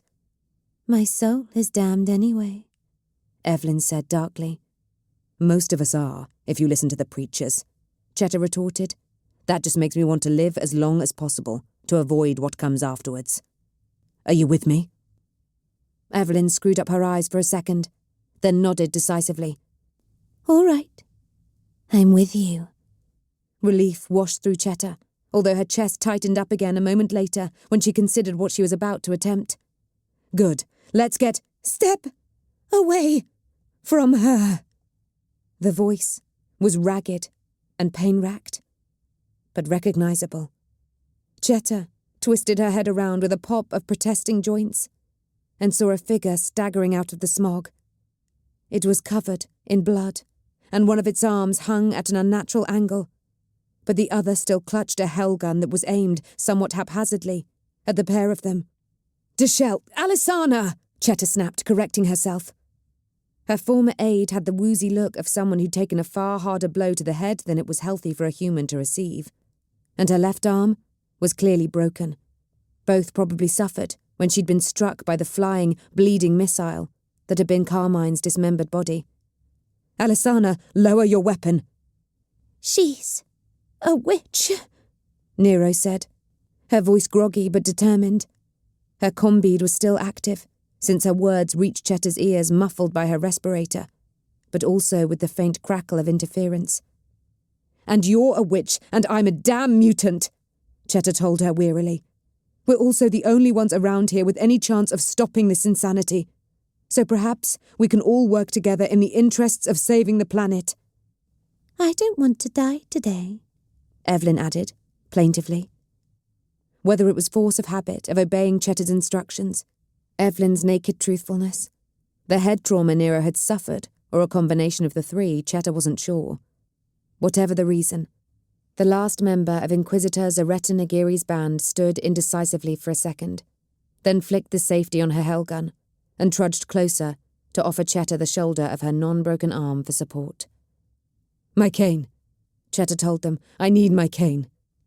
You have us, Nero replied. For now, Cheta pointed out. At least get me some way of holding myself up if something happens to you. They shuffled over, and with Nero now able to take Cheta's weight for a moment, Evelyn knelt down for a second to grab Cheta's cane from where she'd let it fall. Cheta gripped the handle of it in her right hand, with the length of it dangling down Evelyn's back, and felt a momentary rush of almost entirely unwanted security as a result.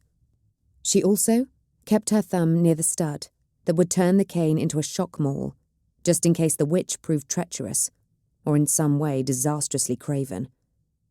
Forward then, she instructed, eyeing the curtain of swirling power before them. Remember, tread only where I say to tread, and only when I say. It was, without a doubt, the most nerve-wracking experience of Cheta's life. There was an illusion of security when on her navigation throne in the vestibule of a starship. The Geller field was always her primary protection, of course, but there was the ever-present risk of it failing, at which point the warp drive might turn into a giant hunk of rotting meat, or the corridors could start to digest the sanitation teams, or the bridge crew might begin to fuse with the deck. The sturdy walls of the ship itself, that protected her so well from the hard vacuum and radiation of the void, and the guns of enemies would do nothing against the warp. And yet, even though she knew that on an intellectual level, there was still a part of her that gained some comfort from that perceived protection. Staggering through shifting walls of warp energy, with nothing between her and them, save for scant inches of particulate-suffused air, and relying for propulsion not on a well-drilled bridge crew used to responding instantly to her direction, but a heretical fire witch and a badly concussed agent of the Inquisition whose loyalties she had been so badly wrong about for so long. "Stop!" she ordered, and the three of them lurched to a halt. It would look like, to a warp-blind observer, as though they were simply staggering drunkenly across the ground, veering to avoid imagined threats, and Cheta suspected that even the psychers on either side of her could detect nothing more than a crawling sensation on their skin or similar. To her, however, the barriers that were thrown up in front of, behind and around them were luridly visible. "Right!" They shuffled in the direction she'd indicated, as a tendril of power lashed down from where they'd been standing a moment before. It was a complicated pattern. But it was a pattern, and Cheta could see it. She just had to make sure that her concentration didn't slip. And all the while, the looming threat that hung in the sky above them grew slightly more tangible. Forward 2 steps. Left 1 step. Turn left! They pivoted, with Cheta as the agonized center point. Now right, 3 steps. Toshelle, get behind me! Nero obeyed, moaning in pain as her left arm banged against her side, but she managed to avoid the next wall of power that sprang up. "Could your precognition let you walk through this?" Cheta asked her, as they paused for a moment in a brief gap. "This would be a lot easier if you knew where to tread." "It's not reliable," Nero mumbled. "Why are these things never easy?" Cheta grumbled. She frowned, eyeing a new surge building within the maelstrom. Easy enough to avoid, by stepping there, and... But wait. There was a different wall of power sweeping around from that direction, which would pass through that space at exactly the moment they'd need to be there, so... The first surge was getting closer, sweeping inexorably around the octagram of power. She was out of time to plan. "Crap! Backwards!" Cheta ordered, and the other women obeyed. "How far?" Evelyn demanded. "Until I tell you!" Cheta snapped. "Now right! Keep going! Forwards! And stop!" It was like flying through the worst warp storms, when she was literally just reacting to what the Empyrean threw at her, with no ability to plan her best route. Those had always been the times when she'd felt most alive. Probably because they'd also been the times when she'd been the closest to death. "Right again!" They staggered sideways once more. But that tail end of that damnable second wall was catching up with them fast. Cheta could see the internal border of the huge octagram of power mere yards away. They could get close to it, but the gaps just weren't going to sync up. No matter where they trod, no matter how quickly they moved, there was no way to get past that final barrier before another sweep of power caught them. She'd misread the pattern. Going back and starting again wasn't an option. Even if their muscles and reflexes held up, it would take too long. Sometimes, you simply had to buckle up and give the bridge the order to go full ahead. "Nero, stay here in case this doesn't work," Cheta ordered, shaking her arms loose of her former aid's support. "Evelyn, forwards now!" Alessana Nero was, apparently, not quite quick enough on the uptake to protest in time. Cheta heard her begin to voice an objection, but by that point her heart was thumping in her ears as she stumbled forwards with her right arm over the heretic's shoulders. "Bear left!" Closer and closer, but the ritual's power was closing in on them. Not like the jaws of a predator, which implied voluntary action, but like the moving parts of a vast machine that was heedless of the rats it might crush in its internal wheels and gears as it fulfilled its assigned task. "Forwards!" Cheta braced herself as the wall of power loomed up in front of her. Realistically, how much worse could it hurt than everything else she'd experienced today? It was searing ice. It was crushing sharpness. It was every cell in her body being pierced by a high-frequency drill. It was agony. It was ecstasy. It was eternal. It was over. They broke through, stumbled. Chetta was jolted as Evelyn managed to get her legs under the navigator again and prevented her from falling. What was that? The witch panted, clutching at her chest. We were too slow, Chetta lied, but we made it. Above them, directly above them now, was the rent in the sky and its malign occupant. In front of them, turning slowly in the air, was a figure in the ripped uniform of a Mechanicus, wreathed in corpuscent and with an unholy design carved into his chest. To Chetta's eyes, he was connected to the ground by 8 tendrils of power that flowed to him from the 8 corners of the octagram in which they now stood, and a thicker rope of it flowed upwards from his silently screaming head. She focused her warp sight on the nearest corner and saw that the glowing orb focusing the power of the glyph around them was a navigator's warp eye. Should she move them? "Nero!" she snapped, suddenly aware of impending peril behind her. 2 steps back! "You're not even looking at me!" Nero's voice retorted. But she did as she was instructed. "Yes, I am, you stupid girl!" Chetta grunted. She focused again and tutted. Sometimes the simplest solutions really were the best. "Burn it," she told Evelyn, pointing at the floating body. What? Evelyn replied breathlessly. She seemed to have been more severely affected by being caught up in the ritual's power than Chetta had. Perhaps her inherent psychic powers had something to do with that? "Burn it!" Chetta snapped. "That's the focus. If we destroy the focus, the ritual should fail." "Should?" Evelyn retorted incredulously. Chetta swung her arm clear of the other woman's shoulders and planted her cane on the ground to catch herself before she overbalanced. "This is our chance. Take it, or don't." "I'll take it," Evelyn muttered. She took a couple of steps forwards, still determinedly not looking up at the rift above them, then spread the fingers on each hand. Fire. Not pale corpuscant, but a hale yellow-orange sprang into existence and licked across her fingers. A moment later, and it was running up her arms as though she'd been dipped in it. Then, with an audible whoomph, flames ignited all across her body. She raised her hands, shouted in apparent effort, and closed her fists again. The suspended body began to rotate faster. The power flowing upwards from it into the rift increased, and the rift itself began to bulge lower. "Burn it!" Chetta shouted again. "I'm trying," Evelyn responded, her voice tight with effort. It's like it's just swallowing my fire." Chetta's stomach twisted. "Well, try harder." This was the key. She knew it. "Overload it!" Evelyn screamed, and the fire surrounding her body brightened from yellow-orange to yellow to white to blue-white. Chetta could feel the heat radiating off her as the body in the air above them spun faster and faster. Dust began to float upwards. It was barely noticeable at any distance in the smog, but Chetta could see it rising directly in front of her eyes. The finest particles that lay on the ground were being drawn into the sky. A faint breeze was building as well, as air was sucked in from all sides. The predator above them was starting to close its jaws on Vorlisi. "What's happening?" Evelyn demanded, her voice panicked. "Keep going," Chetta ordered. The body in the air was spinning so fast now that she couldn't see it clearly.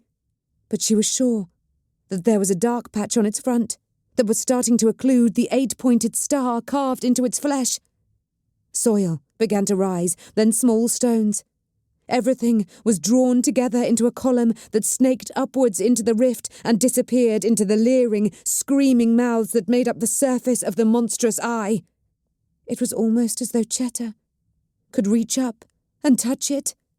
"Keep going!" The charred patch was definitely spreading across the Mechanicus' body, but Evelyn's body was shaking with effort.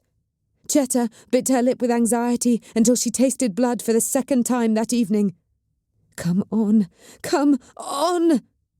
Fire. Caught. The corpuscant was pushed aside by white-hot flames that consumed, burning the clothes, melting the flesh, charring the bones.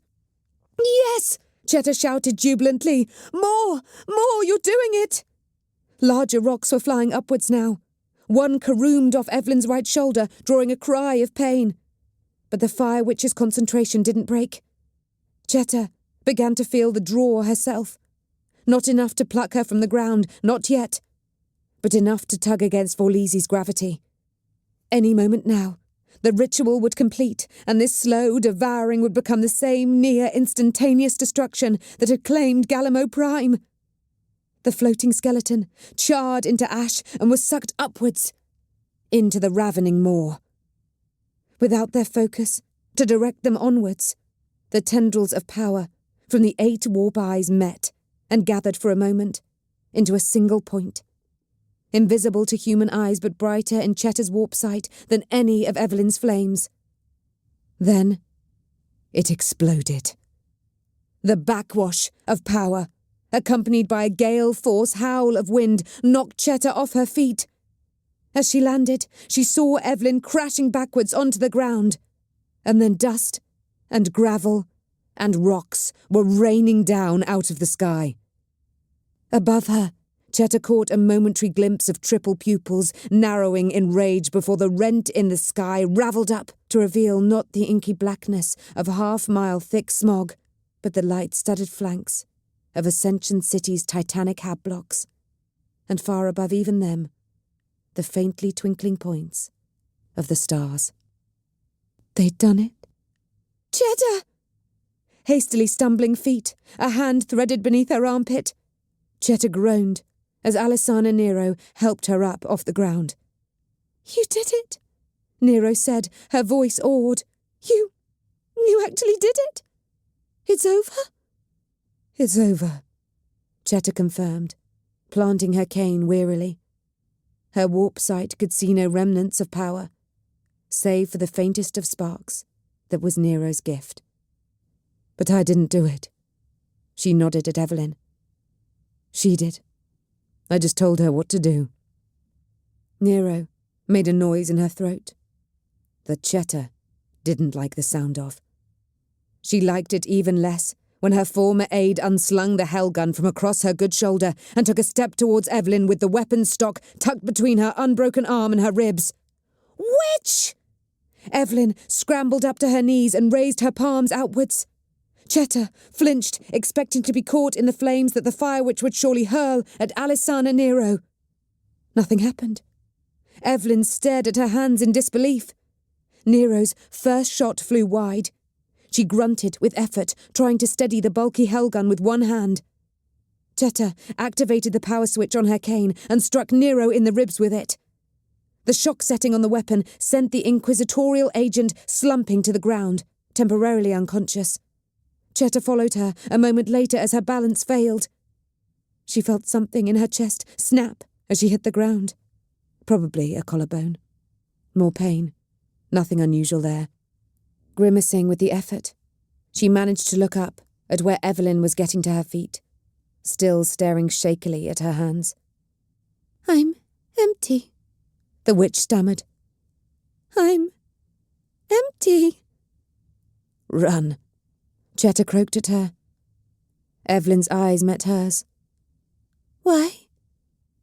Cheta knew that the other woman wasn't asking why she should run. The Inquisition are single-minded and inflexible. Cheta managed. I am capable of slightly more nuance. You saved this planet. They won't care about that. I do. Run, before someone who isn't me arrives. Evelyn gave her one brief nod, then turned and ran. It was a limping, staggering run, but it served to get her out of sight before Alessana Nero came around with a jerk and a moan of pain as reality asserted itself in her consciousness once more. Gah! Cheta gasped as one of Nero's thrashing limbs caught her in the shoulder. What happened? Nero demanded, fighting up to her knees and fumbling with her hellgun. The witch must have had a trick left. Cheta gasped, took us both down. Not hard to do in my case. She pawed at Nero's side, trying to push her away. Nagiri. She took a knife to the ribs, but she may still live. Go, see if you can help her. Nero staggered to her feet and made for her mistress. Cheta took a couple of breaths to compose herself. Then, doing her best to ignore the stabbing pain in her upper chest, reached up to her combead, and keyed it to the highest broadcasting level she could. "This is the Lady Chetamande, Novator of House Brabantis," she declared to the sky above her, free for the moment of the vox-blocking smog, thanks to the explosion of warp energy. "I am very much not dead, and I will pay a reward of 10,000 ducats to the first person or persons who follow this signal and return my companions and me safely to Brabantis Palace." She paused and glanced to her right. "In addition, if you can hear this, Judge Arctos, you may be interested to learn that I have killed Radomir Nicolaou." Chapter 32. A Matter of Honour. "He was turned in by his own wife?" Cheta asked. She was peering through a viewing slot into a stone cell in which Jalamar Josin sat, strapped to a bare metal chair. The temperature in the room was being gradually lowered. It didn't look as though Jalamar's scales were providing him with much protection from the elemental torture, judging by the shivering. Soon, his flesh would begin to freeze to the metal, at which point the questioners would enter. Scion of a powerful navigator house or not, the Adeptus Arbites took a very dim view of Imperial citizens who hired sorcerers that destroyed entire planets.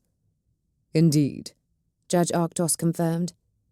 He was a tall, pale man, with an impressive beard of light blonde hair that dangled some way below his chin.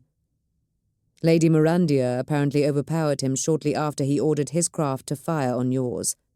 The evidence we have uncovered so far suggests that she was ignorant of her husband's schemes involving Nicolaou, and the assassins who murdered Lord Vitariel and made an attempt on your own life.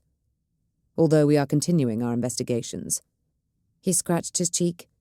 "Of course, she was not ignorant of many other things, including the fact that their personal flyer had been modified to carry twin-linked autocannons in violation of Ascension City ordinances, which is why she is also currently being detained." "I have sent word to my colleagues in the Holy Ordos," Zareta Nagiri said.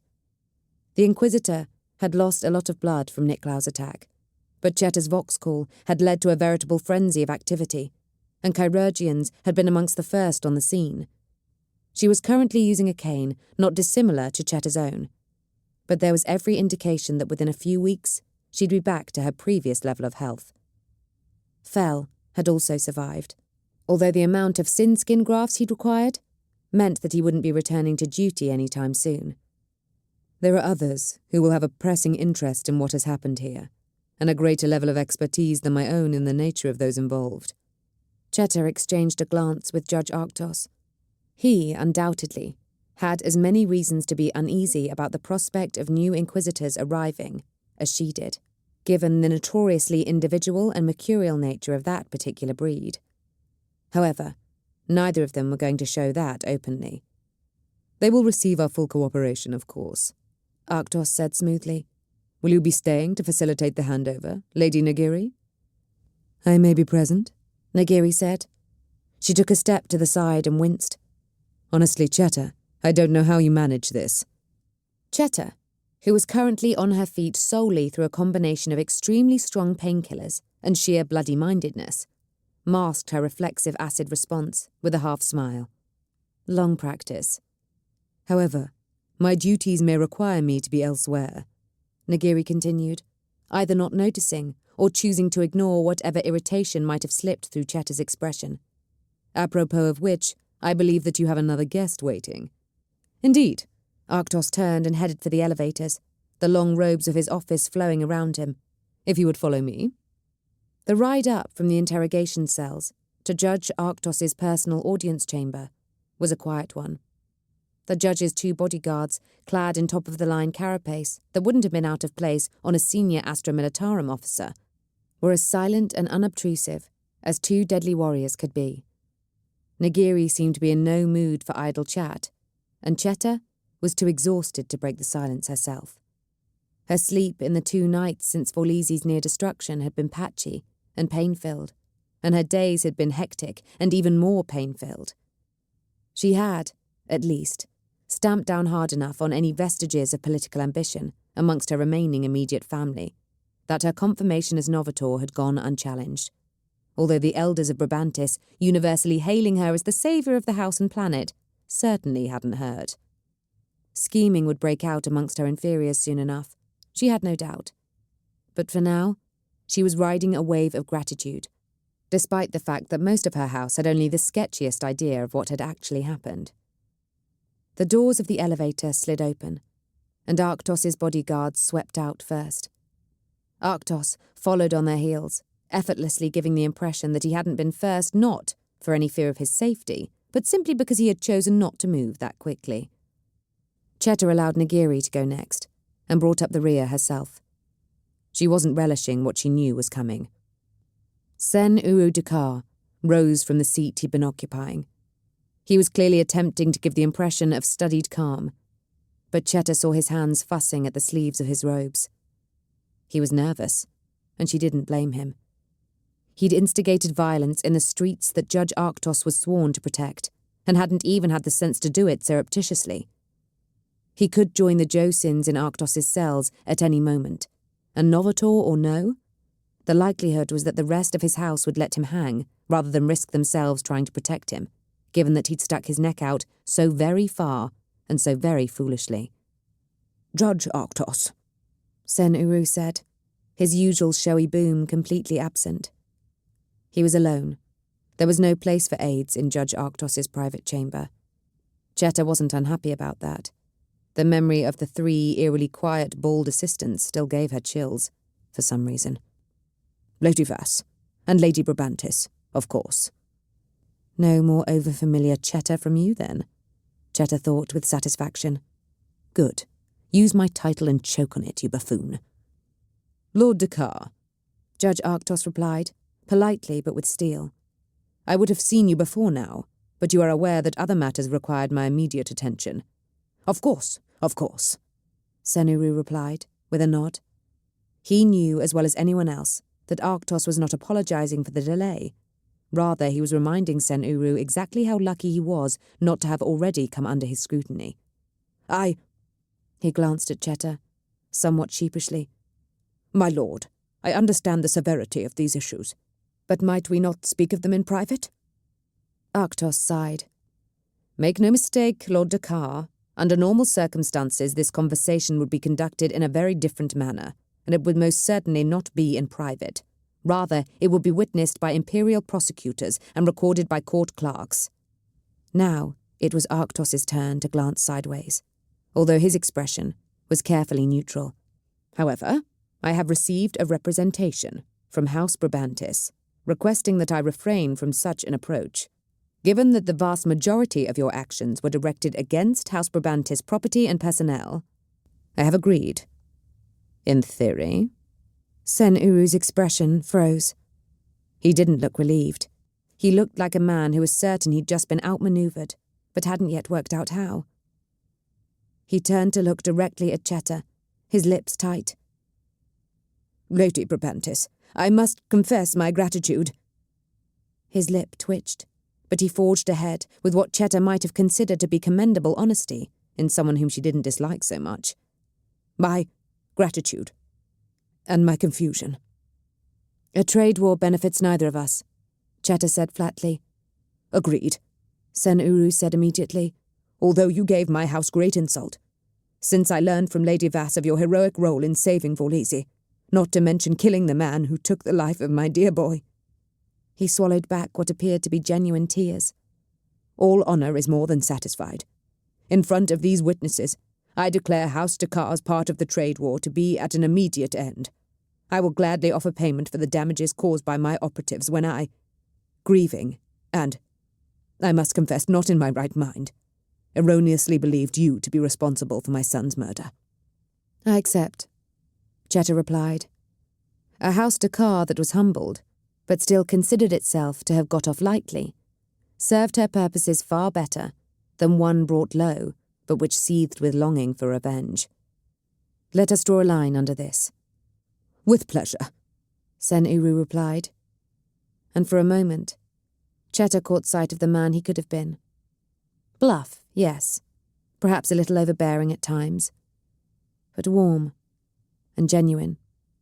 Perhaps it was simply the demands of his role that had turned him into the bullish, callous manipulator he had become. What, then, does that say for me? On the face of it, that I am more natural at manipulating people than he is. She shrugged internally. The Emperor gave everyone gifts, and it was up to each person to use them as best they could. Cheta had talked a heretical witch into saving one of the Imperium's most vital planets. She figured that gave her some leeway in other matters.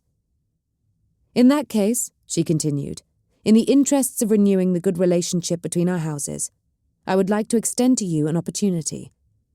Sen Uru's eyebrows twitched in a hastily suppressed frown. He was instantly suspicious, and with good reason. Lord Zudain is dead, Nagiri said soberly. I cannot be certain that his successor, whomever that may be, will be willing to honour the contract I have with the house. Oh, come now, Sen Uru said. I'm certain that no honourable house would— Lord Dakar, Nagiri interrupted him gently. House Zudain's honour is not perhaps as clear as that of some others. They have been in the wilderness a while now.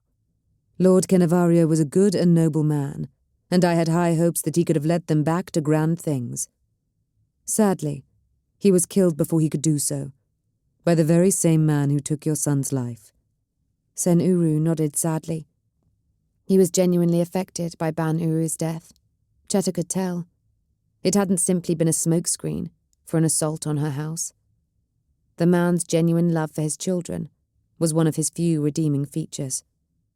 Lady Brabantis and I have discussed this matter, Nagiri continued, and although we have recently, as you are aware, found ourselves working alongside each other, we have decided that there are various matters that will prevent us from making this relationship an official one.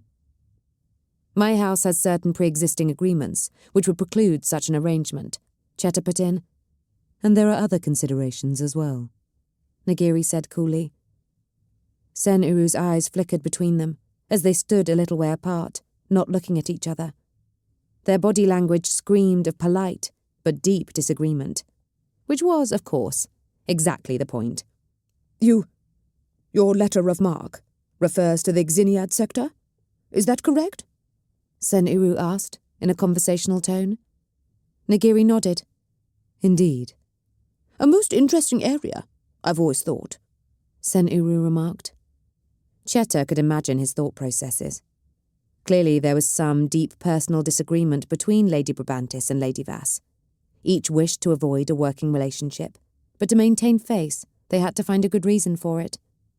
A proposal to House Dakar would look like Brabantis being magnanimous, yet would also allow Vass to attach herself to a prominent, stable house, thereby allowing face to be saved whilst benefiting both parties. The question would be whether Sen Uru felt that allying himself with a rogue trader with influence in the Xiniad sector would be worth further deepening the debt his house owed to Brabantis. It looked like he did. My house would be most honoured to consider such a proposal, Sen Uru said with a bow.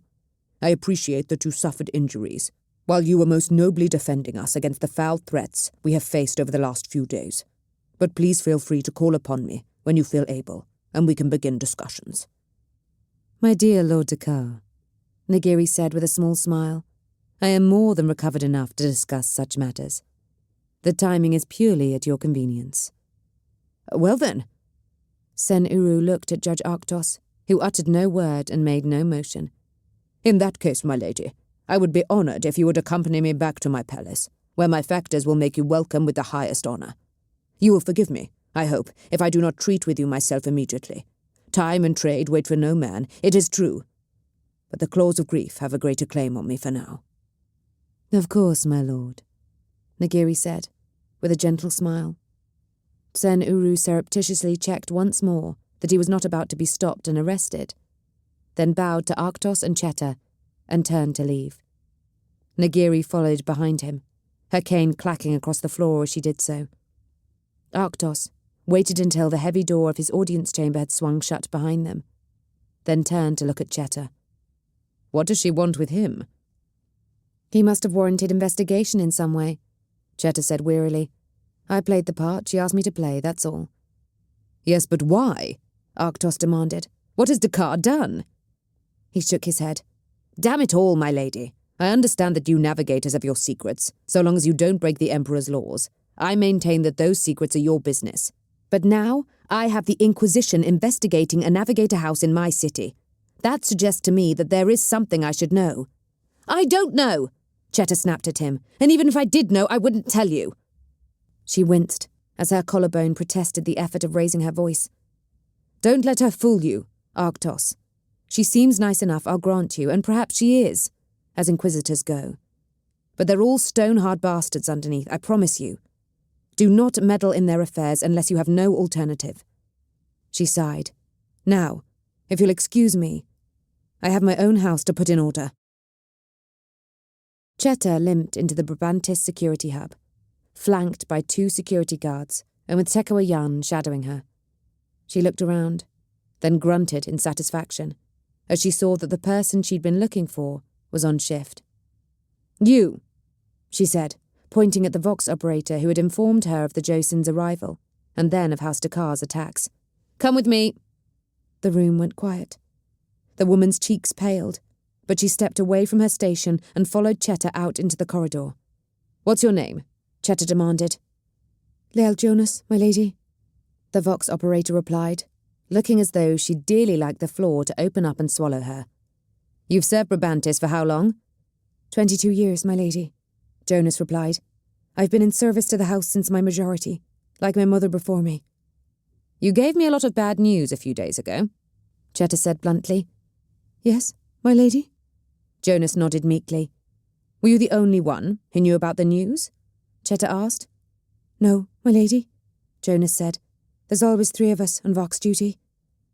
So why is it that it was you who came to me both times? Jonas licked her lips nervously, but said nothing, while her eyes darted around as though looking for a way out. Could it be, Cheta suggested, that your colleagues didn't dare tell me what was happening? Jonas looked to the floor. Cheta sighed. There have been a lot of changes around here lately. Many of them I will grant you because quite a few people have died unexpectedly. One of those was my head of security.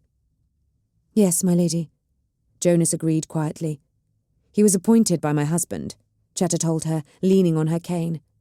My husband apparently believed that the most important quality a head of security could possess was the constitution to take an enormous amount of performance-enhancing drugs without suffering a heart attack. I, on the other hand, am more inclined to give the job to someone who is prepared to tell me something that they are absolutely certain I don't want to hear, simply because they know I need to hear it. Lyle Jonas looked up, her eyes wide. You start right now, Cheta told her bluntly. I appreciate that it will be something of a shift in your responsibilities, but I expect you to give it your best. Should I feel that you aren't up to the job, then I'll replace you. But we're in need of a new perspective. See if you can provide it. Yes, my lady, Jonas replied. She saluted smartly. Isha, Parlek, Cheta said, addressing her guards. Accompany Chief Jonas back in there and inform everyone of her new role, will you? I need a word with Jan here. A few seconds later, the corridor was empty save for the 2 of them. Cheta turned to Tekoa, then snorted a laugh. You look nervous. The last couple of weeks have been considerably more eventful than practically my whole life prior to meeting you, my lady, Tekoa said. My life used to be predictable, boring, perhaps even soul-destroying, but predictable. He gave a helpless smile. I have no idea what's going to happen from one day to the next now. A fair point, Cheta conceded. Did anyone plant you in my household, Tekoa? What? It's a simple enough question, Tekoa, Cheta said mildly, and I assure you that it is not a trick. If the answer is yes, and you say so now, then you can go and collect your husband and your possessions, and you can go to the hangar, and I will instruct a flyer to take you anywhere you like in Ascension City. You helped us catch Radomir Niklau. That was a worthy achievement.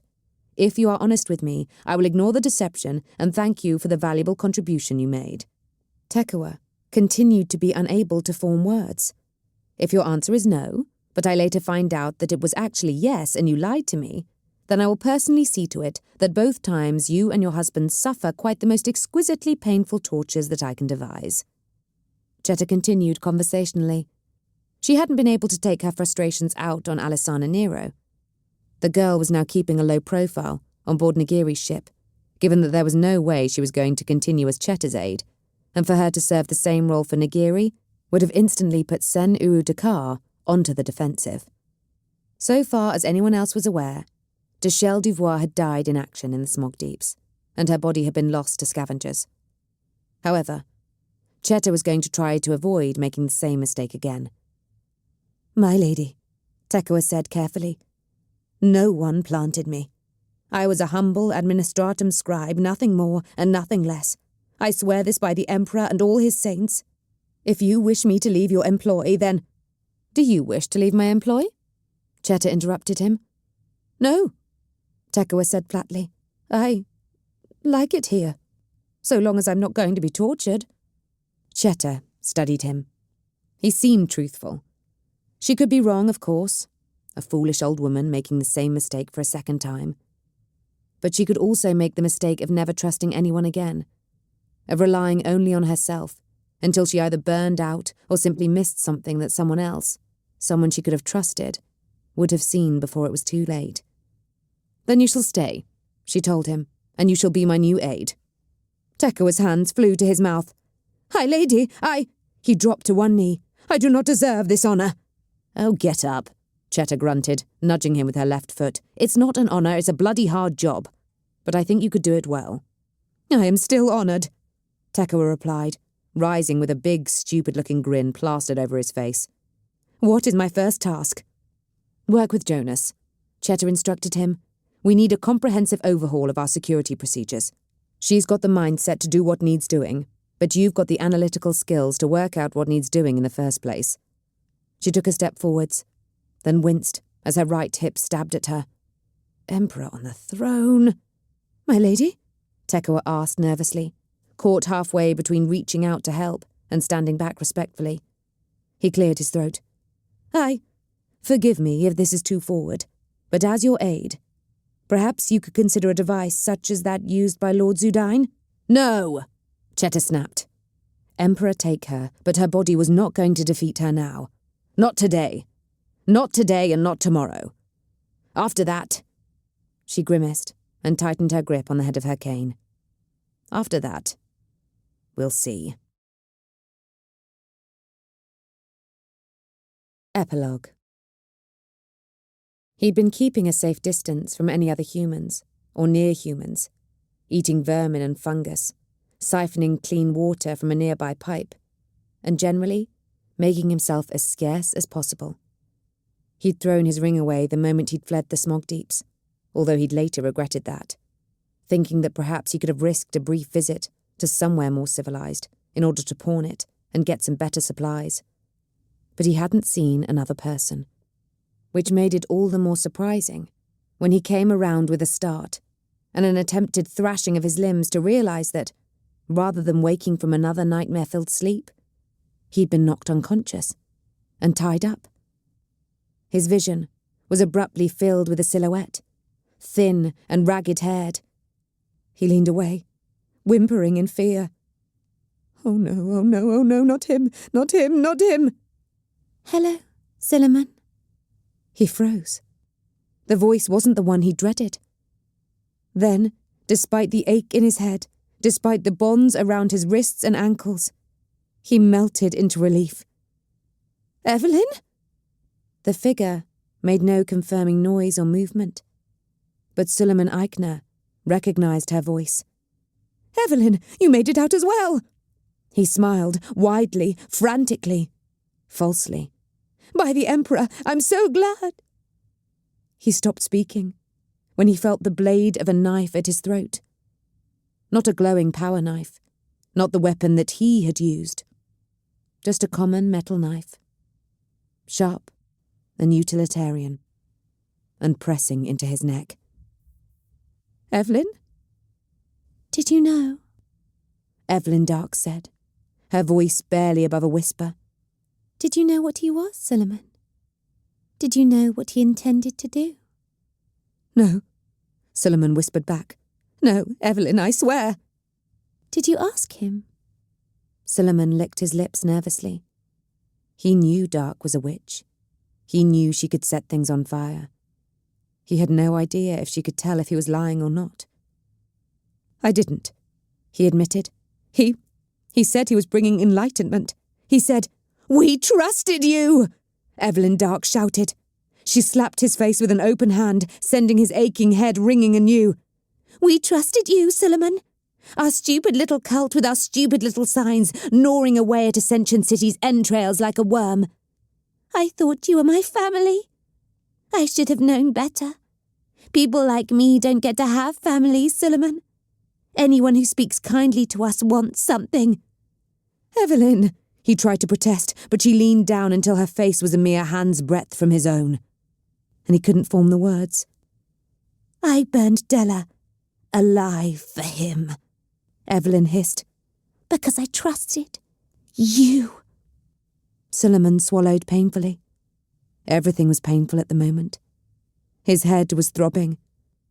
"Evelyn," he asked, hearing the tremble in his own voice, "what are you going to do to me?" "I walked through his ritual, Suleiman," Evelyn said quietly. "I wasn't going to, but the old navigator woman convinced me. She said we weren't quick enough. I think she lied. I think she always knew we couldn't get through without getting caught. She told me something, so I'd do what she wanted. The galaxy is the same everywhere." "Evelyn," Suleiman whimpered, "I don't know what you're talking about." "It tore me, Suleiman." Evelyn's eyes were darker and more hollow than he remembered. "I felt it, although I didn't realize it at the time. After that, when I burned Cormac's body, when I stopped the ritual, I was empty. My power had gone. I'd have died, but that old navigator woman saved me. I don't know why. I know I don't deserve saving. But she did, and now I'm here." "Your powers are gone?" Suleiman breathed. Perhaps this wasn't quite as bad as he thought. Evelyn Dark was not a large person. If he could get free, he could perhaps overpower her. "They were gone," Evelyn replied with a smile. She raised one finger. Yellow flames sprang into life around it for a second, and Suleiman Eichner's heart dropped. "They came back, but the tearing didn't heal. That damn ritual took part of my soul, Suleiman. I know that now. I can feel it. I can feel where it isn't." "Evelyn," Suleiman said. He tried to smile. "Evelyn, I don't think you're well." "I know I'm not well, you imbecile," Evelyn snarled. "My soul has been torn up, and I don't think I'm getting it back. So I thought to myself, what do I do now? Do I go back to lurking around Ascension City, eating scraps and waiting for someone to fool me again? Or do I take control? Do I do what I want to do? For the first time?"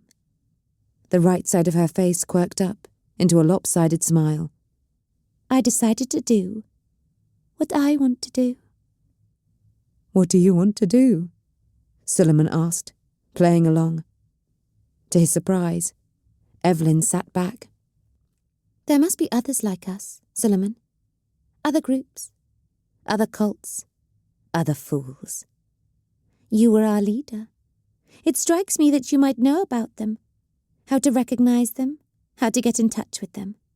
That sort of thing." Suleiman had read certain texts. It was true. He'd been able to get his hands on a few restricted items without bringing himself to the attention of the authorities. There were a couple of dealers who quietly trafficked in heretical pamphlets, who might indeed have links to other groups. He ventured a smile. A more genuine one this time. "Perhaps we can help each other out, Evelyn." "Help each other?" Evelyn laughed. "No, Suleiman. You're going to tell me everything you know. Everyone you know. And then I'm going to kill you. And then I'm going to go and kill as many of them as I can." Suleiman's chest tightened with fear. "Evelyn, I've known you since you were 12. You can't mean that. You're Evelyn Dark. I took you in when your family threw you out." "I'm not Evelyn Dark any longer," Evelyn snarled, and her right hand burst into flame anew. I'm Evelyn Half-Soul now. Your friend Nicklaus saw to that. He wasn't my friend, Solomon squealed, wriggling desperately. But she tied his bonds well. Then tell me about the ones who were your friends, Evelyn said, reaching down with her flaming hand. Tell me about every last one of them, and perhaps this will be over quickly. Solomon Eichner screamed for a long time.